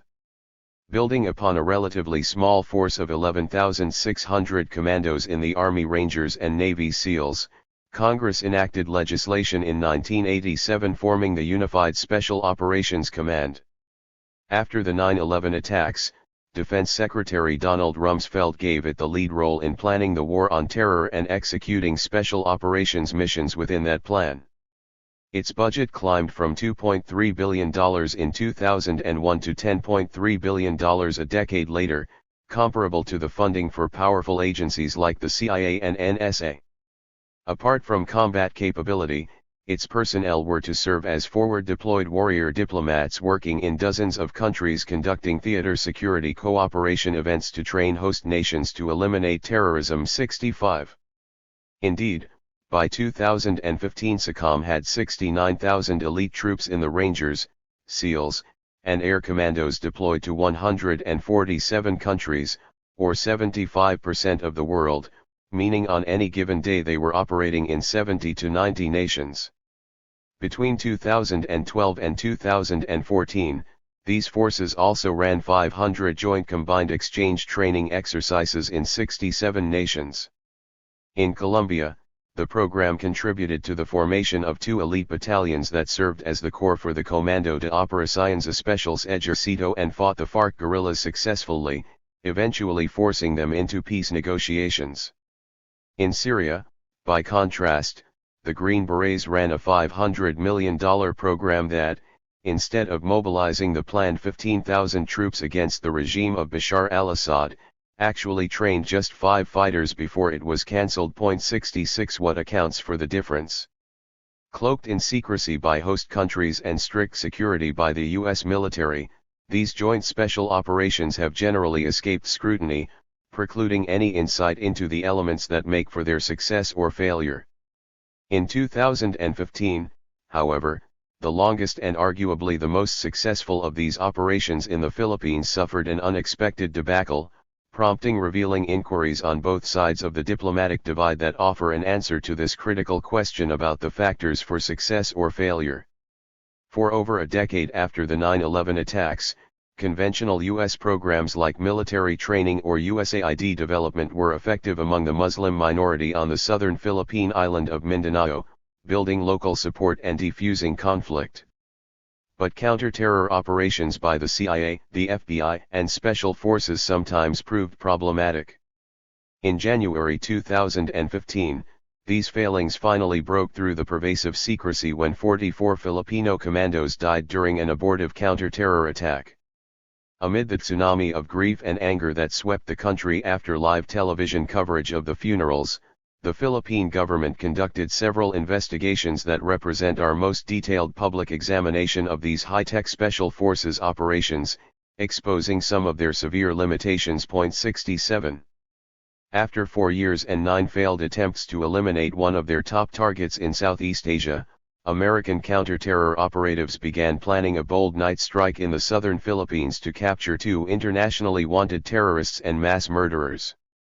Target 1, Marwan, a Malaysian bomb expert with a $5 million price on his head for masterminding the 2002 Bali bombing that killed more than 200 people and for 10 subsequent bombings that murdered 46 more. Target 2, Usman, a bomb-making trainer who carried a $2 million bounty for his involvement in 5 bombings that had killed 17 and wounded 62.68. On the evening of January 24, 2015, some 400 members of the Special Action Force, an elite unit of the Philippine National Police, plunged into the midnight dark countryside of western Mindanao for a 3-mile trek through rugged tropical terrain, across a deep river, and into a jungle camp where the targets were believed to be hiding. While half a dozen American advisors monitored a drone video feed at a nearby command post, the advance party of 13 US-trained police commandos approached under cover of darkness. Just before dawn, they rushed a bamboo hut in a blaze of gunfire.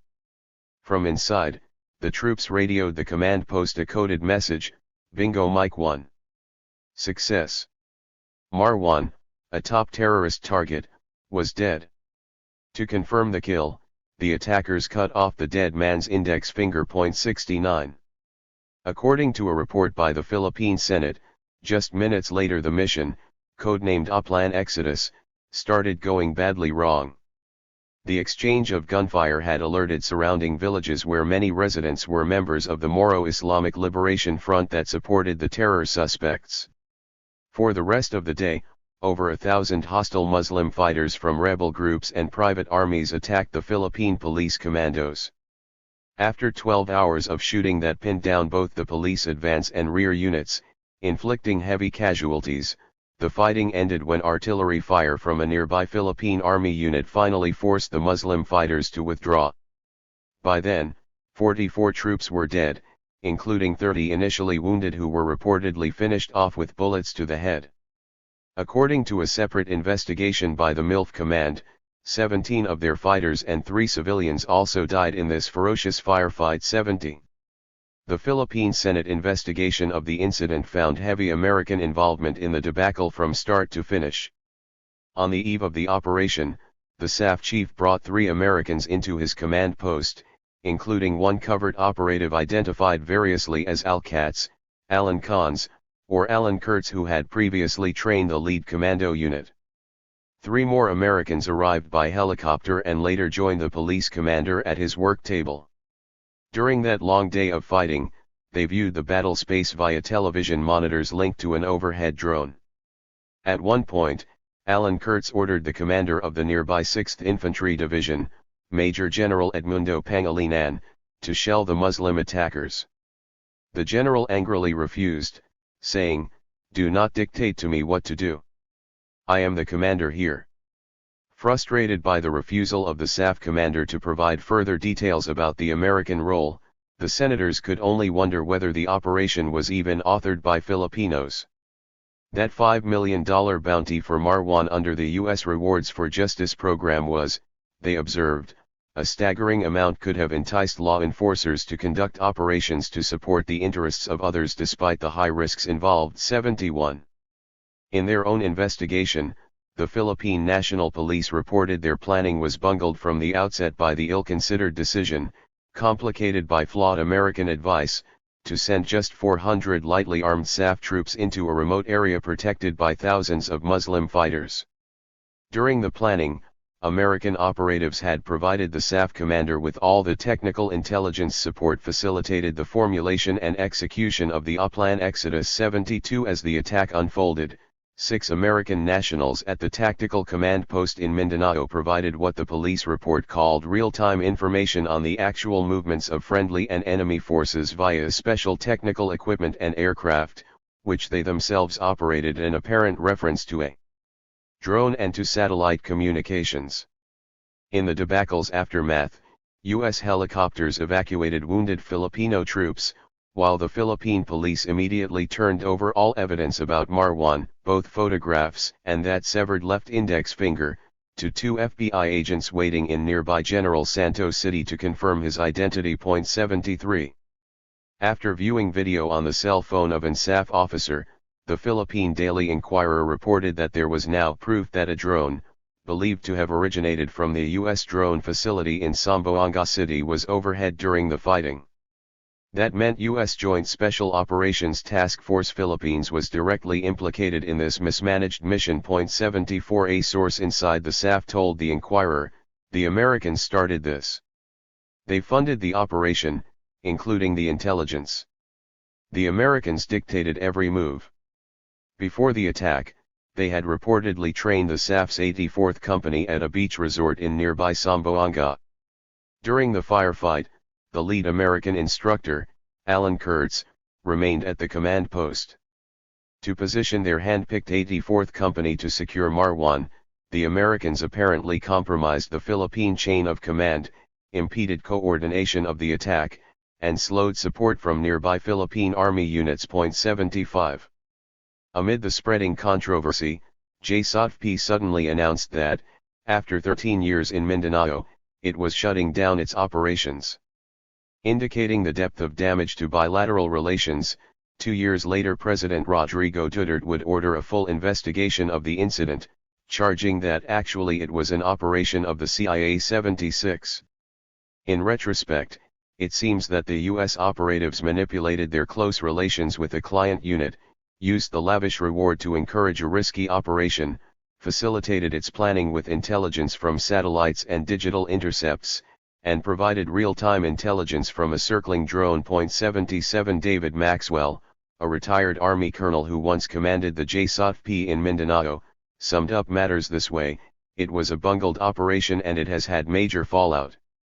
Not only did the controversy bring an inglorious end to 13 years of joint counter-terror operations, but it also damaged Washington's relations with Manila, delaying approval of key U.S. bases at a critical juncture in President Obama's geopolitical pivot to Asia." 78. Maxwell later added a telling critique, saying, "Most U.S. forces are so focused on mission accomplishment they often lack the patience to let the host nation operate in accordance with its own capabilities as well as customs and traditions." 79. Clearly, even the world's most sophisticated special operations forces and aeronautic technology were no substitute for the military fundamentals of effective alliances and accurate field intelligence. Whether in Uruzgan Province, Afghanistan, or Mindanao Island, Philippines, American warfighters, trapped inside their hermetic technology and mesmerized by their video screens, proved incapable of grasping the realities of local conditions, a critical factor in any combat operation. And as can often happen in an imperial relationship, the asymmetry of power between nominal allies accentuated American arrogance and contributed to these damaging debacles. Technology's triple canopy. With remarkably little attention paid to such limitations, the American occupations of Iraq and Afghanistan have been catalysts for a new information regime, meant to fuse aerospace, cyberspace, biometrics, and robotics. In 2012, after years of ground warfare in both countries and a marked expansion of the Pentagon budget, the Obama administration announced a somewhat leaner future defense posture. A sharp 14% cut in future infantry strength would be offset by increased investments in space and cyberspace, particularly in what the administration called critical space-based capabilities 80. To effect this technological transformation of warfare, starting in 2009 the Pentagon spent $55 billion annually to replace piloted aircraft with drones and to develop robotics for a data-dense interface of space, cyberspace, and the terrestrial battle space. 81 through an annual allocation for new technologies reaching $18 billion in 2016, the Pentagon had, according to the New York Times, put artificial intelligence at the center of its strategy to maintain the United States' position as the world's dominant military power. Under an emerging doctrine of centaur warfighting, humans would in the future direct autonomous weapons like drones that could identify and eliminate enemy targets on their own. 82 by 2025, the United States will likely deploy advanced aerospace, cyber warfare, and digital surveillance technology to envelop the Earth in a robotic matrix theoretically capable of blinding entire armies or atomizing an individual insurgent. Significantly, both space and cyberspace are still unregulated domains of military conflict beyond the writ of international law. Washington hopes to use both as strategic domains to exercise new forms of global hegemony, just as the British Empire once ruled from the seas and Cold War America exercised its reach via air power. As the U.S. intelligence community seeks to surveil the globe from space, the rest of the world might well ask, just how high does national sovereignty extend? Interestingly, the International Civil Aviation Convention signed at Chicago in 1944 gave every nation exclusive sovereignty over the airspace above its territory. But it did not specify whether airspace meant 7 miles high to the end of the troposphere, 30 miles through the stratosphere, or 300 miles to the thermosphere. Absent any international agreement about the precise extent of airspace within the 6,000-mile breadth of the Earth's atmosphere, some Pentagon lawyer might answer such a question about the height of sovereignty with a puckish reply, only as high as you can enforce it. 83. For the past 50 years, Washington has filled this legal void by simply expropriating much of the air and space above the Earth, the ultimate global commons, for its military operations. Just as Britannia once ruled the waves without any diplomatic niceties, so in 1966 the Pentagon, under its Defense Satellite Communications System I, started launching 26 satellites unilaterally into geosynchronous orbits above the Earth. This network now provides, in the words of the official website for System 3, secure command, control, and communications for the Army's ground mobile forces, the Air Force's airborne terminals, Navy ships at sea, the White House Communications Agency, the State Department, and special users. 84. The strategic analyst Barry Posen has argued that Washington's command of the commons has allowed it more useful military potential for a hegemonic foreign policy than any other offshore power has ever had. While Britain's global power projection ended at the maximum range of the Royal Navy's shipboard guns, the Pentagon's position in space let it see across the surface of the world's land masses, its air power can reach targets deep inland, and its infantry can advance with a great reserve of responsive, accurate, air-delivered firepower. 85 or so, at least, as the fantasies of America's futuristic warriors would have it.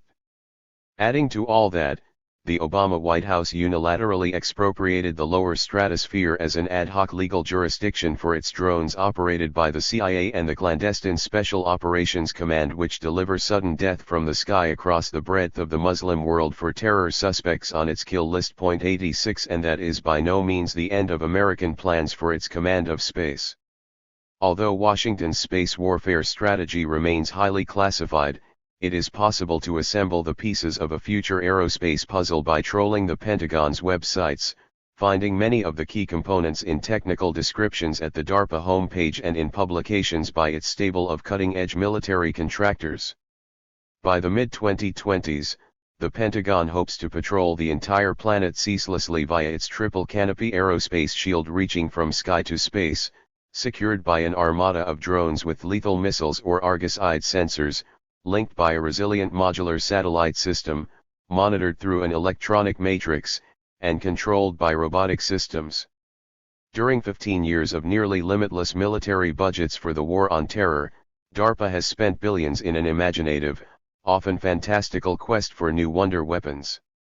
Among the many failed creations was a solar surveillance aircraft with a 400-foot wingspan for ceaseless flight, a hypersonic missile meant to reach speeds of 13,000 miles an hour, and a laser death ray capable of zapping launched missiles from the bulbous nose of a modified 747 jet. 87 The Pentagon's micro-technologies are almost playful, such as the $12 million Air Force scheme for dropping a swarm of Merco UAVs from a jet fighter and thereby gaining military advantage over China and Russia, or the Navy's sea mob of small swarming boats to protect its ships during combat. 88 After pushing these innovative technologies beyond their practical limits, some experimental aircraft have crashed during testing. Pentagon planners came, by trial and error, to the slow realization that established systems, particularly drones and satellites, could in combination create an effective aerospace architecture. At the bottom tier of this emerging aerospace shield in the lower stratosphere, the Pentagon has been working with its contractors to develop high-altitude drone models that will replace manned aircraft. To succeed the Cold War, vintage manned U-2 surveillance aircraft, the Pentagon since 2006 has been procuring a projected armada of 99 Global Hawk drones for the Air Force and Navy at a mind-boggling cost of $223 million each, 7 times the price of a Predator. With its extended 116-foot wingspan for flights at 60,000 feet, the Global Hawk is equipped with high-resolution cameras capable of photographing individual soldiers within a 100-mile radius with real-time speed and dramatic clarity, electronic sensors for intercepting radio and telephone communications with unparalleled accuracy, and efficient engines for a continuous 32-hour flight, which would potentially mean surveillance of up to 40,000 square miles daily by a single drone. After 6 years of operations restricted by this drone's inability to fly above the weather as a human pilot would, the Air Force in 2012 recommended ending the program. But its builders, powerful defense contractors Northrop and Raytheon, fought back and saved it. With its enormous bandwidth to bounce a torrent of audiovisual data between satellites and ground stations, the Global Hawk, like other long-distance drones in America's Armada, may prove vulnerable to a hostile hack in some future conflict. 89. The sophistication, and limitations, of this developing technology were exposed in December 2011 when an advanced RQ-170 Sentinel drone suddenly landed in Iran, revealing a dart-shaped, 65-foot wingspan for flight up to 50,000 feet. Under a super-secret black contract, Lockheed Martin had built 20 of these advanced drones at a cost of about $200 million each. After the aircraft appeared mysteriously in Afghanistan in 2007 and was dubbed the Beast of Kandahar, the Air Force released information about its radar-evading stealth capacity and advanced optics that provide reconnaissance and surveillance support to forward-deployed combat forces. 90. So what was this super-secret drone doing in hostile Iran? The GPS navigation is the weakest point, an Iranian engineer explained to a reporter from the Christian Science Monitor. By putting noise on the communications, you force the bird into autopilot. This is where the bird loses its brain. The next problem, he said, was persuading the drone's autopilot to land. If you look at the location where we made it land and the bird's home base, they both have the same altitude, the engineer explained. There was a problem with the exact altitude, so the bird's underbelly was damaged in landing, that's why it was covered in the broadcast footage. Transmitted from satellites 12,000 miles above the Earth, GPS signals are notoriously weak, making it relatively easy, as the Los Alamos National Laboratory had reported in 2002, for an adversary to send a false signal reporting the moving target's true position and then gradually walk the target to a false position, just what the Iranians seemingly did 9 years later. Although the Pentagon first denied the capture and then poo-pooed it after Iran released photos, the event sent silent shockwaves down its endless corridors. 91. In the aftermath of this debacle, the Pentagon worked with one of its top contractors, Northrop, to accelerate development of a super stealth drone capable of penetrating hostile airspace without capture. As General Robert Otto, the Air Force Deputy Chief of Staff for Intelligence, Surveillance, and Reconnaissance, told Congress in September 2014, "We have to transform the force to fight and win in contested environments. We will seek a more balanced fleet of both manned and unmanned platforms that are able to penetrate denied airspace and provide unprecedented levels of persistence." After Northrop started test flights for the RQ-180 drone at Area 51, Nevada, in 2012, the Pentagon told CNN off the record that its capabilities are now a top intelligence gathering priority, especially after a less sophisticated drone went down in Iran in 2012. Detailing those capabilities, Aviation Week reported this new drone would be the biggest to date with a 130-foot wingspan, advanced aerodynamics for an extended range of 1,200 miles, 24-hour flying time, thermal imaging, audio intercepts, and an advanced stealth capacity greater than that of the F-35 fighter. The contract for the RQ-180 would also be the most expensive for a drone to date, totaling an estimated $2 billion for aircraft costing $300 million each. Clearly, the era of lavishly expensive warfighting drones had finally arrived. 92. Simultaneously, the Navy was testing a dart-shaped X-47B surveillance and strike drone that has proven capable of both in-flight refueling and carrying a ponderous payload of 4,000 pounds in bombs or missiles. In July 2013, this drone passed its most crucial test, from the Navy's perspective, when it landed on the deck of the USS George H.W. Bush off the coast of Virginia.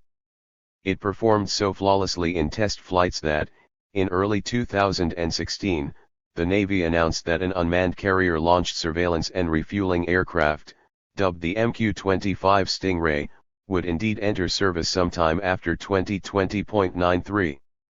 In its quest for dominance over the stratosphere, the Pentagon pushed its contractors to the technological edge, spending billions on futuristic aircraft that sometimes seem plucked from the pages of science fiction.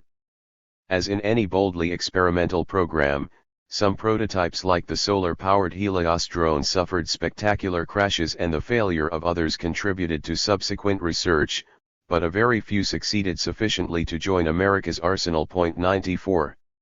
For the upper stratosphere, DARPA and the Air Force have collaborated, since 2003, in developing the highly experimental Falcon hypersonic cruise vehicle. Flying at an altitude of 20 miles, it was expected to deliver 12,000 pounds of payload at a distance of 9,000 nautical miles from the continental United States in less than 2 hours. 95. Although the first test launches in April 2010 and August 2011 crashed mid-flight, they did so after reaching an amazing 13,000 miles per hour, 22 times the speed of sound. 96. Yet, as has often happened with the Pentagon's resilient institutional architecture, failure produced progress. After the Falcon's crash, the Defense Department shifted its hypersonic technology in two promising new directions.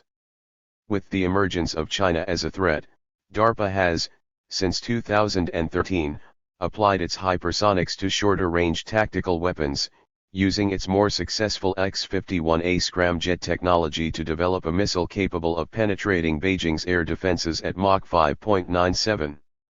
Simultaneously, Lockheed's Secret Skunk Works experimental unit, famed for building the U-2 for the CIA back in the 1950s, used the hypersonic technology to develop the State Route 72 unmanned surveillance aircraft as a successor to its famed State Route 71 Blackbird, the world's fastest manned aircraft with speeds up to 2,200 miles per hour until it was retired in 1998. When tested by 2023 and operational by 2030, the State Route 72 is supposed to fly at Mach 6 and an altitude of 80,000 feet, with a fuselage of titanium crystals wrapped in carbon fiber for extreme stealth, making it almost impossible to shoot down while it crosses any continent on the planet in an hour, scooping up electronic intelligence. 98. In the exosphere 200 miles above Earth, the age of space warfare dawned in April 2010 when the Defense Department launched the robotic X-37B spacecraft, just 29 feet long, into orbit 250 miles above the Earth for a 7-month mission. Although described as an orbital test vehicle or an unmanned space shuttle, the X-37B is actually the Pentagon's ultimate drone. A civilian agency, NASA, started developing it in 1999 to replace the manned space shuttle. After 5 years, however, the Pentagon saw the project's military potential and took charge. By removing pilots and their costly life support systems, the Air Force's Secretive Rapid Capabilities Office created a miniaturized, militarized space drone with thrusters for in-orbit maneuvers to elude missile attacks, solar batteries for extended flight, and a cargo bay for signals intercept sensors, satellite launch, or possible air-to-air missiles. 99 By the time the second X-37B prototype landed at Vandenberg Air Force Base in June 2012 after a flawless 15-month flight, a robotically controlled reusable spacecraft had been successfully tested, establishing the viability of space drones. 100. In the exosphere where the space drones will soon roam, orbital satellites will be their prime targets. At the start of the War on Terror, the Pentagon had 100 military satellites to handle all its secure communications. To protect this critical element in its space infrastructure, in its 2001 Quadrennial Defense Review the Pentagon allocated $165 billion for a 5-year effort to achieve space control that would deny such freedom of action to adversaries. 101 The vulnerability of its system became obvious in 2007, however, when China used a ground-to-air missile to shoot down one of its own satellites in orbit over 500 miles above the Earth. A year later, the Pentagon accomplished the same feat, firing an SM-3 missile from a Navy cruiser to score a direct hit on a U.S. satellite 150 miles high. 102. After failing to fully develop the F-6 satellite that would decompose into microwave-linked components despite expenditures of over $200 million, the Pentagon has opted instead to upgrade its more conventional single-module satellites. 103 Between 2013 and 2016, the Navy launched 5 interconnected Mobile User Objective System satellites into geostationary orbits for communications with aircraft, ships, and motorized infantry. With ground stations in Australia, Hawaii, and Sicily, the MUOS system has an exceptional global reach all the way to the poles, with strong coverage of the Arctic necessary now that global warming is opening the region to geopolitical competition for shipping lanes and resource exploitation. 104. Reflecting the role of the heavens as a domain for future wars, the Joint Functional Component Command for Space, established at Vandenberg Air Force Base in 2006, has the mission of protecting friendly space systems, prevention of an adversary's ability to use space, for purposes hostile to U.S. national security interests, and direct support to battle management. This unique command operates the Space Surveillance Network, which is a worldwide system of radar and telescopes. From 29 remote locations like Thule, Greenland, Ascension Island in the South Atlantic, and Kwajalein Atoll in the Pacific, it makes about 400,000 observations daily to monitor every object in the skies. 105 As its newest tool in this ambitious endeavor, DARPA has built, from 2002 to 2015, the Wide-Angle Space Surveillance Telescope for installation in Western Australia where it will monitor the Southern Hemisphere, scanning the entire geosynchronous belt several times a night with its wide-angle view of 10,000 objects the size of a softball at a time 106. Robotic Information Regime.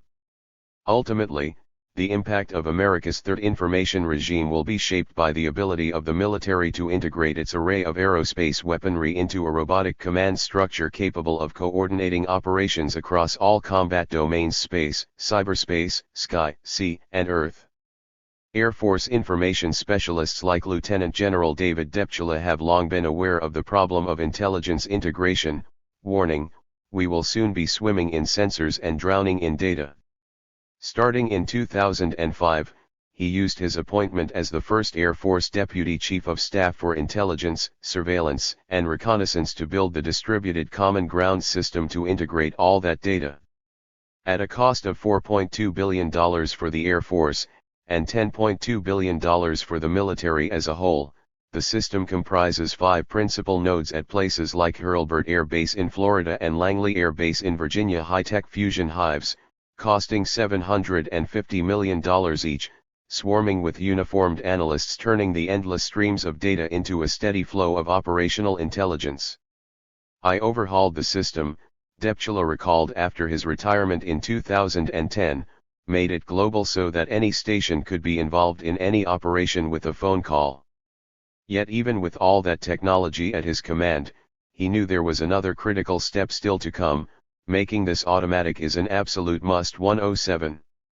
To manage the surging torrent of information within its delicately balanced triple canopy, the system will, in the end, have to become self-maintaining through robotic manipulator technologies, such as DARPA's front-end robotics enabling near-term demonstration, or FRIEND system, that someday could potentially deliver fuel, provide repairs, reposition satellites, or destroy dead ones. 108. In April 2016, DARPA took a step in that direction, announcing the robotic servicing of geosynchronous satellites programmed to robotically inspect, autonomously grapple, reposition, repair, and upgrade cooperative geospacecraft. 109. Operation of this complex worldwide apparatus will require, as one DARPA official explained in 2007, an integrated collection of space surveillance systems and architecture that is leak-proof. 110. By 2010, the newest unit in the U.S. intelligence community, the National Geospatial Intelligence Agency, had 16,000 employees, a $5 billion budget, and a massive $2 billion headquarters at Fort Belvoir, Virginia, all aimed at coordinating the flood of surveillance data pouring in from Predators, Reapers, U-2 spy planes, Global Hawks, X-37B space drones, Google Earth, the Space Surveillance Network, and orbiting satellites. 111. Yet the ultimate test of all this innovation will be an ability to stay one step ahead of its sole rival for control over space, China. Like many late adopters of technology, China has made a series of strategic choices by apparently identifying orbital satellites, among the many components in such a complex system, as its fulcrum for the effective weaponization of space. In August 2016, 3 years after the Pentagon abandoned its own attempt at satellite security through the disaggregated F-6 system, Beijing launched the world's first quantum communications satellite. By replacing radio waves with the transmission of entangled photons through unique crystals, this new technology will, according to one scientific report, create a super-secure communications network, potentially linking people anywhere. China would likely launch the 20 satellites needed for complete global communications coverage should the technology prove successful. 112. Almost simultaneously, China lofted a prototype of the Long March 7 rocket with a massive 13.5-ton payload, for both satellite deployment and for components of a 60-ton space station that is expected to be operational by 2022. Moreover, in the race to develop artificial intelligence for the robotics to operate such complex systems, China was closing on America. While Washington was cutting its 2018 budget for AI research to a paltry $175 million, Beijing was launching a new multi-billion-dollar initiative linked to building military robots. 113. In a move of potential strategic significance in the event of future conflict, China has, at least for the moment, taken the lead in securing its critical satellite communications system from cyber attack. By 2020 or thereafter, the Pentagon's triple canopy should be able to atomize a single terrorist with a missile strike after tracking his eyeball, facial image and heat signature for hundreds of miles through field and favela, or, with equal ease, blind an entire army by knocking out all its ground communications, avionics, and naval navigation. Through agile data management and a continuing ability to turn its failures into innovation, this system might allow the United States a diplomatic veto of global lethality, an equalizer for any further loss of international influence. As we learned so painfully in Vietnam, however, history offers some pessimistic parallels when it comes to the ability of militarized technology alone to preserve regional or global hegemony. Even if this robotic information regime could in fact check China's growing military power, Washington might still have the same ability to control wider geopolitical forces with its aerospace technology as the Third Reich had of winning World War II with its wonder weapons, including the devastating V-2 rocket, the unstoppable Me-262 jet fighter, and the ship-killing HS-293 guided missile. 114. Further complicating the future, the illusion of information omniscience might incline Washington to more military misadventures akin to Vietnam, Iraq, or Afghanistan, creating the possibility of yet more expensive and draining conflicts. Whatever the eventual outcome, Washington's dogged reliance on military technology to maintain its hegemony will mean endless combat operations with uncertain outcomes, whether the forever war against terrorists along the ragged edge of Asia and Africa, incessant low-level aggression in space and cyberspace, or the threat of actual armed conflict with rivals China and Russia. Part 3. Dynamics of U.S. Decline. Chapter 7. Grandmasters of the Great Game. Washington's moves, whether in Asia, the Greater Middle East, Europe, or for that matter space, and its attempts to control what Sir Halford Mackinder once called the world island represent something old and familiar in the history of empires, even if on a previously unimaginable scale. By contrast, the rise of China as the world's largest economy, inconceivable a century ago, represents something new and threatens to overturn a geopolitical balance that has shaped the world for the past 500 years. Indeed, in 2012, the National Intelligence Council, Washington's supreme analytic body, summarized this infinitely complex historical process in a single succinct chart. From 1820 to 1870, Britain increased its share of global gross domestic product by 1% per decade, the United States raised its share by 2% during its half-century ascent, 1900 to 1950, at a parallel pace. Japan's grew about 1.5% during its post-war resurgence, from 1950 to 1980. China, however, raised its slice of the world pie by an extraordinary 5% from 2000 to 2010 and is on course to do so again in the decade ending in 2020, with India not far behind. Even if China's growth slows by the 2020s, U.S. economic leadership is expected to be decisively overtaken by China. 1. The impact of this economic juggernaut has been profound. As China's exports surged, its foreign exchange reserves soared from $100 billion in 1996 to $4 trillion in 2014, many times more than any other nation. 2. Once China joined the World Trade Organization in 2001, it soon became the largest U.S. trading partner, with $500 billion in exports in 2015 alone. China's low-cost products devastated labor-intensive industries across America, destroying 10,000 apparel jobs in the South, shutting down paper mills in the country's midsection, and putting pressure on steel production nationwide. 3.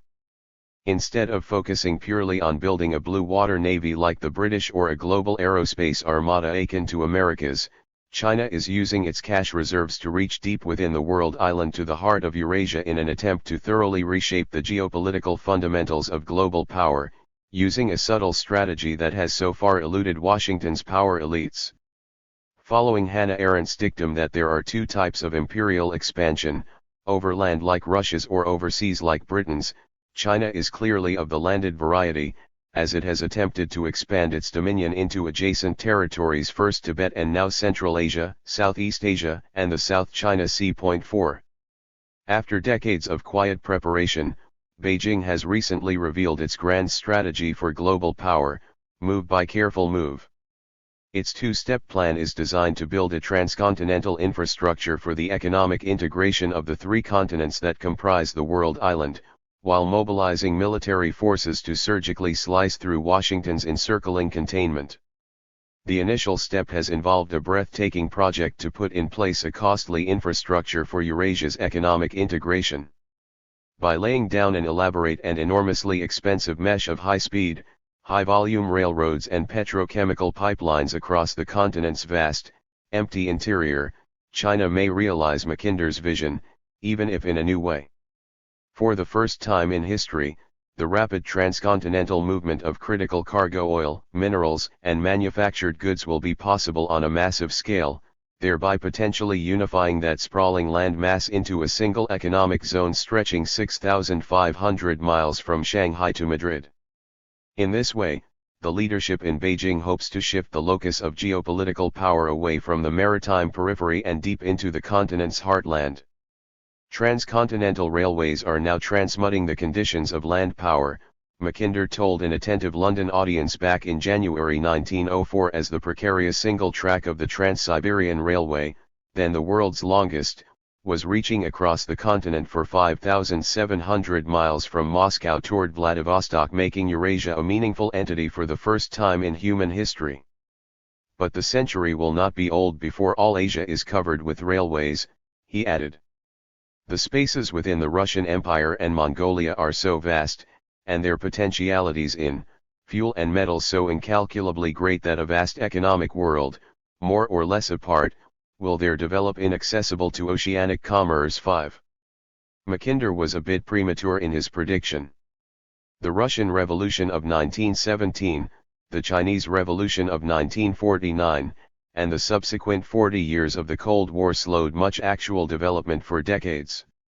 In this way, the Eurasian heartland was denied economic growth and integration, thanks in part to artificial ideological barriers, the Iron Curtain, and then the Sino-Soviet split that stalled infrastructure construction across it. No longer. Only a few years after the Cold War ended, former President Jimmy Carter's national security advisor, Zbigniew Brzezinski, by then a contrarian sharply critical of both Republican and Democratic political elites, began raising warning flags about Washington's inept style of geopolitics. Ever since the continents started interacting politically, some 500 years ago, he wrote in 1998, essentially paraphrasing Mackinder, Eurasia has been the center of world power. A power that dominates Eurasia would control two of the world's three most advanced and economically productive regions, rendering the Western Hemisphere and Oceania geopolitically peripheral to the world's central continent. With a global hegemony that was both wide and shallow, Washington faced enormous challenges in controlling Eurasia, which was too large, too populous, culturally too varied, to be compliant. Yet, wrote Brzezinski, America's global primacy is directly dependent on how long and how effectively its preponderance on the Eurasian continent is sustained. With 75% of the world's population, 75% of known energy reserves, and 60% of its productivity, Eurasia was geopolitically axial in ways that render the other continents geopolitically peripheral. 6. This Eurasian heartland is so vast, so empty that its development represents a daunting challenge too difficult to grasp by a mere glance at the map. For nearly 1,000 years, the sheer scale of these steppes and deserts has served to separate what is in fact a unitary land mass into two continents, Europe and Asia.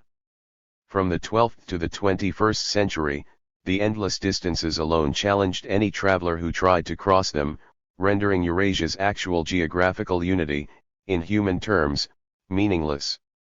Leaving Venice in about 1270, Marco Polo became one of the first Europeans to travel overland to China, surviving bandits, sandstorms, and wilderness to complete the trek in 3 years. Some 600 years later, in 1907, another Italian aristocrat, Principione Borghese, won the first Peking to Paris auto race, driving his 40-horsepower Italo motorcar for 60 days to cover a distance of 9,000 miles and capture the prize fit for a Prince a Magnum of Mum's Champagne. 7.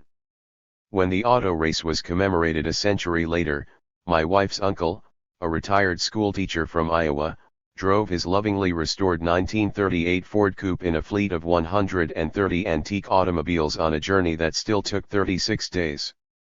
Somewhere in the Gobi Desert, he became separated from the pack. As he steered across the trackless terrain for hours without roads, signs, or landmarks, desperately scanning the horizon, his concern slowly turned to anxiety. Uncle David and his navigator were utterly alone in an endless emptiness that stretched to the sky in every direction. Finally, after what seemed like an eternity, he spotted a faint cloud of dust on a distant horizon. Flooring the accelerator, he pushed every one of that V8 engine's 90 horsepower hard to catch up. 8.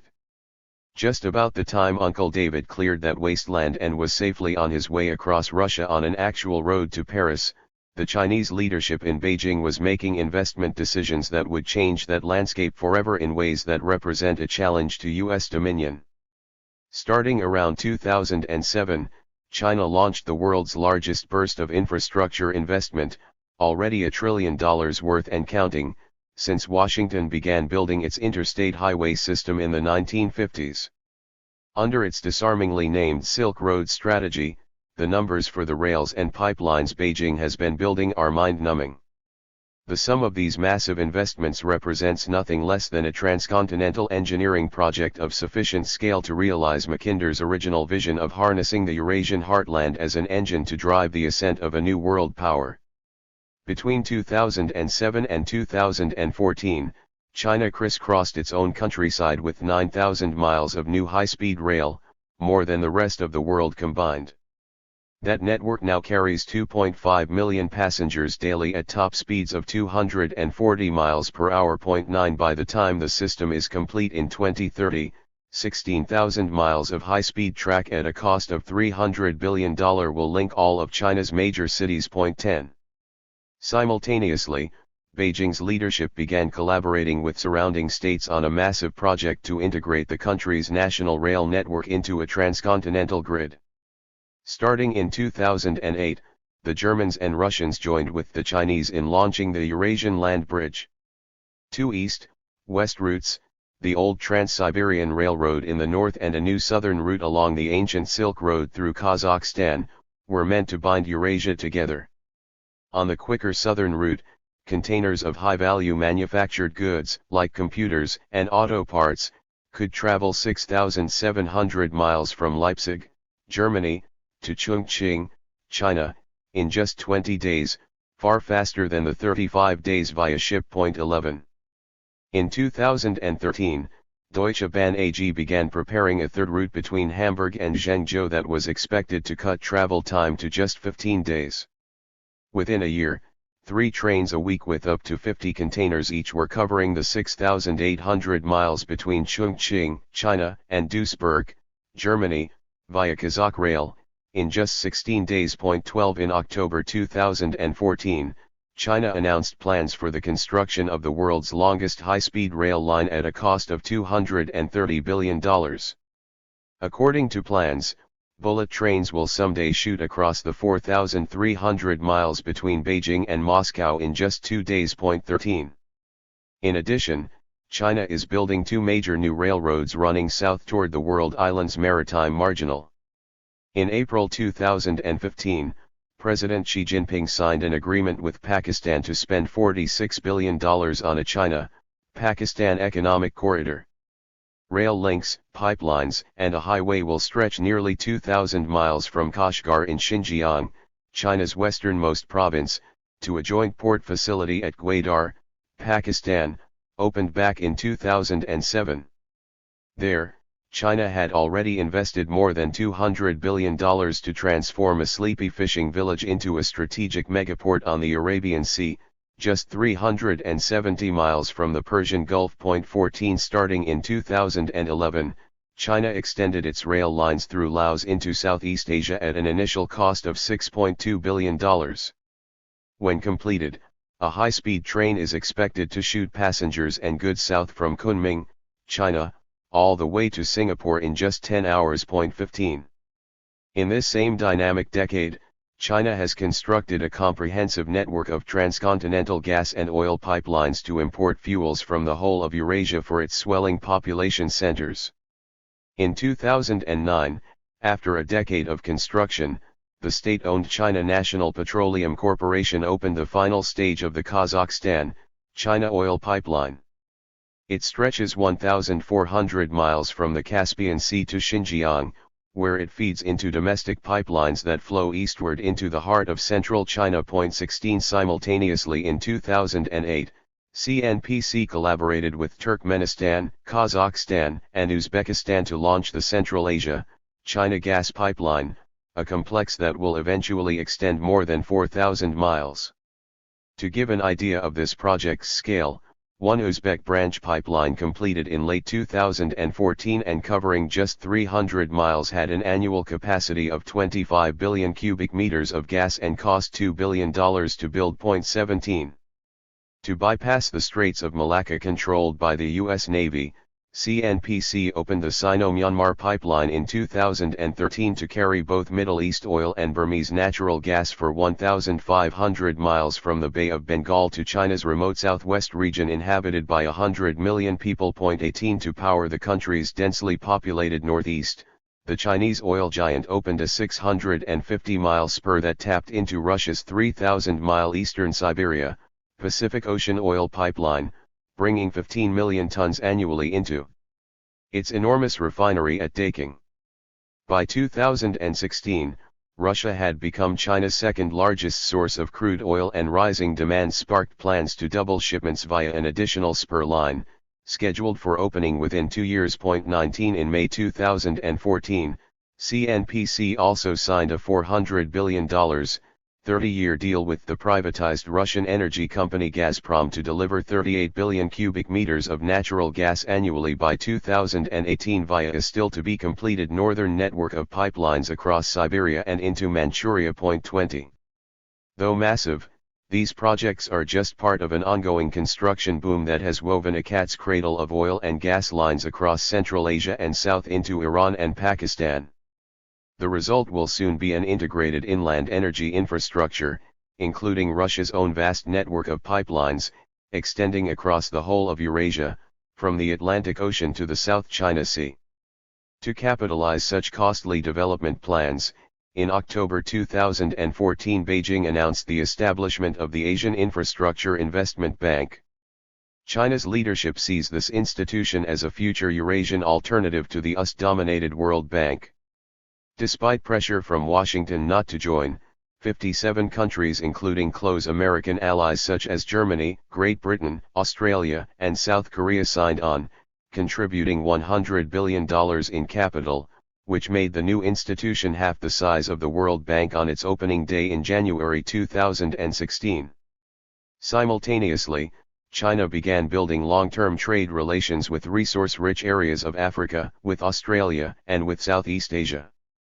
After a decade of such sustained development, in May 2017 China's President, Xi Jinping, convened an historic conference of 60 nations that make up the world island to proclaim Beijing's new trillion-dollar commitment to building the infrastructure, ports, pipelines, power plants, and rails for the economic integration of Asia, Africa, and Europe. Despite reservations from India and the European Union, President Xi himself hailed it as the project of the century that would add splendor to human civilization, while the Los Angeles Times headlined it as the groundwork for a new global order. 21. Finally, Beijing has begun to reveal the key components of its strategy for neutralizing the military forces Washington has long arrayed around the continent's perimeter. In mid-2015, Beijing escalated its claim to exclusive control over the South China Sea, expanding Longpo Naval Base on Hainan Island so that it could become the region's only nuclear submarine facility. 22. Accelerating its creation of 7 artificial atolls further south in the disputed islands that will undoubtedly someday become military airfields. 23. And formally warning off U.S. Navy overflights. 24. Complementing its massive highway rail pipeline corridor to the port of Gwadar in Pakistan. Beijing began building, in 2016, a major base at Djibouti on the Horn of Africa, creating the basis for permanent Chinese naval deployments in the energy-rich Arabian Sea. With its naval bases spanning 5,000 miles across the Arabian and South China Seas while its submarines range as far as San Diego, China is forging a future capacity to strategically curtail America's military containment. 25. Military situation in the South China Sea, 2016. In response to China's challenge, the Pentagon issued stern warnings about freedom of the seas and sent a succession of naval patrols through the South China Sea, a strategic waterway for $5.3 trillion in maritime trade, 30% of world total. But nothing could slow China's armada of dredges steadily churning the seabed to build permanent bases on those 7 shoals. In January 2016, its first aircraft landed on a new 3,000-meter airstrip on Fiery Cross Reef in the Spratlys, prompting a formal protest from Vietnam. 26. A month later, China moved toward militarizing even more atolls by basing batteries of HQ-9 anti-aircraft missiles on Woody Island in the Paracels, and did so just a day after Obama's summit with Southeast Asian leaders had issued a call for freedom of navigation in those disputed waters. 27. By installing a nominally defensive weapon rather than jet fighters, China quietly asserted its claim to control of the airspace in this part of the South China Sea with a minimum of diplomatic disruption. In March 2016, however, U.S. Intelligence Chief James Clapper told Congress that China had installed a powerful military radar system on the Spratlys southernmost atoll, Quarteron Reef, giving China's DF-21D carrier killer missile batteries on the mainland the ability to strike American ships in the South China Sea. Washington responded by sending a carrier group headed by the USS John Stennis on a patrol across those waters while Chinese naval vessels cruised nearby in a wary standoff. 28. Continuing its stealth escalation, Beijing built hardened hangars for its largest military jets on 3 reefs: Fiery Cross, Subby, and Mischief, but did not throw down the gauntlet by actually deploying any fighters. Then in December 2016, China took decisive steps toward an exclusive zone by installing anti-aircraft weapons on all 7 of its artificial islands and, just days later, snatching a U.S. ocean glider drone from waters near Scarborough Shoal, exploiting the unwritten rules that left drones in a gray zone, just under the threshold of actual hostilities. 29. Simultaneously, a Pentagon study warned that, by 2030, China will have built so many aircraft carriers that one will always be close to these contested waters, making them virtually a Chinese lake. As if to corroborate that prediction, China's Navy pronounced its refitted Soviet carrier the Liaoning combat ready in November, and also laid the keel in its own Dalian dockyard for a second carrier, with sophisticated electromagnetic catapults to launch its complement of a dozen advanced J-15 Flying Shark fighters. 30. Concealed in this strategic confrontation is China's determination to exploit the South China Sea's fishing grounds as a critical source of protein. With the world's population heading for 9 billion by 2050, competition among rival powers will likely shift from the classic imperial issues of minerals and markets to elements more fundamental for human survival: energy, grains, fresh water, and fishing grounds. With its shallow continental shelf and circumferential breeding areas of mangrove deltas, the South China Sea ranks 4th among the planet's 19 major fishing grounds, producing a full fifth of world maritime harvest in 2010 and providing critical nutrition for 2 billion people in the 12 surrounding nations. 31. After tripling its fish consumption to 30 kilograms per capita in just 2 decades, China will likely consume 38% of the world's fish catch by 2030.32 to sustain that growth. Its commercial fleet of 92,000 vessels in the South China Sea was pushing southward beyond their depleted home grounds into disputed waters near Malaysia and the Philippines. 33. At the same time, Beijing is developing plans to challenge Washington's dominion over space and cyberspace. It expects, for instance, to complete its own global satellite system by 2020, offering the first real challenge to Washington's dominion over space. 34. Simultaneously, Beijing is forging a formidable capacity for cyber warfare. 35. In a decade or two, China will have consolidated its control over the rich resources of Central Asia and also be ready, should the need arise, to slice through Washington's continental encirclement at a few strategic points in the Arabian and South China Seas. Lacking the geopolitical vision of Mackinder and his generation of British imperialists, much of America's leadership in these years has generally failed to grasp the significance of the radical geopolitical change being worked inside the Eurasian landmass.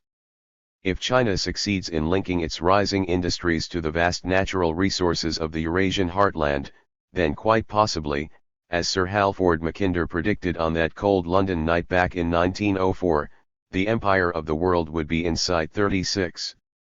Obama's grand strategy. In ways that eluded Washington pundits and policymakers, President Barack Obama deployed a subtle geopolitical strategy that, if adopted by his successors, just might give Washington a fighting chance to extend its global hegemony deeper into the 21st century. After 6 years of sometimes secret preparations, the Obama White House, in its last months, unveiled some bold diplomatic initiatives whose sum was nothing less than a tricontinental strategy to check Beijing's rise. As these moves unfolded worldwide, Obama revealed himself as one of those rare grandmasters with an ability to go beyond mere foreign policy and play the great game of geopolitics. From the time he first took office in 2009, Obama faced an unremitting chorus of criticism, left and right, domestic and foreign, dismissing him as hapless, even hopeless. "He's a poor ignoramus, he should read and study a little to understand reality," said Venezuela's leftist President Hugo Chavez, just months after Obama's inauguration. 37 I think he has projected a position of weakness and, a lack of leadership, claimed Republican Senator John McCain in 2012.38 After 6 years, opined a commentator from the Conservative Heritage Foundation in April 2015, he still displays a troubling misunderstanding of power and the leadership role the United States plays in the international system. 39 Even former Democratic President Jimmy Carter has dismissed Obama's foreign policy achievements as minimal. 40 Voicing the views of many Americans, Donald Trump derided Obama's global vision this way: "We have a president who doesn't have a clue." 41. But let's give credit where it's due. Without proclaiming a presumptuously labeled policy like triangulation, the Nixon Doctrine, or even a freedom agenda, Obama moved step by step to repair the damage caused by a plethora of Washington foreign policy debacles, old and new, and then maneuvered, sometimes deftly, sometimes less so, to rebuild America's fading global influence. "I want a president who has the sense that you can't fix everything," a reflective Obama told The Atlantic magazine during his last months in office. "The world is ever shrinking. Withdrawal is untenable. I suppose you could call me a realist in believing we can't, at any given moment, relieve all the world's misery. We have to choose where we can make a real impact. Yet," he added in an affirmation of America's primacy, "if we don't set the agenda, it doesn't happen. The fact is, there is not a summit I've attended since I've been president where we are not setting the agenda, where we are not responsible for the key results. That's true whether you're talking about nuclear security, whether you're talking about saving the world financial system, whether you're talking about climate. In exercising this leadership, America cannot, in his view, act unilaterally as a sole superpower. One of the reasons I am so focused on taking action multilaterally where our direct interests are not at stake is that multilateralism regulates hubris." 42 Yet there was much more to Obama's foreign policy than he admitted even in these disarmingly frank statements. Viewed historically, Obama set out to correct past foreign policy excesses and disasters, largely the product of imperial overreach, that could be traced to several generations of American leaders bent on the exercise of unilateral power. Within the spectrum of foreign policy options, he slowly shifted from the coercion of war, occupation, torture, and other forms of unilateral military action, toward the more cooperative realm of trade, diplomacy, and mutual security, all in search of a new version of American supremacy. Obama first had to deal with the disasters of the post-9/11 years. Looking through history's rearview mirror, the administration of George W. Bush and Dick Cheney imagined the Middle East as the on-ramp to greater world power and burned through several $1 trillion and much U.S. prestige in a misbegotten attempt to make that illusion a reality. Since the first day of his presidency, Obama tried to pull back from or ameliorate the resulting miasmas in Afghanistan and Iraq, while resisting constant Republican pressure to re-engage fully in the permanent, pointless Middle Eastern war that they consider their own. Instead of Bush's endless occupations with 170,000 troops in Iraq 43 and 50,000 in Afghanistan 44, Obama adopted a more mobile footprint of advisors, airstrikes, drones, and special operations squads across the greater Middle East and northern Africa.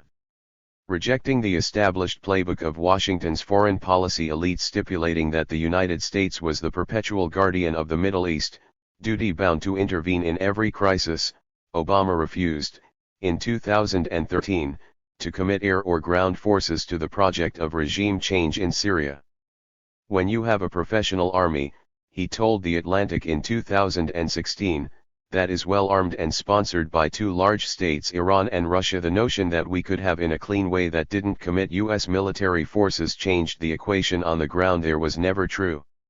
Instead of bombing to punish the Assad regime for using chemical weapons, Obama negotiated with Russian President Vladimir Putin to force the removal of Syria's chemical arsenal. 45 On other matters, however, Obama has acted far more boldly.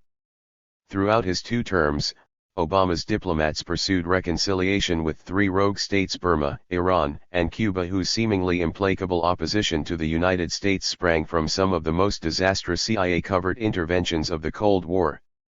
We have history, Obama explained in 2016. We have history in Iran, we have history in Indonesia and Central America. So we have to be mindful of our history when we start talking about intervening, and understand the source of other people's suspicions. 46. In 1951, as the Cold War gripped the globe, Democratic President Harry Truman ordered the CIA to arm some 12,000 nationalist Chinese soldiers who had been driven out of their country by communist forces and taken refuge in northern Burma. The result, 3 disastrous attempts to invade their former homeland. After being slapped back across the Chinese border by mere provincial militia forces, the nationalist troops, again with covert CIA support, occupied Burma's northeast, prompting Rangoon to lodge a formal complaint at the UN and the U.S. ambassador to Burma to resign in protest.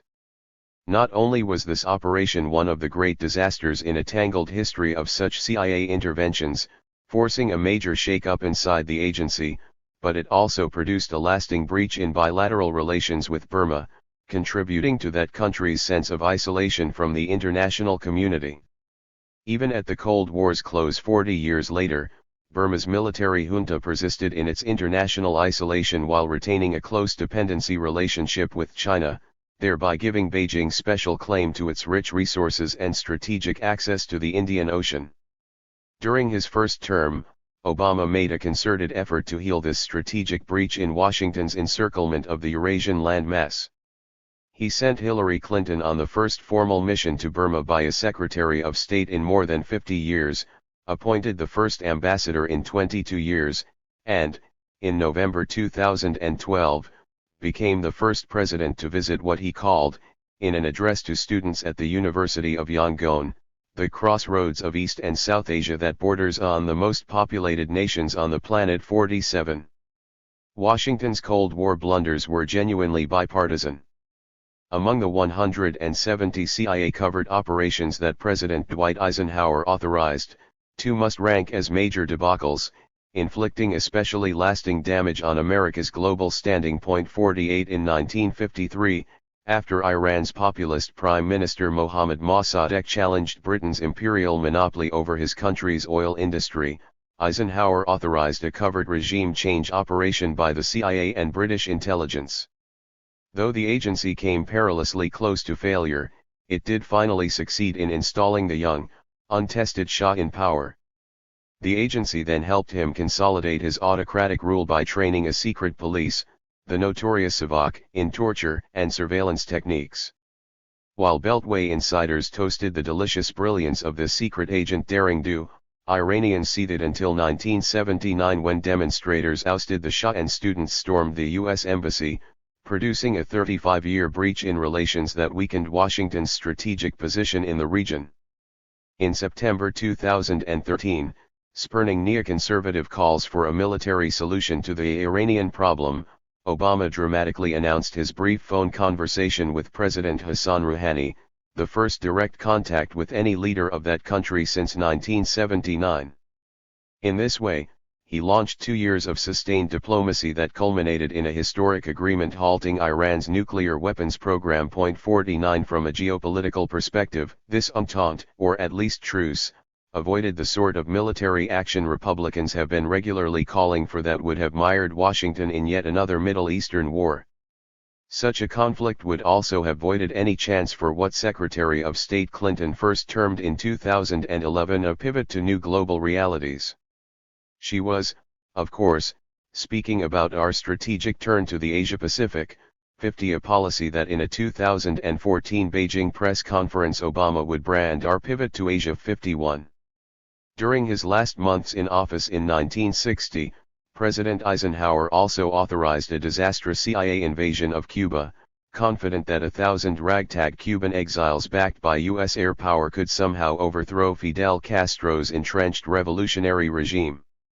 Inheriting this operation and sensing disaster, President John F. Kennedy forced the CIA to scale back its plans and yet did not stop the agency from proceeding. So it dumped those exiles on a remote beach 50 impassable miles of trackless, tangled swamp from the mountain refuge that had been planned for them and then sat back as Castro's Air Force bombed them into surrender. For the next 40 years, the resulting rupture in diplomatic relations and a U.S. embargo of Cuba weakened Washington's position in the Cold War, Latin America, and even Southern Africa. After decades of diplomatic isolation and economic embargo failed to change the communist regime, President Obama initiated a thaw in relations, culminating in the July 2015 reopening of the American Embassy in Havana, closed for nearly 55 years. 52 Defying entrenched congressional opposition. In March 2016 Obama made a historic state visit to Havana where he declared an end to the last remnant of the Cold War in the Americas and called upon the Cuban people to embrace a democratic future. That diplomatic initiative signaled Washington's shift away from its domineering posture of past years, removing a region-wide stumbling block to marked improvement in relations with Latin America, one of Obama's prime objectives. 53. Moving from repair to revival, from past to future, President Obama also used America's status as the planet's #1 consumer nation to create a new version of dollar diplomacy. While he saw the Middle East as a region to be avoided, one that, thanks to America's energy revolution, will soon be of negligible relevance to the U.S. economy, he was fixated on turning America's attention to Asia and thereby meeting the challenge posed by China. As his Defense Secretary Ashton Carter put it, Obama believed Asia to be the part of the world of greatest consequence to the American future. As Obama himself put it, the Middle East has countries that have very few civic traditions roiled by all the malicious, nihilistic, violent parts of humanity, while Southeast Asia is filled with striving, ambitious people who are every single day scratching and clawing to build businesses. The contrast is pretty stark. 54. His strategic pivot was aimed at drawing China's Eurasian trading partners back into Washington's orbit. While Beijing was maneuvering to transform parts of Africa, Asia, and Europe into a unified world island with China at its economic epicenter, Obama countered with a bold geopolitical vision meant to trisect that vast landmass by redirecting its trade toward the United States. 55. During the post-9/11 decade when Washington was spilling its blood and treasure onto desert sands, Beijing was investing its trillions of surplus dollars from trade with the United States in the economic integration of the Eurasian landmass. As an index of its influence, China as of 2015 accounted for 79% of all foreign investment in Afghanistan, 70% in Sierra Leone, and 83% in Zimbabwe. 56 Beijing managed to double its annual trade with Africa over just 4 years to $222 billion, 3 times America's $73 billion, thanks to a massive infusion of capital that is expected to reach $1 trillion by 2025.57 as China's economy grew. Its defense budget, constant at 2% of GDP, increased fourfold from $52 billion in 2001 to $214 billion in 2015, second only to Washington's, allowing for a rapid modernization of the country's military. 58. In his second term, however, Obama unleashed a countervailing strategy, seeking to split the world island economically along its continental divide at the Ural Mountains through two trade agreements that aimed to capture nothing less than the central global pole position for almost two-thirds of world GDP and nearly three-quarters of world trade. 59. By negotiating the Trans-Pacific Partnership, Washington hoped to redirect much of the vast trade in the Asian half of Eurasia toward North America. Simultaneously, Washington also tried to reorient the European Union's portion of Eurasia, which still has the world's largest single economy 60 and another 16% of world trade 61 toward the United States through the Transatlantic Trade and Investment Partnership. Finally, in a stroke of personal diplomacy that much of the U.S. media misconstrued as a sentimental journey, Obama was aggressive in his diplomatic courtship of Africa, that third continental component of China's would-be world island, convening a White House summit for more than 50 of the continent's leaders in 2014 and making a state visit to East Africa in July 2015. 62. With its usual barbed insight, Beijing's Global Times accurately identified the real aim of Obama's Africa diplomacy as offsetting China's growing influence and recovering past U.S. leverage. 63. When grandmasters like Obama play the great game of geopolitics, there is, almost axiomatically, a certain sang-froid to their moves as well as an indifference to any resulting collateral damage at home or abroad. Should some version of these two treaties or successor agreements, so central to Obama's geopolitical strategy, ever be adopted, they will bring in their wake both diplomatic gains and high social costs. Think of it in blunt terms as the choice between maintaining the empire abroad and sustaining democracy at home. In his first 6 years in office, Obama invested his diplomatic and political capital in advancing the TPP, a prospective treaty that carefully excluded China from membership. Surpassing any other economic alliance except the European Union, this treaty would have integrated the U.S. economy with those of 11 nations around the Pacific Basin, including Australia, Canada, Chile, Japan, Malaysia, Mexico, and Vietnam, that represent $28 trillion in combined GDP, or 40% of gross world product and a third of all global trade. By sweeping up areas like agriculture, data flows, and service industries, this treaty aspired to an unparalleled Pacific economic integration. In the process, it would decisively secure these highly productive nations in America's orbit. 64.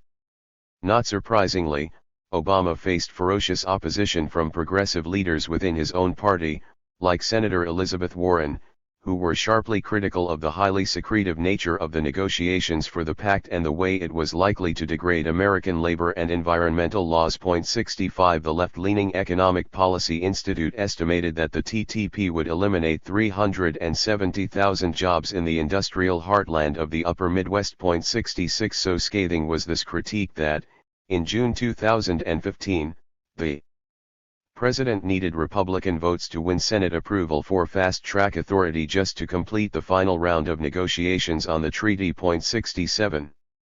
Obama also aggressively pursued negotiations for the TTIP with the European Union to similarly secure its $18 trillion economy. 68. The treaty sought fuller economic integration between Europe and the United States by meshing government regulations on matters such as auto safety in ways that might add some $270 billion to their annual trade. 69. According to a coalition of 170 European civil society groups, the TTIP, like its Pacific counterpart, would damage democracy in participating countries by transferring control over consumer safety, the environment, and labor to closed, pro-business arbitration tribunals. Whatever one thinks about the ultimate impact of such trade pacts, the TTP treaty, propelled by Obama's singular determination, had moved at light speed compared to the laggard Doha round of World Trade Organization negotiations that had reached year 12 of inconclusive talks with no end in sight. And then, of course, Donald Trump formally quit the Trans-Pacific Partnership during his first week in office, sweeping all of Obama's trade plans into the dumpster of history. 70. Grand Masters of Geopolitics. Nevertheless, in his pursuit of this grand strategy, Obama revealed himself as one of the very few U.S. leaders, in the century plus since America's rise to world power, who could imagine how to play the great game of geopolitics with the requisite balance of vision and ruthlessness. Forget everyone's nominee for master diplomat, Henry Kissinger, who was as inept as he was ruthless, extending the Vietnam War by 7 bloody years to mask his diplomatic failure, turning East Timor over to Indonesia for decades of slaughter until its inevitable independence, cratering U.S. credibility in Latin America by backing a murderous military dictatorship in Chile, and mismanaging Moscow in ways that helped extend the Cold War by 15 years.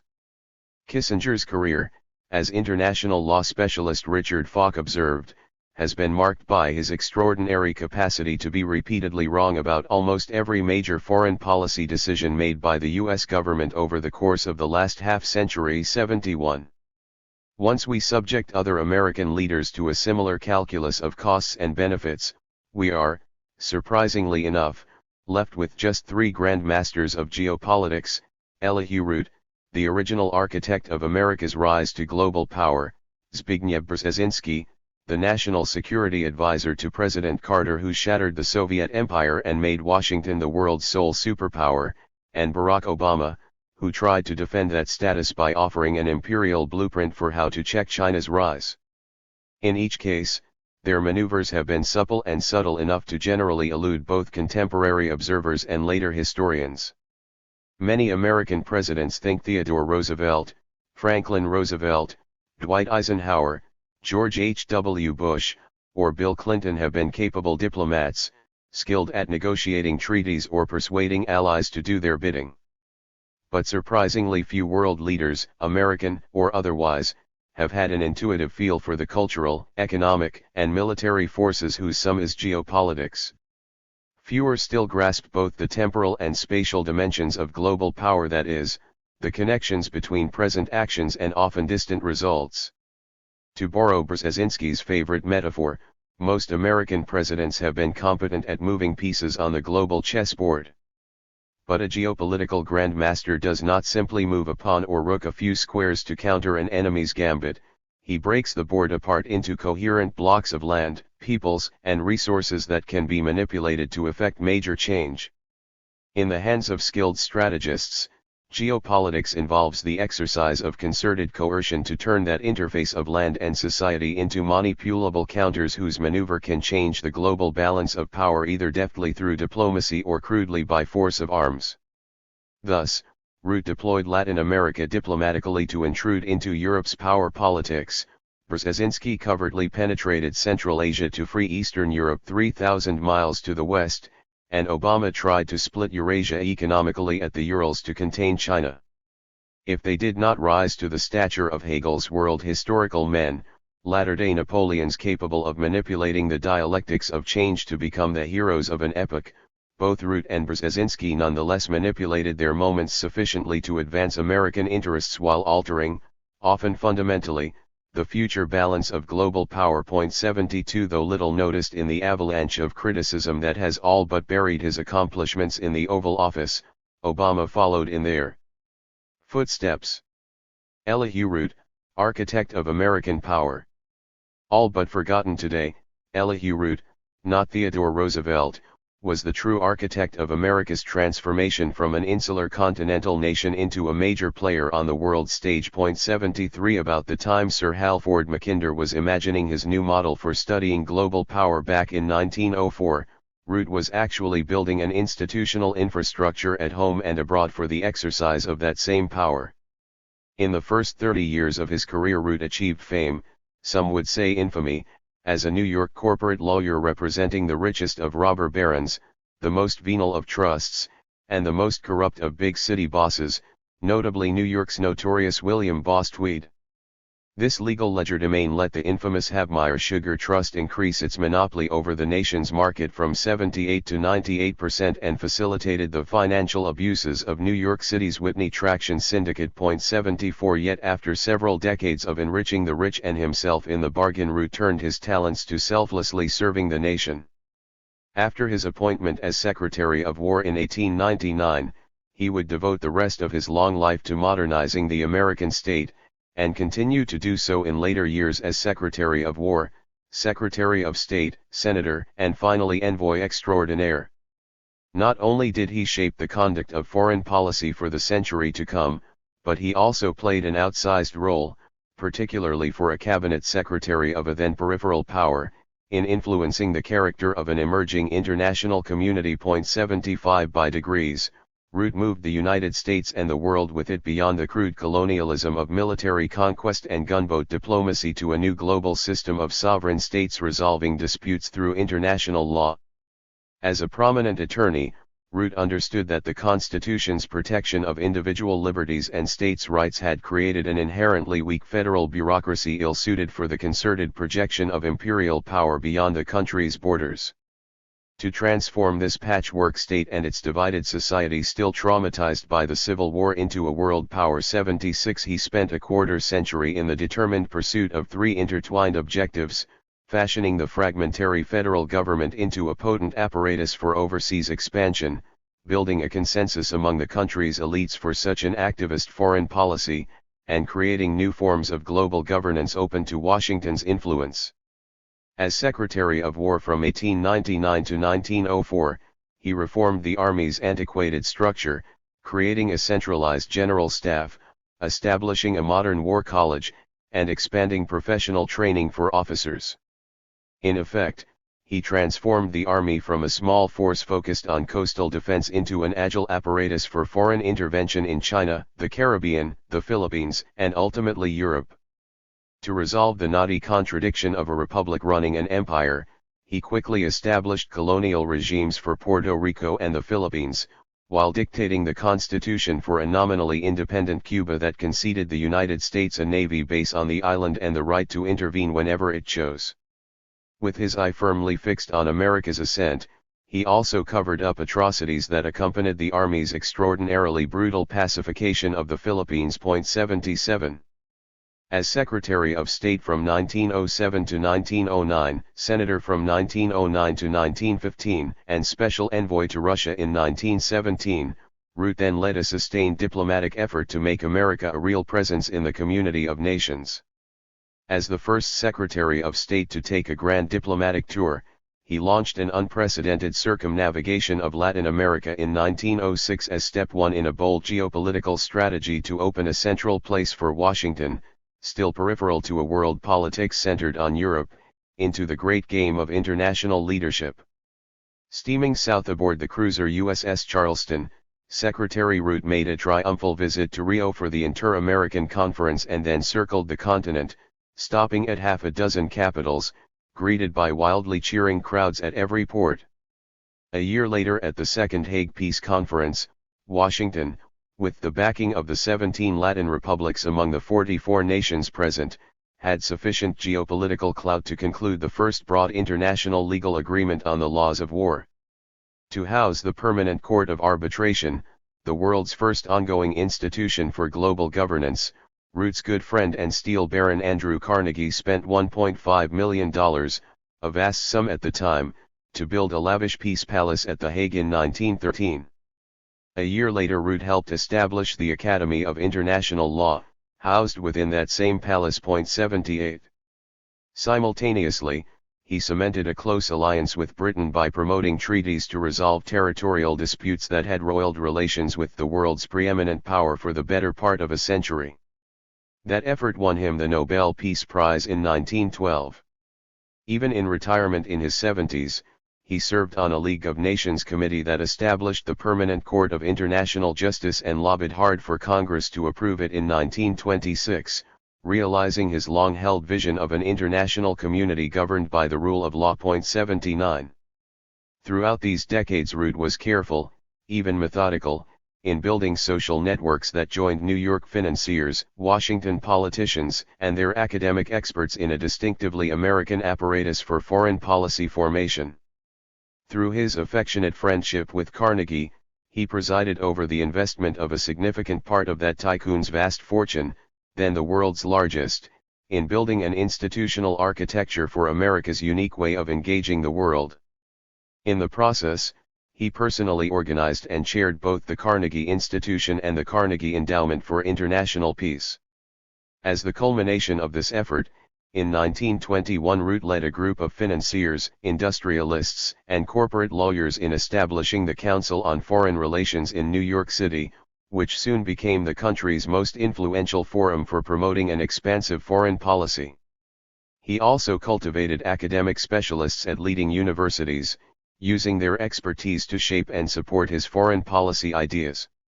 In sum, Root recast key elements of American society to form a layered nexus of money, influence, and intellect, creating a foreign policy establishment that would define the country's diplomatic priorities for the century to come. 80.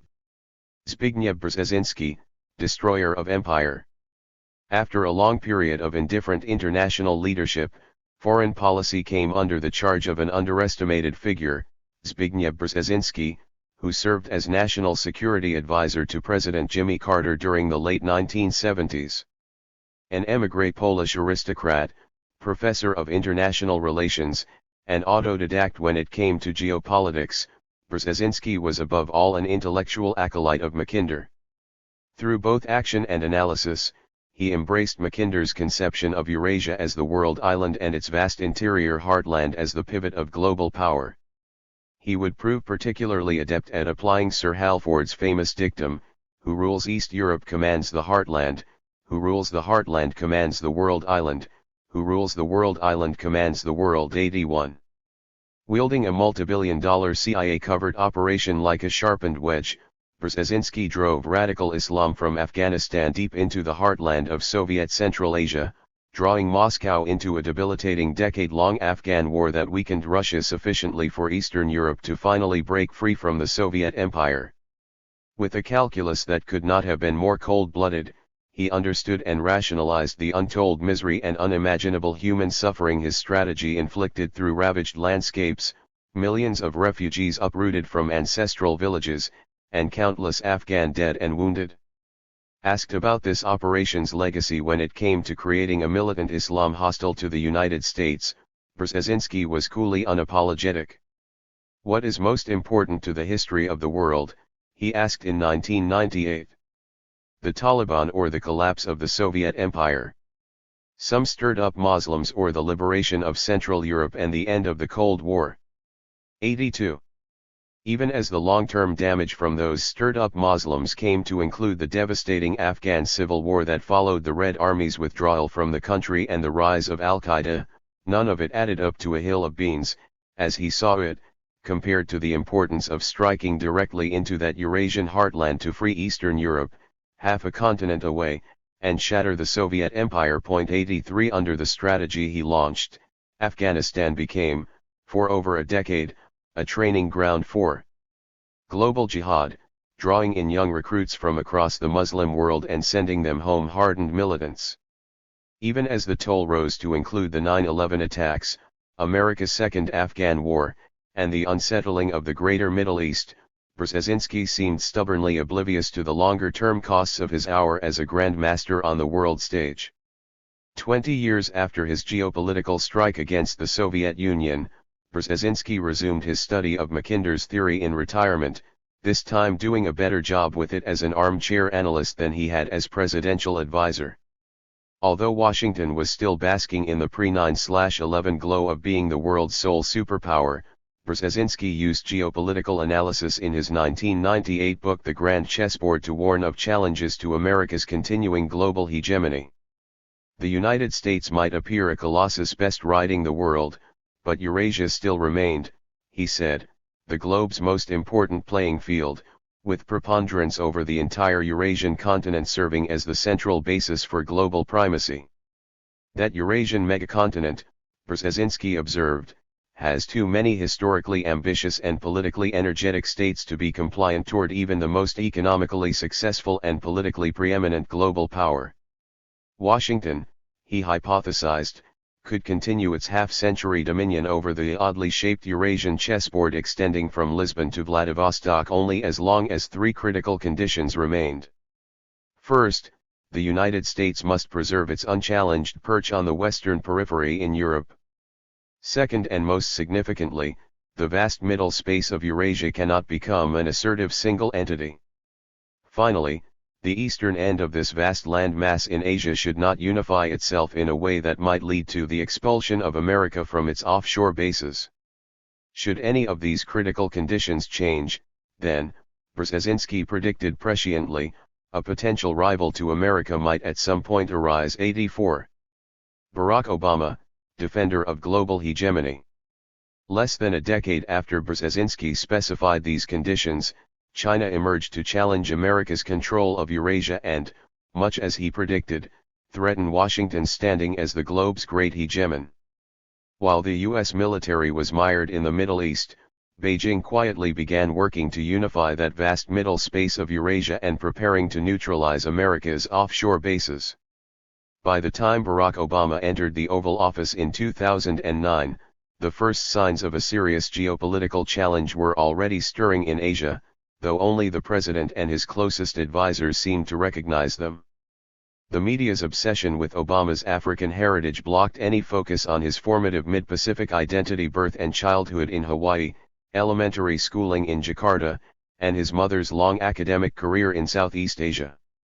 Unlike the country's Northeast political elites, wedded myopically to a mid-Atlantic view of the world, Obama came into office carrying vivid memories of the trembling blue plain of the Pacific with thunderous waves, crumbling as if in a slow-motion reel pounding upon the shores of his tiny island, Oahu. His strongest childhood experiences were a pastiche of Pacific experience. Eating poi and roast pig with Hawaiians, watching old Filipino men play checkers while they spat up betel nut juice as if it were blood, divers spearfishing in the inky black waters of Kailua Bay, and poverty that twists the lives of children on the streets of Jakarta. 85. Growing up on a speck of earth tossed by a sea that covered half the planet's surface, Obama seemed to acquire an intuitive feel for the shape of the globe. If his generation of world leaders had anything akin to a geopolitical grandmaster, then it would likely be him. In a speech to the Australian Parliament in November 2011, he announced his pivot to Asia. "Let there be no doubt," he said, "in the Asia-Pacific in the 21st century, the United States of America is all in. After 2 long wars in Iraq and Afghanistan that cost us dearly, in blood and treasure, the United States is turning our attention to the vast potential of the Asia-Pacific region, the world's fastest growing region and home to more than half the global economy." 86. In geopolitical terms, Obama was intent on withdrawing American troops from an endless, exorbitant war in the Middle East, a region Brzezinski had dubbed Eurasia's central zone of instability, while simultaneously deploying naval forces at offshore bases along the Pacific littoral to secure Washington's axial position for control of that continent. In a deft exercise of imperial management, this military pivot complemented Obama's focus on Asian trade. With North America's increasing energy independence via natural gas and alternative sources, Washington could, for the first time in 50 years, regard the economic prize of the Middle East's enormous concentration of natural gas and oil reserves as a marginal matter, no longer worth a massive price in blood and treasure. 87. Simultaneously, the economic significance of East and Southeast Asia's booming manufactures for the country's new economy of information and consumer goods made freedom of the seas for trans-Pacific commerce a critical strategic priority. In the aftermath of that commitment to Asia, Obama's initial deployment of just 2,500 U.S. troops to Australia seemed a slender down payment on his strategic decision to become his country's first Pacific president, producing a great deal of premature criticism and derision. 88. 4 years later, one CNN commentator would still be calling this Obama's pivot to nowhere. 89. In early 2015, even seasoned foreign policy commentator Fareed Zakaria would ask, "Whatever happened to the pivot to Asia?"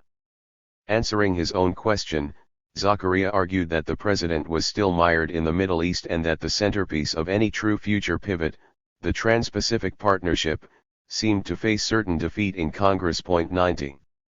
In March 2014, however, the Obama administration deployed a full battalion of Marines at Darwin on the Timor Sea, an Australian base well positioned to access the strategic Lombok and Sunda Straits. 91. 5 months later, the two powers signed a US-Australia Force Posture Agreement allowing for both the pre-positioning of equipment and the basing of U.S. warships at Darwin.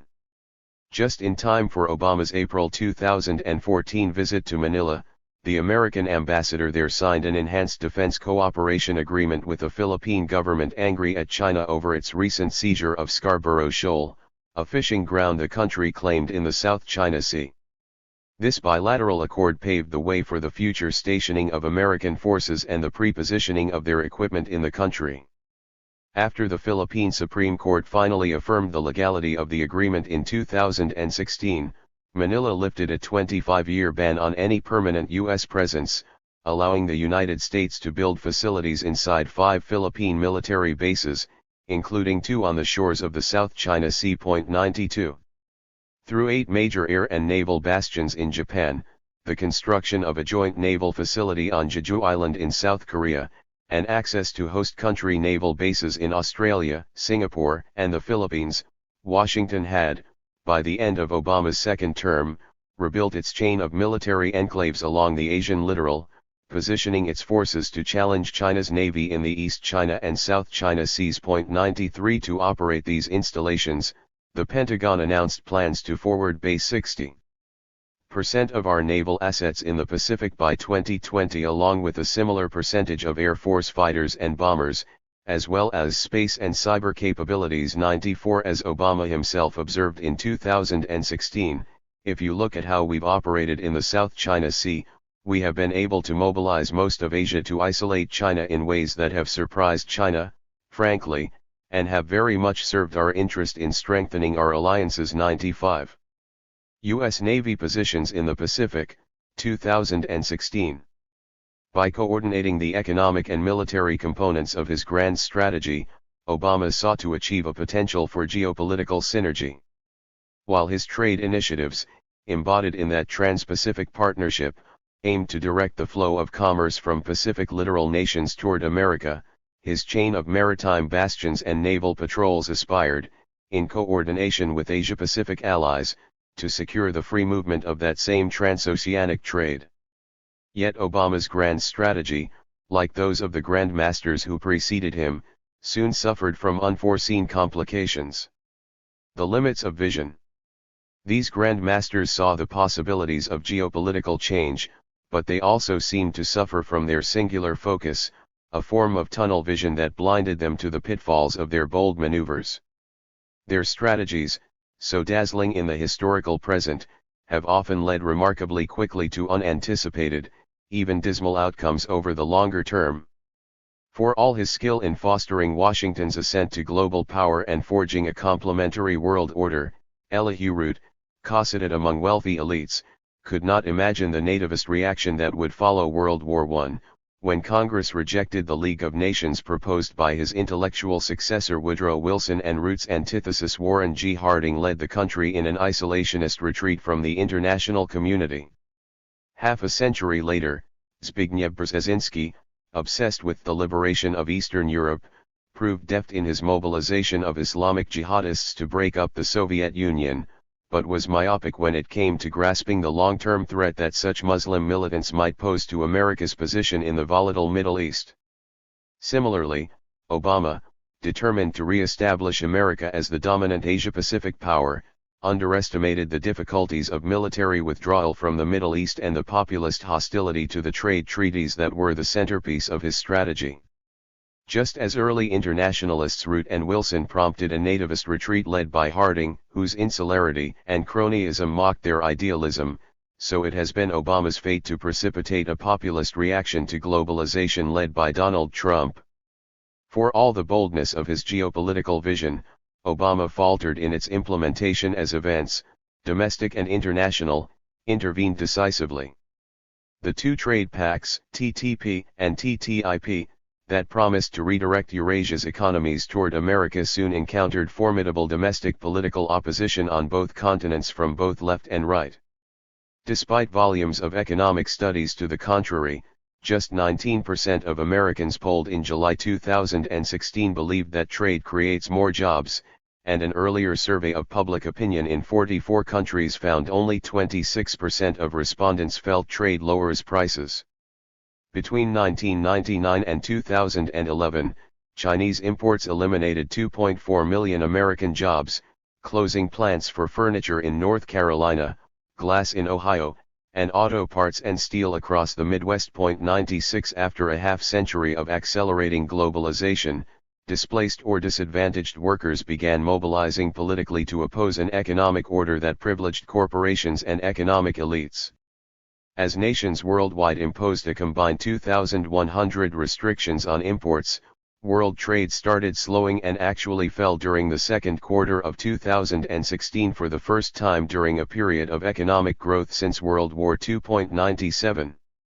As the most transcendent of these trade treaties, designed to supersede the sovereign authority of courts and legislatures, the TTP and TTIP became symbols of a globalization gone too far. Obama's promotion of these treaties coincided with a growing nativist reaction to globalization. Across Europe, an increasing number of voters supported hyper-nationalist parties that included the Danish People's Party, the French National Front, the Alternative for Germany, Greece's Golden Dawn, Sweden Democrats, and the UK Independence Party.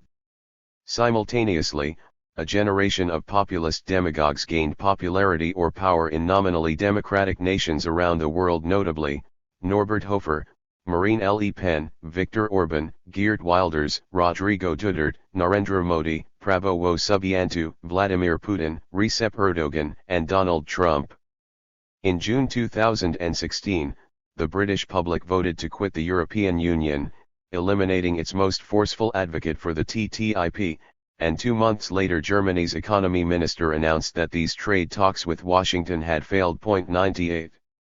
During the American election campaign that fall, Donald Trump was famously vociferous in his opposition to the TTP and, under the pressure from the progressive candidacy of Bernie Sanders, his Democratic rival Hillary Clinton soon followed suit. 99 Only days after Trump's unexpected win in November, the Obama White House conceded the deal was dead, a blow to U.S. prestige that opened the way for Beijing to push its own Asian Trade Pact, the 16-nation regional comprehensive economic partnership. That excludes the United States. 100. Moreover, Obama's long-heralded military pivot to Asia was slowed by competing American commitments in the Middle East, many of them of his own making, and adverse trends in Asia. With Syria's civil war destabilizing the region via millions of refugees, ISIS resilient in a struggling Iraq, and an open-ended commitment to keeping ground troops and air power in Afghanistan, Washington's redeployment of its forces to military bases along the Pacific littoral slowed, sometimes drastically so. Despite announced long-term plans, the Pentagon's projected commitment of actual assets to Asia in 2015-16 was still exceedingly modest. Those 2,500 Marines to Australia, an extra Army battalion to South Korea, 2 destroyers to Japan, and 4 littoral combat ships to Singapore. 101 Such relatively minor deployments were unlikely to provide a serious counterbalance to China's preponderance of fighters, frigates, and submarines in the region.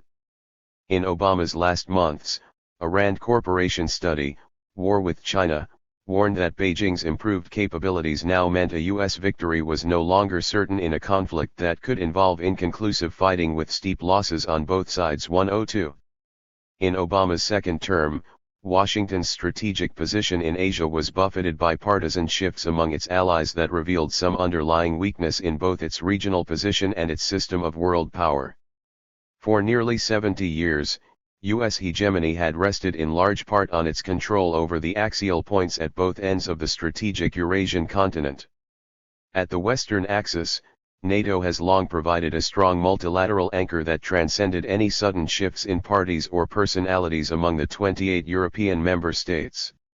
By contrast, The eastern end along the Pacific littoral has never had a regional defense agreement and thus rested on separate bilateral ententes with just four nations: Australia, Japan, South Korea, and the Philippines. In Obama's last years, Washington's position was strengthened by the ascent of pro-American conservatives in South Korea and Japan, but weakened, perhaps seriously, by the election of a fiery populist in the Philippines sympathetic to China. The May 2016 elections elevating Rodrigo Duterte from tough-talking mayor of Davao, the country's most violent city, to the Philippine presidency brought a sudden chill to once close relations. 103 At the ASEAN conference in Laos that September, Duterte reacted profanely to Obama's oblique criticism of the thousands of extrajudicial killings under his ongoing drug war, saying, "Who does he think he is? I am no American puppet. I am the president of a sovereign country and I am not answerable to anyone except the Filipino people. Putang ina mo, I will swear at you." 104 Obama reacted with his characteristic cool by calling Duterte a colorful guy. But he also took the uncommon step of canceling their bilateral meeting, opening a breach between the leaders that resisted repair. 105. A month later, as U.S. and Filipino Marines landed on a rain-swept Luzon beach in one of 28 joint military maneuvers held every year, Duterte stated, "This year would be the last. For as long as I am there, do not treat us like a doormat because you'll be sorry for it. I will not speak with you. I can always go to China." Within days, Philippine Defense Secretary Delfin Lorenzana announced that joint naval exercises in the South China Sea were henceforth suspended and the 100 Americans operating drones against Muslim rebels on southern Mindanao Island would leave once the Philippines acquired comparable capacity. 106. The truly critical blow, however, came in late October during Duterte's state visit to China. To a burst of applause from an audience of officials in Beijing's Great Hall of the People, the symbolic seat of China's ruling Communist Party, he said, "Your Honors, in this venue, I announce my separation from the United States, both in military, but economics also." At a Philippine-Chinese trade forum that same day, Duterte asked, "What is really wrong with an American character? Americans are," he continued, "loud, sometimes rowdy, and they have this volume of their voice, not adjusted to civility. They are the more forward commanding voice befitting obedience." Evoking some deep Filipino racialist tropes, Duterte then mocked a flat, nasal American accent and rued the time he was questioned at Los Angeles airport by a black officer with black uniform, black shoes, and black gun.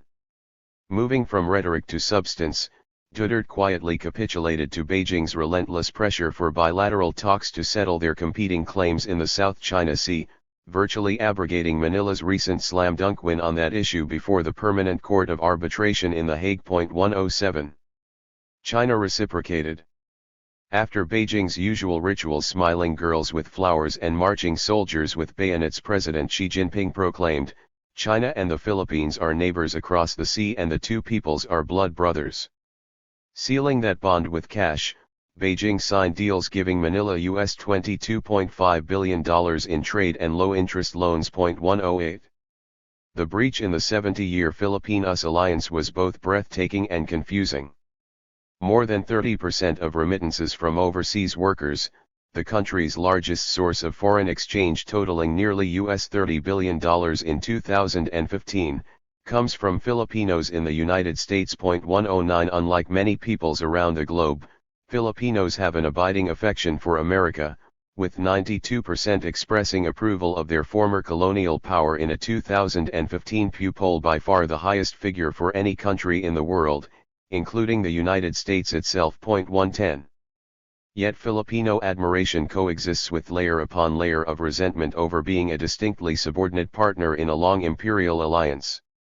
Colonial pacification during the Philippine-American War ravaged the countryside and killed at least 200,000 in a population of just 7 million, leaving a post-memory that is, a transgenerational transmission of traumatic knowledge marked by strong nationalism inflected with resentments ready to surface at any slight. 111. As America's bastion in the Western Pacific on the eve of World War II, the Philippines became a twice-fought battleground, suffering the utter devastation of its capital Manila and 1 million deaths in a population of just 16 million. 112 During the Cold War, the presence of massive U.S. bases led to incidents between American soldiers and Filipinos, shootings, and sexual assaults that highlighted the country's sense of compromised sovereignty. 113 As de facto dictator from 1972 to 1986, Ferdinand Marcos used Washington's need for those installations to mute its criticism of his abysmal human rights record.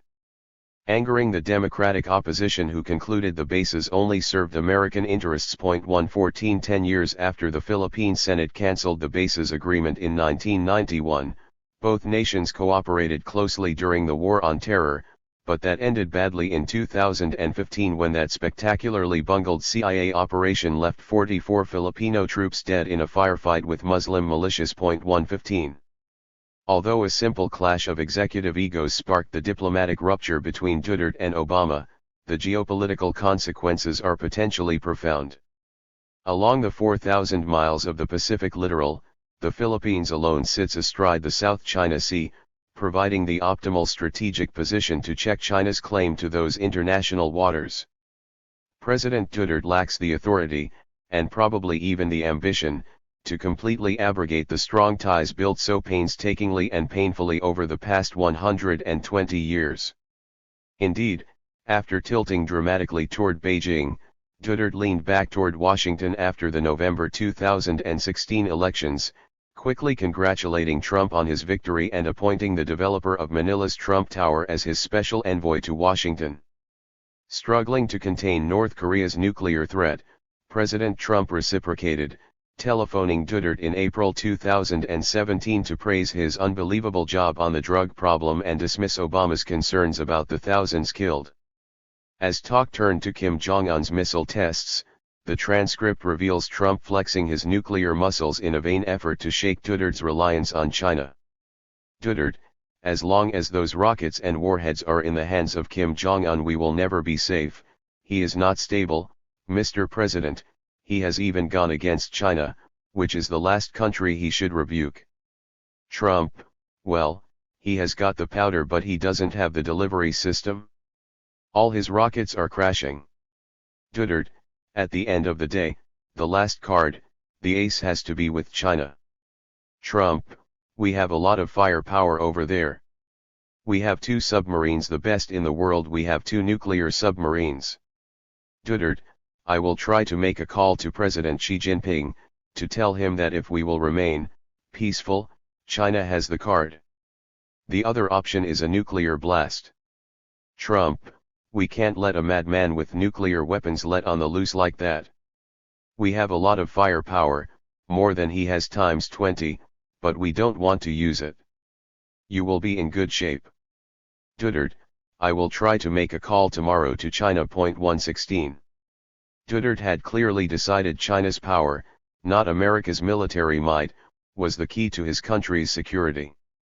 Even if his successor aligns again with Washington, a 6-year hiatus in the alliance would allow Beijing to consolidate its military position in the region's waters and make its claim to them an undeniable reality. Ironically, for a liberal like Obama, his Asia policy fared best among conservative allies cast in a Cold War mode.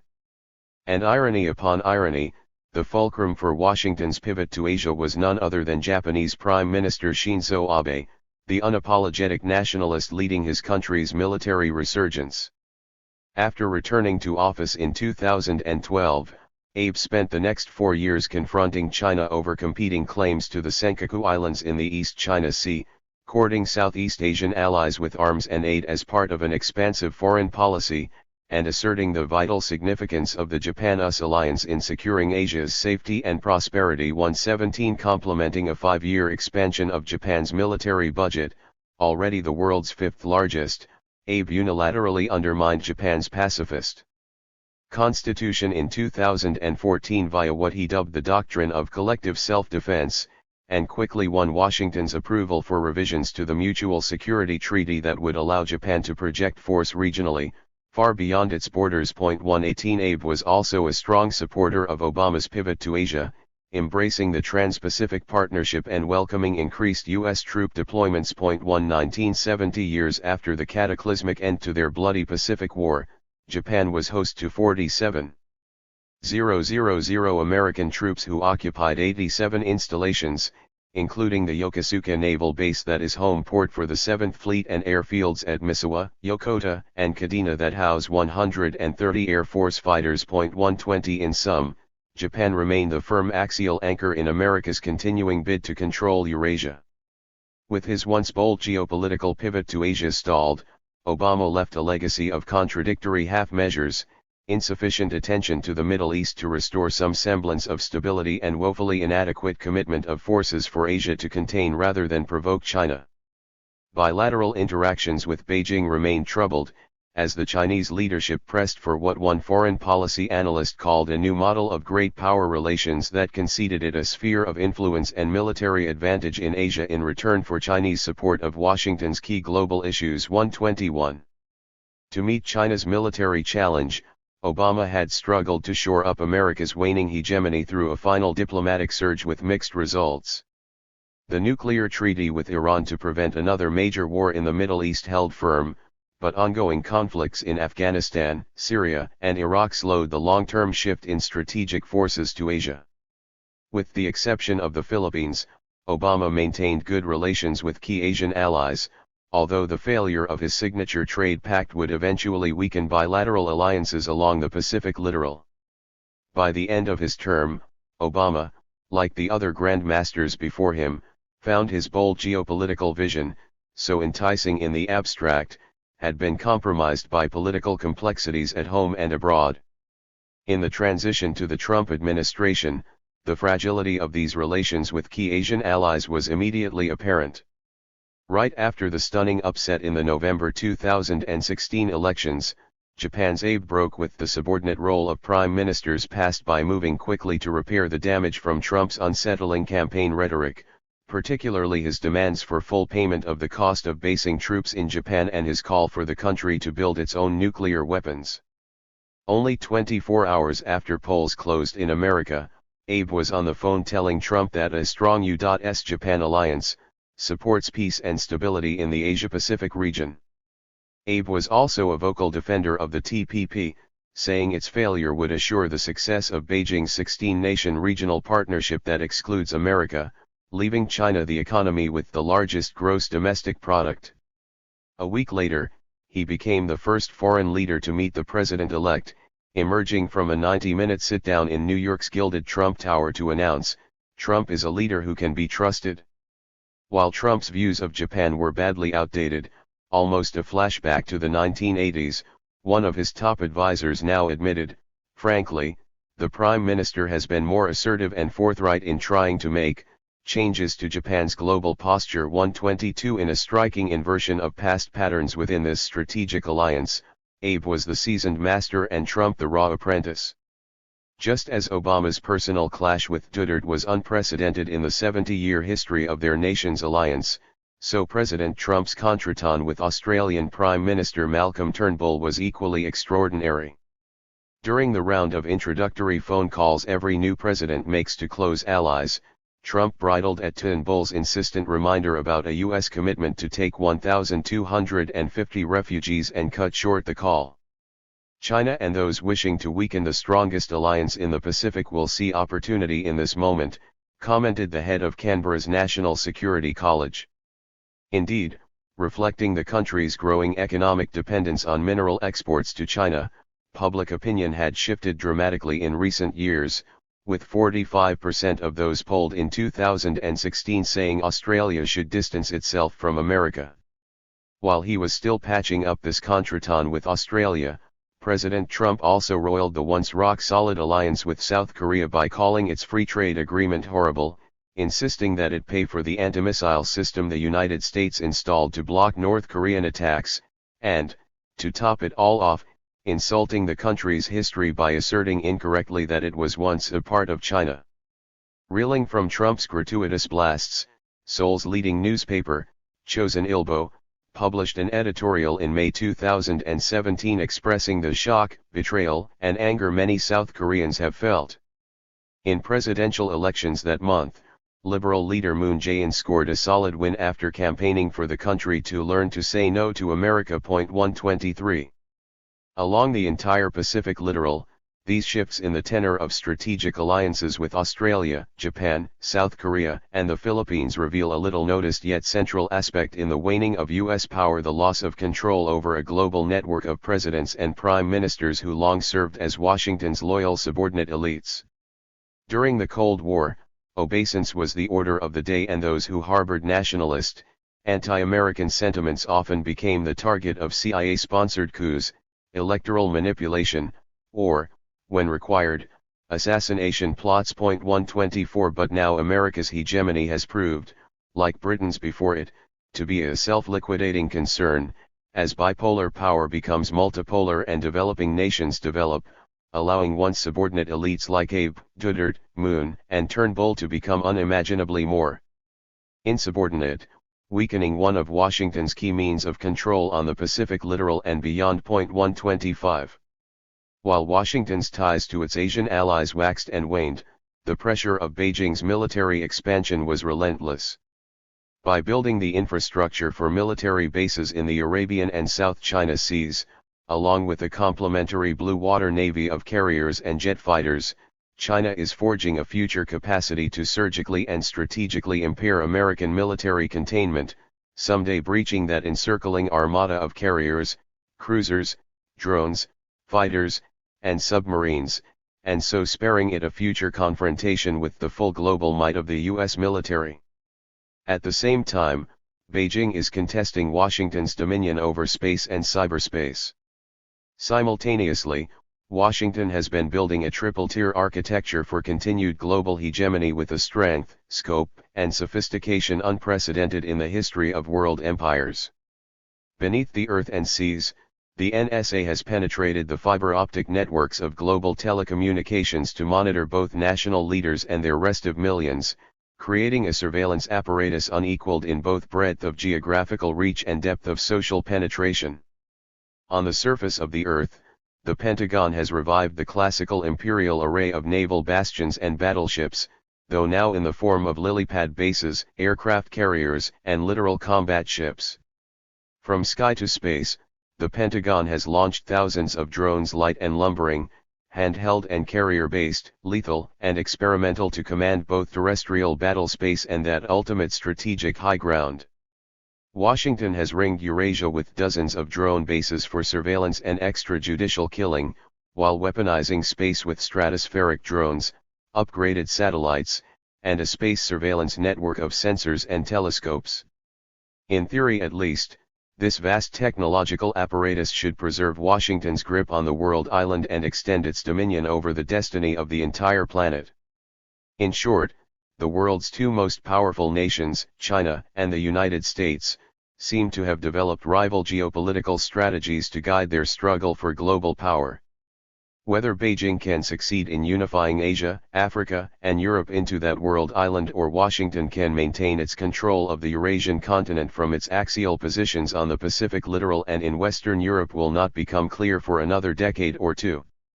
There is as well a larger, darker question looming over this 21st century edition of superpower politics. We still cannot say whether the outcome of this latter-day great game will be decided through an intense but peaceable commercial competition, or a more violent denouement akin to history's last comparable imperial transition over 200 years ago, that is, the protracted warfare, at the start of the 19th century, between Napoleon's continental system and Britain's maritime strategy. 126 Now at the start of a new century, we cannot predict with any certainty whether history will favor Eurasia's emerging land power or the established global hegemon, the would-be master of air, sea, and space. But it does seem certain that we are starting to see the broad parameters of an epical geopolitical contest likely to shape the world's destiny in the coming decades of this still nascent 21st century. Chapter 8. 5 Scenarios for the End of the American Century. Will there be a soft landing for America 30 or 40 years from now? Don't bet on it. The demise of the United States as the preeminent global power could come far more quickly than anyone imagines. Despite the aura of omnipotence empires often project, most are surprisingly fragile, lacking the inherent strength of even a modest nation-state. Indeed, A glance at their history should remind us that the greatest of them are susceptible to collapse from diverse causes, with fiscal pressures usually a prime factor. For the better part of 2 centuries, the security and prosperity of their homeland has been the main obligation for most stable states, making foreign or imperial adventures an expendable option, usually allocated no more than 5% of the domestic budget. Without the financing that arises almost organically inside a sovereign nation, empires are famously predatory in their relentless hunt for plunder or profit. Witness the Atlantic slave trade, Belgium's rubber lust in the Congo, British India's opium commerce, the Third Reich's rape of Europe, or the Soviet exploitation of Eastern Europe. When their revenues shrink, empires become brittle. Consider the collapse of the Soviet sphere as its command economy imploded. Or recall the rapid dissolution of the British Empire after World War II as London faced an irresolvable conflict between domestic recovery and imperial commitments. One so delicate is their ecology of power that, when things start to go truly wrong, empires regularly unravel with unholy speed. Just a year for Portugal, 2 years for the Soviet Union, 8 years for France, 11 years for the Ottomans, 17 years for Great Britain, and, in all likelihood, just 27 years for the United States, counting from the crucial year 2003. Future historians are likely to identify George W. Bush's rash invasion of Iraq in that year as the start of America's downfall. But instead of the bloodshed that marked the end of so many past empires, with cities burning and civilians slaughtered, this 21st century imperial collapse could come relatively quietly through the invisible tendrils of economic contraction or cyber warfare. But have no doubt, when Washington's global dominion finally ends, there will be painful daily reminders of what the loss of power will mean for Americans in every walk of life. As a half-dozen European nations have discovered, imperial decline tends to have a remarkably demoralizing impact on a society, often bringing at least a generation of economic privation. As the economy cools, political temperatures rise, sparking serious domestic conflict. Available economic, educational, and technological data indicate that, when it comes to U.S. global power, negative trends are likely to aggregate rapidly by 2020 and could reach a critical mass no later than 2030. The American century, proclaimed so triumphantly at the start of World War II, may already be tattered and fading by 2025 and, except for the finger-pointing, could be over by 2030. Significantly, in 2008, well before China's challenge was clear to all, the National Intelligence Council, Washington's top analytic unit, admitted for the first time that America's power was on a downward trajectory. In one of its futuristic reports, Global Trends 2025, the Intelligence Council cited the transfer of global wealth and economic power now underway roughly from west to east, without precedent in modern history as the main cause for the decline of the United States' relative strength even in the military realm. But like many in Washington, these intelligence analysts anticipated a long, soft landing, and harbored hopes the country would somehow retain unique military capabilities, to project military power globally for decades to come. Point 2. Only 4 years later, its next projection, Global Trends 2030, was a bit more pessimistic about the future. By 2030, no country, whether the US, China, or any other large country, will be a hegemonic power, the Council concluded. Although the Pax Americana is fast winding down and the country's relative decline vis-a-vis the rising states is inevitable, Washington's all-powerful military would allow it to remain first among equals among the other great powers in 2030. China might become a global superpower, but U.S. military capabilities are unmatched by any other plausible combination of power and are likely to remain so for decades to come. 3. No such luck. A more realistic reading of current projections suggests that the United States will likely find itself in second place to China in economic output sometime around 2030, and possibly behind India a couple of decades after that. Similarly, Chinese innovation in military technology is on a trajectory toward world leadership sometime around 2030, just as America's current supply of brilliant scientists and engineers retires, without adequate replacement by an ill-educated younger generation. A decade before that, in 2020, the Pentagon will, according to current plans, throw a military Hail Mary pass for a dying empire. It will launch that lethal triple canopy of advanced aerospace robotics that represents Washington's last best hope of retaining global power in excess of its waning economic influence. By that year, however, China's global network of communications satellites, backed by the world's most powerful supercomputers, will also be close to fully operational, providing Beijing with an independent platform for the weaponization of space and a powerful communications system for missile or cyber strikes into every quadrant of the globe. Wrapped in imperial hubris, the White House, like Whitehall or the Quai d'Orsay in their day, still seems to imagine that American decline will be gradual, gentle, and partial. In his 2010 State of the Union address, President Obama offered a resounding rejection of any second place for the United States of America for on cue. Vice President Biden ridiculed the very idea that we are destined to be a great nation that has failed because we lost control of our economy and overextended. 5. As the 2016 presidential election showed, ordinary Americans, watching their jobs head overseas, have a more realistic view than their cosseted leaders. As early as 2010, an opinion poll found that 65% of Americans believed the country was in a state of decline. 6. By then, Australia and Turkey, traditional military allies, were using their American-manufactured weapons for joint air and naval maneuvers with China. 7. By then, America's closest economic partners were backing away from Washington's opposition to China's rigged currency rates. As the president flew back from his Asian tour that November, a gloomy New York Times headline summed up the moment this way: Obama's economic view is rejected on world stage. China, Britain, and Germany challenge U.S. trade talks with Seoul fail. 2. Viewed historically, the question is not whether the United States will lose its unchallenged global power, but just how precipitous and wrenching the decline will be. After crunching masses of data and traveling the world for closed-door seminars with power elites on 4 continents, the National Intelligence Council offered some rather modest scenarios for a changing world in its Global Trends 2030. In its worst case, marked by stalled engines, Europe unravels, the North American energy revolution falters, conflicts erupt, and all players do relatively poorly. Under its best possible scenario, China, the United States, and Europe collaborate to stop a regional conflict in, say, South Asia, thereby drawing Beijing more fully into a revitalized international system.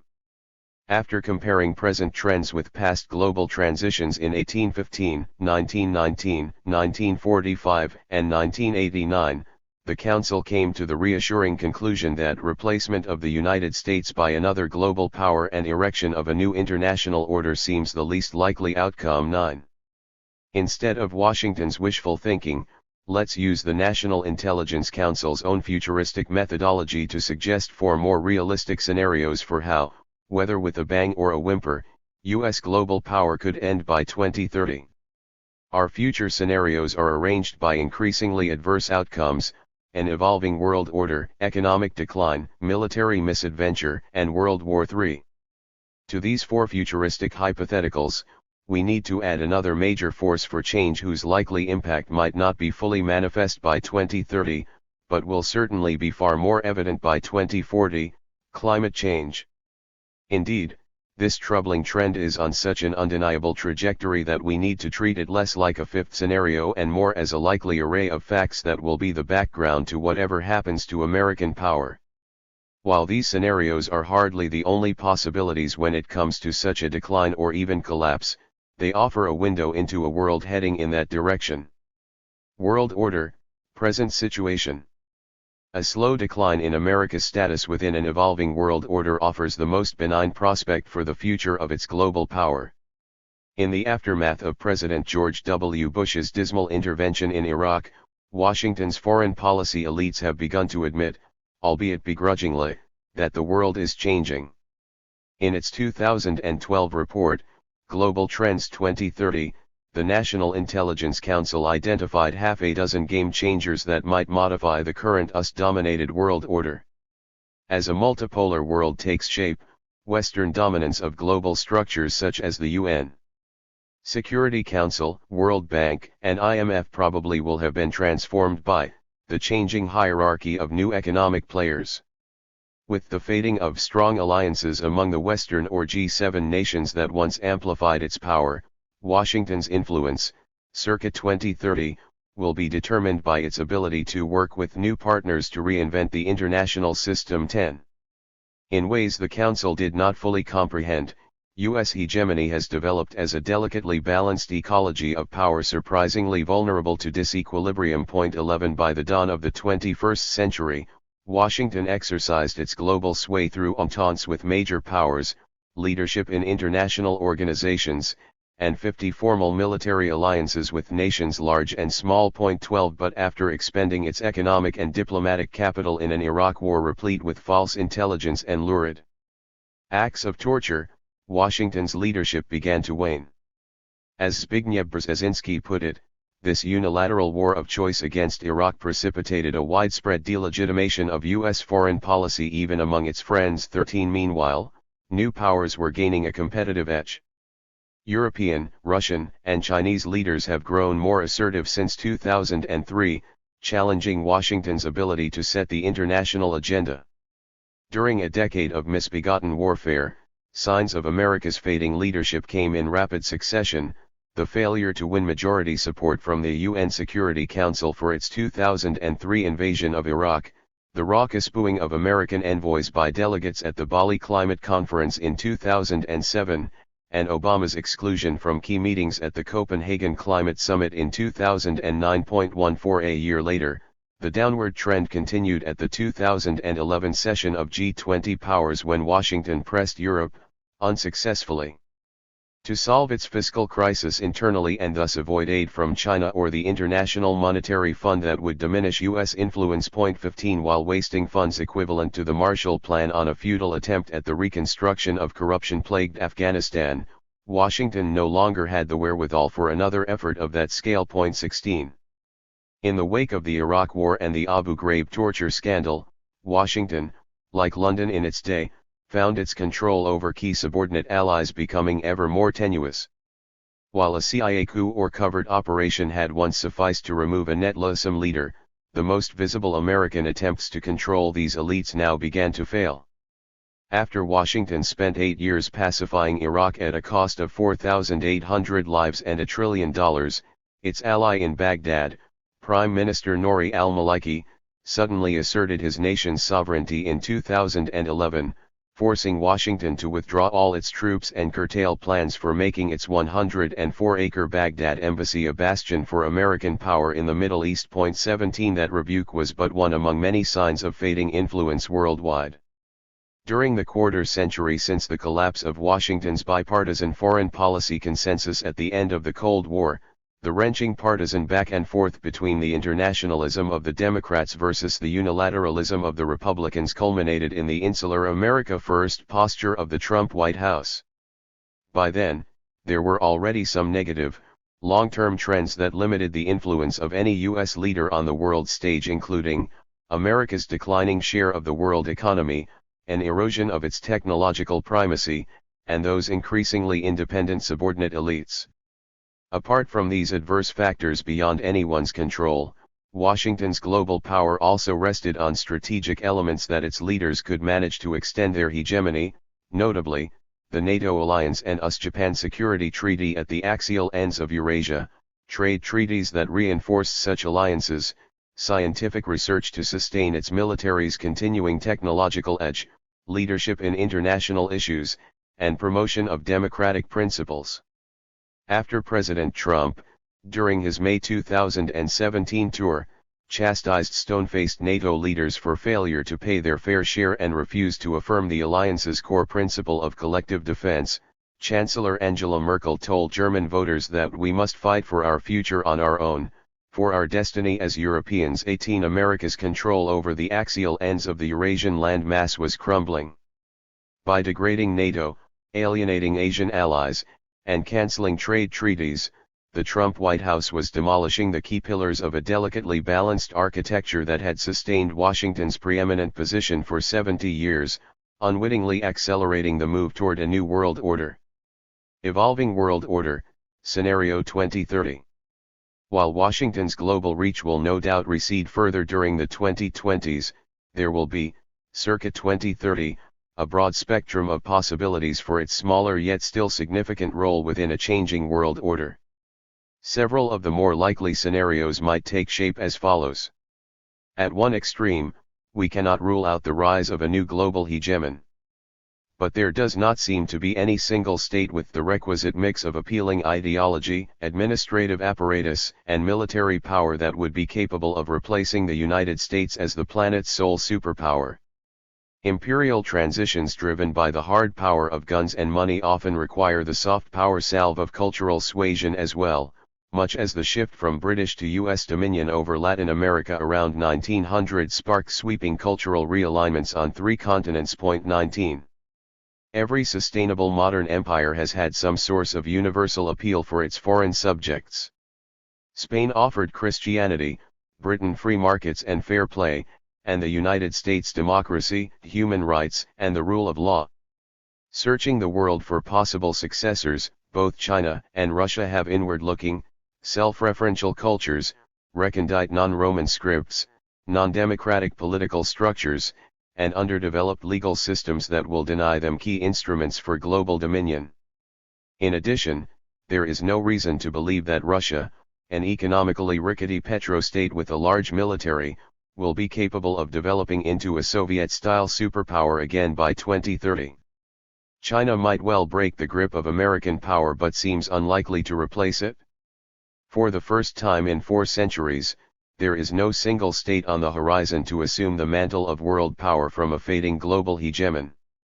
In a modest scenario involving more evolution than revolution, the current world order of law and international institutions might move toward a more transnational organization through shared governance of the global commons, the threatened environment, depleted seas, scarce water, and a warming Arctic rich in resources. 20. As political scientist G. John Eikenberry has argued, even if the American ability to shape world politics declines, the liberal international order will survive and thrive. Particularly its core principles of multilateral governance, free trade, human rights, and respect for sovereignty. 21. Indeed, even Washington's chief rival Beijing seems to embrace much of this liberal order, accepting the UN and World Trade Organization while simply ignoring other elements like the Permanent Court of Arbitration. Rather than wholesale rejection, Beijing has challenged what it views as pro-Western organizations by building its own parallel world order, the Shanghai Cooperation Organization instead of NATO, its Asian Infrastructure Investment Bank in lieu of the IMF, and its Regional Comprehensive Economic Partnership to replace the TPP Trade Pact. Although the United States played a central role in forging global governance through law, treaties, and international organizations, that system might well retain sufficient strength to weather even a marked decline of American power. As citizens of a culturally diverse nation, U.S. diplomats have a proven facility for forming effective personal relationships around the globe, allowing them influence in excess of raw power. While advances in aerospace and cyberspace may yet condemn the American heavy metal armada of aircraft carriers and strategic bombers to the fate of the battleship, Washington will likely continue to maintain a significant military leverage for at least another decade or 2. Within such a moderate scenario, a new global oligopoly might emerge between 2020 and 2030, with rising powers China, Russia, India, and Brazil collaborating with receding powers like Britain, Germany, Japan, and the United States to enforce an ad hoc global dominion, akin to the loose alliance of European empires that ruled half of humanity circa 1900.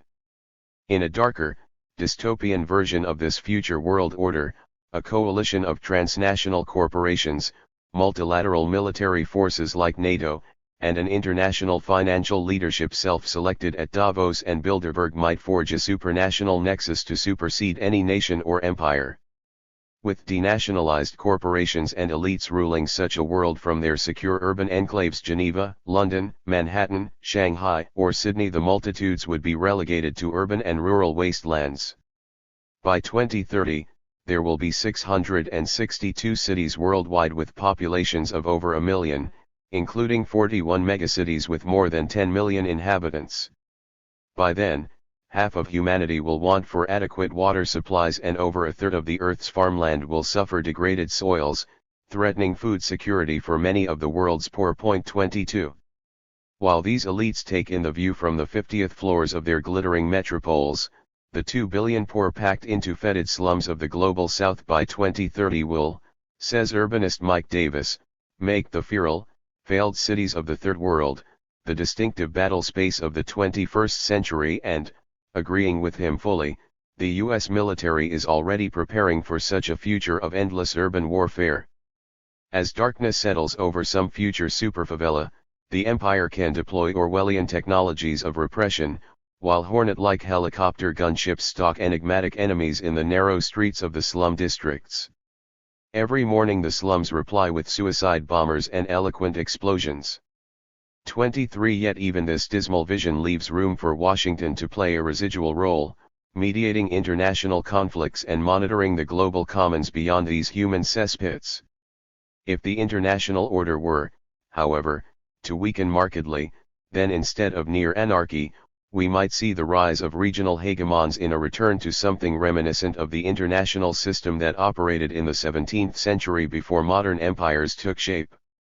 In a 2017 scenario for the planet's future, the National Intelligence Council hypothesized that, by the early 2020s, Washington's retreat from the world stage as Beijing and Moscow advanced, might lead to the international system devolving toward contested regional spheres, with each power asserting their right to privileged economic, political, and security influence within their regions.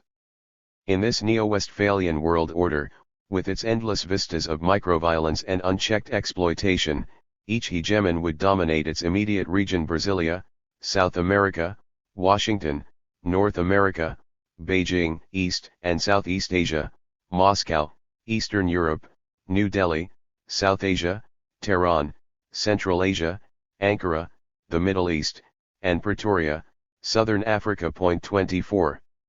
With a bow to Secretary of State John Hayes' open-door policy at the start of the 20th century, we might style this a future world order of backdoor empires. Indeed, a number of such regional blocs have already formed, from the European Union to Latin America's Mercosur. 25. To coordinate these blocs, a broader configuration for global governance might emerge beyond the current club of North Atlantic powers. Thus, the G8 of older economies would give way to a G20 of rising nations or something akin to the Shanghai Cooperation Organization, with the global economic agenda now set in part in Beijing and New Delhi rather than solely in London and New York. While its global power would diminish, Washington would still have considerable influence as a regional hegemon for North America and an arbiter of the residual international order. Economic decline, present situation. Consider the global economy and you immediately find a far darker prospect for the future of US power. This is especially true if you focus on the three main threats to its position in that economy: the loss of clout thanks to a shrinking share of gross world product, the decline of American technological innovation, and the possible end of the dollar's privileged status as the global reserve currency. Forecasters have long predicted a continuing contraction of Washington's economic power. Back in 2003, Goldman Sachs projected that China would become the world's second largest economy by 2025 and surpass the United States in 2041. By 2007, it had moved that latter date up to 2027, and suggested India would challenge America for the number 2 position at least by 2050.26. In fact, China became the world's second largest economy in 2010.27. That same year it also became the world's leading manufacturing nation, ousting the United States from a position it had held for over a century. 28. By April 2011, the IMF was projecting that China would overtake the United States in real GDP to become the world's largest economy in just 5 more years. 29. When China's growth started slowing, so did the predictions. In April 2015, the U.S. Department of Agriculture suggested that the American economy would grow by nearly 50% over the next 15 years, while China's would triple and come close to surpassing America's in 2030.30. British forecasters pushed their estimate back to predict China would become the world's biggest economy in 2031.31. Whatever the specific year in which China surges ahead, the trends were all negative. Meanwhile, American leadership in technological innovation was clearly on the wane. In 2008, the United States still held the number 2 spot behind Japan in worldwide patent applications with 232,000, although China at 195,000 was closing fast, thanks to a blistering 400% increase since 2000.32. By 2014, China actually took the lead with nearly half the world's total, an extraordinary 801,000 of them compared to just 285,000 for Americans. 33 In a harbinger of further decline, in 2009 the United States hit rock bottom among 40 nations surveyed by the Information Technology and Innovation Foundation when it came to global innovation-based competitiveness during the previous decade. 34.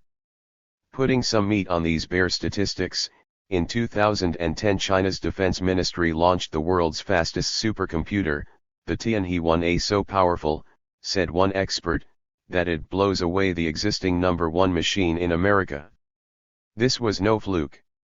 China produced the world's fastest machine for the next 7 years, until in 2016 it finally won in the way that really matters, with a supercomputer that had microprocessor chips made in China.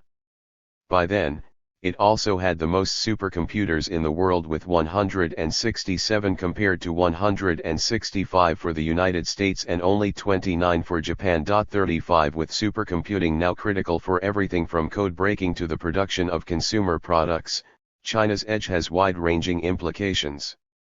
Add to this evidence that the American education system, that critical source of future scientists and innovators, has been falling behind its competitors. In 2012, the Organization for Economic Cooperation and Development tested 510,000 15-year-olds in 34 developed nations, finding those in Shanghai came first in math, science, and reading, while those in Massachusetts, a strong-performing U.S. state, placed 17th in reading, 20th in science, and 27th in math. The OECD also found that American students have particular weaknesses in performing mathematics tasks with higher cognitive demands, such as interpreting mathematical aspects in real-world problems. 36 Secretary of Education Arne Duncan viewed these results as a picture of educational stagnation. The National Intelligence Council noted that the country's educational advantage has been cut in half in the past 30 years, meaning that without major investments in schools Americans will increasingly bring only mediocre skills to the workplace. 37. Why should anybody care about a bunch of 15-year-olds with backpacks, braces, and attitude?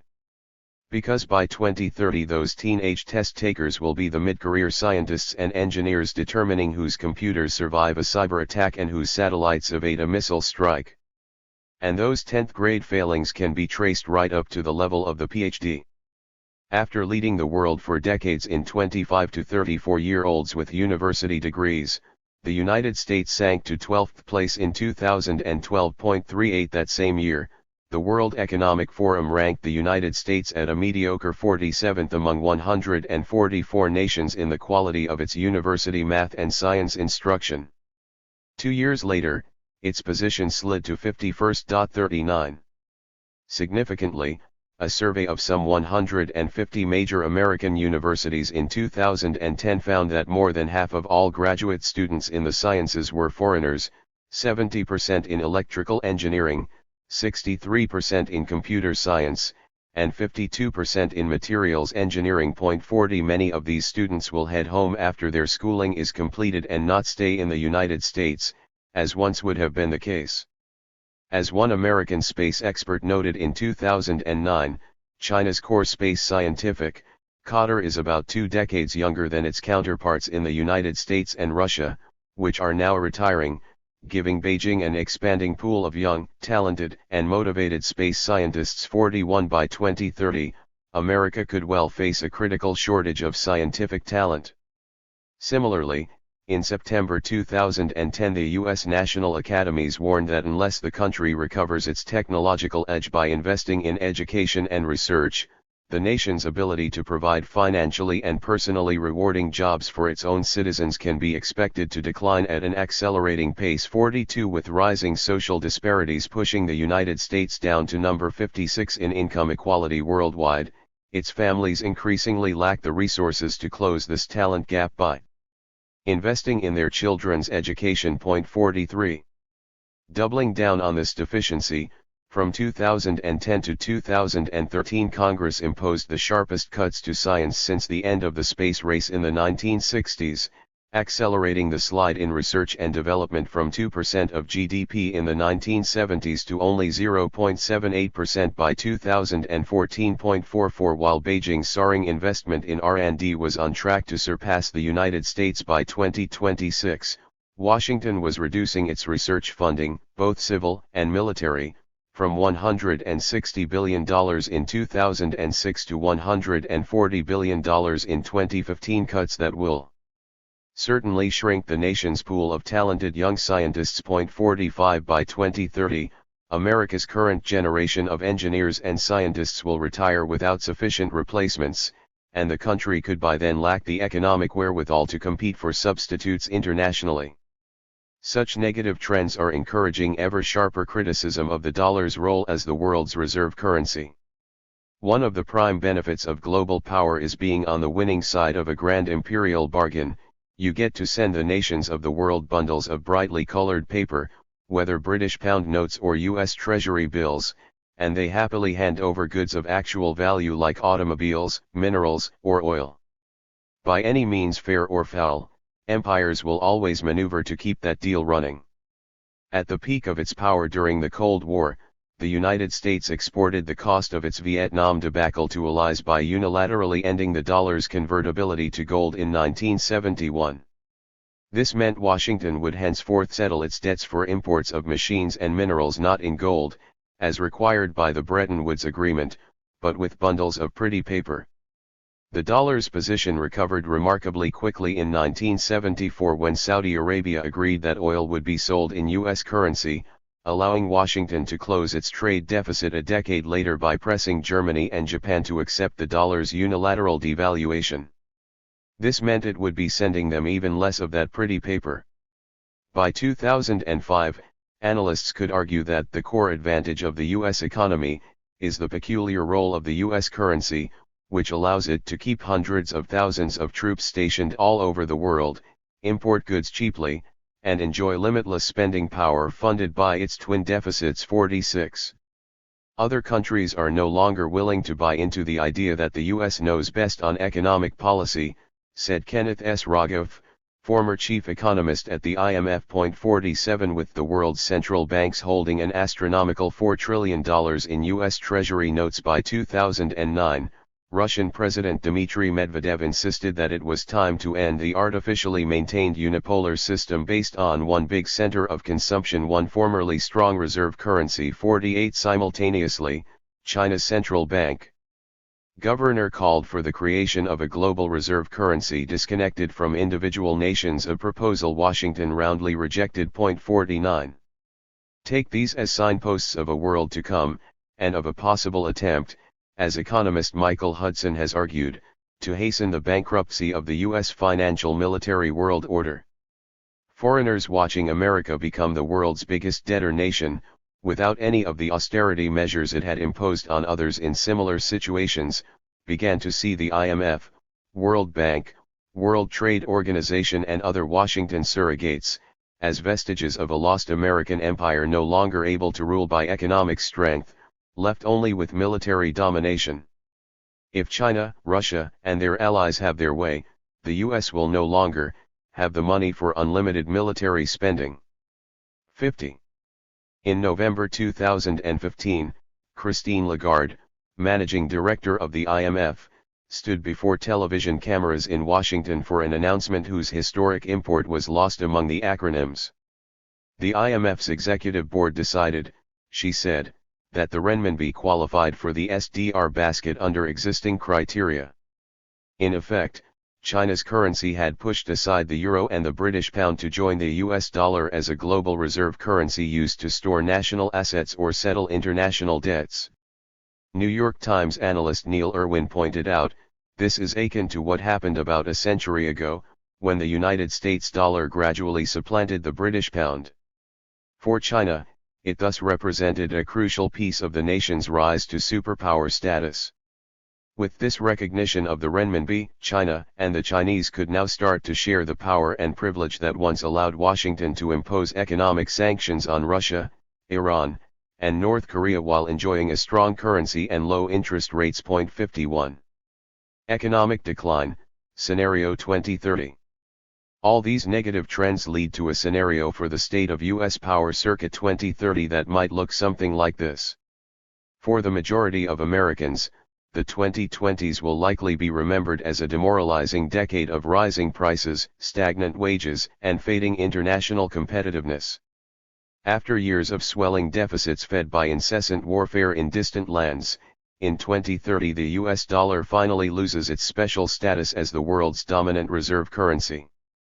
As the National Intelligence Council had warned so presciently back in 2012, the fall of the dollar as the global reserve currency and substitution by another or a basket of currencies would be one of the sharpest indications of a loss of U.S. global economic position, strongly undermining Washington's political influence. This change, it added, would be equivalent to the sterling's demise as the world's currency, contributing to the end of the British Empire in the post-World War II period. 52.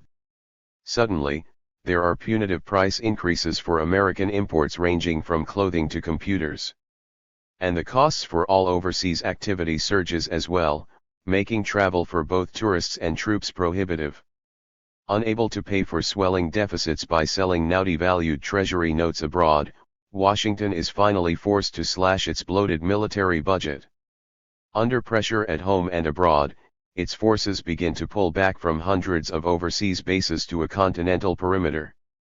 Such a desperate move, however, comes too late. Faced with a fading superpower incapable of paying its bills, China, India, Iran, Russia, and other powers provocatively challenge U.S. dominion over the oceans, space, and cyberspace.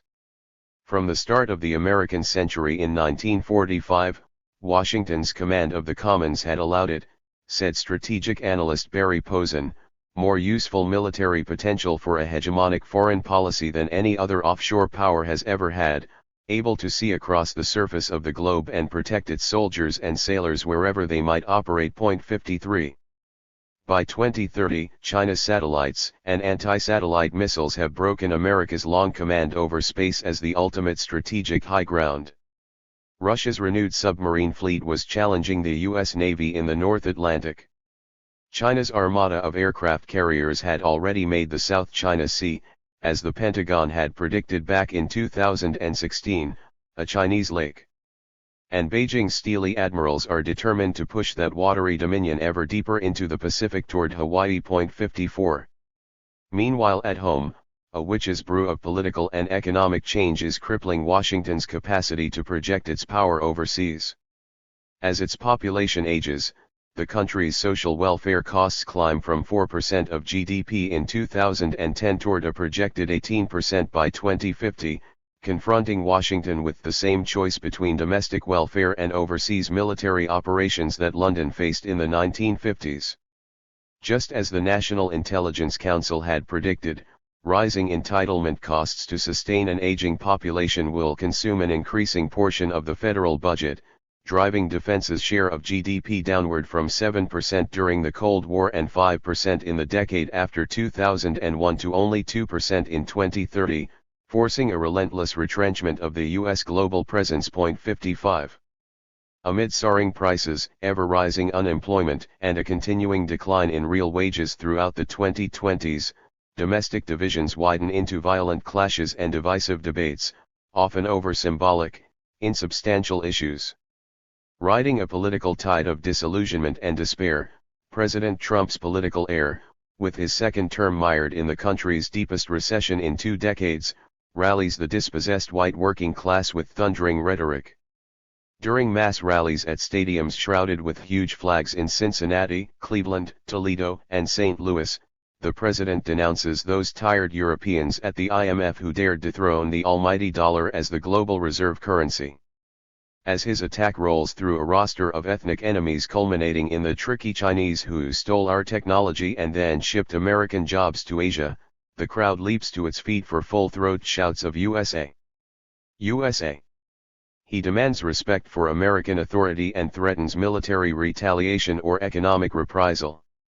With its alliances in tatters and its military demoralized by defeat in Afghanistan, the world pays next to no attention while the American century ends in silence. Military misadventure, present situation.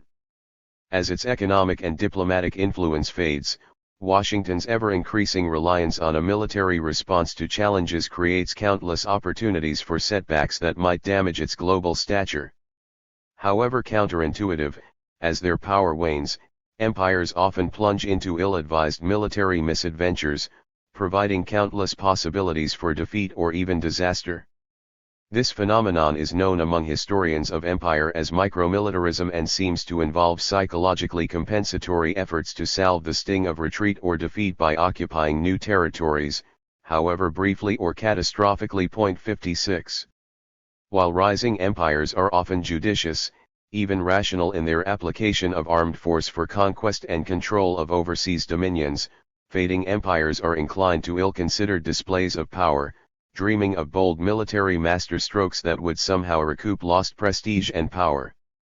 Often irrational even from an imperial point of view, these micromilitary operations can yield hemorrhaging expenditures or humiliating defeats that only accelerate the process already underway.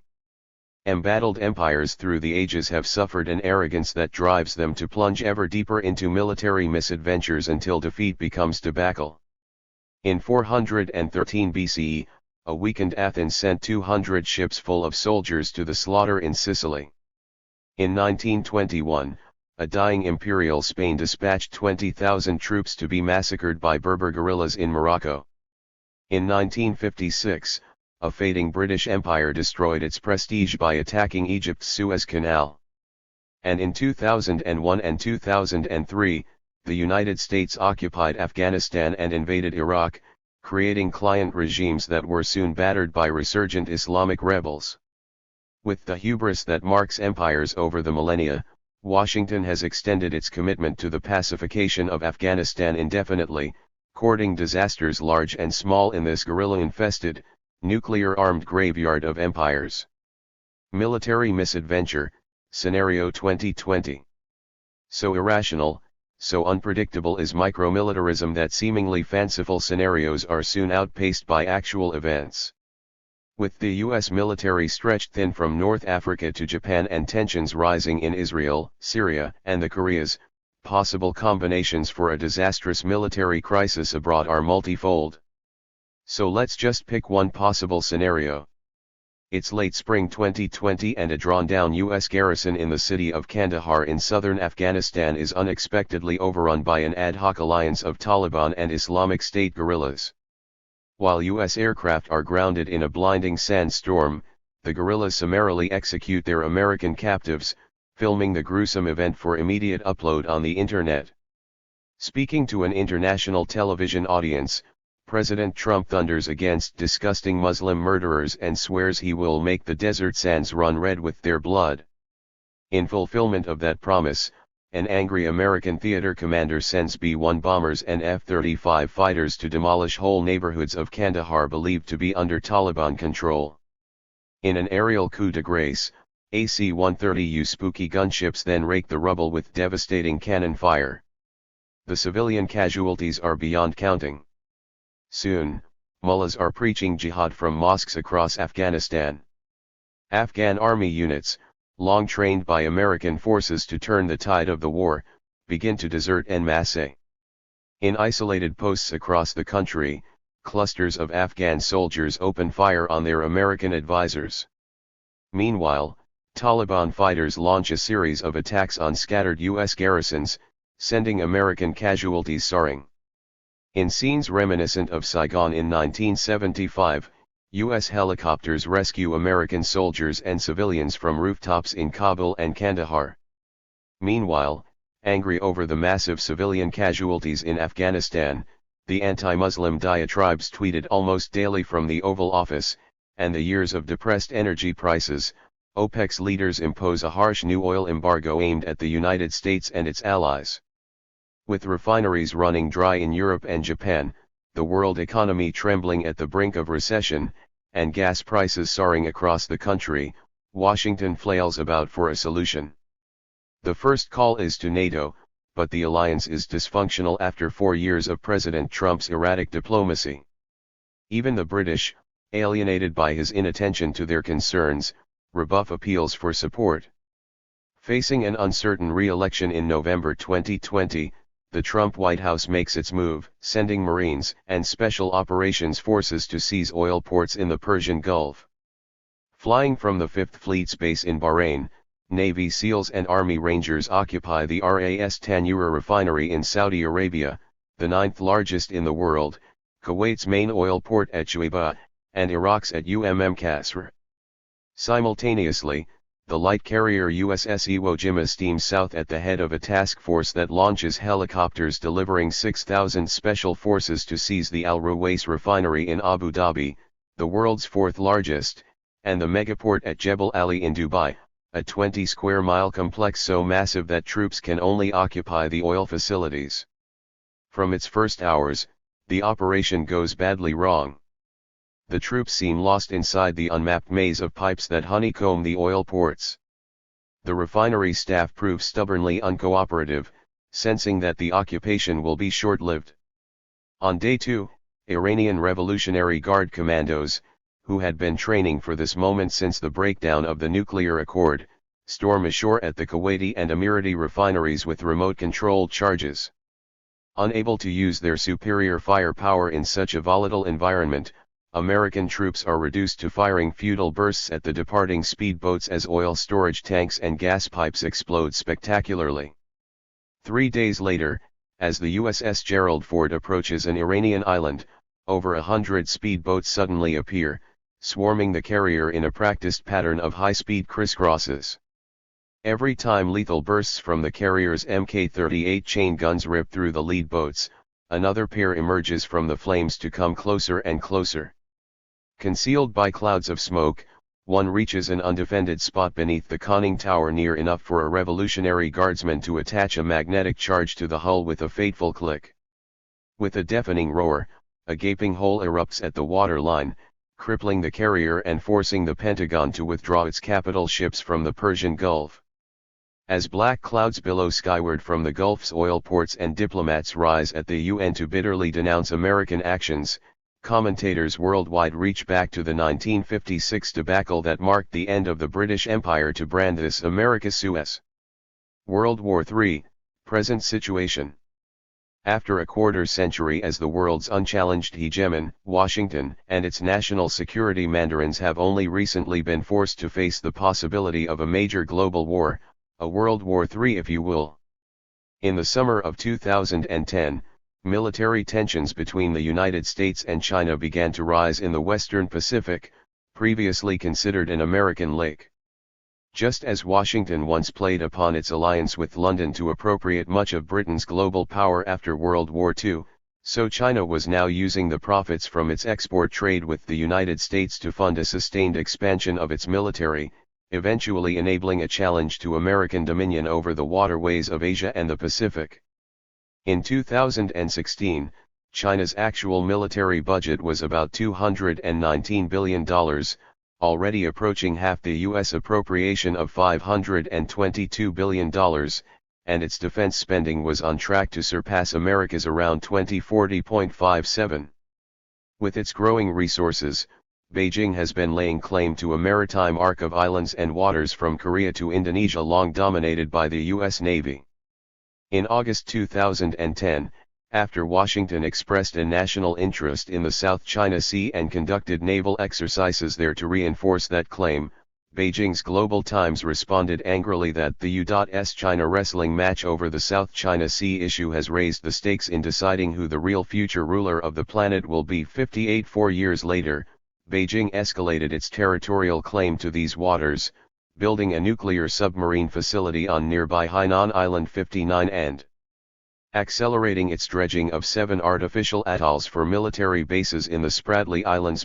60 When the Permanent Court of Arbitration at The Hague ruled, in 2016, that these atolls gave it no territorial claim to the surrounding seas, Beijing's foreign ministry dismissed the decision out of hand, effectively ending the prime non-military means of resolving this conflict. 61 To counter China's presence on the high seas, the Pentagon began sending a succession of carrier groups on freedom of navigation cruises into the South China Sea. 62 More broadly, it began shifting much of its air and sea assets to a string of bases from Japan to Australia in a bid to strengthen America's strategic position along the Asian littoral.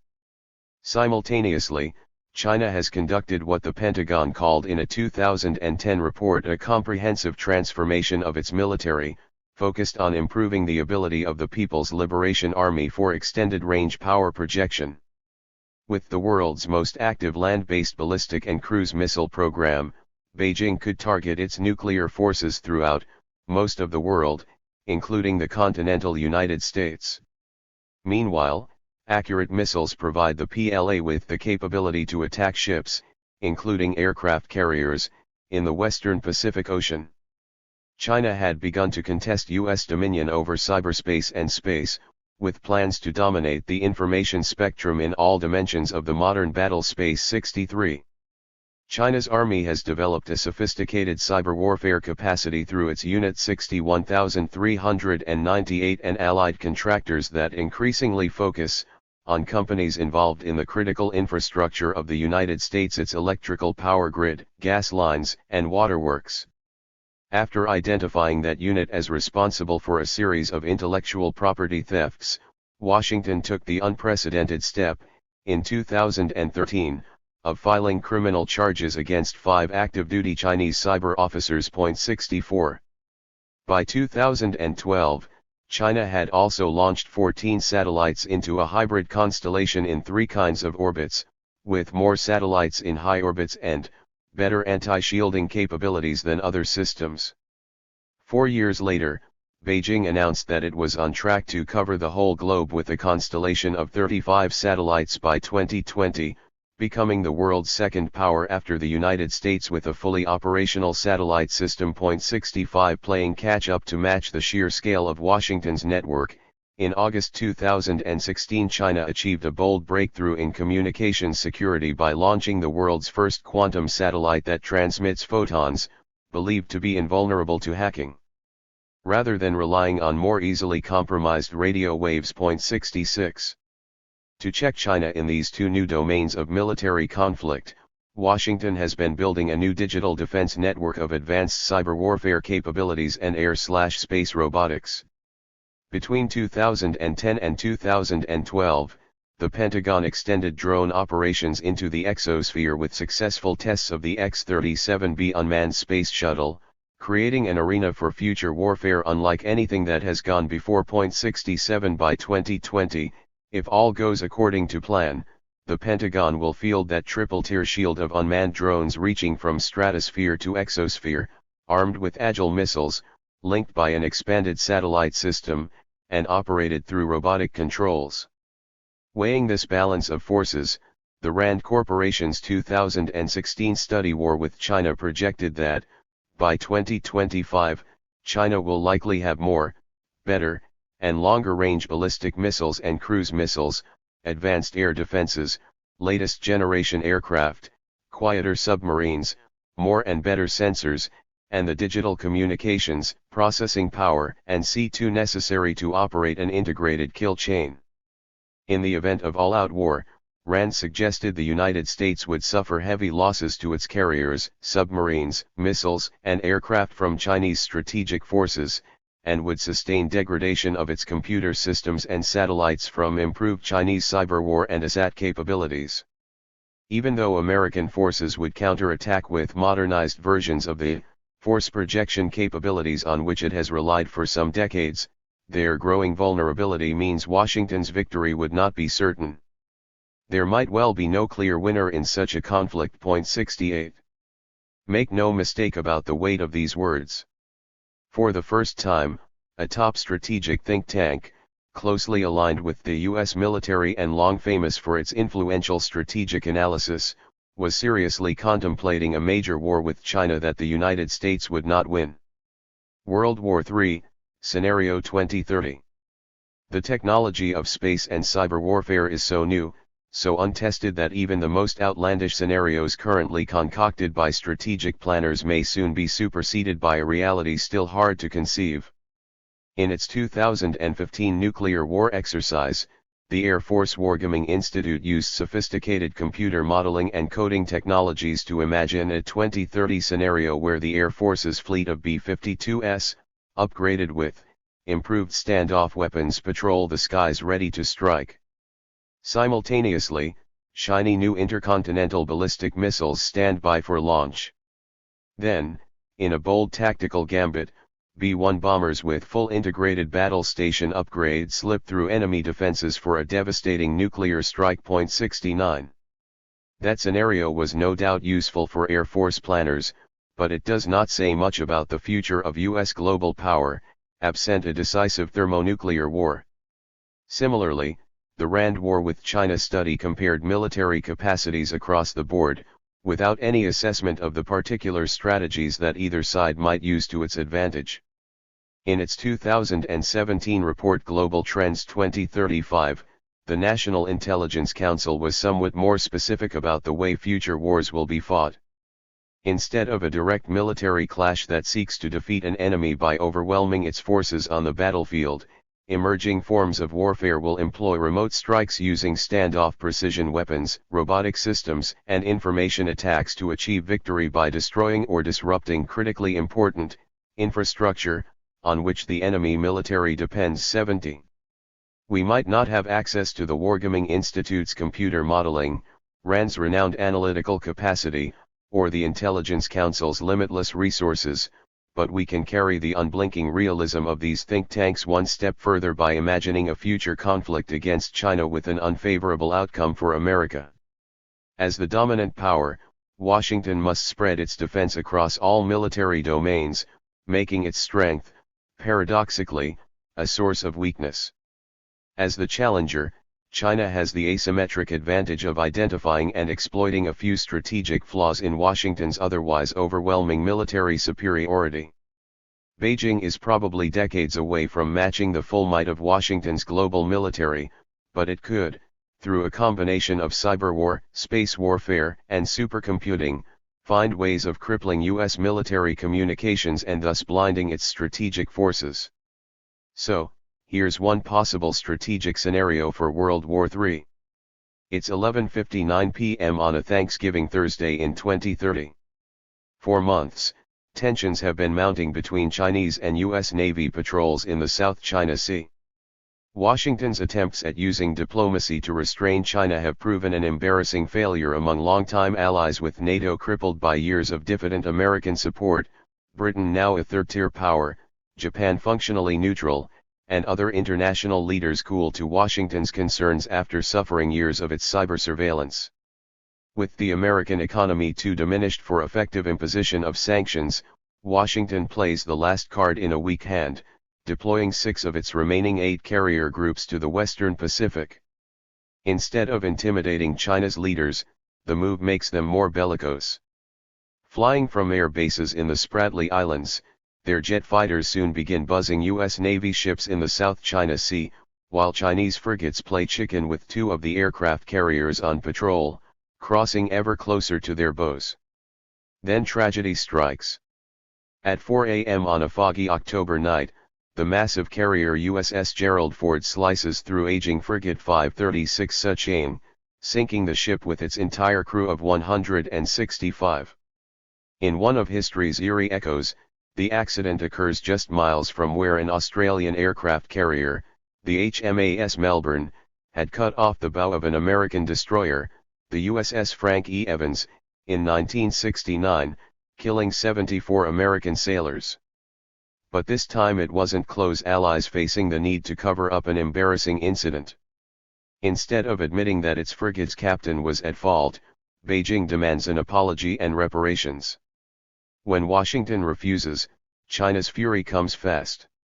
At the stroke of midnight on Thanksgiving Eve, as cyber shoppers storm the portals of Best Buy for deep discounts on the latest consumer electronics from Bangladesh, Navy personnel staffing the Space Surveillance Telescope at Exmouth, Western Australia, choke on their coffee as their panoramic screens of the southern sky suddenly blip to black. 71 thousands of miles away at the U.S. Cyber Command Operations Center in Texas, Air Force technicians detect malicious binaries that, though hacked anonymously into American weapons systems worldwide, show the distinctive digital fingerprints of China's People's Liberation Army. 72.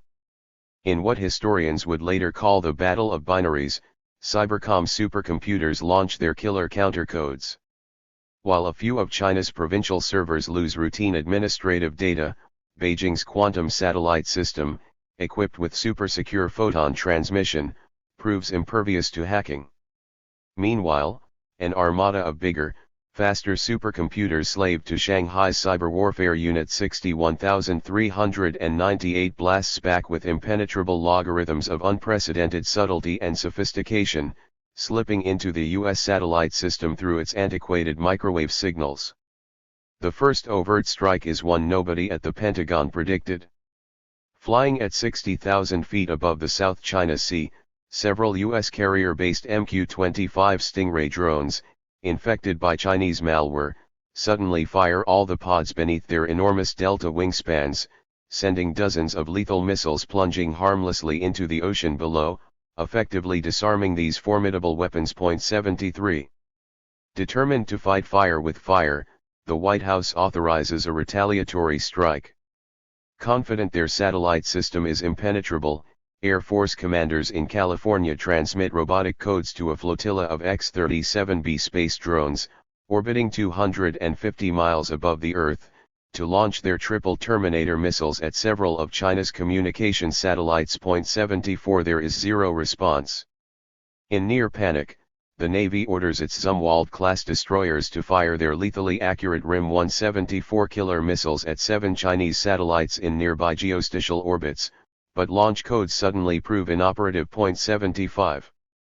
As Beijing's viruses spread uncontrollably throughout the U.S. satellite architecture, the country's second-rate supercomputers fail to crack the Chinese malware's devilishly complex code. With stunning speed, GPS signals crucial to the navigation of American ships and aircraft worldwide are compromised. Across the Pacific, U.S. Navy deck officers scramble for their sextants, struggling to recall those long-ago navigation classes at Annapolis. Steering by sun and stars, carrier squadrons abandon their stations off the China coast and head for the safety of Hawaii. An angry president orders a retaliatory strike on a secondary Chinese target, Longpo Naval Base at Hainan Island. Within minutes, the commander of Andersen Air Base on Guam launches a battery of super-secret X-51 Wave Rider hypersonic missiles that soar to 70,000 feet and then streak across the Pacific at 4,000 mph, far faster than any Chinese fighter or air-to-air missile. 76. Inside the White House Situation Room, the silence is stifling as everyone counts down the 30 short minutes before the tactical nuclear warheads are to slam into Longpo's hardened submarine pens, shutting down Chinese naval operations in the South China Sea. Mid-flight, the missiles suddenly nosedive into the Pacific. In a bunker buried deep beneath Tiananmen Square, President Xi Jinping's hand-picked successor Sun Jianke, even more nationalistic than his mentor, is outraged that Washington would attempt a tactical nuclear strike anywhere on Chinese soil. When China's State Council wavers at the thought of open war with America, the president quotes the ancient strategist Sun Tzu, "Victorious warriors win first and then go to war, while defeated warriors go to war first and then seek to win." Amid applause and laughter, the vote is unanimous. War it is. Almost immediately, Beijing escalates beyond secret cyber attacks to overt acts of war.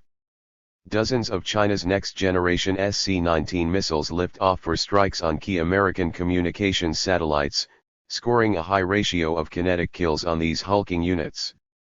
After the Pentagon scrapped the more resilient F-6 system of dispersed, wirelessly linked components back in 2013, its communication satellites remained surprisingly vulnerable to such strikes. Suddenly, Washington loses secure communications with hundreds of military bases and its fighter squadrons worldwide are grounded.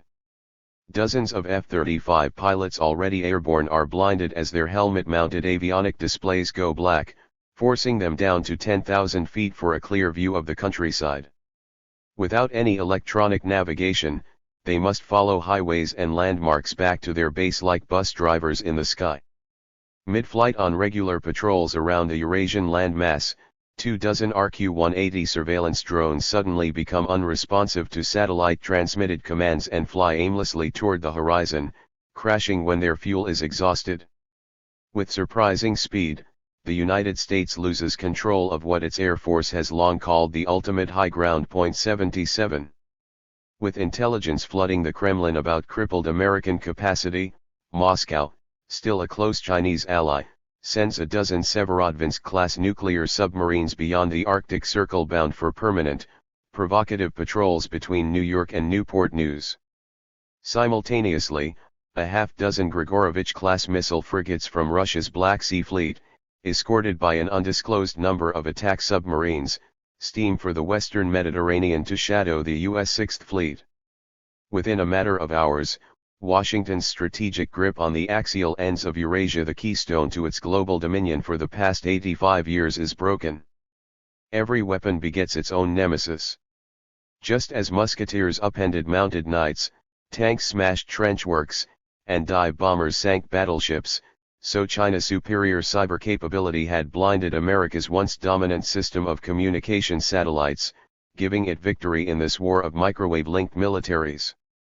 Without a single combat casualty on either side, the superpower that dominated the planet for nearly a century is defeated in World War III. Climate change, the current situation.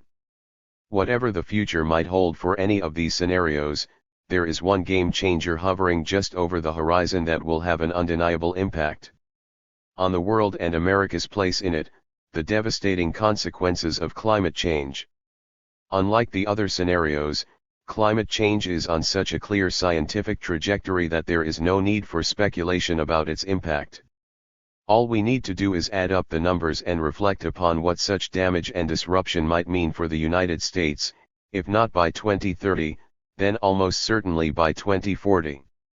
The thousands of scientists who contribute their research to the Intergovernmental Panel on Climate Change, a UN body that won the Nobel Peace Prize in 2007, have produced 4 periodic assessments over the past quarter century that offer a dismal prospect for the planet's future. In their latest 2014 report, IPCC scientists stated that the warming of the climate system is unequivocal and would be marked, if rigorous limits on the emissions of greenhouse gases into the atmosphere were not instituted, by a rise in global mean temperature by the year 2100 of 3.7 degrees to 4.8 degrees Celsius, with the likelihood of severe, pervasive, and irreversible impacts for people and ecosystems. 78. By the end of the 21st century, in other words, such marked warming will have serious and undoubtedly devastating consequences for all humans who live on this planet. With a likely temperature increase of 4.0 degrees Celsius or more, the world faces, says the IPCC, large risks to food security and compromised normal human activities, including growing food or working outdoors in some areas for parts of the year due to the combination of high temperature and humidity. More specifically, a large fraction of terrestrial, freshwater, and marine species faces increased extinction risk. Carbon stored in the biosphere will mean deforestation and ecosystem degradation. Rising sea levels will bring coastal submergence, flooding and erosion, and inland populations will experience water scarcity or major river floods. In addition to these negative long-term trends, climate change will also bring population displacement from extreme weather events, such as floods and droughts, along with emerging hotspots of hunger and increased risks of violent conflict. 79. Giving these abstractions real meaning. Local universities have advised Boston's mayor that a worst-case scenario for polar ice melt would raise sea levels by 10 feet in 2100, putting 30% of the city permanently underwater. 80. As grave as all this will be for life on the planet, the year 2100 is at least 4 generations into the future, simply too far away to feel meaningful for many Americans. Immersed in the challenges of daily life, most people can at best plan for events a couple of decades ahead, when their infant child is in college or they are retired. So it might be more realistic to ask what climate change could mean for American society and a wider world circa 2040, a question the National Intelligence Council tried to answer in 2 major reports. From a consensus of scientific models, the Council warned, in a September 2016 analysis, that climate change would, within 20 years, bring increasingly disruptive extreme weather events like floods, droughts, cyclones, and heat waves leading to famine, supply chain breakdown, or damage to infrastructure. In its Global Trends 2035 report released a few months later, the Council predicted that accelerating climate change will deliver a devilish mix of storm surges, food shortages from soil degradation, extreme weather events such as heat waves, droughts, and floods, and the spread of human and animal infectious diseases. While the global commons of arable land, adequate food, and clean water are being squeezed by climate change, world population will expand by 20% from 7.3 billion in 2016 to 8.8 billion by 2035. Among the vulnerable populations in Africa, Asia, and the Middle East, those struggling to survive such disruptions could turn violent, migrate, or die. By 2050, environmental change will displace at least 200 million people, unleashing mass migrations. 81.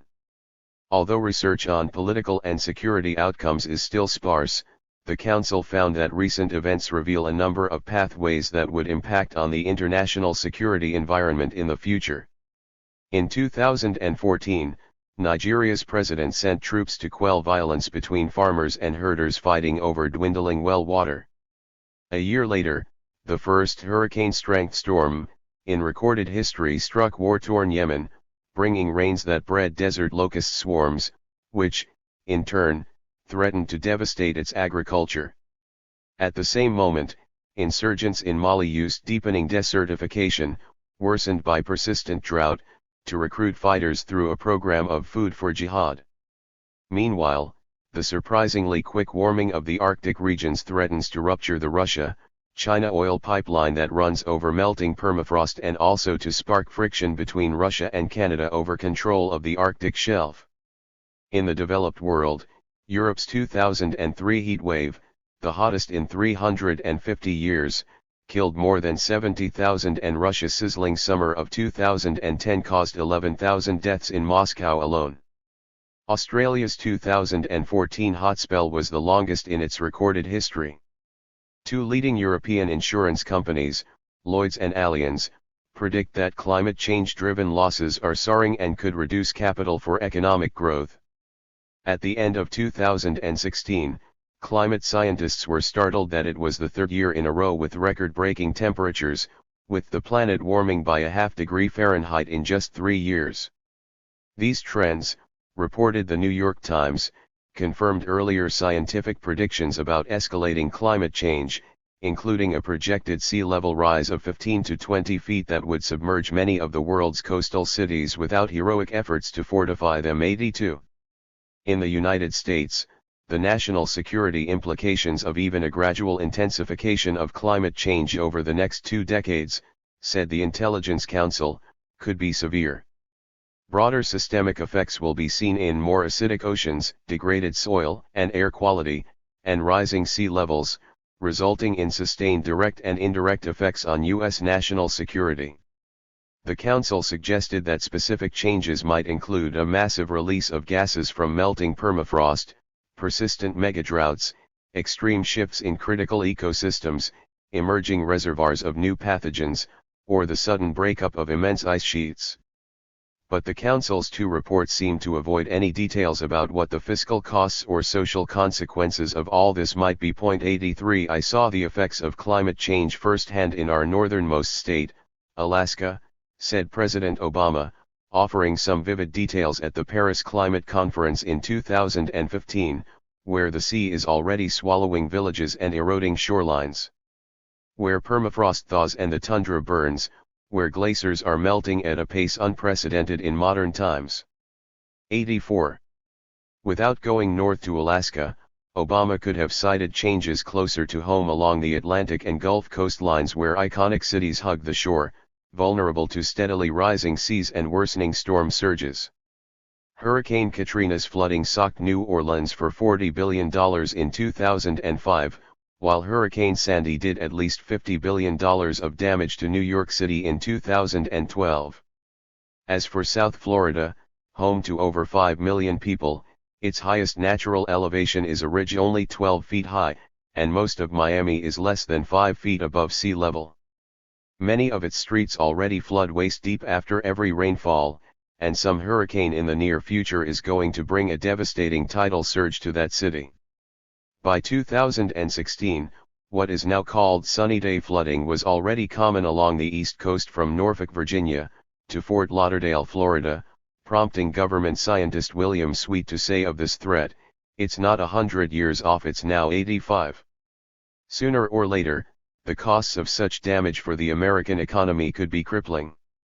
In the words of the Army Corps of Engineers, the vulnerable coastal areas are economic drivers for the whole country, with ports handling $800 billion of goods annually and estuarine areas accounting for 49% of gross domestic product. But the Corps of Engineers, like the Intelligence Council, stopped short of detailing what the full scope of climate-related damage might add up to. While avoiding any total for protecting the full 3,600 miles of the Atlantic and Gulf coastlines, the Corps has estimated the cost of storm damage risk reduction for just 100 miles of Louisiana shoreline at $2.20 billion. 86. Offering some broader estimates, the Union of Concerned Scientists has estimated that the insured value of property in Florida's threatened coastal counties is $2.9 trillion. In 2012, as insurance companies were already starting to back away from this and other at-risk areas, the National Flood Insurance Program had issued 5.6 million policies covering $1.25 trillion in assets, while only taking in $3.6 billion in premiums and racking up a $20 billion debt, an uneconomic and possibly unsustainable imbalance. In Virginia, for example, 60% of the state's population of 8.2 million, along with major defense installations like Langley Air Base and the Norfolk shipyards, are found within a tidal shoreline that faces 18 inches of sea level rise over the next 20 years and massive costs for remediation. 87. While such a two-decade rise could probably be managed, storm surges, like the one that made Sandy so destructive for the New Jersey shoreline and New York City, will likely do serious damage to low-lying cities along the Atlantic and Gulf coasts: Boston, New York, Baltimore, Norfolk, Savannah, Jacksonville, Miami, Tampa, and New Orleans. A real estate analytics firm estimated that, as of 2016, there were 6.8 million homes along the eastern coasts vulnerable to hurricane storm surge inundation, with total reconstruction costs of $1.5 trillion. Since these cities are engines of economic growth, the country will face several $1 trillion in costs for the elaborate engineering projects to build barriers estimated at $30 billion for a network of seawalls around New York City, $5 billion for a 15-foot high seabelt structure for Boston, and $100 to $200 million for some 88 smaller metropolitan areas like Stamford, Connecticut. 88. And all of this will simply put off the inevitable as the waters continue to rise. And keep in mind that this represents only one aspect of the future impact and costs of climate change. Imagine, for instance, the costs that will someday be associated with predicted megadroughts, lasting 35 years or longer, that could settle into the Southwest and Midwest and someday, for instance, make the city of Phoenix uninhabitable. 89. More immediate climate changes by 2040 will likely have mingled consequences for America. With climatic zones ranging from the tropical in South Florida to the Arctic in northern Alaska, the loss of arable land in the arid southwest might be offset by an extended growing season further north. As a continental nation, the United States can also mitigate oceanic surges far more successfully than island nations like Indonesia, Japan, Ireland, and England. Even though America might weather these storms better than many nations, it will still face many trillions of dollars in outlays for prevention and repair, straining the federal budget and forcing a sustained shift in funds from foreign operations to domestic priorities. Combined with the rising social costs of an aging population, climate change mitigation will likely accelerate Washington's fiscal retreat from global hegemony. Climate change, scenario circa 2040. If we pick up where the Corps of Engineers and the Intelligence Council left off, as early as 2040 such trends could prove profoundly disruptive for an American-led world order. It would, for instance, be possible to imagine a climate change scenario for Washington's retreat that might go like this. As natural disasters cripple governmental capacity worldwide, local conflicts over water and food erupt. Meanwhile, countless millions of rural residents are uprooted by drought and flooded lowlands, overwhelming third-world cities and sending millions of refugees trudging out of the dry zone across North Africa and the Middle East toward a well-watered Europe. Should NATO have survived these tumultuous decades, it would be forced to focus on regional security concerns, leaving the rest of the world to Washington. While states weaken even more across the greater Middle East, insurgents gain power by organizing tribes and ethnic groups to fight for what food and water remains. Unable to cope with the whirlwind of conflicts in Africa and Asia, Washington starts pulling military forces back into its own hemisphere, struggling to control refugees fleeing catastrophic storms in the Caribbean and dwindling harvests in Central America. Adding to the fiscal strains of an aging population, the United States will face heavy costs from wildfires in the West, recurring droughts across the continent, storm surges that periodically inundate a half-dozen major metropolitan areas, and vast engineering efforts to shore up hurricane-battered coastlines.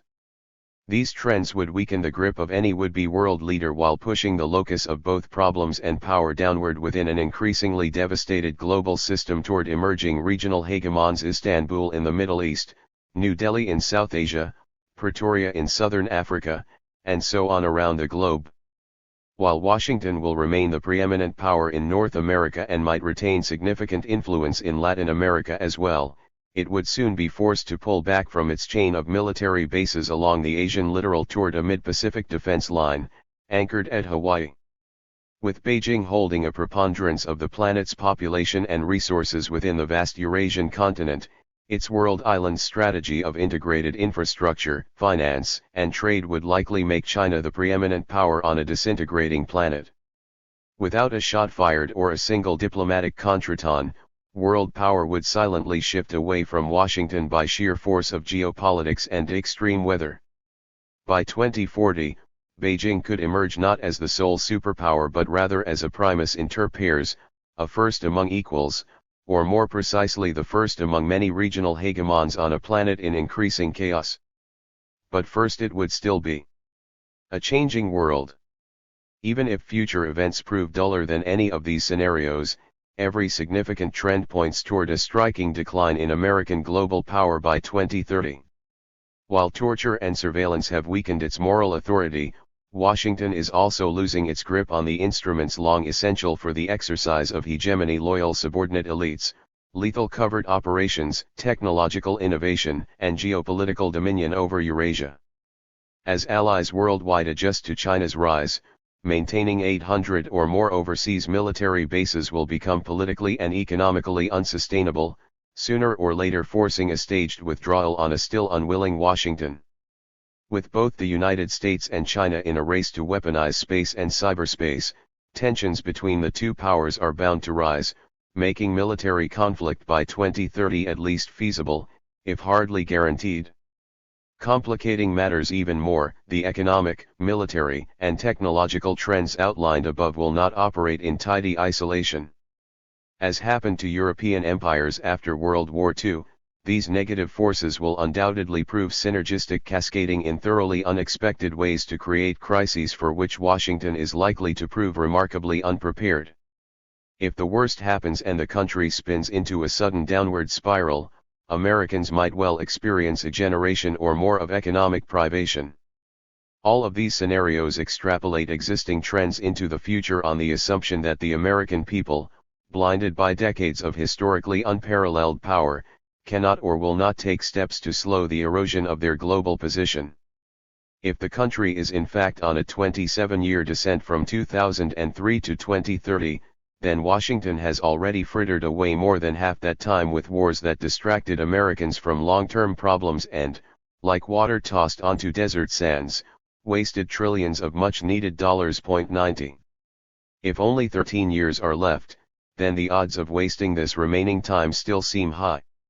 In the aftermath of the 2016 presidential election, the country's leadership is likely to be inward-looking for 4 or 8 years, unaware of how its unconventional approach to foreign policy would damage or even dismantle the delicately balanced array of strategic forces that have sustained U.S. hegemony for over 70 years.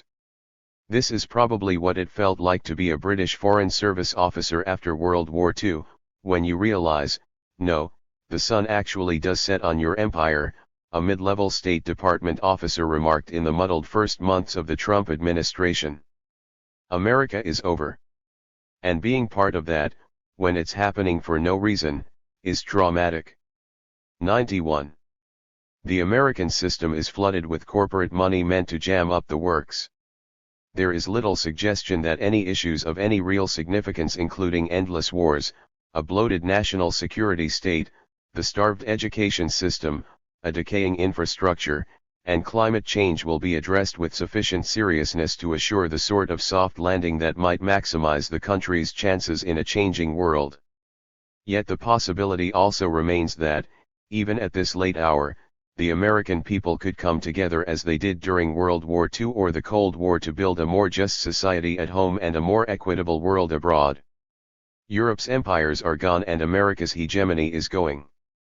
Setting aside all the excesses and exploitation, the British Empire's century of dominance from 1815 to 1914 left behind a global economy, dozens of parliamentary democracies, and the ideal of dominion as trusteeship.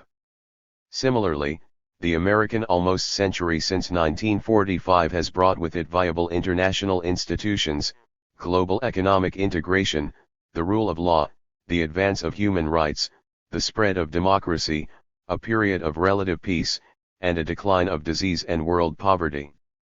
With the ticking of history's clock, time is growing short for the United States to have anything akin to Britain's success in shaping a succeeding world order that protects its interests, preserves its prosperity, and bears the imprint of its best values. Now that the American century is ending, we can only wonder what kind of shadow it will cast across the globe for future generations. Acknowledgements.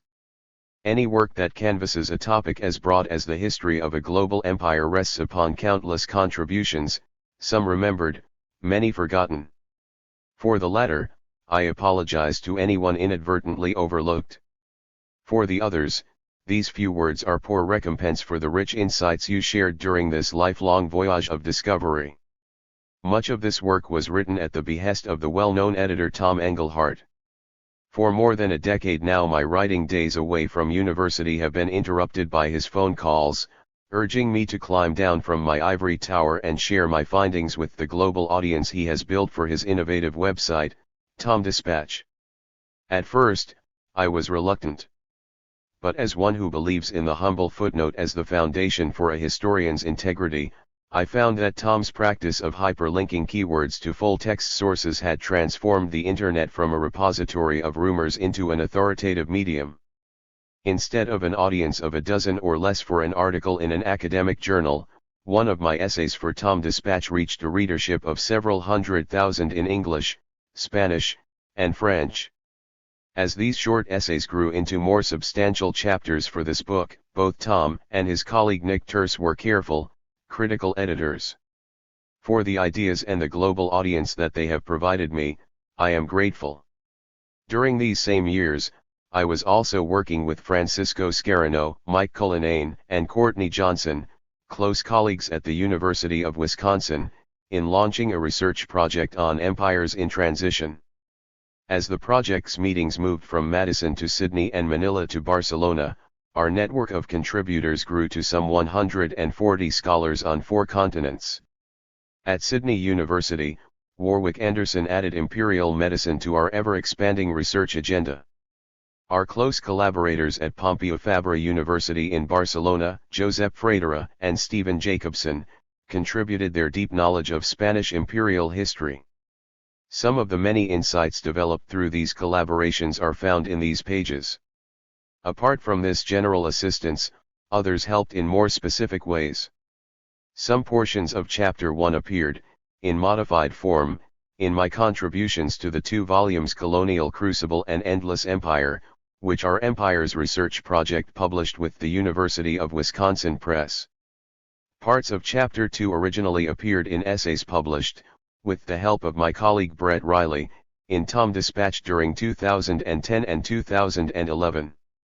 The brief discussion of the origins of the U.S. surveillance state in Chapter 4 was first developed at much greater length in another book for the University of Wisconsin Press, Policing America's Empire. My arguments in all 3 of these books benefited from that press's insightful publications director, Dr. Gwen Walker. A far different version of Chapter 3 appeared in the journal Comparative Studies in Society and History in October 2016. I am indebted to that journal's editor David Aiken for some useful suggestions. In drafting Chapter 6, I am grateful to Professor Eduardo Tatum of the University of the Philippines for suggesting that a close examination of the tragic massacre of Filipino troops in Mindanao could cast light on the limits of Washington's agile global strategy of drones and special operations forces. My brief account of that event was enriched by insights from my old friends Edilberto and Melinda de Jesus. During a visit to Switzerland in the summer of 2015, my wife's uncle, David Hove, kindly shared the story, recounted in Chapter 7, of his month-long drive across the vast Eurasian landmass, from Peking to Paris.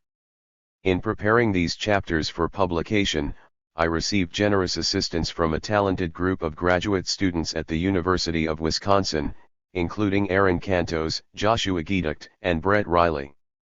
Whenever I write, I am reminded of a deep debt to my high school English teacher, Bob Cluett, who gave me both a love of this craft and the skills to pursue it. Finally, on a more personal note, many of the ideas in this book were first developed in conversation at the breakfast table over the New York Times with my wife and partner, Mary McCoy. Not only did she help me develop these thoughts, but she has sustained me through the many solitary hours that it takes to think and write.